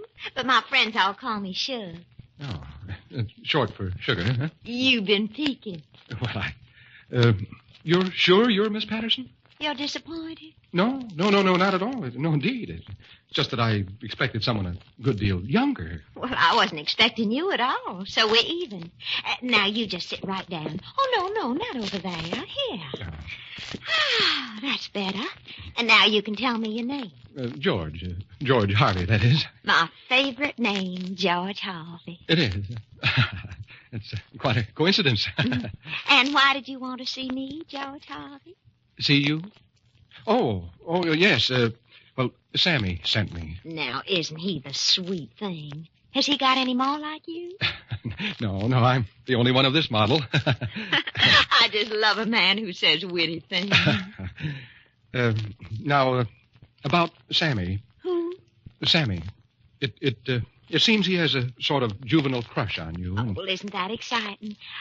Did you always have that little dimple in your chin, John? Well, it's nothing. Now, about Sammy. You don't mind me getting closer. It's so fascinating to watch that dimple when you talk. Well, it's more of a cleft, really. Say something, John. Well, about Sammy. Oh, and those shoulders. You must have been a college football man. All-American. Well, on my mother's side, yes. But as I was saying, Miss Patterson. Shug. As I was saying, Shug, about Sammy. What about Sammy? Well, he wanted me to tell you he wasn't a beast. And how about you, John? Me? Are you an utterly ruthless beast of prey? Why, no, not at all. No, siree. Well, I hope you don't mind my asking, because I never go out with anyone who's just not a perfect gentleman. You are for sure? Positively. Good. Then I'll get my hat and coat and be right with you. But Sammy, you'll never believe I'm doing this for your own good.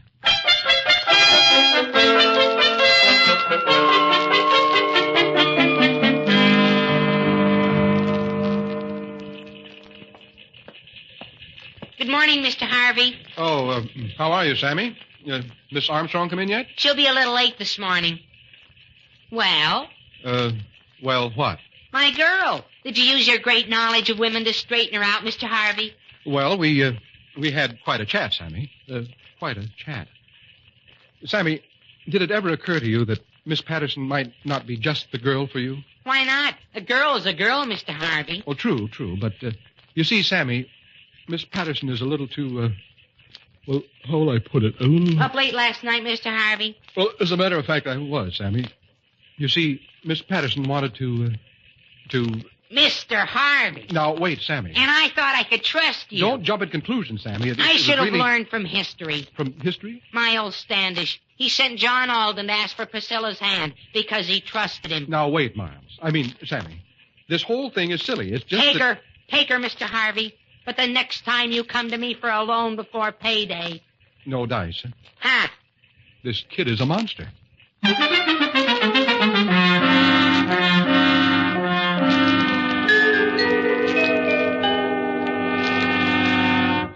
Not going to the office this morning, Miss Susan? Shortly, Patience. I got a phone call a few minutes ago from Miss Patterson. She's most anxious to see me before she goes to high school. And who is Miss Patterson? Sammy's little friend. They've been having a puppy-love fight of some kind, and George Harvey, the man who knows women, went over to her house last night to patch things up. I suspect the worst. Well, George means well, Patience. And when you've said that, you've said everything. Well, There she is. I'll go, Patience. All right, Miss Susan. Miss Armstrong? And you're Shirley Patterson. Come in, Shirley. I can't stay a minute, Miss Armstrong, but I felt it was my duty as a fellow woman to come. Well, won't you sit down, fellow woman? No, thank you. Miss Armstrong, have you found out that all men are beasts? Why, no. Well, it's true. Sammy, back in the days when we were still speaking, used to tell me about the wonderful relationship between you and Mr. Harvey. Oh, it was an inspiration to both of us. Well, thank you. Then I found out about Sammy. A beast? Oh, utterly. But I could have survived if I hadn't found out about Mr. Harvey, too. But how did Mr. Harvey reveal his true colors? My lips are sealed. But, Miss Armstrong, did you know he was absolutely faithless? George? He revealed himself last night. Last night? You mean when he came over to see you on behalf of Sammy? That's why he said he was coming. He had ulterior motive? Miss Armstrong, my lips are sealed. But what do you think of a man who comes on behalf of another and then betrays his trust?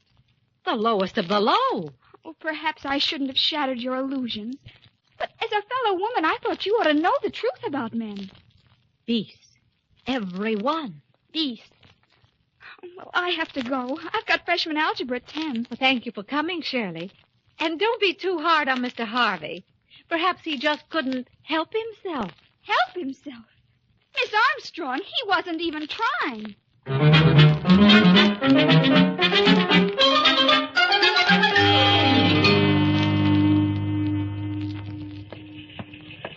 Good morning, George. What?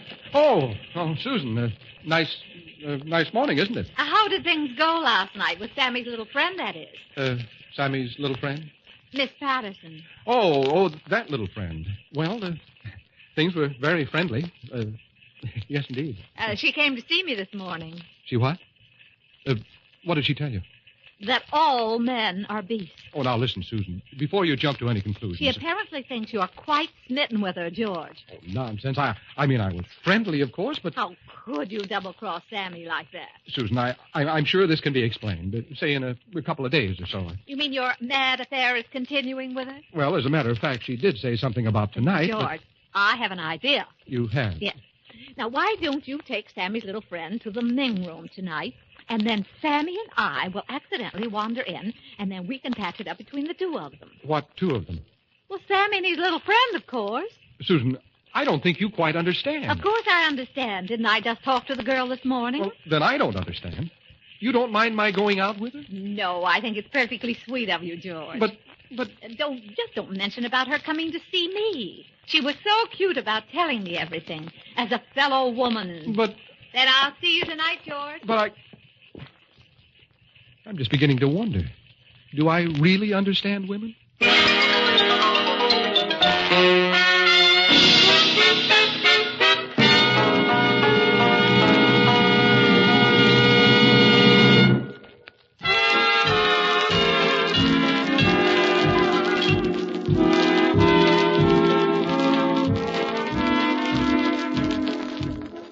And now back to our two stars, Irene Dunne and Fred MacMurray, and the second act of our story.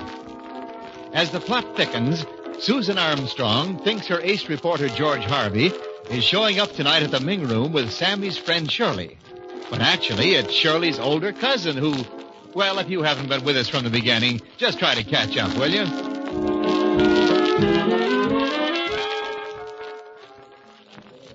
Don't you just love soft lights and sweet music, Georgie? What? Oh, yes, swell. George Harvey, I don't believe you're listening to a single word I say. Of course I am, Shug. I was just looking around to see who's here, that's all. Expecting someone? No, I was just looking, that's all. Well, you're just about the jumpiest boy I ever went out with. Would you excuse me while I pat my nose? Oh, sure, of course. Take all the time you want. Now, don't you jump away from me. I should never have come here in the first place. Susan, I should have said. Susan, you're a woman and I'm a man. And if you... Why, George Harvey. Susan! Well, imagine seeing you here. Hi, Mr. Harvey. Well, Sammy, just like old times, huh? I persuaded Sammy to come out to dinner with me to forget his troubles. Are you alone, George? Alone? Sure. Well, I mean, not exactly. Well, then you don't mind if we join you. I'd rather not, Miss Armstrong. When a friend who you think is a friend turns out to be not a friend any longer, I'd rather not. Oh, come on, Sammy. There, now, isn't that better? Well, isn't this cozy, George? Yes, it's going to get even cozier. Would you care to dance, Susan? Maybe later, George. Sure. How about you, Sammy? I wouldn't even dance with you if you were a woman. Well, no accounting for taste. You're sure you don't want to dance, Susan? Well, how nice. Company. Well, if you'll all excuse me, I just remembered I have to Miss Patterson, are you the one with Mr. Harvey? I thought it was Shirley. Who's Shirley? George Harvey, where's Shirley? Who's Shirley? Gee, Mr. Harvey, have I been misjudging you? And have I? Just wait till I tell Shirley. Oh, not that anybody's going to answer me, but who is Shirley? Our little girl cousin, Georgie. Aren't you going to introduce me? Well, Never mind, George. We're leaving. Come on, Sammy. Sure. Gee, Mr. Harvey, I think you're swell. Oh, thanks, Sammy. And if you want to know what I think, George Harvey, shall we dance? I'd rather die. Come, Sammy. Sure, Miss Armstrong. Well, now, what brought that on, Georgie? And just this morning, she was so understanding. Hi,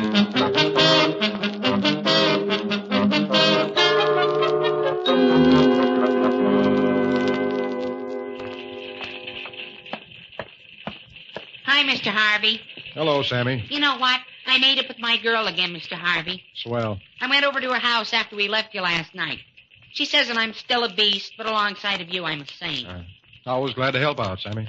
That's Shirley, isn't it? There was just a harmless confusion in your mind between her and her cousin. Harmless confusion. Sammy. Yes, Mr. Harvey? I guess you know quite a bit about how to get along with women, don't you? Sure. Anything I can help you with, Mr. Harvey? Well, there exists a slight chill between Miss Armstrong and myself. Because of Shug, huh? Well, as near as I can figure out, yes. So, Sammy, if you could suggest anything that... How about getting her out of town? Shug? How? Well, there's a fella she's sort of engaged to in her hometown, Buford Jackson. Now, I could call her and pretend to be Buford and insist she come home. Oh, that's no good, Sammy. With all due respect, you couldn't sound at all like this Buford. You'd be at her house and take the call. I would? Sammy, you really think it... Mr. Harvey, out of my wide knowledge of women, I guarantee that this will work. Out of your wide knowledge of women, huh? Well, I guess you know best.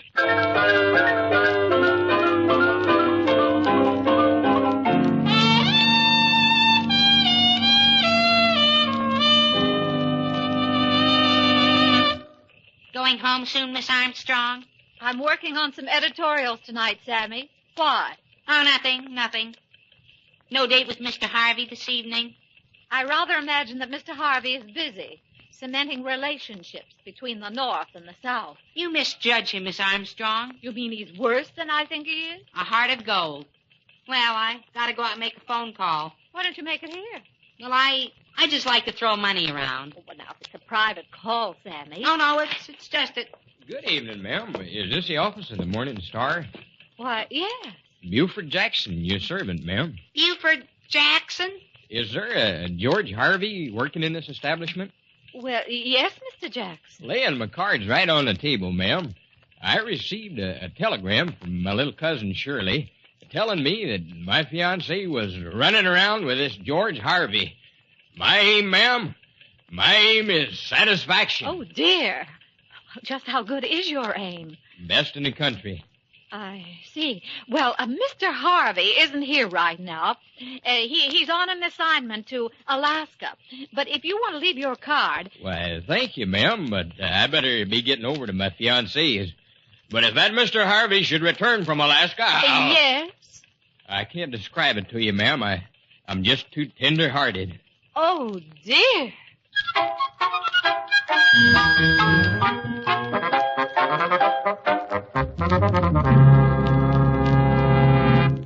Can't you sit down for just a minute, George? Oh, I didn't realize I was standing.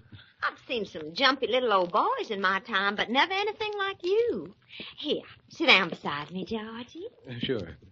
Would you mind moving over so I could sit next to the phone? You expecting a call? Well, you know what the air raid wardens say. In case of an attack, always be close to a phone. You sit right down, Georgie, and talk to me so I can watch the exciting way your little old Adam's apple bobs up and down. Come on, Sammy. What's that, George? I said this is dandy, isn't it? You're acting very cold tonight, George. Am I? Well, I guess there'll be nights like this. Sammy. No, I'll get it. Hello? Hello, is this the home of Miss Maybelle Patterson? Oh, long distance, huh? Long distance. Is it for me? Yes. Go ahead, long distance. Who said anything about long distance, and who's this talking? Oh, of course I'll take the message. Cut out the corny dialect, Sammy. Sure, go right ahead. Who is this talking? Yes, this is George Harvey. Oh, Buford, huh? Well, how are you, Buford? I certainly will take a message for her. Go right ahead. Sir, am I talking to George Harvey? Stop poking it up, Sammy. She might hear you. What's that you say? You want her to come right home? Well, you know best, Buford. George, let me talk to him. You haven't got time to talk to Maybelle, you say? Well, that's too bad, Buford, but I'll give her the message. Yes, indeed. Sir, would you kindly explain what this is all about? Well, it's been nice talking to you, Buford. Sorry you can't come up and visit us. Oh, some other time, huh? Well, goodbye, Buford. Sammy, that's the corniest southern accent I ever heard. George, why didn't you let me talk to Buford? Well, he seemed to be in a big hurry, but he was very insistent about your coming home. Wants you to come home immediately. Oh, I wonder if he found out about us, George. Buford is just a wild bull when he's jealous. Oh, there's nothing to worry about, Shug. Buford's a long way from here. But, you know, long distance is a wonderful thing. It sounded as though he was calling from right around the corner. Will you be sorry to see me go, George? Oh, of course I will. But if Buford's waiting, I guess I can be big about making the sacrifice. I just can't understand why he didn't want to talk to me. I guess he had to get back and fight the boll weevils. Well, if you need any help packing, let me know. I'll send Sammy over. Drop me a line sometime, huh? Oh, hello. Well, as I was saying, Shug, Who are you? I, sir, was just about to ask you the same question. Buford, what are you doing here? Buford? But I didn't... glad to know you. You're George Harvey? Well, that is... Buford, don't you dare. Buford! Oh, Buford Jackson, I should never speak to you. You put your big fist right in his pretty little old green eyes.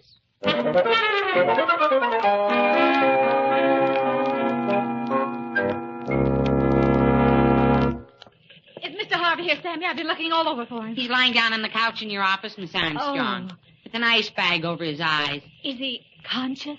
I think so. Sometimes with Mr. Harvey, it's pretty hard to tell. Yes, I know. Well, I'll go in and sympathize with the world's greatest authority on feminine psychology. He'll improve, Miss Armstrong. I promise to teach him everything I know. He could use it. Who is it? It's me, you gorgeous hunk of fighting man. Sure? Now, don't take that ice bag off your tired little old eyes, Georgie. I'll just sit here and stroke your cute little old bony forehead. Well, I wouldn't, Shug. You see, this is Miss Armstrong's office, and if she comes in here and sees us, she might not... Oh, it's better that way, honeysuckle blossom. Then you'll just have to choose between us, once and for all. But, Shug, you've got to go back home with Buford. How can I go home with Buford after I've been out with you? Look, all you have to do is go down to the bus terminal. The rest is easy. Georgie, I'm a woman, and you're a man. That's not the right way to look at it, Shug. Oh, take off that ice bag, Georgie. Gaze into my violet eyes and then tell me, which of us do you choose, you little old fighting fool, you? Well, George. Susan. Oh, George. Of all the low, sneaky, underhanded tricks... I've seen yourself. You were turning pale right under the ice bag. Well, all I have to say, Susan, is that if... Of course, I knew all the time that it was you. Oh, you did? Of course I did. Susan, you don't actually think that George Harvey would be fooled by a mere woman, do you? Yes. Well, I was just asking, that's all. Just asking. Oh, George.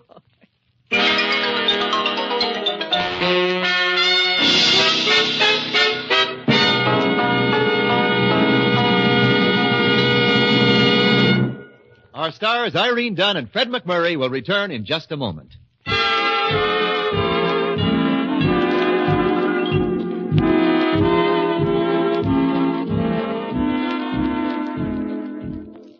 Of course, you have to admit, Susan, that the whole thing arose from a perfectly natural mistake. What mistake? Well, if I hadn't assumed that Sammy was going with Shug instead of with Shirley. Oh, that wasn't a very bright assumption. But you have to admit that she was attractive.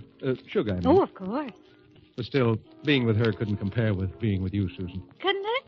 Her eyes didn't compare. Her voice didn't compare. Her hair. Oh, you're sweet, George.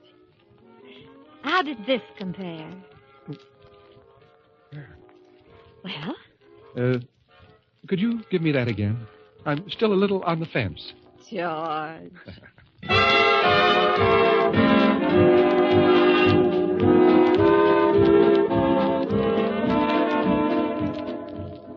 Irene Dunne and Fred MacMurray will be back next week in another exciting comedy adventure in the gay new series, Bright Star.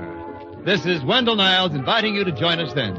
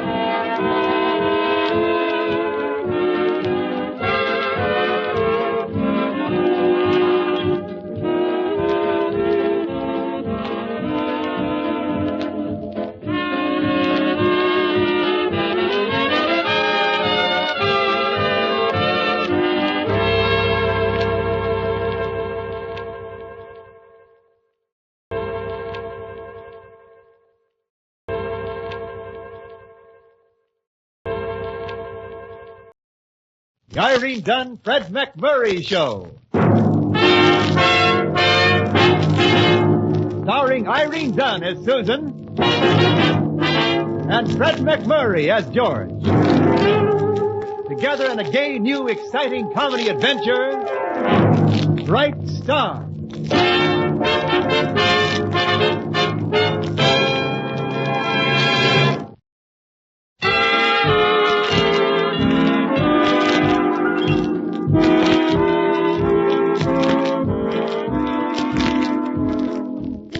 It's the Irene Dunne, Fred MacMurray Show, starring Irene Dunne as Susan Armstrong, owner and editor of the Hillsdale Morning Star, and Fred MacMurray as George Harvey, the paper's ace reporter. And when the editor and ace reporter are both covering a city council meeting, a big story must be breaking.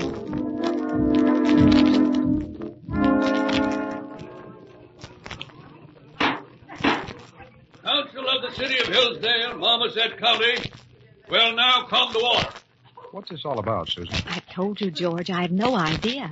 Mr. Briggs phoned, said he was addressing city council and that there'd be a big story in it. Briggs wouldn't know a big story if it bit him right in the middle of his big stuffed shirt. He's one of the paper's largest advertisers. He might have something important to say. Well, it's always the first time, I suppose. Council has been called in special session this afternoon to have a project put before us by that well-known Hillsdale philanthropist, Wilbur R. Briggs. Without further ado, our distinguished fellow councilman, Mr. Briggs. George.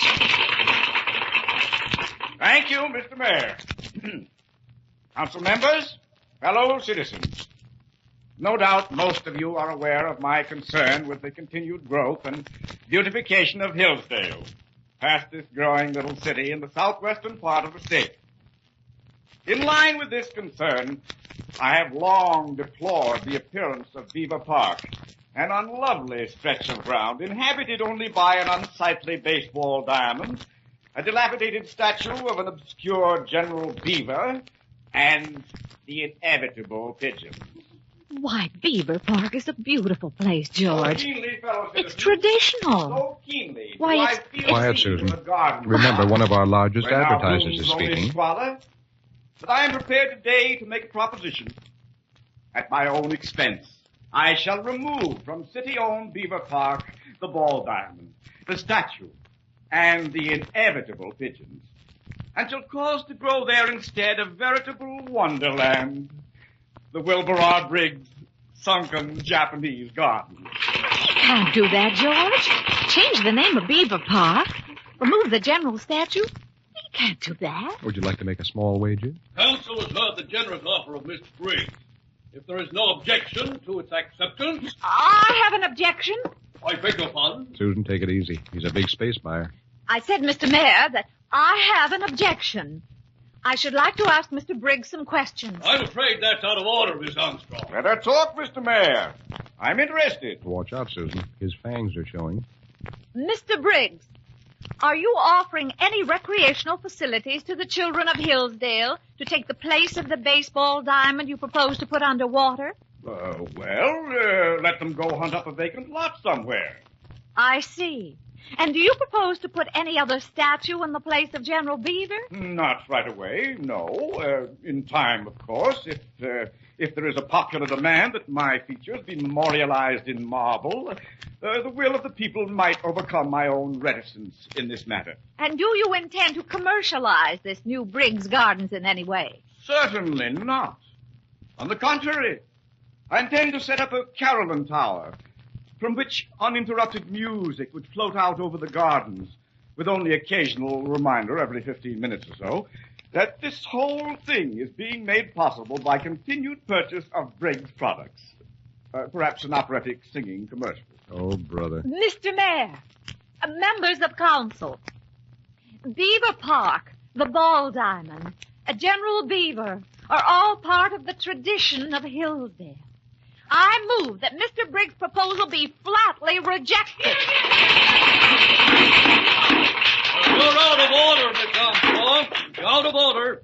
However, in view of your determined attitude on this matter, perhaps it might be well to table the proposal prior to further discussion. Is that agreeable to you, Mr. Briggs? So be it. Watch out, Susan. Here comes Briggs. You don't think he's angry with me? Oh, no, not at all. Miss Armstrong. Yes, Mr. Briggs. Miss Armstrong, I'm containing myself. Well, that's certainly nice of you. Containing myself, but with difficulty. Miss Armstrong, I assume that you will assert your feminine prerogative of changing your mind very shortly. Well... Because if you don't, you and your star reporter here may soon find yourselves out in Beaver Park with the pigeons.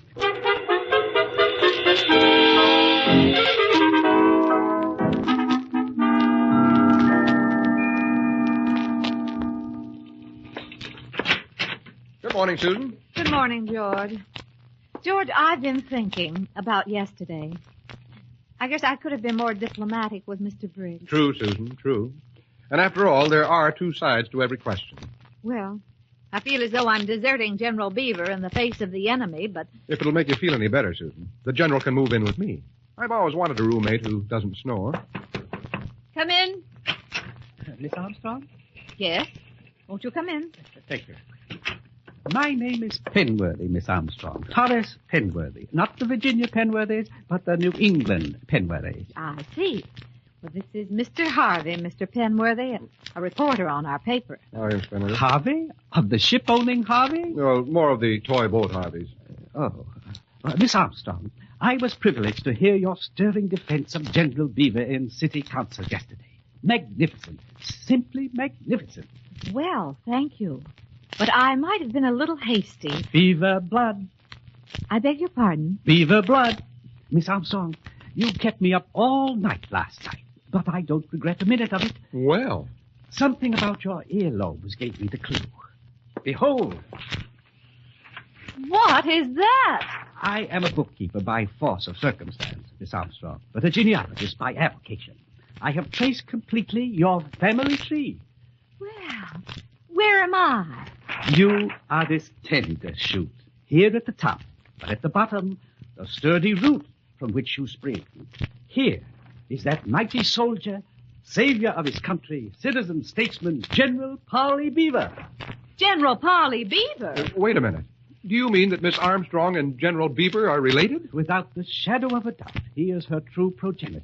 Well, this is all very interesting, but I think that I was almost ready to compromise principle for commercial advantage in the case of my own true ancestor. Now, Susan, wait.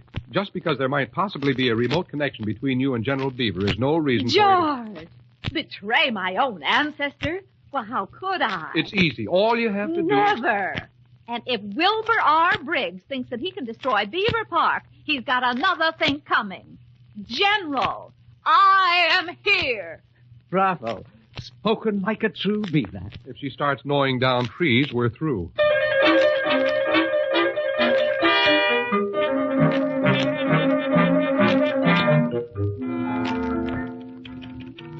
And while it is not the policy of this paper to blindly resist change, in this case we must raise the questions. Would the citizens of Hillsdale be happier with a baseball diamond or a sunken garden?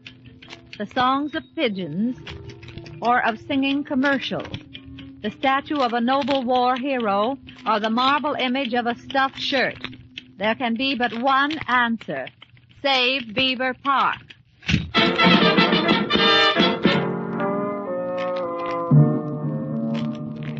Fellow citizens of Hillsdale, about Beaver Park.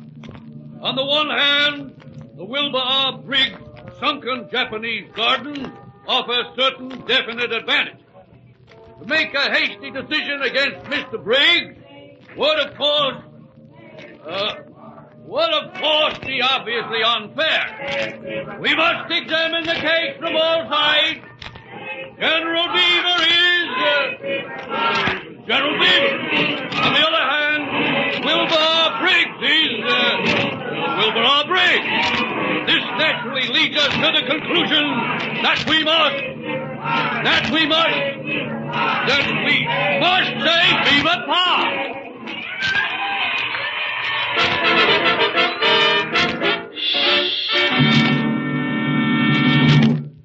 Morning, Miss Susan. How do you want your eggs? Fried, coddled, or scrambled? Oh, scrambled, I guess, Patience. I'm in a sort of a confused mood. Why? Didn't we win? Haven't we saved your noble ancestor, General Beaver? Yes, but now I'm worried about the paper. Oh. The newspaper editor just can't campaign against her advertisers and expect them to... Who could that be? Well, it could be Gregory Peck, but I'll bet on George. Anybody home? It's George. We're in here. Hi, Susan. Oh, good morning, Patience. Breakfast, Mr. Harvey? No time. But if you do happen to have some bacon and a few eggs... I knew you wouldn't let me down. Anything wrong, George? Plenty. They had a message at the paper this morning. Wilbur R. Briggs is on his way down, and he says he wants to have a showdown with you personally. Oh, dear. Well, what are you going to tell him, Susan? And, George, I just can't desert General Beaver. Well, he's the only hero we've ever had in our family. All right. There's only one way to handle this thing, then. Psychology. Call his bluff. Face him down. Look him right in the eye. Now, and you're not getting psychology mixed up with lion taming. Yeah, same principle. Just convince him you're boss, and you'll have him eating right out of your hand. Well, suppose I can't convince him. Well, I know. Look, no hand.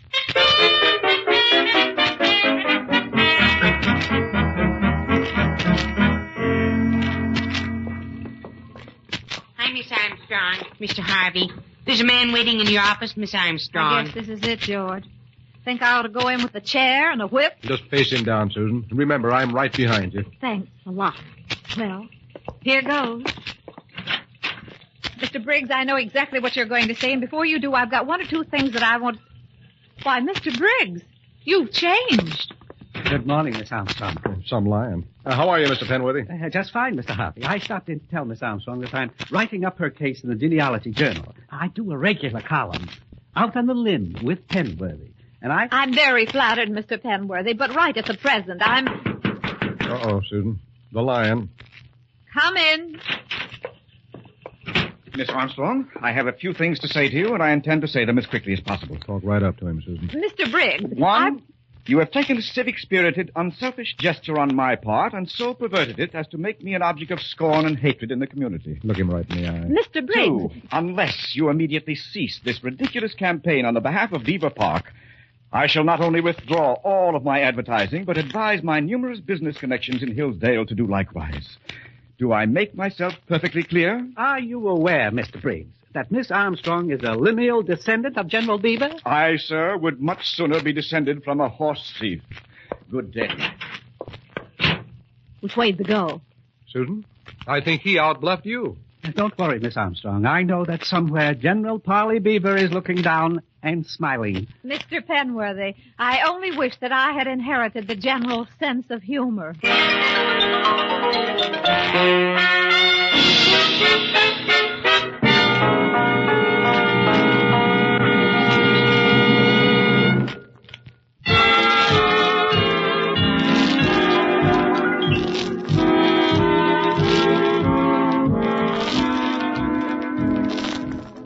And now back to our stars, Irene Dunne and Fred MacMurray, and the second act of our story.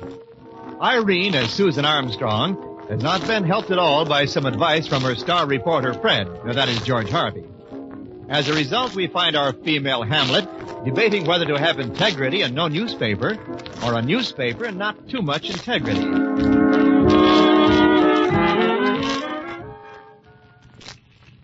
To be or not to be? Problems, Miss Armstrong? Problems, Daddy. Is Mr. Harvey still around? I think he left. Well, that's one less problem. I heard about you defying Mr. Briggs, Miss Armstrong. Just better to die on your feet than live on your knees. Well, you see, I haven't reached a final decision as yet, Sammy. I know what it'll be, Miss Armstrong. You'll defend the right, even though it costs you everything. Yes, but if I lose all my advertising, I might even lose the paper and... He who steals my purse steals trash. Well, that's one way of looking at it, but... Miss Armstrong, though the choice seems hard, years from now you'll be able to look back and say, this was my finest hour. Sammy, if this is my finest hour, I sure haven't got much of a future.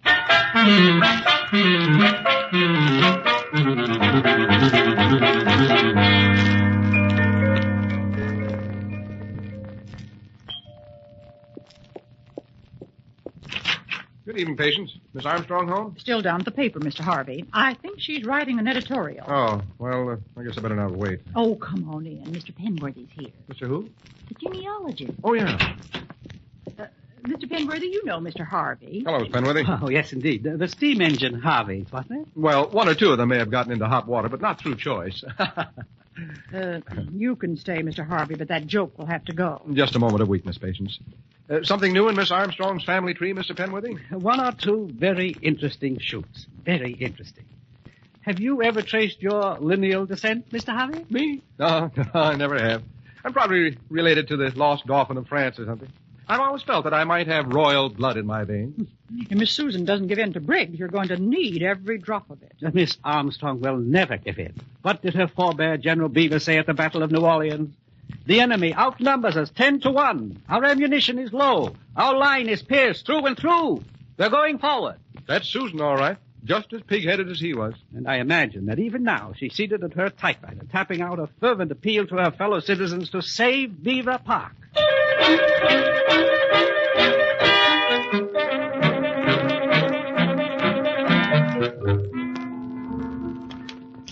In viewing the proposed change of Beaver Park into the Wilbur R. Briggs sunken Japanese gardens, one must be guided by one principle alone, that there are two sides to every question. While this paper is not retreating 1 inch from any stand which it may have taken, the right to change one's opinion must be guarded zealously. And with this in mind, the Hillsdale Morning Star continues to move fearlessly sideways.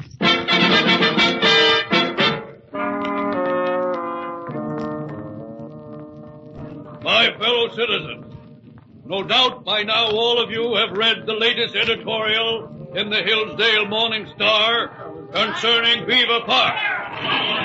I commend it to you as a model of straight thinking. Not swayed by the passions of the moment, it examines the question thoroughly from all sides, weighs the pros and cons, avoids name-calling, and best of all, says nothing. With fearless leadership of this quality to guide us, let us look forward joyously to the new, the beautiful Wilbur R. Briggs sunken Japanese garden.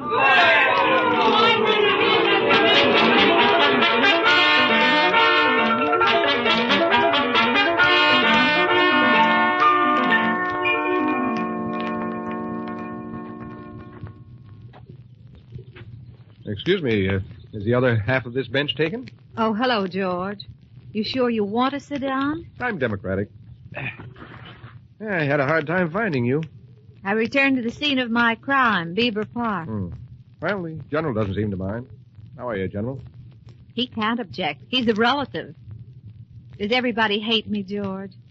I'm trying to do the right thing, but I have to think of you and the paper and Sammy and all the others. What'll I do? That's a tough question. I wonder what he would have done in a crisis like this. Would he have written editorials saying there's two sides to every question? No. I guess not. Would he have knuckled under to Wilbur R. Briggs, allowed him to take the ballpark away from the kids? I doubt it.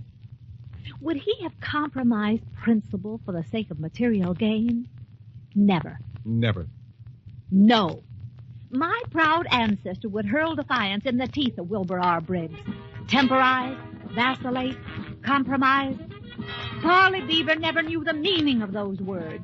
He would say now, as he said to his troops at the bloody Battle of New Orleans, the enemy outnumbers us 10-1. Our ammunition is low. Our line is pierced through and through. We're going forward. George! Pigeons! Charge!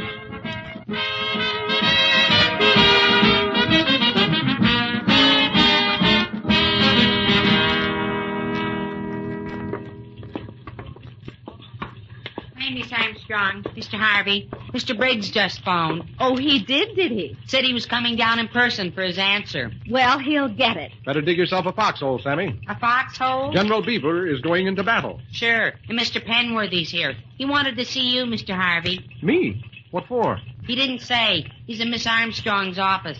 Come on, George. Let's see what he wants. I'd like to have everything cleared for action when Wilbur R. Briggs arrives. Miss Armstrong and Mr. Harvey, I've certainly got news to you, Mr. Harvey. Really? What news? About your family tree. Behold. What is that? Here you are at the top, in fine print. But at the bottom, the main trunk from which you sprang is definitely, undeniably, the lost Dauphin, son of Louis XVI, heir to the throne of France. No. Me? Royalty? Well, what do you know? My studies prove conclusively, Mr. Harvey, that... Excuse me just a minute, Mr. Penworthy. George, you didn't at any time indicate to Mr. Penworthy a desire to be descended from French royalty. Susan, are you trying to... Well, yes, as a matter of fact, I did mention it. Facetiously, of course. I thought so. Mr. Penworthy, Do you base your researches into people's ancestry on whom they are actually descended from or on whom they want to be descended from? Why, their personal desires, of course, Miss Armstrong. That's my hobby, making people happy. And it's much nicer to be descended from someone you like and admire. Don't you agree? Well, yes, but... Then Susan isn't actually connected with General Beaver at all, huh? In the strict genealogical sense, no. But in the Penworthy system, definitely yes. Susan, you're risking your paper for a general who's a total stranger. That's true, isn't it? But you know, it doesn't really matter, George. The principle is still the same. But don't you think that it's too late for thinking? That must be Briggs. Well, the same cozy little gathering. Well, come in, Mr. Briggs. Of course. You reached a decision, Miss Armstrong? I have. Good. And you're withdrawing your opposition to the Wilbur R. Briggs sunken Japanese gardens? No. No? Touch one green hair on General Beaver's head, Mr. Briggs, and the Morning Star will lead the aroused populace of Hillsdale to the rescue. In other words, go sell your figs, Briggs. And that goes double for me. You leave me no choice, Miss Armstrong. Consider my advertising contract with you canceled. Before I get through with your paper, Miss Armstrong, Mr. Briggs. Do I know you? Oh, Mr. Penworthy, a distinguished genealogist. Oh. As I was saying, Miss Armstrong... I've got something I've been wanting to show you, Mr. Briggs. Some other time. As I was... Here. What's that? A genealogical study of your family, Mr. Briggs. I've been working on it night and day. Well, I'm sure that's very nice, but Anything, interesting? Oh, I'm sure there is. He worked out our trees. George. Anything interesting, Mr. Penworthy? Oh, very. You see, tracing the main stem along here, Mr. Briggs, we come to the one responsible for the entire Briggs family in this country. Waldo Briggs. Waldo, eh? Pretty important man? Oh, yes. 4,000 people turned out when they hung him. Hung him? No, horse thief. Why, Mr. Briggs, you said yourself you'd rather be related to a horse thief than to General Beaver. Now, aren't you happy? And we'll be glad to give the story full coverage in the paper, Mr. Briggs. It'll create a lot of goodwill for you among horse thieves. Mr. Penworthy, Miss Armstrong, is there any need for publicity on this thing? Well, a public benefactor such as you, Mr. Briggs, a man worthy to have a park named after him, everything about you is news. Yes. But you see, Mrs. Briggs is a little peculiar, shall we say, on the subject of my family, and perhaps I was a bit hasty. General Beaver has always had my profound respect. Hate Japanese gardens, anyway. We consider the matter closed? Well, what do you think, George? Well, one thing Beaver Park needs, Mr. Briggs, a drinking fountain near the baseball diamond. Why, yes, of course. Be most happy. The Wilbur R. Briggs Memorial Fountain? The Horace Penworthy Memorial Fountain. In honor of a truly great man. Oh, not really, Miss Armstrong. All I want to do is make people happy. You're happy, Mr. Briggs? Me? Of course. Never been happier. I could die.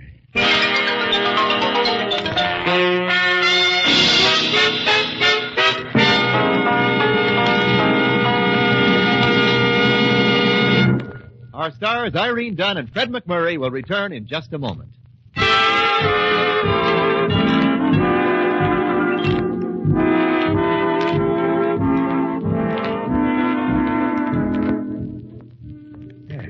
Warm enough, Susan? Perfectly, George. But I'm just as glad this park bench isn't our permanent home. Gotta fight for principle, no matter what the cost. That's what we used to say in the French royal family. We Harveys. Were you with us or against us in the War of 1812? Against you, I think. But I'm willing to try to make up for it. George. Right in front of my relative, the general. I'm willing to give up my family if you're willing to give up yours. I'm willing. Just plain Susan Armstrong, girl editor. Mm-hmm. Plain George Harvey, boy reporter. You realize this is what's known in nature as the perfect arrangement?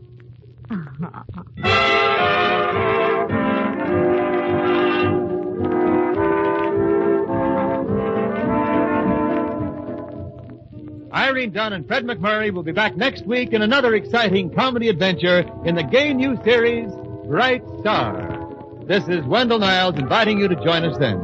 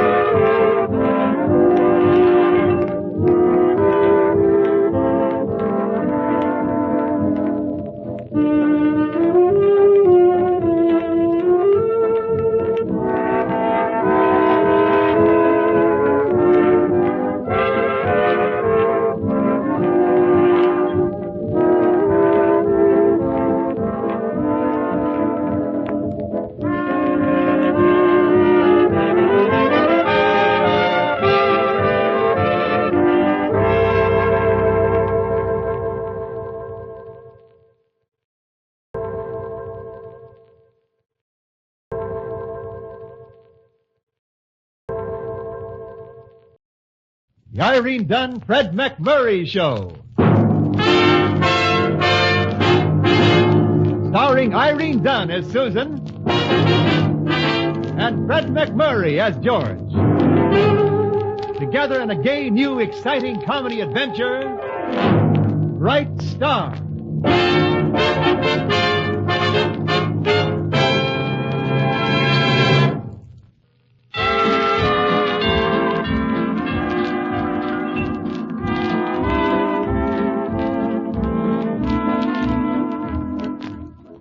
The Irene Dunne, Fred MacMurray Show, starring Irene Dunne as Susan Armstrong, owner and editor of the Hillsdale Morning Star, and Fred MacMurray as George Harvey, Susan's ace reporter. Right now, this looks like Susan hurrying along the main street of Hillsdale, followed by a tall stack of bundles. The stack of bundles is complaining.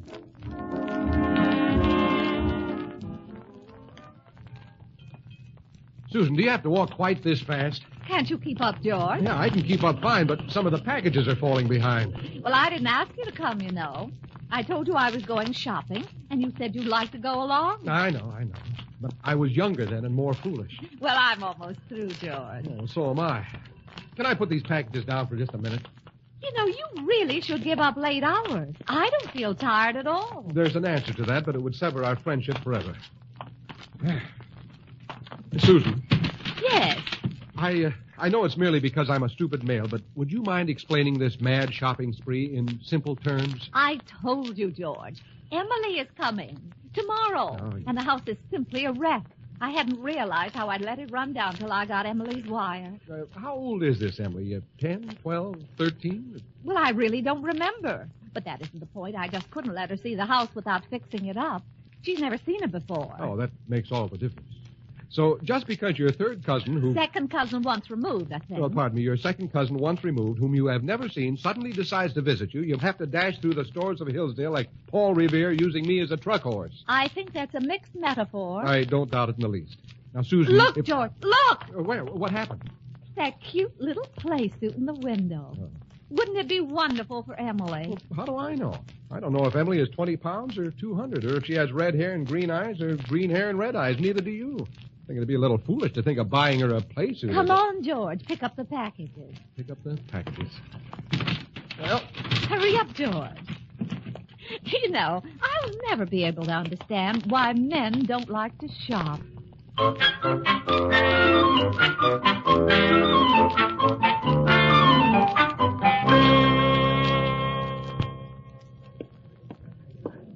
May I help you? That cute little play suit in the window, the blue. Certainly, madam.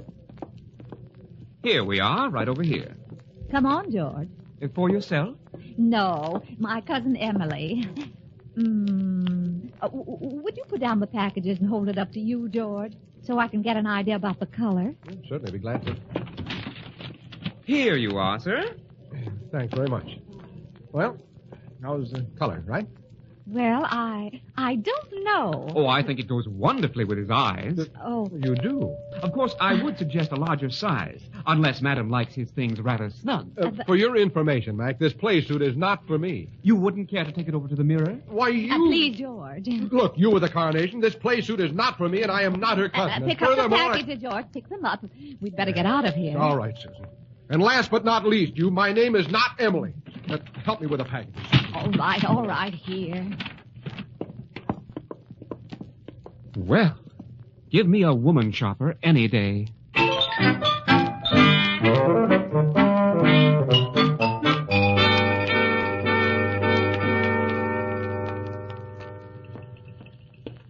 Got anything for the composing room, Mr. Harvey? Business is at a complete standstill today, Sammy. Emily is coming to town. Who's Emily? A young thing of indeterminate summers. Coming to visit Miss Armstrong, apparently a long-lost cousin. How old is she? Well, estimates range from 10 to 14. Couldn't you range just a little less? 4 years in woman may not mean much to you, but they sure do to me. Well, let's say 13 or 14. Women are always older than you think. You interested? Mr. Harvey, I'm only human. That is open to debate. However, I'll be glad to see you have a playmate of your own age, Sammy. Exclusive contact with the adult world has embittered you. It's made me a realist. Same thing. What time does Emily arrive? Your train gets in at 4 this afternoon. And if you should just happen to wander by... I'll wear a pink iris so you'll know me. On second thought, why should I do a thing like this to sweet, unspoiled Emily? I'll be there, Mr. Harvey. But if she's only 10, I reserve the right to slink off unnoticed. Coward. Mr. Harvey, I have the feeling that Emily will be a definite surprise to all concerned. You may be right. And if I'm going to be surprised, I want to be free to move quickly in any direction. Sammy, were you ever really young?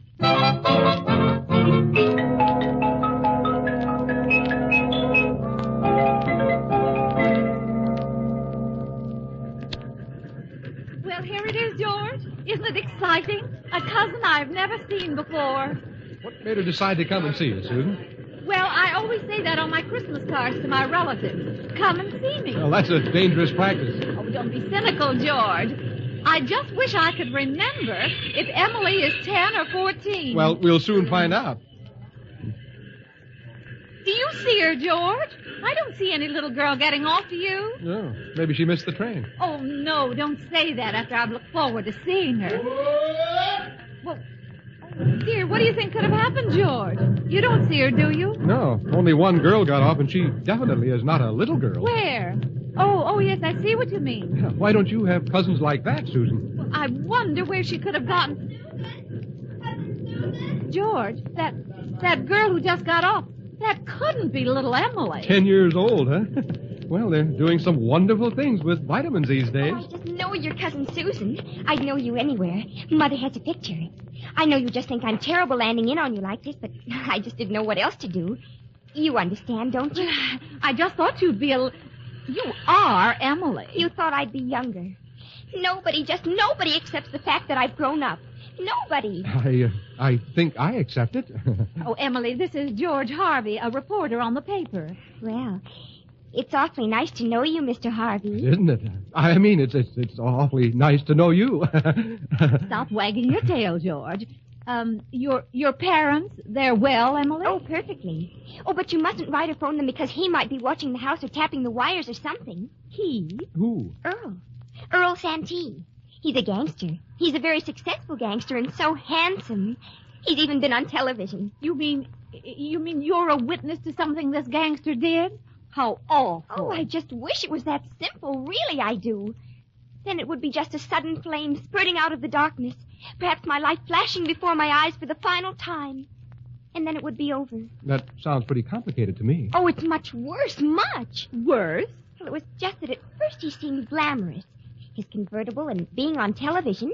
And I only saw him a couple of times, and I never dreamed that he... Well, you know, chemistry. Chemistry? Well, suddenly he just ignited. I didn't do a thing. You're sure you didn't strike a match? Oh, he was like one gone mad.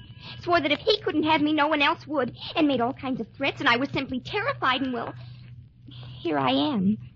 Oh, it must be wonderful to have someone strong and capable to turn to like Mr. Harvey. Emily, I want you to know that you can count on me. Well, that solves everything. Did you get here yet, Mr. Harvey? I got held up at the office and I... This is Emily? Sammy. Just what I always wanted. A playmate my own age. Sammy, step aside with me, will you, please? We are faced with a complex problem here, Sammy, to which you are not the answer. There's no time for play? Just continue to warm up on the sidelines about 4 or 5 years. I gotta wait 4 or 5 years? You know, I think it's worth it.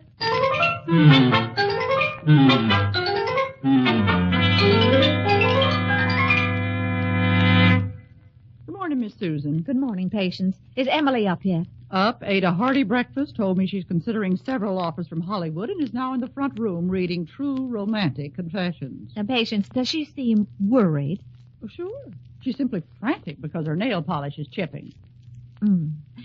Patience, suppose you were a gangster. Do you think that you would ignite at the sight of Emily? It's possible. Of course, I don't know what it takes to turn on a gangster's ignition. Maybe I'd better talk to her. Do. It's as good as a college education. Good morning, Emily. Oh, good morning, Cousin Susan. Isn't this a simply devastating morning? Emily, I want to talk to you about this mad amour of yours. Oh, I think we definitely should. After all, the least we can do is be civilized about it. We're both adults. Yes. Now, actually, do you think it's really so serious? Definitely. I mean, the moment he looked at me yesterday, I could tell. You saw him yesterday? Oh, of course. At the train when you met me. This Earl Santee was here, in town, yesterday? Earl? I'm talking about George. Give this to me slowly, Emily. You think that George is now your mad amour? Is that it? Well, what about Earl? Oh, Earl will undoubtedly kill him if he finds out. I might kill him myself. Oh, I'm terribly sorry, Susan. And I hope that George means nothing to you. But you know how it is. Chemistry. I majored in journalism myself. Oh, it was just a case of one look and he ignited. Uh-huh. Mm-hmm. Susan, where are you going? I'll see you later, Emily. I'm not going to fiddle around while George burns.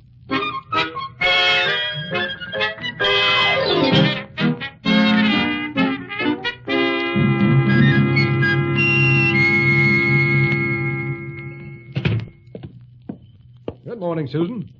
Well, how's little cousin Emily this morning? Moldering at home. She's quite a girl, Emily, quite a girl. I don't know when I've seen anyone who was so loaded with Yes? Yes, sir, quite a girl. George, she had an idea that something electric flashed between you two yesterday at the station. Me and Emily? Uh-huh. Why, that's utterly absurd. It's ridiculous. I hope I'm convincing you. You are, only because I know you're not that fast a worker. You know the trouble with her, Susan? She's just in the romantic stage, that's all. And this story of hers about the gangster, it most likely isn't true at all. You really think so? Of course. She's living in a romantic daydream. Well, I rather think so myself, but... Susan, there's only one way to bring her out of it. Psychology. Not chemistry. No, psychology. So I've got a mad passion for her, have I? I'll just call her bluff. I'll be over tonight to lay my heart at her feet. And you watch. She'll be scared half silly. Well, it might be a short trip, George. Yeah, the old psychology, Susan. Never fails. I know Emily's type. All talk, no follow-through. You know, you two should make an ideal couple.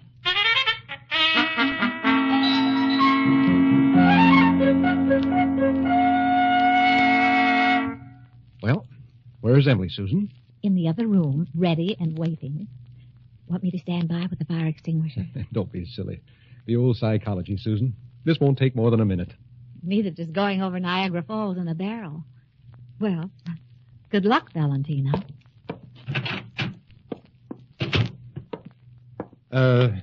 Emily? Why, George. Are you looking for Cousin Susan? No, Emily.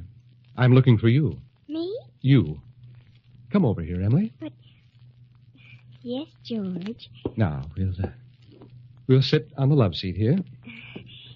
Isn't it a little crowded? I want you close to me. Oh. Emily, do you believe in passion ignited at a mere glance? What I mean is... new perfume? No, it's some of Susan's. Mal d'Amour. Oh, funny. I never noticed it. Let's see. Where was I? Passion ignited at a glance. Oh, yes.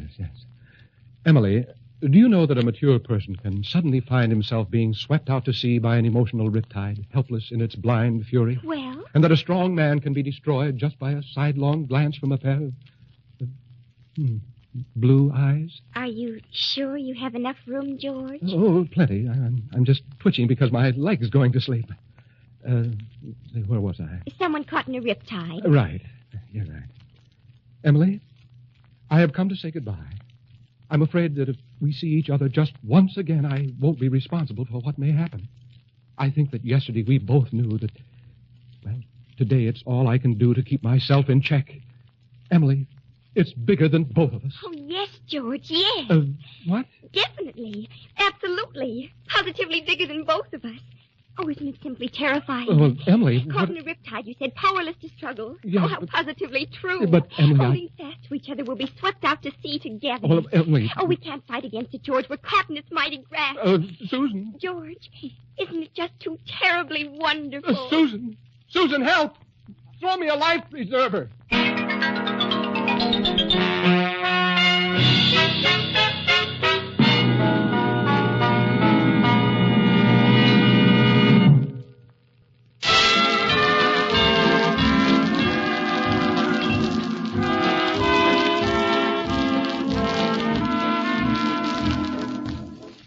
Now back to our two stars, Irene Dunne and Fred MacMurray, and the second act of our story. Fred, that is George, came a cropper in applying psychology to Irene's or Susan's romantic cousin. But if you think our hero is discouraged, you just don't know George.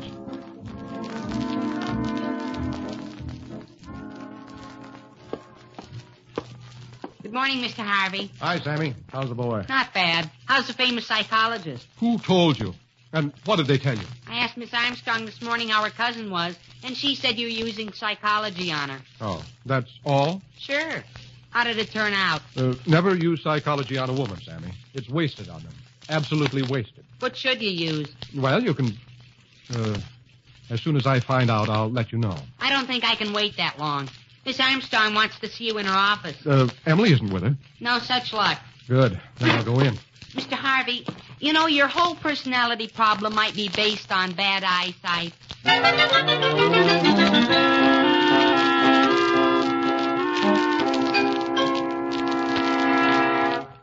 So, actually, Susan, I had the situation well in hand all the time, and if you hadn't interrupted when you did, Interrupted? If you hadn't yelled for help, you'd have been lost at sea. Susan, how old do you think that girl actually is? She says she's 18. Almost. Girls weren't like that when I was 18. George, I don't believe a word of that story about the gangster. That Earl Santee being madly in love with her. You mean you're coming around to my theory? I'm coming around in spite of your theory. I wired Emily's mother this morning and told her that Emily was here, a fugitive from a lovelorn gangster. Purely a figment of the girl's imagination. Romantic hallucination, common at that age. Well, she probably doesn't even know this Santee. Undoubtedly. But she's built up in her own mind this adventure story of his being wildly in love with her, pursuing her from town to town, which is all... Miss Armstrong, we just got a call from police headquarters. Please, Sammy. As I was saying, Susan, this is undoubtedly all... Earl Santee is in town. Sammy, I am talking. It's undoubtedly a figment of her imagination. She... What did you say, Sammy? He said the figment just got into town. Earl Santee? The cops got a tip that he's gunning for someone. Oh, no. Are you sure, Sammy? Sure, he just registered an hour ago at the General Grant Hotel. George, we've got to do something. Well, if he's gunning for someone, why don't the police pick him up? Oh, you know the cops. They say they gotta wait till he commits a crime. George. Now, don't worry, Susan. You'd better go home to Emily and keep her in the house, and I'll go and see this Santee. But he might kill you. Why? I didn't throw him over. George, do be careful. All right. I'll be all right. And, Susan, Emily will be as safe as if she were in her own home. With Emily, I guess that's not saying much.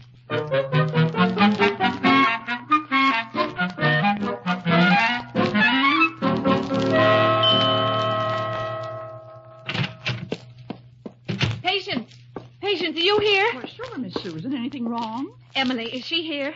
Is she all right? Up in the guest room. I just came from there. Oh, thank goodness. Oh, the wire just came for you, Miss Susan. Here it is. Oh, good. Oh.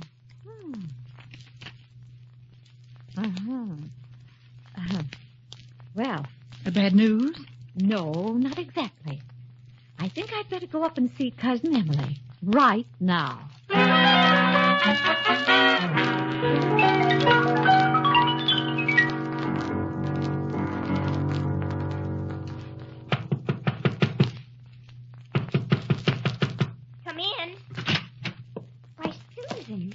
thought you were at the paper. I came home to protect you. Emily, Earl Santee's in town, gunning for you. Earl Santee?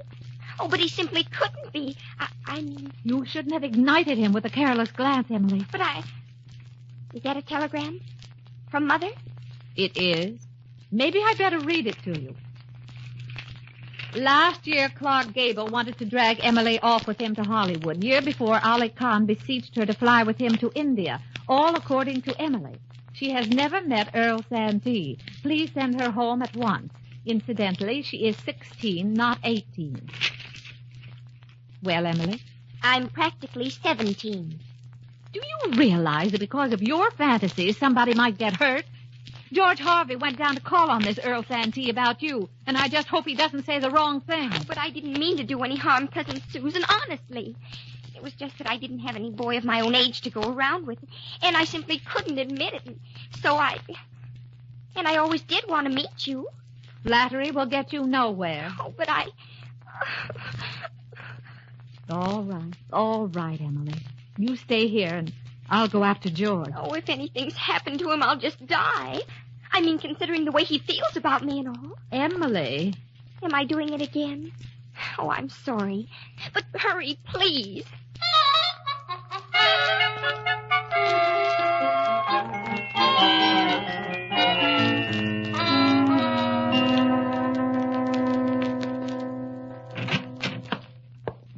Hi, Porky. Any luck?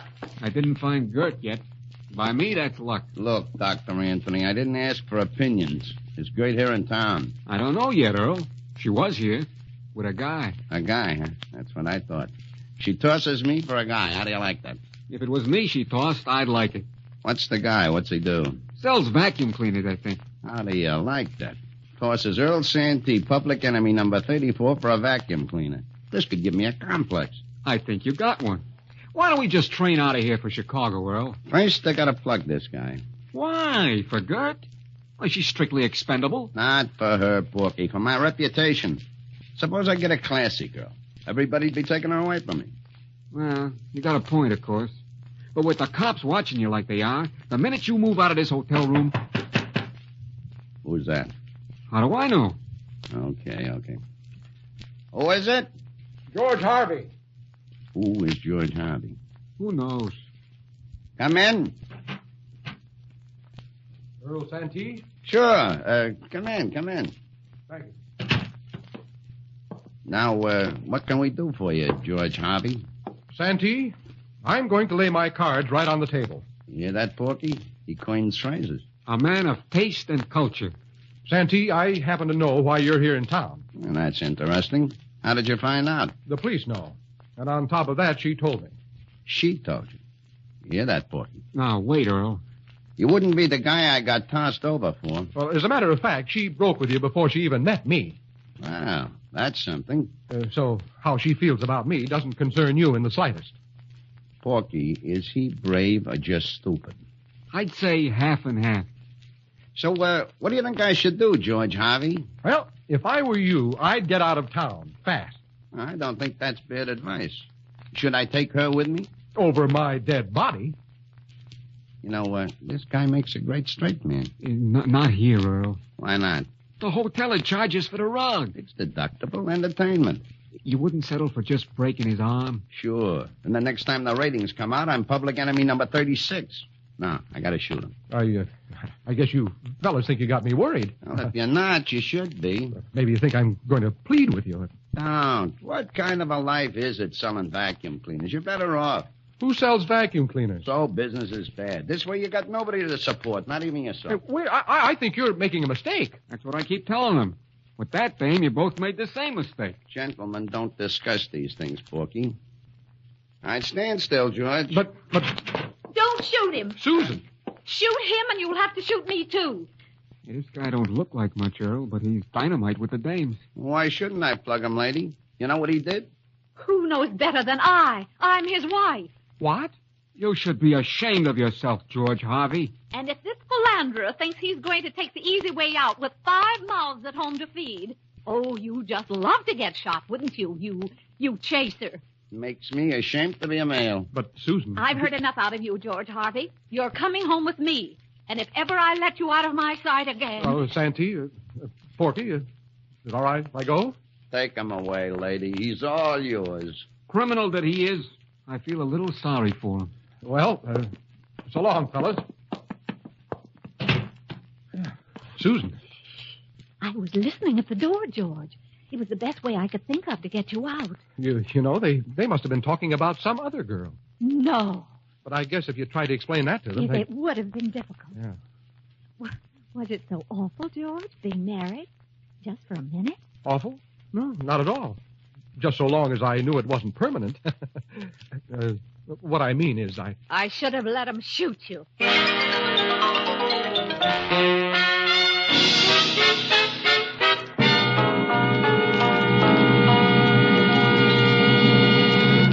Our stars, Irene Dunne and Fred MacMurray, will return in just a moment.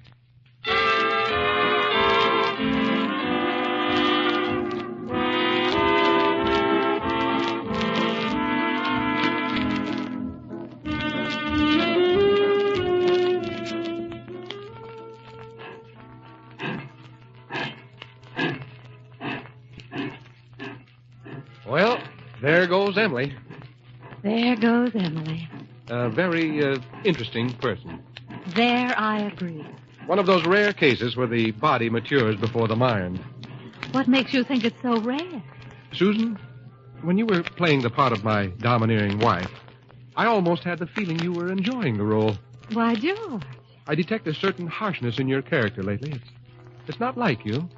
You know I'm your humble slave, George. Oh? Well, kiss me, slave. There. Convinced that I'm soft and feminine? I was convinced all along. I'm not quite as stupid as I look. Sometimes, George, you surprise me.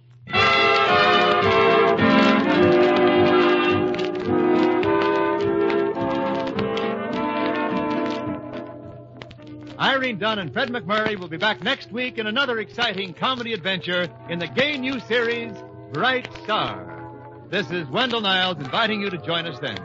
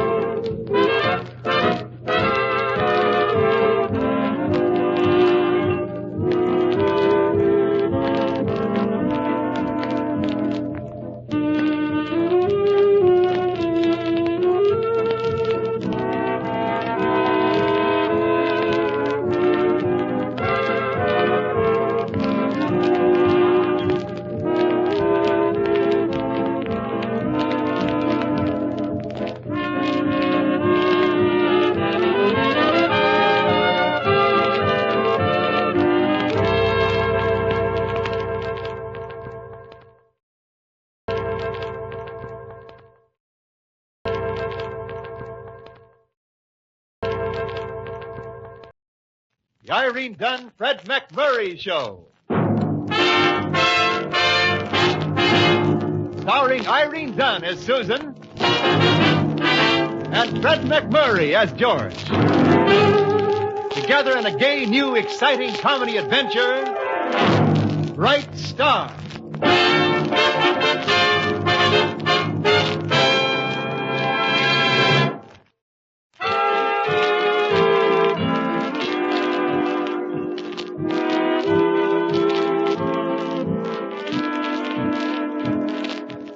The Irene Dunne, Fred MacMurray Show, with our stars, Irene Dunne playing the role of Susan Armstrong, owner and editor of the Hillsdale Morning Star, and Fred MacMurray as George Harvey, her ace reporter. There's an old saying, it's always darkest just before the dawn. Another one, the calm before the storm. We'll pick the second one because it's very calm in George Harvey's office this morning. Almost too calm.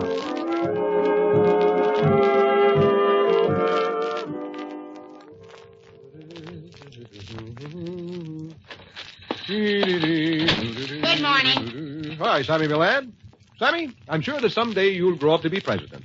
President of what, I don't know, but then it really doesn't matter much, does it? This came in the morning mail. I took it into Miss Armstrong, but she's not in yet. And so you brought it direct to me, knowing that next to Miss Armstrong, I'm the greatest little problem solver this paper ever had. Ah, you better look at this again and tell me what to do with it. By all means, Sammy, hand it over. Addressed to Miss Daphne Milburn, care of the editorial department, this paper. After 5 days, returned to Cozy Corner, the greatest little poetry magazine in the world. We don't have any Daphne Milburn here, do we? I doubt if anyone has. The name is Daphne. I'll have a look inside. Maybe they got the name wrong or something. Let's see. Printed rejection form. Thank you for letting us see this material, but we regret that it does not fill our needs. We would be pleased to read more of your... and so forth and so forth. 3 poems. Ode to a Gray Dawn, The Little Rustic Bridge, City Traffic. And all of them typed on perfumed paper. You mean they smell, huh? I'd say in more ways than one, Sammy. May I read the opening couplet of the one she calls City Traffic? Huh? I'd be glad to. I hate to do it. Here it is. Snarl, you traffic, snarl and weave, and let the homeward driver grieve. Like Gabriel, let him blow his horn, and get a ticket in the morn. That's poetry? The Cozy Corner magazine didn't seem to think so, and I must say I'm inclined to agree with them. Who wrote that stuff? They're signed Daphne Milburn. Well, since there's no Daphne here, I better send the stuff back where it came from. No, wait a minute, Sammy. I've got a hunch.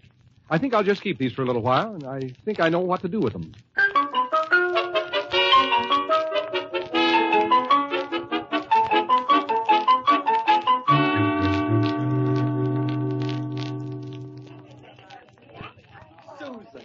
Susan, is it really you? How utterly delightful. Why, Rudolph, where did you come from? Oh, just sauntering about the store. And who knows, I may have been following you. After all, am I not your Columbus, having discovered your great talent? Tell me, have you finished your masterpieces? I've already submitted them, but I haven't heard anything. Excellent, splendid. You will be published immediately. Do you really think so? Oh, it would make me so happy.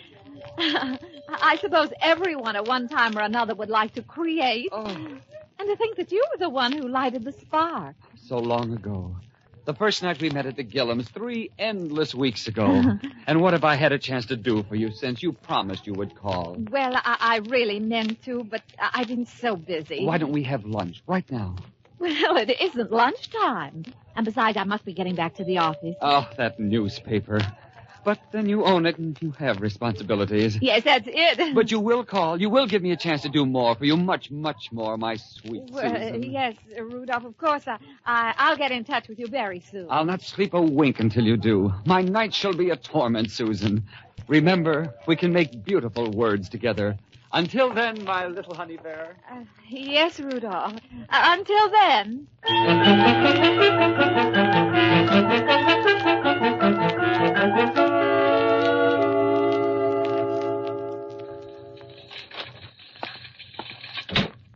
Come in, George. Sorry I was a little late this morning, but I had some shopping to do. Think nothing of it, boss. Nothing at all. The morning star is shining as brightly as ever. Everything is under control. Is this all the mail I got this morning? Yeah, were you expecting something special? No, nothing special at all. Just that I usually get more mail than this. Mm-hmm. You want to know something, Susan? What? You have all the earmarks of a young lady waiting for something very special. Well, that's ridiculous.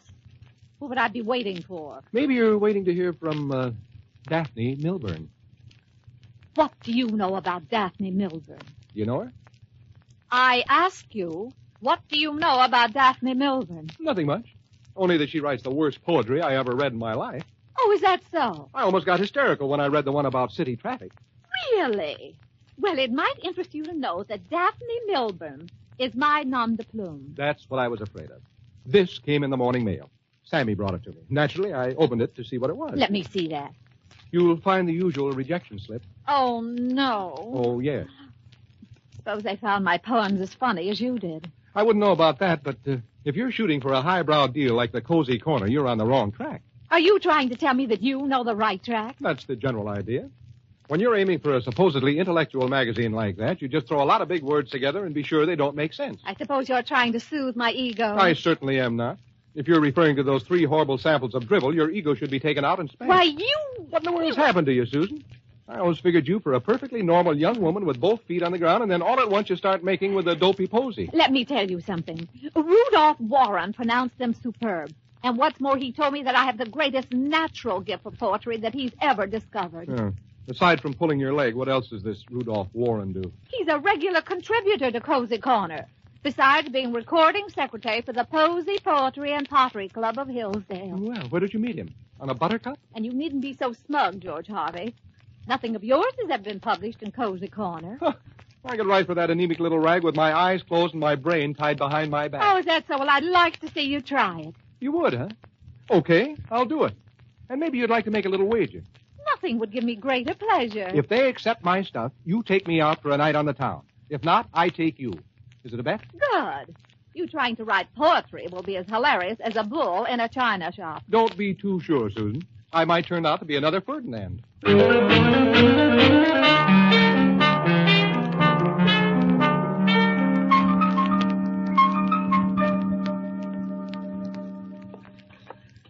a proofs on that accident story you covered, Mr. Harvey. Oh, thanks, Sammy. Just put them on the desk.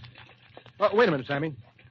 Sammy, I want you to sit down, make yourself comfortable, and do nothing but listen. Okay, but what's the big idea? Just listen. Are you ready? I guess so. Herds that thunder under geometric skies, radiant heating with alligator pies, nebulous, shimmering gossamer snails, a horse on a man, over sugar plum trails. I just remembered I got to get a sandwich for one of the printers. Before you go, Sammy, tell me exactly what that did to you. It made me kind of sick. What was it? It's a poem. It's entitled simply, The West. Oh. Did you understand it? Well, I'm not sure. I thought you said a horse on a man. But that couldn't be right. That's exactly what I said. Then I don't understand it. Not a bit of it? I know what radiant heating is, but I've never had an alligator pie. Sammy, that's all I wanted to know. I'm a success. This little poem will win me a night out. Well, I hope you're right. But I know a lot of people who got 2 weeks in jail for less.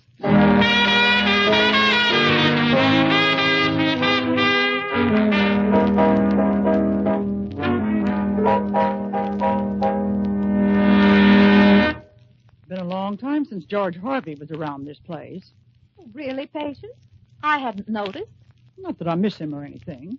It's just that the food bill dropped these last 2 weeks. Oh, food getting cheaper? No, George is getting scarcer. What did he do now? What did who do now? You know what I mean. You haven't mentioned him for 2 weeks, and he hasn't been around. Well, he had the nerve to tell me that I didn't know how to write poetry. Is that all? Is that all? Or would you like someone to tell you that? They wouldn't have to. I know it myself. A poetry magazine turned my submissions down, and he claims they'll accept his. So what?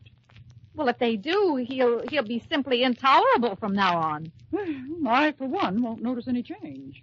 We made a bet, and if he should succeed where I failed, well, I don't know what I'll do. That's the more poetry you're working on? Yes, that's what it's supposed to be. Right now, I'm really stuck. Maybe I could help. I used to work a lot of crossword puzzles until my eyes couldn't get along with each other. I need a word to rhyme with Cupid. For the life of me, I can't think of one. Stupid. This is a serious love poem. When you're writing about an emotion as beautiful as love, stupid has nothing to do with it. I could get you an argument on that, too. But now that we're on the subject, what started this poetry kick? Well, you remember Rudolph Warren. Curly locks? Not curly locks. There's just a slight wave in his hair. Did you notice his mustache and his eyelashes? No, what about him? 8'll get you 5. He puts them up every night before he goes to bed. Well, whether he does or not, he's a magnificent poet, and he's giving me a great deal of encouragement. Oh, if you want my advice, and you probably don't, pick the lesser of two evils, which in this case would naturally be George. And what makes you so sure of that? Oh, I'm not sure. But at least if George starts chasing you, it won't be with a butterfly net.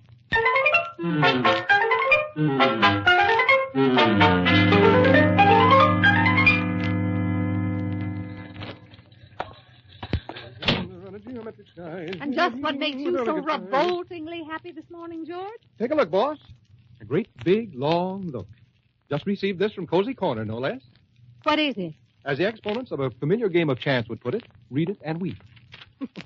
We are pleased to inform you of the acceptance of your poem, The West. Enclosed, please find check. May we look forward to more of your submissions. Not bad for a young chap who worked his way up from Mary Had a Little Lamb, huh? Well, aren't you going to congratulate me? Oh, yes, of course. Congratulations, George. Thank you. May I inquire the amount of the check? Well, it seems that their rates, completely unlike everything else these days, have not gone up. 50 cents. 50 cents? Why, that's an insult. Surely you don't intend to write anything else for that amount. I had no intention of writing anything else for any amount. This was merely to prove my point and win a bet. Remember? You have a copy of the poem you sold? By a strange coincidence, it just so happens that I do. Care to browse a little? Thank you. Heard the thunder under geometric skies, radiant heating with alligator pie, nebulous, shimmering, gossamer snails, a horse on a man over sugar plum trail. Like it? What does it mean? I haven't the faintest idea. Like I told you, just throw a lot of 8-cylinder words together without making sense, and they love it. A horse on a man. Well, so what? They bought it, didn't they? Horse on a man. I wouldn't be able to look anyone in the face if I'd written that. Well, maybe not, but I'm looking you in the face, Susan, and reminding you of our bet. Oh, I remember our bet. Good. How about tonight? A horse on a man. Okay, I'll change it. This very night. Yes, how you change it? Tonight, my dear boss lady, it will be a horse on you.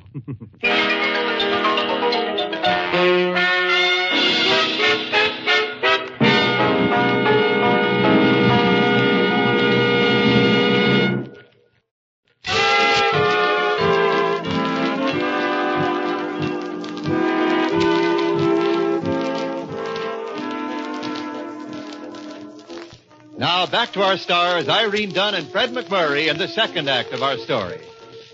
Tonight, Susan is picking up the check at the Ming Room of the General Grant Hotel. It's a big check, too. George has seen to that. He's had everything from soup to nuts and halfway back. And now there's soft music and Susan.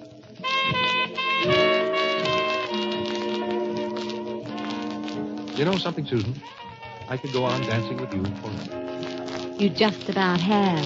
It's 11:30. Do I detect a note of boredom? And you in my strong, manly arms?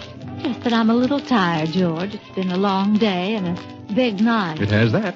I'll admit that when you pay off a bet, there's no doubt about it. The family trait. Your family raised some of the nicest traits I've ever known. Thank you. I'll tell you what. As soon as this number wears itself out, I'll take you home, and then you can spend the rest of the night dreaming about me. Oh, that'll be just wonderful. Yeah, that's what all my girlfriends tell me. I'm a regular dreamboat. That's not what I meant. Sounds as if the number had worn itself out. Yeah, that's too bad. But I gave my word, and we Harveys never go back on our word. Family trait. Admirable, I'm sure.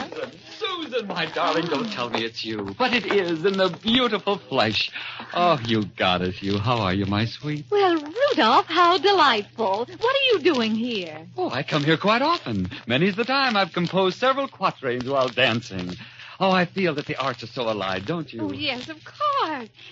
This is George Harvey, Rudolph Warren. Pleasure. Oh, pleasure indeed. George is my best reporter. Really? Oh, one would never think of him as a reporter. One would be more apt to take him for, say, a wrestler. I used to do a bit of it in my time. Shall we? George is such a kidder. Such an impulsive sense of humor. Yes, hasn't he? Oh, but tell me, my pet, have we heard from your poems? The Cozy Corner rejected all 3 of them, Rudolph. You don't mean it. And a printed rejection slip at that. Barbarians. I promise you, my kitten, I'll take steps. George sold them his first submission. George? Yes, it's coming out in the next issue. Well, I declare, this intrigues me greatly. A reporter, a wrestler, and now a poet. However do you do it, George? I'm a child prodigy, and I never grew up. Yes. Of course, you'll reprint his poem in the Star. Oh, well, I really hadn't thought about it. Oh, but you must, Susan. It's our obligation, you know, to nurture all our young, tender poets. Oh, well, I suppose so. Oh, but enough shop talk. Promise me, Pigeon, that I may have the next dance. Well, Pigeon Rudolph... is tired, and I'm taking her home. Oh, what a pity. Well, it's been so nice. I'll keep in touch with you, Bon Bon. Toodaloo. Oh, brother. So embarrassed. The least you could have done was to be civil, George. Well, you're lucky I wasn't. What do you mean? If I were ever civil to a guy like that, the first thing you know, I'd start a civil war.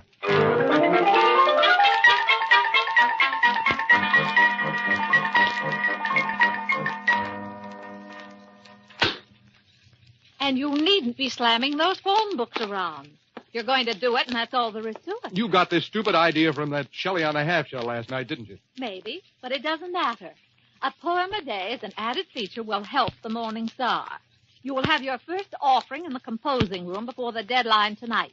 And you will have another every day thereafter. I can take you to court. That's not in my contract. Law says I don't have to do any work for nothing. What law? Well, I don't know, but I'll find it. It's around here somewhere. Well, just in case there is a law, you'll be paid for the poems at the prevailing rates. Yeah? How much? Well, you should know, Lord Byron. 50 cents a day.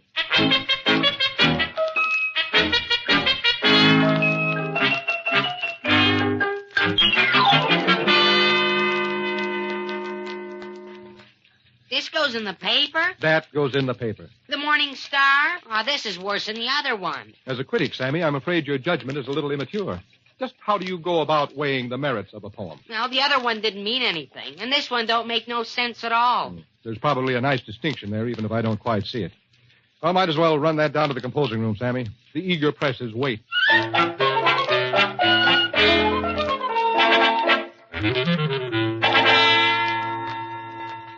That does it, George Harvey. I've a mind to call my attorney. By noontime, he'd probably have you in jail for wrecking a paper I've spent the best years of my life trying to build. If you'll put your top back on and listen for a moment, you'll realize it was your idea. Just listen to this trash. A little bird, hi-ho, Sandusky, oh-hi-oh, rocks the trees, a shady dell. The little bird couldn't fly. He fell. Well, the world's lowest moron wouldn't write anything like that. Probably nobody even noticed it. Oh, they didn't. The switchboard already has 50 calls this morning wanting to know what we meant by that poem you called. Where's that thing? Oh, here it is. Entitled N-U-R. It's pronounced Ner. Might I be so bold as to ask what Ner is? Yes. Ner is the stuff that gathers in the cuff on a man's trousers. And that's what you named this, if you'll pardon the expression, poem? I wasn't trying to make sense. You know that. I did it out of spite, and I'm sorry. What do you want me to do, start bleeding? It's easy enough for you to sit there. Say you're sorry.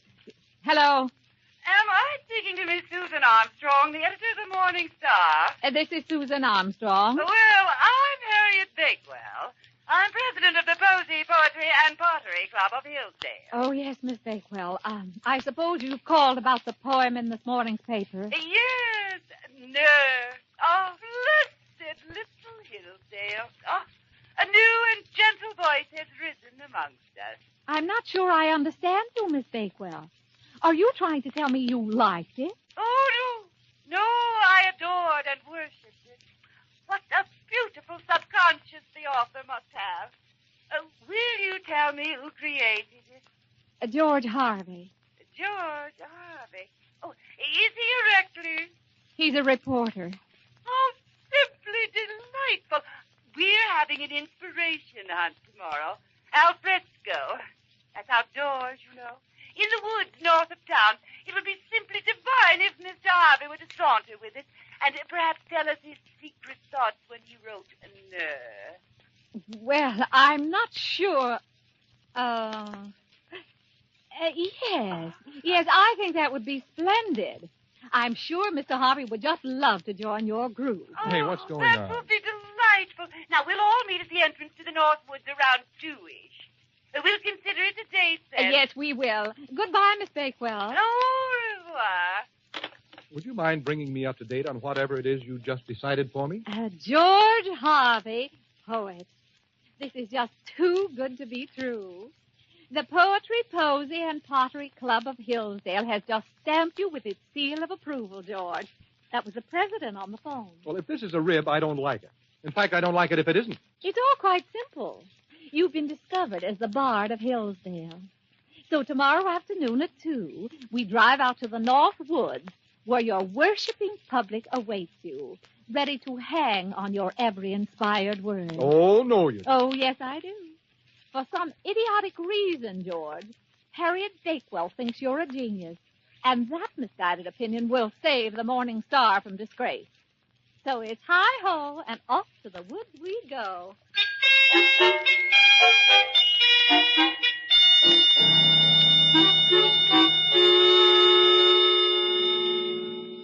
There they are, George, waiting for you. Yeah.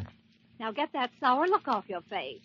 Smile like a poet. You know this is the same as blackmail, don't you? Oh, shush. Pull over there and stop. And this is George Harvey. Oh, my, what a big, handsome boy he is. Yes, isn't he? I'm Harriet Bakewell. I'm not at all surprised. Susan, my little hummingbird, how enchanting. Well, Rudolph, I didn't expect you to be here. Oh, knowing that you were to be here, Susan, not even chains could have kept me away. Attention all, attention, quiet, please. We're a few minutes late as it is, so we'll all tramp to Lover's Rock. I've selected that idyllic site where we can sit at Mr. Harvey's feet and let his golden words flow over us while he explains the inner meanings of nerve. Susan, I could choke you. Mr. Campbell, fellow poets, the afternoon wears apace.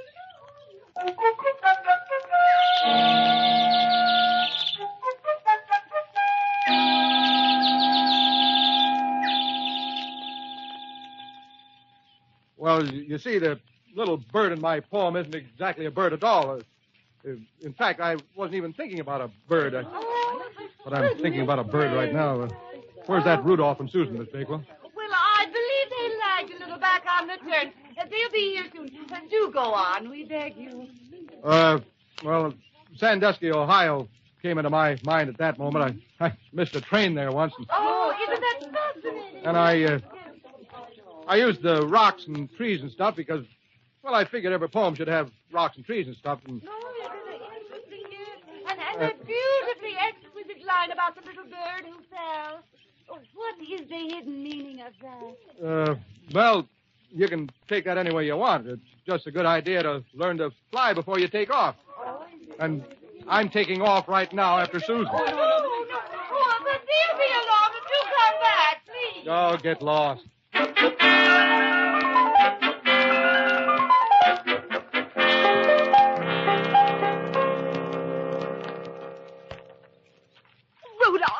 Please, let me go. You're Diana, you're Aphrodite, you're Venus. Just one kiss, please, Now, from your honey stop lips. it. Stop it, I tell you. I'll scream. And every denizen of the woods will answer your golden call. George! Just one, please. George! George, help me! You cry in vain, my delightful. That oaf is far away. That's where you're wrong, Rudolph. Meet the oaf. Oh, George, thank heavens you're here. Just one more, Susan. He's still on his feet. There. George. The soft grass will probably do a lot for his subconscious now that I've taken care of his unconscious. Oh, horrid! Fisticuffs, brute force! Miss Bakewell, it's a pleasure. Oh, you're a brute, a Neanderthal man. Oh, well, you couldn't be a poet. You're so right. Come on, Susan, let's go before the men in the white coats come and throw a net over us.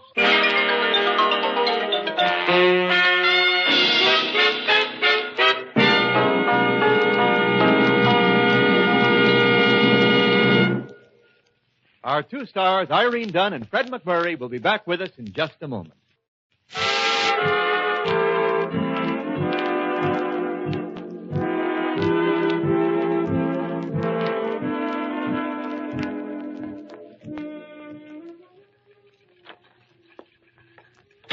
Well, here it is, boss. All ready to go for tomorrow's edition. What are you talking about? My poem. What else? I quote, "Poetry is a wonderful thing. This is the theme of the song that I sing. But never again will I pen me a verse, because most poems are bad and my stuff is worse." Oh, you know something, George. What? I'll buy that. My price has gone up. It's more than 50 cents. 50 cents and one special kiss. Poet Harvey, you have yourself a deal.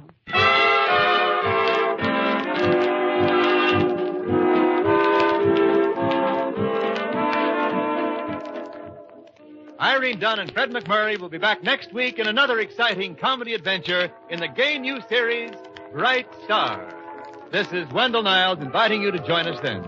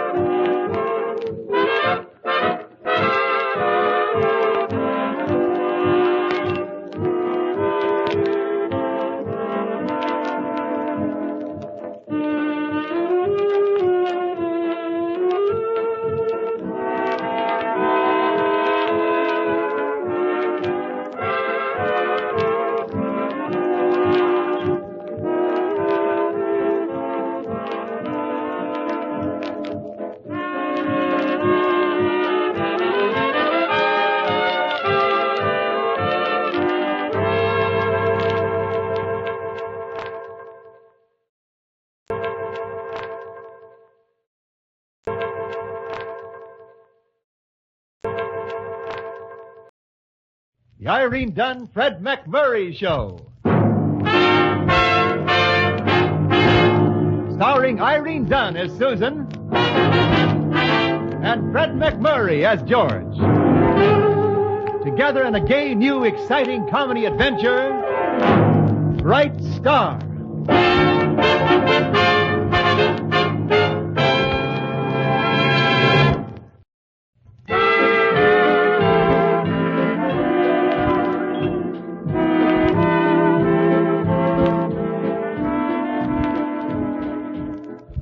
Yes, it's the Irene Dunne, Fred MacMurray Show, starring Irene Dunne as Susan Armstrong, owner and editor of the Hillsdale Morning Star, and Fred MacMurray as George Harvey, the paper's star reporter. And as we join our two stars, it looks as though George is all set for a quiet, stay-at-home evening at Susan's home. Quiet evening? Well, you never can tell. When they begin, they begin. Hi, Patience. Miss Armstrong home? Silly question, isn't it? Of course she is. We have a date. Come in, Mr. Harvey. Miss Thanks. Susan is in the living room. Alone and waiting patiently, I take it. Playing the piano. Mr. Harvey, No, I just can't ruin that big, happy smile. Peculiar, but no more than usual. Well.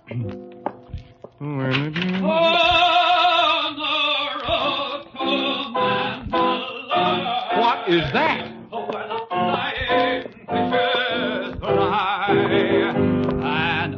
Well, speaking of fishes, Susan, look what just swam in. Hiya, Georgie, old buddy, old buddy. George, you know Elwood Bray. George, Elwood. I know Elwood, Susan. I'm not proud, I'm not happy, but I know him. Just warming up the old tonsils when you came in, Georgie. But sit right down. We don't mind, do we, Susan? Elwood and I were just talking over old times, George. You know, Susie and I went together for a long time, Georgie? No. I haven't the slightest interest in the matter, Elwood. All right, I'll tell you all about it. Oh, I got a bad time, Susan. I should never go out without a gun. Childhood sweethearts, Susan and I. Childhood sweethearts. Right, Susan? Well. And even though every so often someone else comes along, I always come back to my Susan. Oh, that's big of you, Elwood. Now, if you don't mind, the times we've had. I feel for you, Georgie boy. I shouldn't ask this, but why? Why, the miserable life you must have had before you came to Hillsdale. Oh, I don't know. George was a very successful reporter in New York before he came here, Elwood. That's right. Sure. Elwood, for your information, I led a very full and satisfying social life in New York. Poor, lonely fellow. Now, Elwood, George, stop it. It may just interest you to know, Elwood, that I was fortunate enough to be on intimate terms with some very famous people. Oh, in with the society and theatrical set, I imagine. As a matter of fact, I was. Oh, sure. I'm sure we can take George's word for it, Elwood. Naturally. He knew every actress in New York. Just about? I saw a very attractive girl in the paper today. Here she is. Sunny Knight. You knew her, of course, George. Sunny Knight? Yeah. Now, really, this whole discussion is entirely pointless. Oh, Sunny Knight, of course. We're old friends. You're sure, Georgie? Of course I'm sure. Good old Sunny. Almost wish I were in New York so I could look her up again. You won't have to go to New York, Georgie. I won't? No. Sunny is opening right here in town with a review tomorrow. She is? Well, what's the matter, George? Nothing. Not a thing. Good old Sonny. Well, we'll have to make up a big party so George can introduce us to his friend, Susan. How about tomorrow night, George? Fine. Dandy. I don't think I can make it. But won't your friend be expecting you, George? Well, if you're going to start taking sides with Elwood, Susan... Taking sides about what? You know what. And furthermore... Susan, either Elwood Bray goes or I go. George, I just can't ask Elwood to go. All right. You've made your choice. Good night. George! Well, I guess I showed them. I wonder if they'll miss me.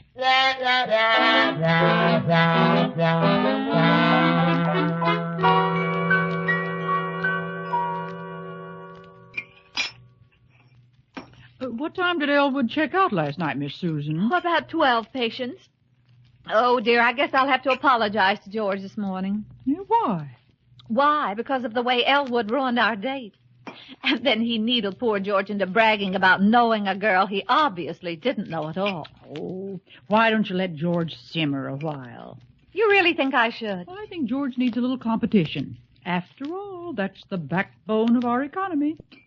Well, George has been getting into sort of a rut lately. A rut? He's practically out of sight. You might be right, Patience. Bad enough when they act like that after they're married. Then there's nothing you can do about it. Well, I'll see what I can do about shaking him up. Good. Oh, but I hate to do it. Our relationship's been so happy lately. Miss Susan, as long as he's happy, nothing is going to happen. Nothing.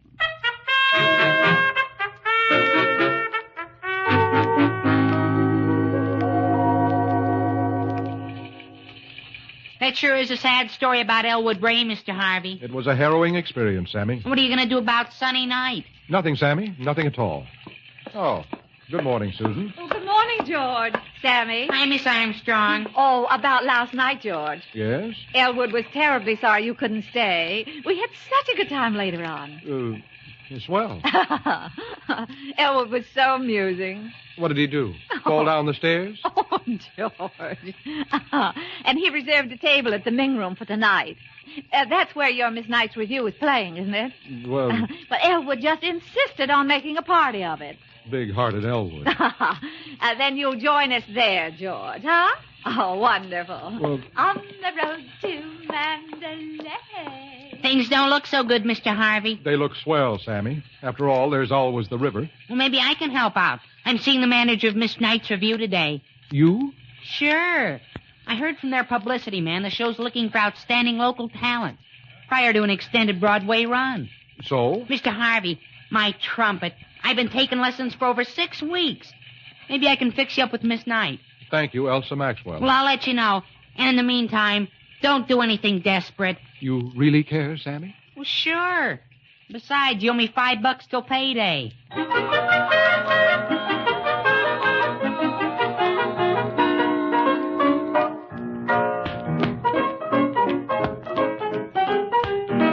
All right, Sonny. Sit down and rest. You don't like my new routine, Maxwell?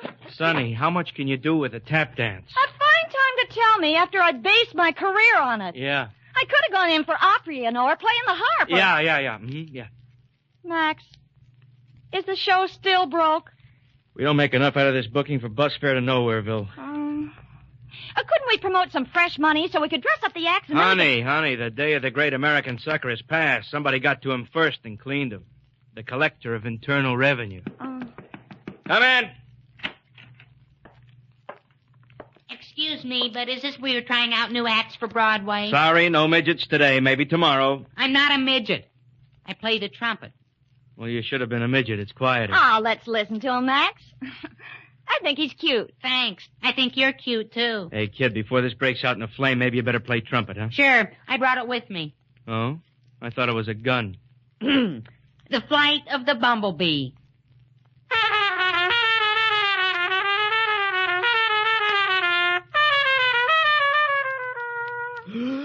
Great, but...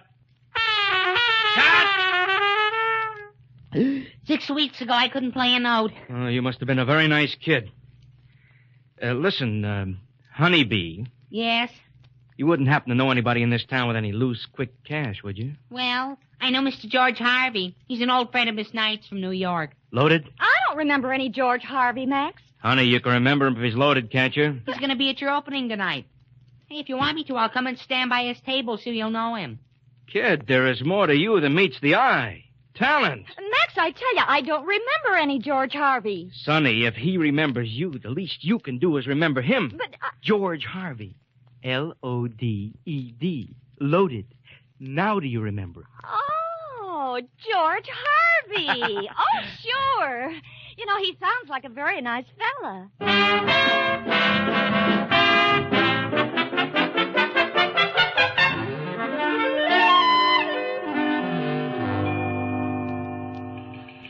You're all set, Mr. Harvey. When I walk in and stand by your table, Miss Knight will come over and remember you.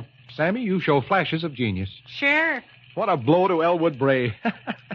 How'd you do it, Sammy? In some way, they got the impression you had money, Mr. Harvey. Oh, well, that was not strictly honest, Sammy. I didn't say so directly. Well, just the same, Sammy, this will weigh on your conscience. Unless... Unless what, Mr. Harvey? I am going to make an honest man out of you.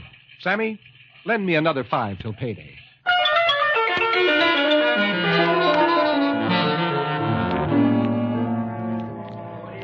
Good evening, George. Susan, where's Elwood? Oh, well, at the last minute, he had to work late at the plant. Oh. May I sit down? Yes, of course.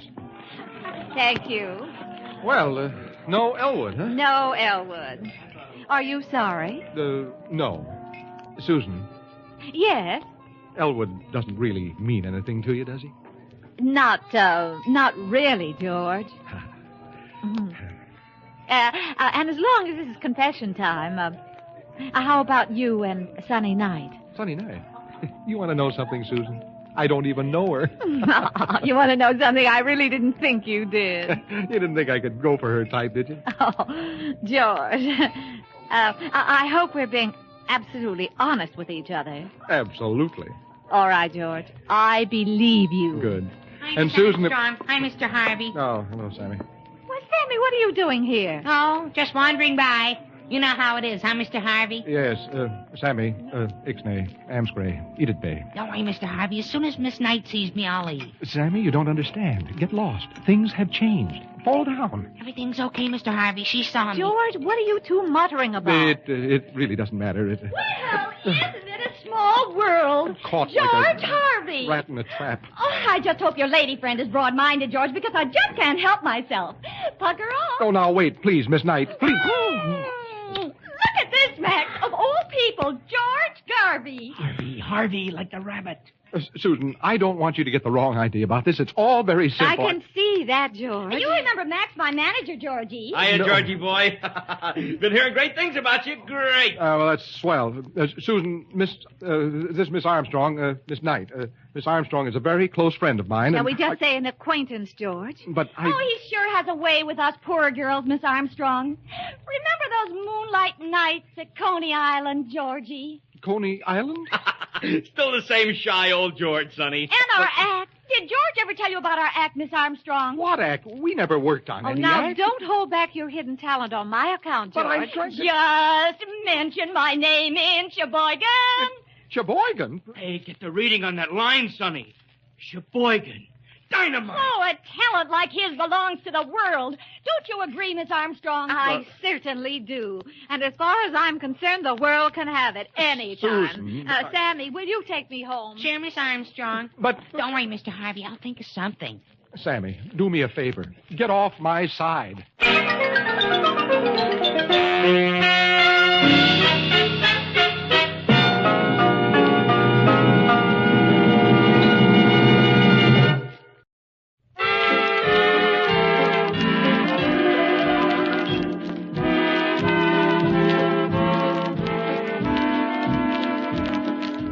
And now back to our two stars, Irene Dunne and Fred MacMurray, and the second act of our story.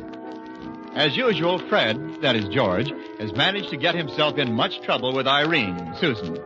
And as usual, things are getting no better fast.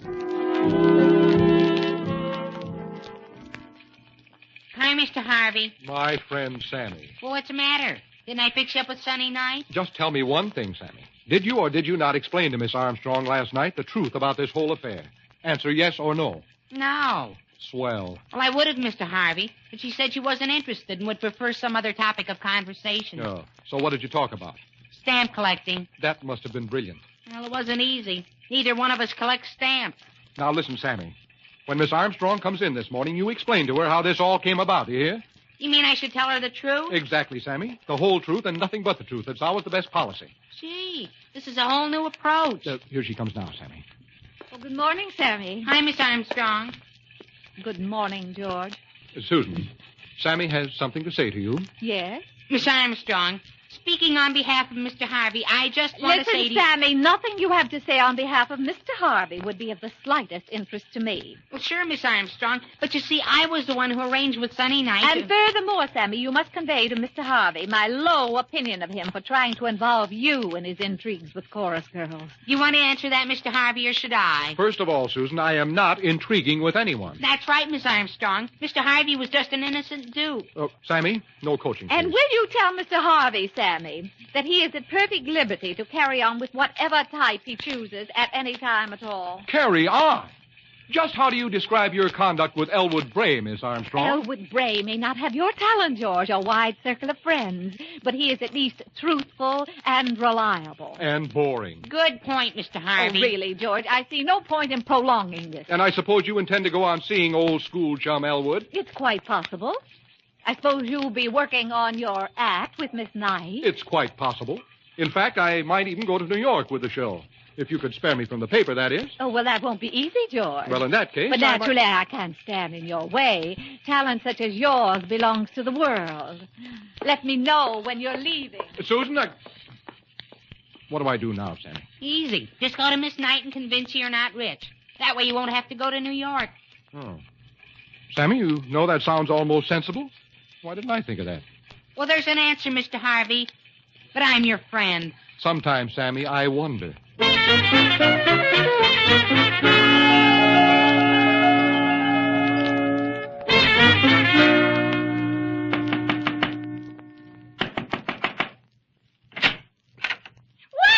Mr. Garvey, come in. It's Harvey. Oh, Sonny, Miss Knight. Sonny. Sonny, I have something to say to you, you and Max. Oh, well, Max isn't here. Did you come to work in our act, George? Well, not exactly. You see, I'm afraid you have a false impression about me. I do? I'm afraid so. And when you know the truth, you'll have a different feeling toward me altogether. You're married. Married? Well, no, but that isn't the big thing. It's, By the fellas, maybe, but by the girls, there's nothing bigger. but... George, Yes? I'm a girl. Well, I noticed that. But... But what? I thought we covered everything. Well, the fact is, Sonny, I'm afraid you have the impression that I have money. You don't? No. That does make a difference, doesn't it? No. You see? Now, the way this thing came about... You said no? Look, George, all my life I wanted to like somebody for himself. Somebody honest. But now, wait. You're honest, George. Why, once I went with a fella for 5 years before I found out he was flat broke. And married, besides. Well, swell. But... And you wanted to tell me everything before we teamed up. Oh, I appreciate that, George. But I'm afraid that I... Oh, let Max find somebody else with money. But I haven't got talent either. George, are you kidding? This is the last time I take any advice from Sammy.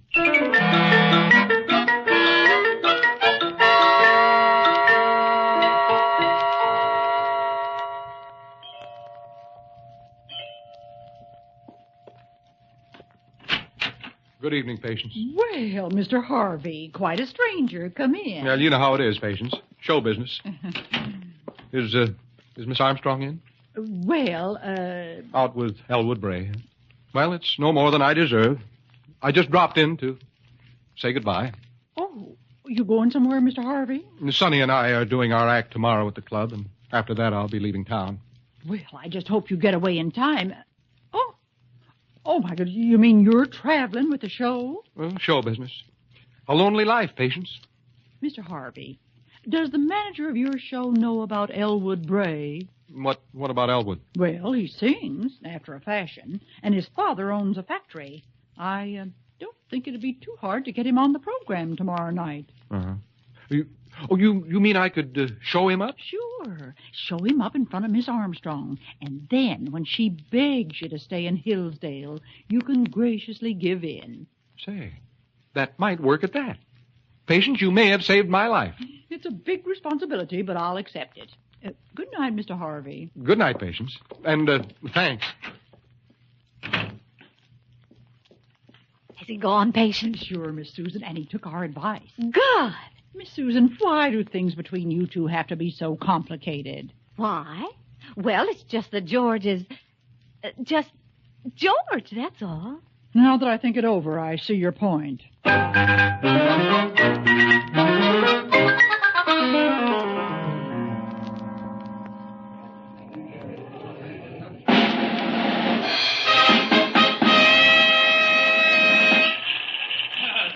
Thank you, patrons.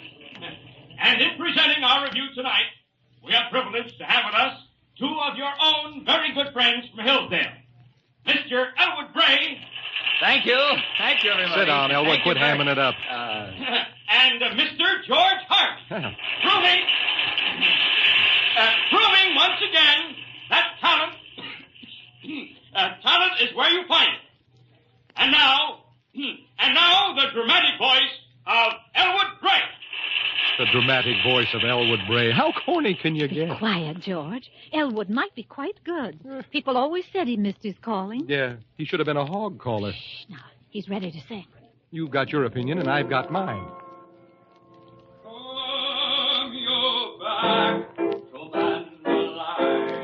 Mandalay. Oh, brother, why doesn't he just beat it to death with a George, stick? keep still. Shh.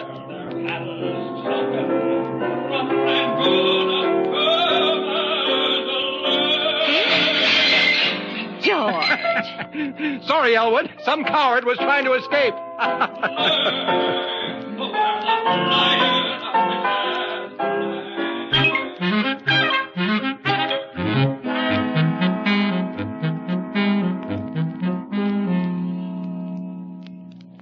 That was nice, Elwood. You were very well received. Well, thank you, Susan. Well received. It was received like the bubonic plague. Oh, I don't know. I thought I held the audience very well. You didn't hold them, you stunned them. Them as died fast were the lucky ones. Well, of course, you'll do much better, Georgie boy. Will I?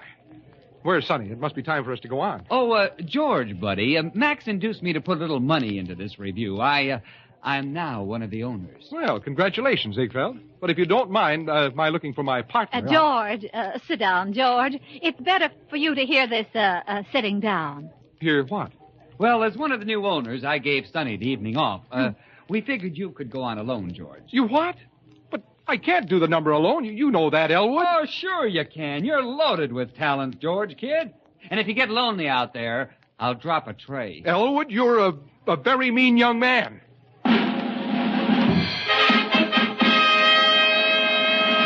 And now that other bundle of homegrown talent, Hillsdale's own George Harvey.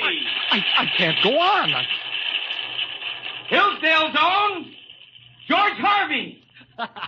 Go get him, George. Susan, help me. Why, George, you mean you want me to take the place of the glamorous Sunny Night? Susan, if you'll help me out, I swear I'll never mention New York or Sunny Night or my stage talent, anything. Hillsdale's own George Harvey. Susan. All right, George. I just can't bear to see a grown man cry. Look, if you don't know the words, just hum it or anything. I know it. Just mention my name in Sheboygan. It's the greatest little town in the world. Hey, that's good. Just tell them all you're a good friend of mine. And every door in town will have a big welcome sign. Mention my name in Sheboygan. But if you ever get in a mess... A mess? Just mention my name. He said mention his name. But please don't tell him my address. He hates policemen. Please don't tell him my address. A square from nowhere. Please don't tell him my address. Just mention my name in Azusa. Way out where the oranges grow. Tell everybody in Southern Cal that you're a friend of mine, a really great big pal. Mention my name in Azusa. But if you ever get in a jam, just mention my name. She said my hench in her name. But please don't tell him where I am. She goes for grapefruit. Please don't tell him where I am. She is in Miami. Please don't tell him where I am.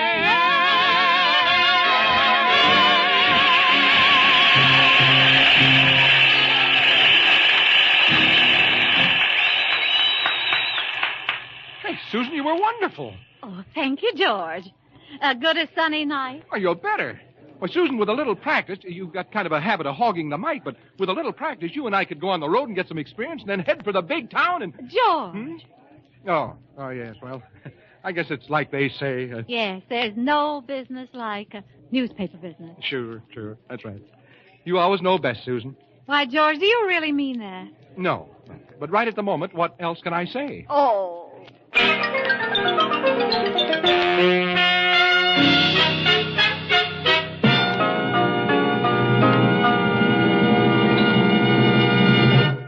Our stars Irene Dunne and Fred MacMurray will be back in just a moment.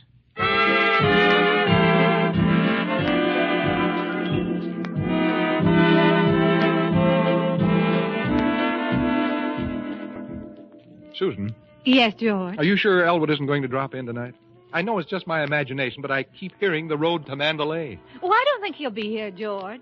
But with Elwood, you never can tell. If it wasn't for him, that whole mess would never have started. Or for you. I hold Elwood responsible. Isn't there some way you can keep him out of this house? Isn't there? Well, I can't very well do that, George. After all, I'm single, and Elwood's single, and we're old friends. I hate him. Of course, if this house were our house, Our house? yours and mine, then you wouldn't have Elwood barging in on your date. Susan, you mean... There must be some other way. That is... Well, anyway, I tried.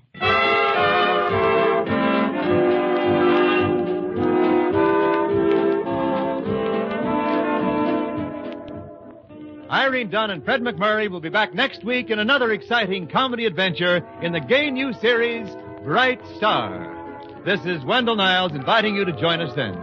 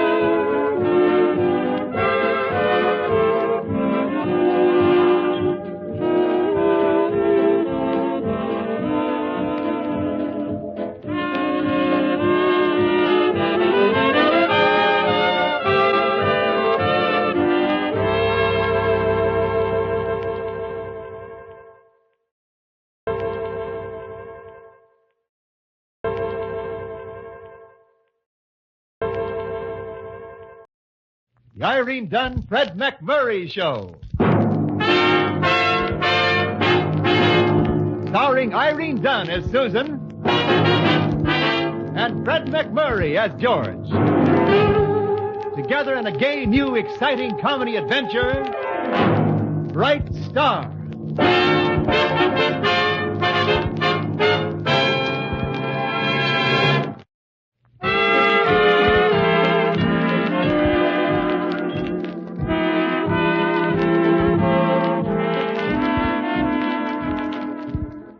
It's the Irene Dunne, Fred MacMurray Show, starring Irene Dunne as Susan Armstrong, owner and editor of the Hillsdale Morning Star, and Fred MacMurray as George Harvey, the paper's ace reporter.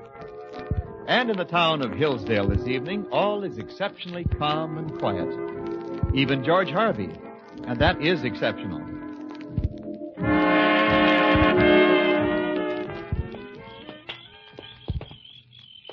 Beautiful moon tonight, George. Yeah.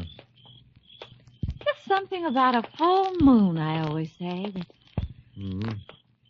Oh, it's so...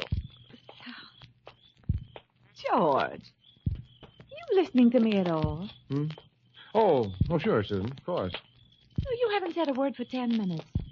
You keep looking around, like you were on the trail of a criminal or something. Funny you should say that. Susan, this may come as a big surprise to you, but Hillsdale is in the midst of a serious crime wave. Crime wave? A serious crime wave led by the mysterious and dangerous society burglar and his gang. And you're on the lookout to capture him. Well, I'm keeping my eyes open, yes. Oh, George, just because there have been a few burglaries in town and you build it up in the paper as the work of a society bandit's no reason that you... What's the matter? Over there, in those bushes. I saw something move. You sure? You stay here, Susan. I'm going after him. Probably the society burglar. Oh, don't be foolish, George. He may have a gun or a blackjack or I'll something. take him by surprise. George Harvey, come back here. Got nothing to worry about. All crooks are cowards. Everyone knows that. I just hope he knows it. Well, here goes. All right, give up. My men have got you surrounded. Give up before I... Mr. Harvey, get off my back. Sammy, you. Sure. What are you doing here? Don't shoot, Mr. Harvey. I'll go quietly. Are you all right, George? Did he get... Sammy! Hi, Miss Armstrong. Oh, well, I take it you're not the society burglar, It was Sammy. a perfectly natural mistake, Susan. You see, Miss Armstrong, Mr. Harvey, I was watching my girl's house. She lives right over there. It's pretty embarrassing. Is there any particular reason for watching her house, Sammy? I suspect her of being unfaithful. Shirley, you're spying on her? Oh, I trust her implicitly until proven otherwise. Now, that's what I'm here for, to prove otherwise. Well, just don't stay up late, Sammy. Come on, George. Come on. Let's look for some more bandits. I resent your tone, Susan. Thanks for capturing me, Mr. Harvey. I was getting bored. No, any time, Sammy. Any time. The society burglar. Well, it could have been. Except that it was Sammy. That's the dangerous thing about this type of criminal, Susan. He might be anyone. Walking the streets of the city, a respected citizen, and only turning to crime at night. You know, he sounds interesting. Now, let's not start defending crime, Susan. But you said yourself it just might be someone I know. You don't know him, Susan. You're not shielding him. George, you've guessed my guilty secret. This isn't a joking matter, Susan. If you have information, it's your duty to give it to the police. Even if I'm interested in it? Susan! No, I refuse to be drawn into a discussion of this nature. I know that you're not serious, Susan. You couldn't be. Well, of course not. Well, naturally, I knew it all along. Well, shall we consider the matter closed? Let's. Good. George, you don't think there's any danger of the police capturing him, do you? Susan!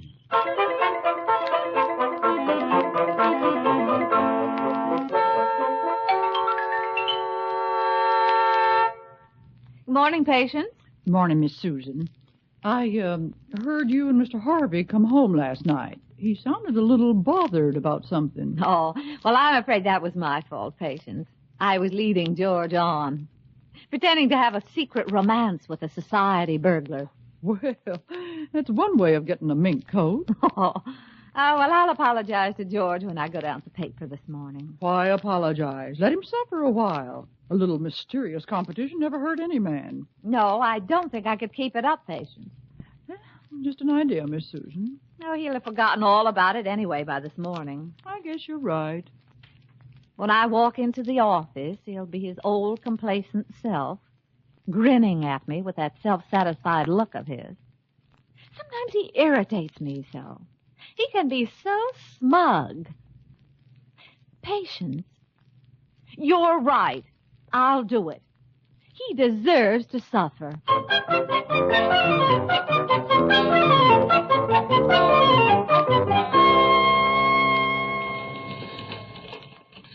Mr. Harvey. Yes, Sammy? Don't expect too much out of me today. Your spy activities kept you up late, I take it. Yeah, but it turned out very well. You found out your girl wasn't two-timing you. Oh, she definitely was. I accused her of it, and she was so happy to find out I was jealous that we had a very tender reconciliation. Feminine psychology.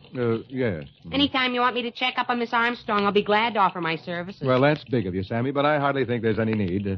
Miss Armstrong has no other romantic interest. She's a woman, isn't she? And where there's smoke, there's fire. Come to think of it, Sammy, last night we were talking about... Morning, George. Oh. How are you, Sammy? Hi, Miss Armstrong. And how are you this morning, Susan? Oh, I feel just fine, George. Good. Anything new on the society burglar this morning? Not a thing, Miss Armstrong. I guess he took the night off last night. Well, I don't know that I'd say that. I mean... You wouldn't say what, Susan? Oh, nothing, George. Nothing. Nothing? Susan, you just can't toss off statements like that and then pass them off as nothing. I demand to know what you mean. I told you, George, nothing at all. Susan, you didn't meet this Raffles. Meet him? How could I? Well, how should I know? But if you think for 1 minute I'm going to sit back and... You said yourself, George, I couldn't possibly be involved with such a character. But I... And you're never wrong, are you? Well, no, but... So there's nothing at all to worry about. I'll be in my office, Sammy. Sure, Miss Armstrong. What do you think, Sammy? Where there's smoke, there's fire, Mr. Harvey. Sammy, how much would you charge for just keeping an eye on Miss Armstrong? Oh, I couldn't do it myself, Mr. Harvey. She'd spot me. That's true. And neither could my girlfriend Shirley. Miss Armstrong knows her. Yeah. But my girlfriend has a girlfriend, and she could report back to Shirley, and Shirley would report back to me.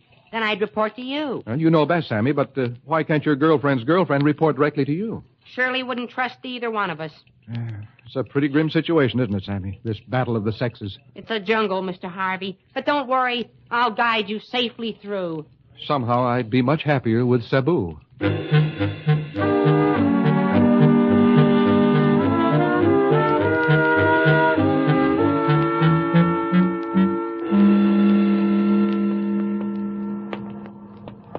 Susan, before we go another step, I demand to know.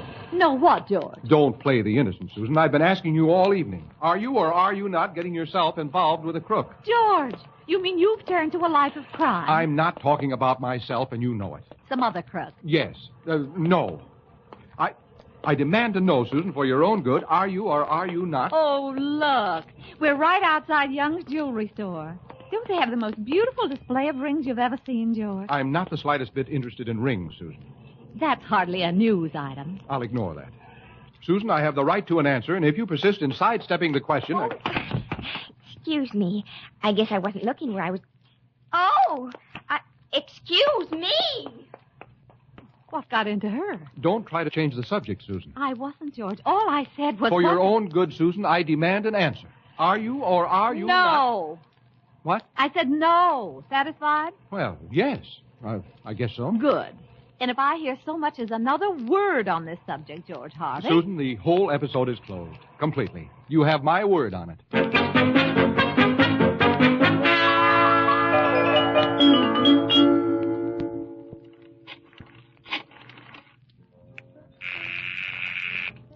Hello? Shirley? Imogene. Oh, Shirley, wait till you hear. I saw her. With him. Who? Miss Armstrong. You know, I told you I knew her, but she doesn't know me. Well, she was with him, Shirley. Imogene? Not the society burglar. Oh, it must have been. Dark, swarthy. Definitely the criminal type. Definitely. What were they doing? Arguing outside a jewelry store. I think she was pleading with him not to rob it. Oh, how absolutely fascinating. Maybe we shouldn't tell anybody. I agree, absolutely. Oh, hang up, Imogene. I want to call Sammy. Sammy? She saw him, Sammy. Imogene saw him, the society burglar. Shirley, with Miss Armstrong? He was dressed in evening clothes, but his face betrayed him. The criminal type. What were they doing? He was robbing a jewelry store, and... Well, I don't like to say this about Miss Armstrong, Sammy, but she must have been acting as his lookout. I don't believe it. We have to give her the benefit of every doubt, Sammy. Oh, promise me you won't tell a soul. I won't tell a soul, Shirley. Oh, poor Mr. Harvey. When I tell him about it in the morning.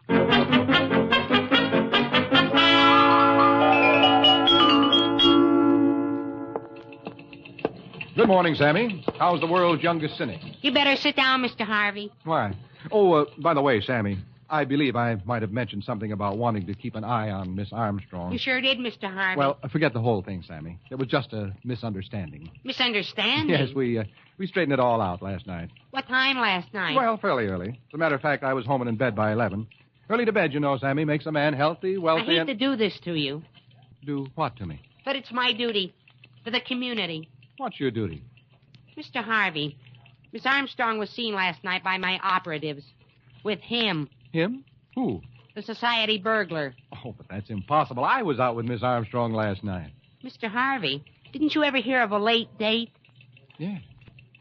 Sammy, I refuse to believe any of this. Don't even tell me about it. Where were they?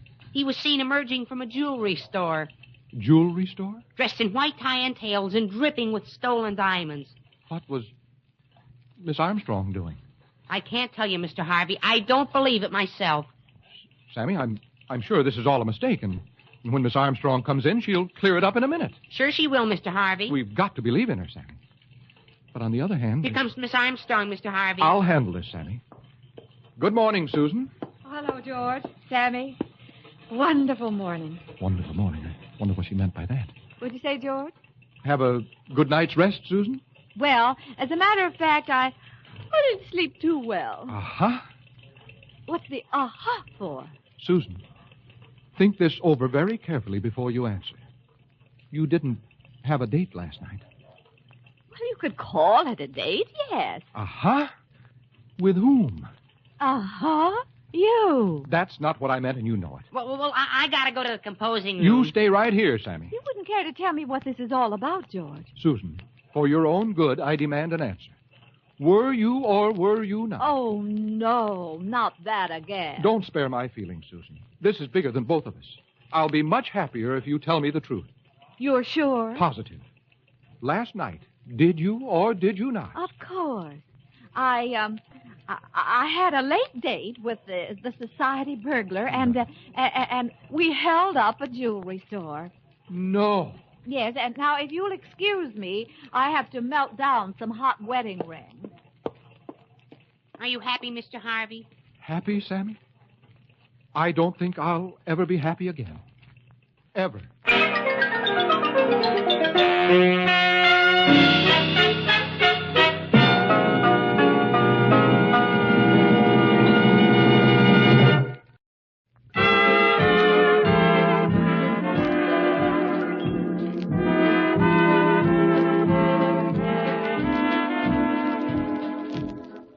Now back to our stars, Irene Dunne and Fred MacMurray, and the second act of our story.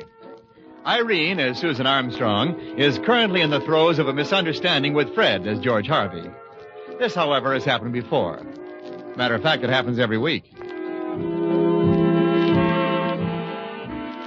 I just can't understand it, Patience. Understand what, Miss Susan? His unreasoning jealousy on George's part. He's accusing me of all sorts of wild things. Who started it? I did. Uh-huh. But I've told him time after time that there wasn't any truth in it. I've told him I don't know any society burglar.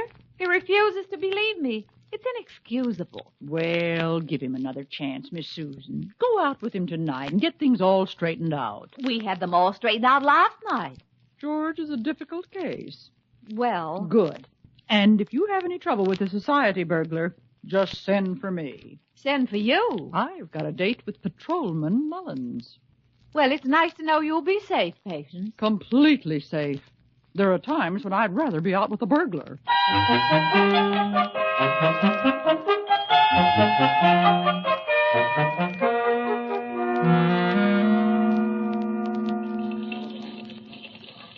Give her another chance, Mr. Harvey. Never. You really think I should, Sammy? Any woman is entitled to one slip, Mr. Harvey. Anyway, I can't really believe it of Miss Armstrong. I can't either. But what about your operatives? Oh, they're only human. And on top of that, they're women. It's a bad combination. Well? Go to her, Mr. Harvey. Go to her. Or face the future years of emptiness and regret. One more chance, huh? One more chance. I have complete confidence in Miss Armstrong.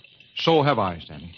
So have I. But just in case, Mr. Harvey, I'll have my operatives on the job. Excellent idea, Sammy. Just in case.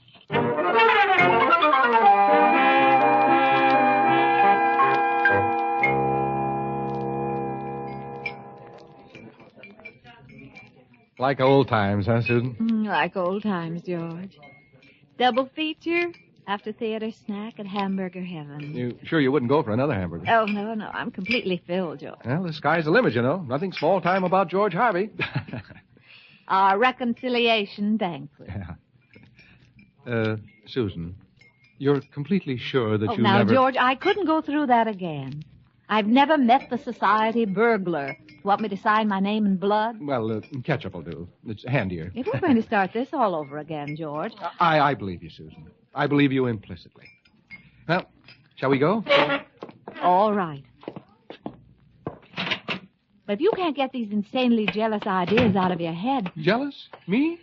Absurd. Then we'll consider the subject closed. Once and for all. And if I ever so much as... Excuse me. Oh. That girl. Have we seen her somewhere before? What girl? I didn't notice. Anyway, Susan, if I ever open up this subject again, you can... Shoot you? Yes, you can shoot me. There are certain times, George, when it would almost be a pleasure.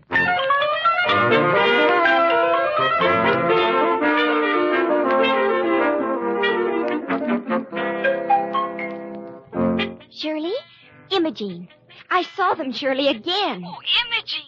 You mean Miss Armstrong and the society burglar? Not half an hour ago. Oh, Imogene. He wasn't holding up another jewelry store. He was spending his ill-gotten gains on Miss Armstrong. No. I saw them emerging from a swank eating place, and they seemed extremely, I use a charitable word, Shirley, extremely friendly. Oh, an intrigue developing right before our very eyes. Oh, hang up, Imogene. I have to call Sammy.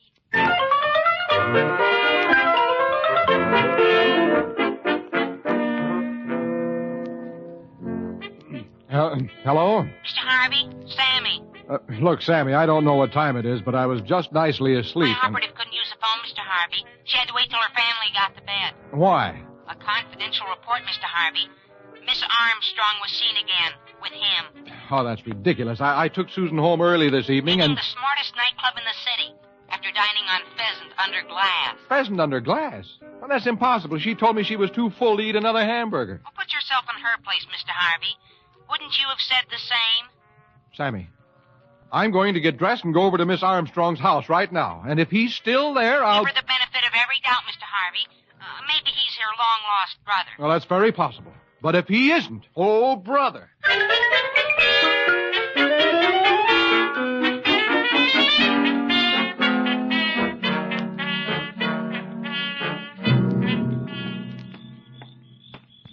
Tired, she said. Going to bed early. Looked straight at me when she said it. Well, this is where I... Wait a minute. There's a car in front of the house. 2 people in it. A man and a woman. This is where we have a showdown once and for all. Come out of there, you. I'm not giving this woman up without a struggle. Why, Mr. Harvey, I didn't know you cared. Patience. And you know Officer Mullins, Mr. Harvey. Yes, indeed. I was just passing by. I wanted to say hello. Hello. Well, I'll see you again. Whew. I don't seem to be getting anywhere fast.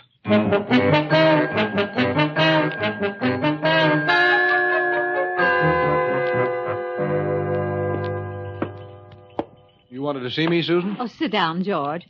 George, you haven't been involved in any accidents lately, have you? Accidents? No. No severe bumps on the head. Patience told you. Why don't you have a specialist check you over, George? My doctor'd be glad to recommend someone. No, thank you. But I'm really worried about you. It seems to me, Susan, that some people had better do some worrying about themselves. Meaning what? Nothing. Nothing at all. But from now on, Susan, have a care, that's all. You are being watched. Anyone I know? In order to straighten things out, I'm taking over the job myself. To straighten things out? George, are you sure you haven't been in an accident lately?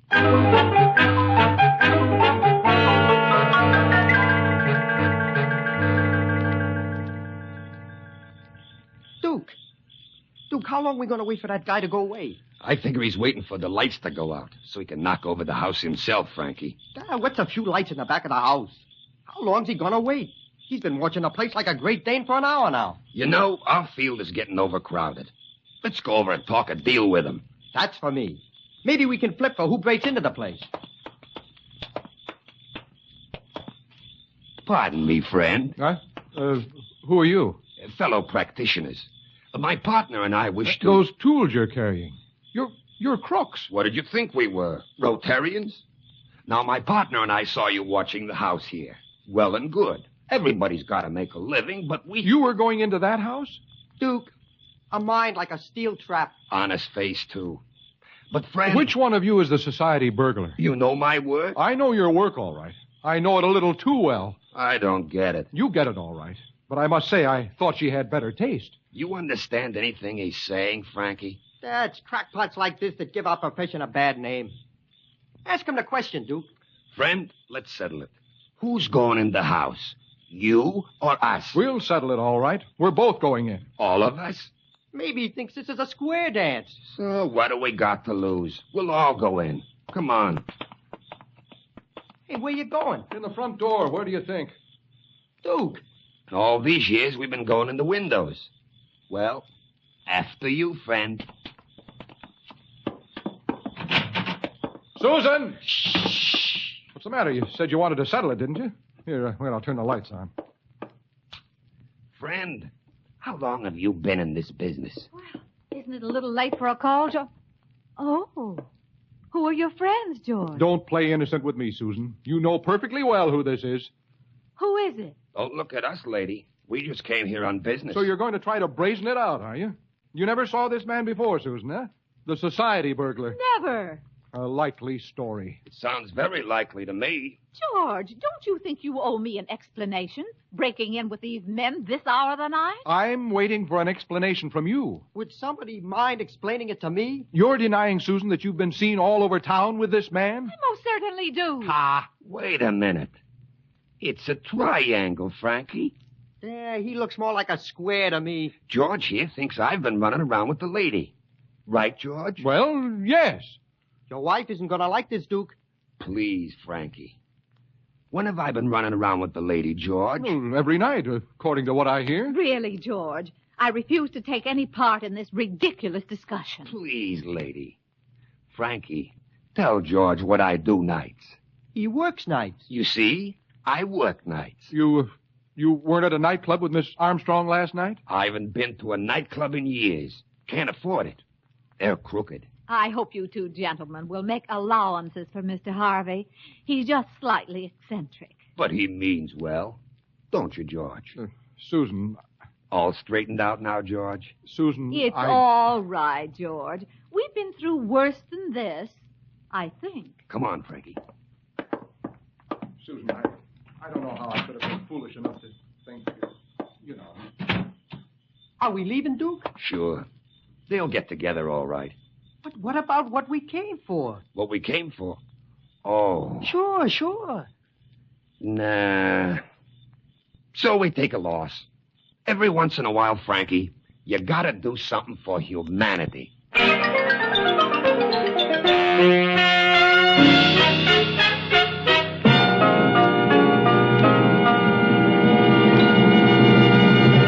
Our stars Irene Dunne and Fred MacMurray will be back in just a moment.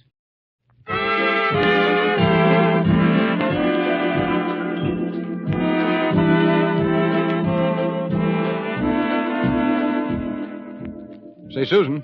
Yes, George. I just got a call from police headquarters. They picked up Duke and Frankie. No. Yep. My secret passion in jail. Yeah. I went over that with Sammy. We finally figured out the mysterious, handsome stranger you were seen with was me. Perfectly natural mistake, of course. I'm not laughing, George. Oh. Well, this whole thing has certainly been a good lesson to me, Susan. It really has. This I doubt. No, it has. From now on, no more listening to Sammy, no more suspicions, no more jealousy. You mean that, George? I certainly do. You mean I can go out with anyone I like without making you jealous? Well... Because Elwood Bray's been calling me for weeks. Elwood Bray? Susan, I absolutely forbid you to go anywhere with that... Well, of course, if you must, I guess I can. Don't, James, George. It's too much of a strain. And besides, I'm so used to you the way you are. You are. Well, anyway, I tried.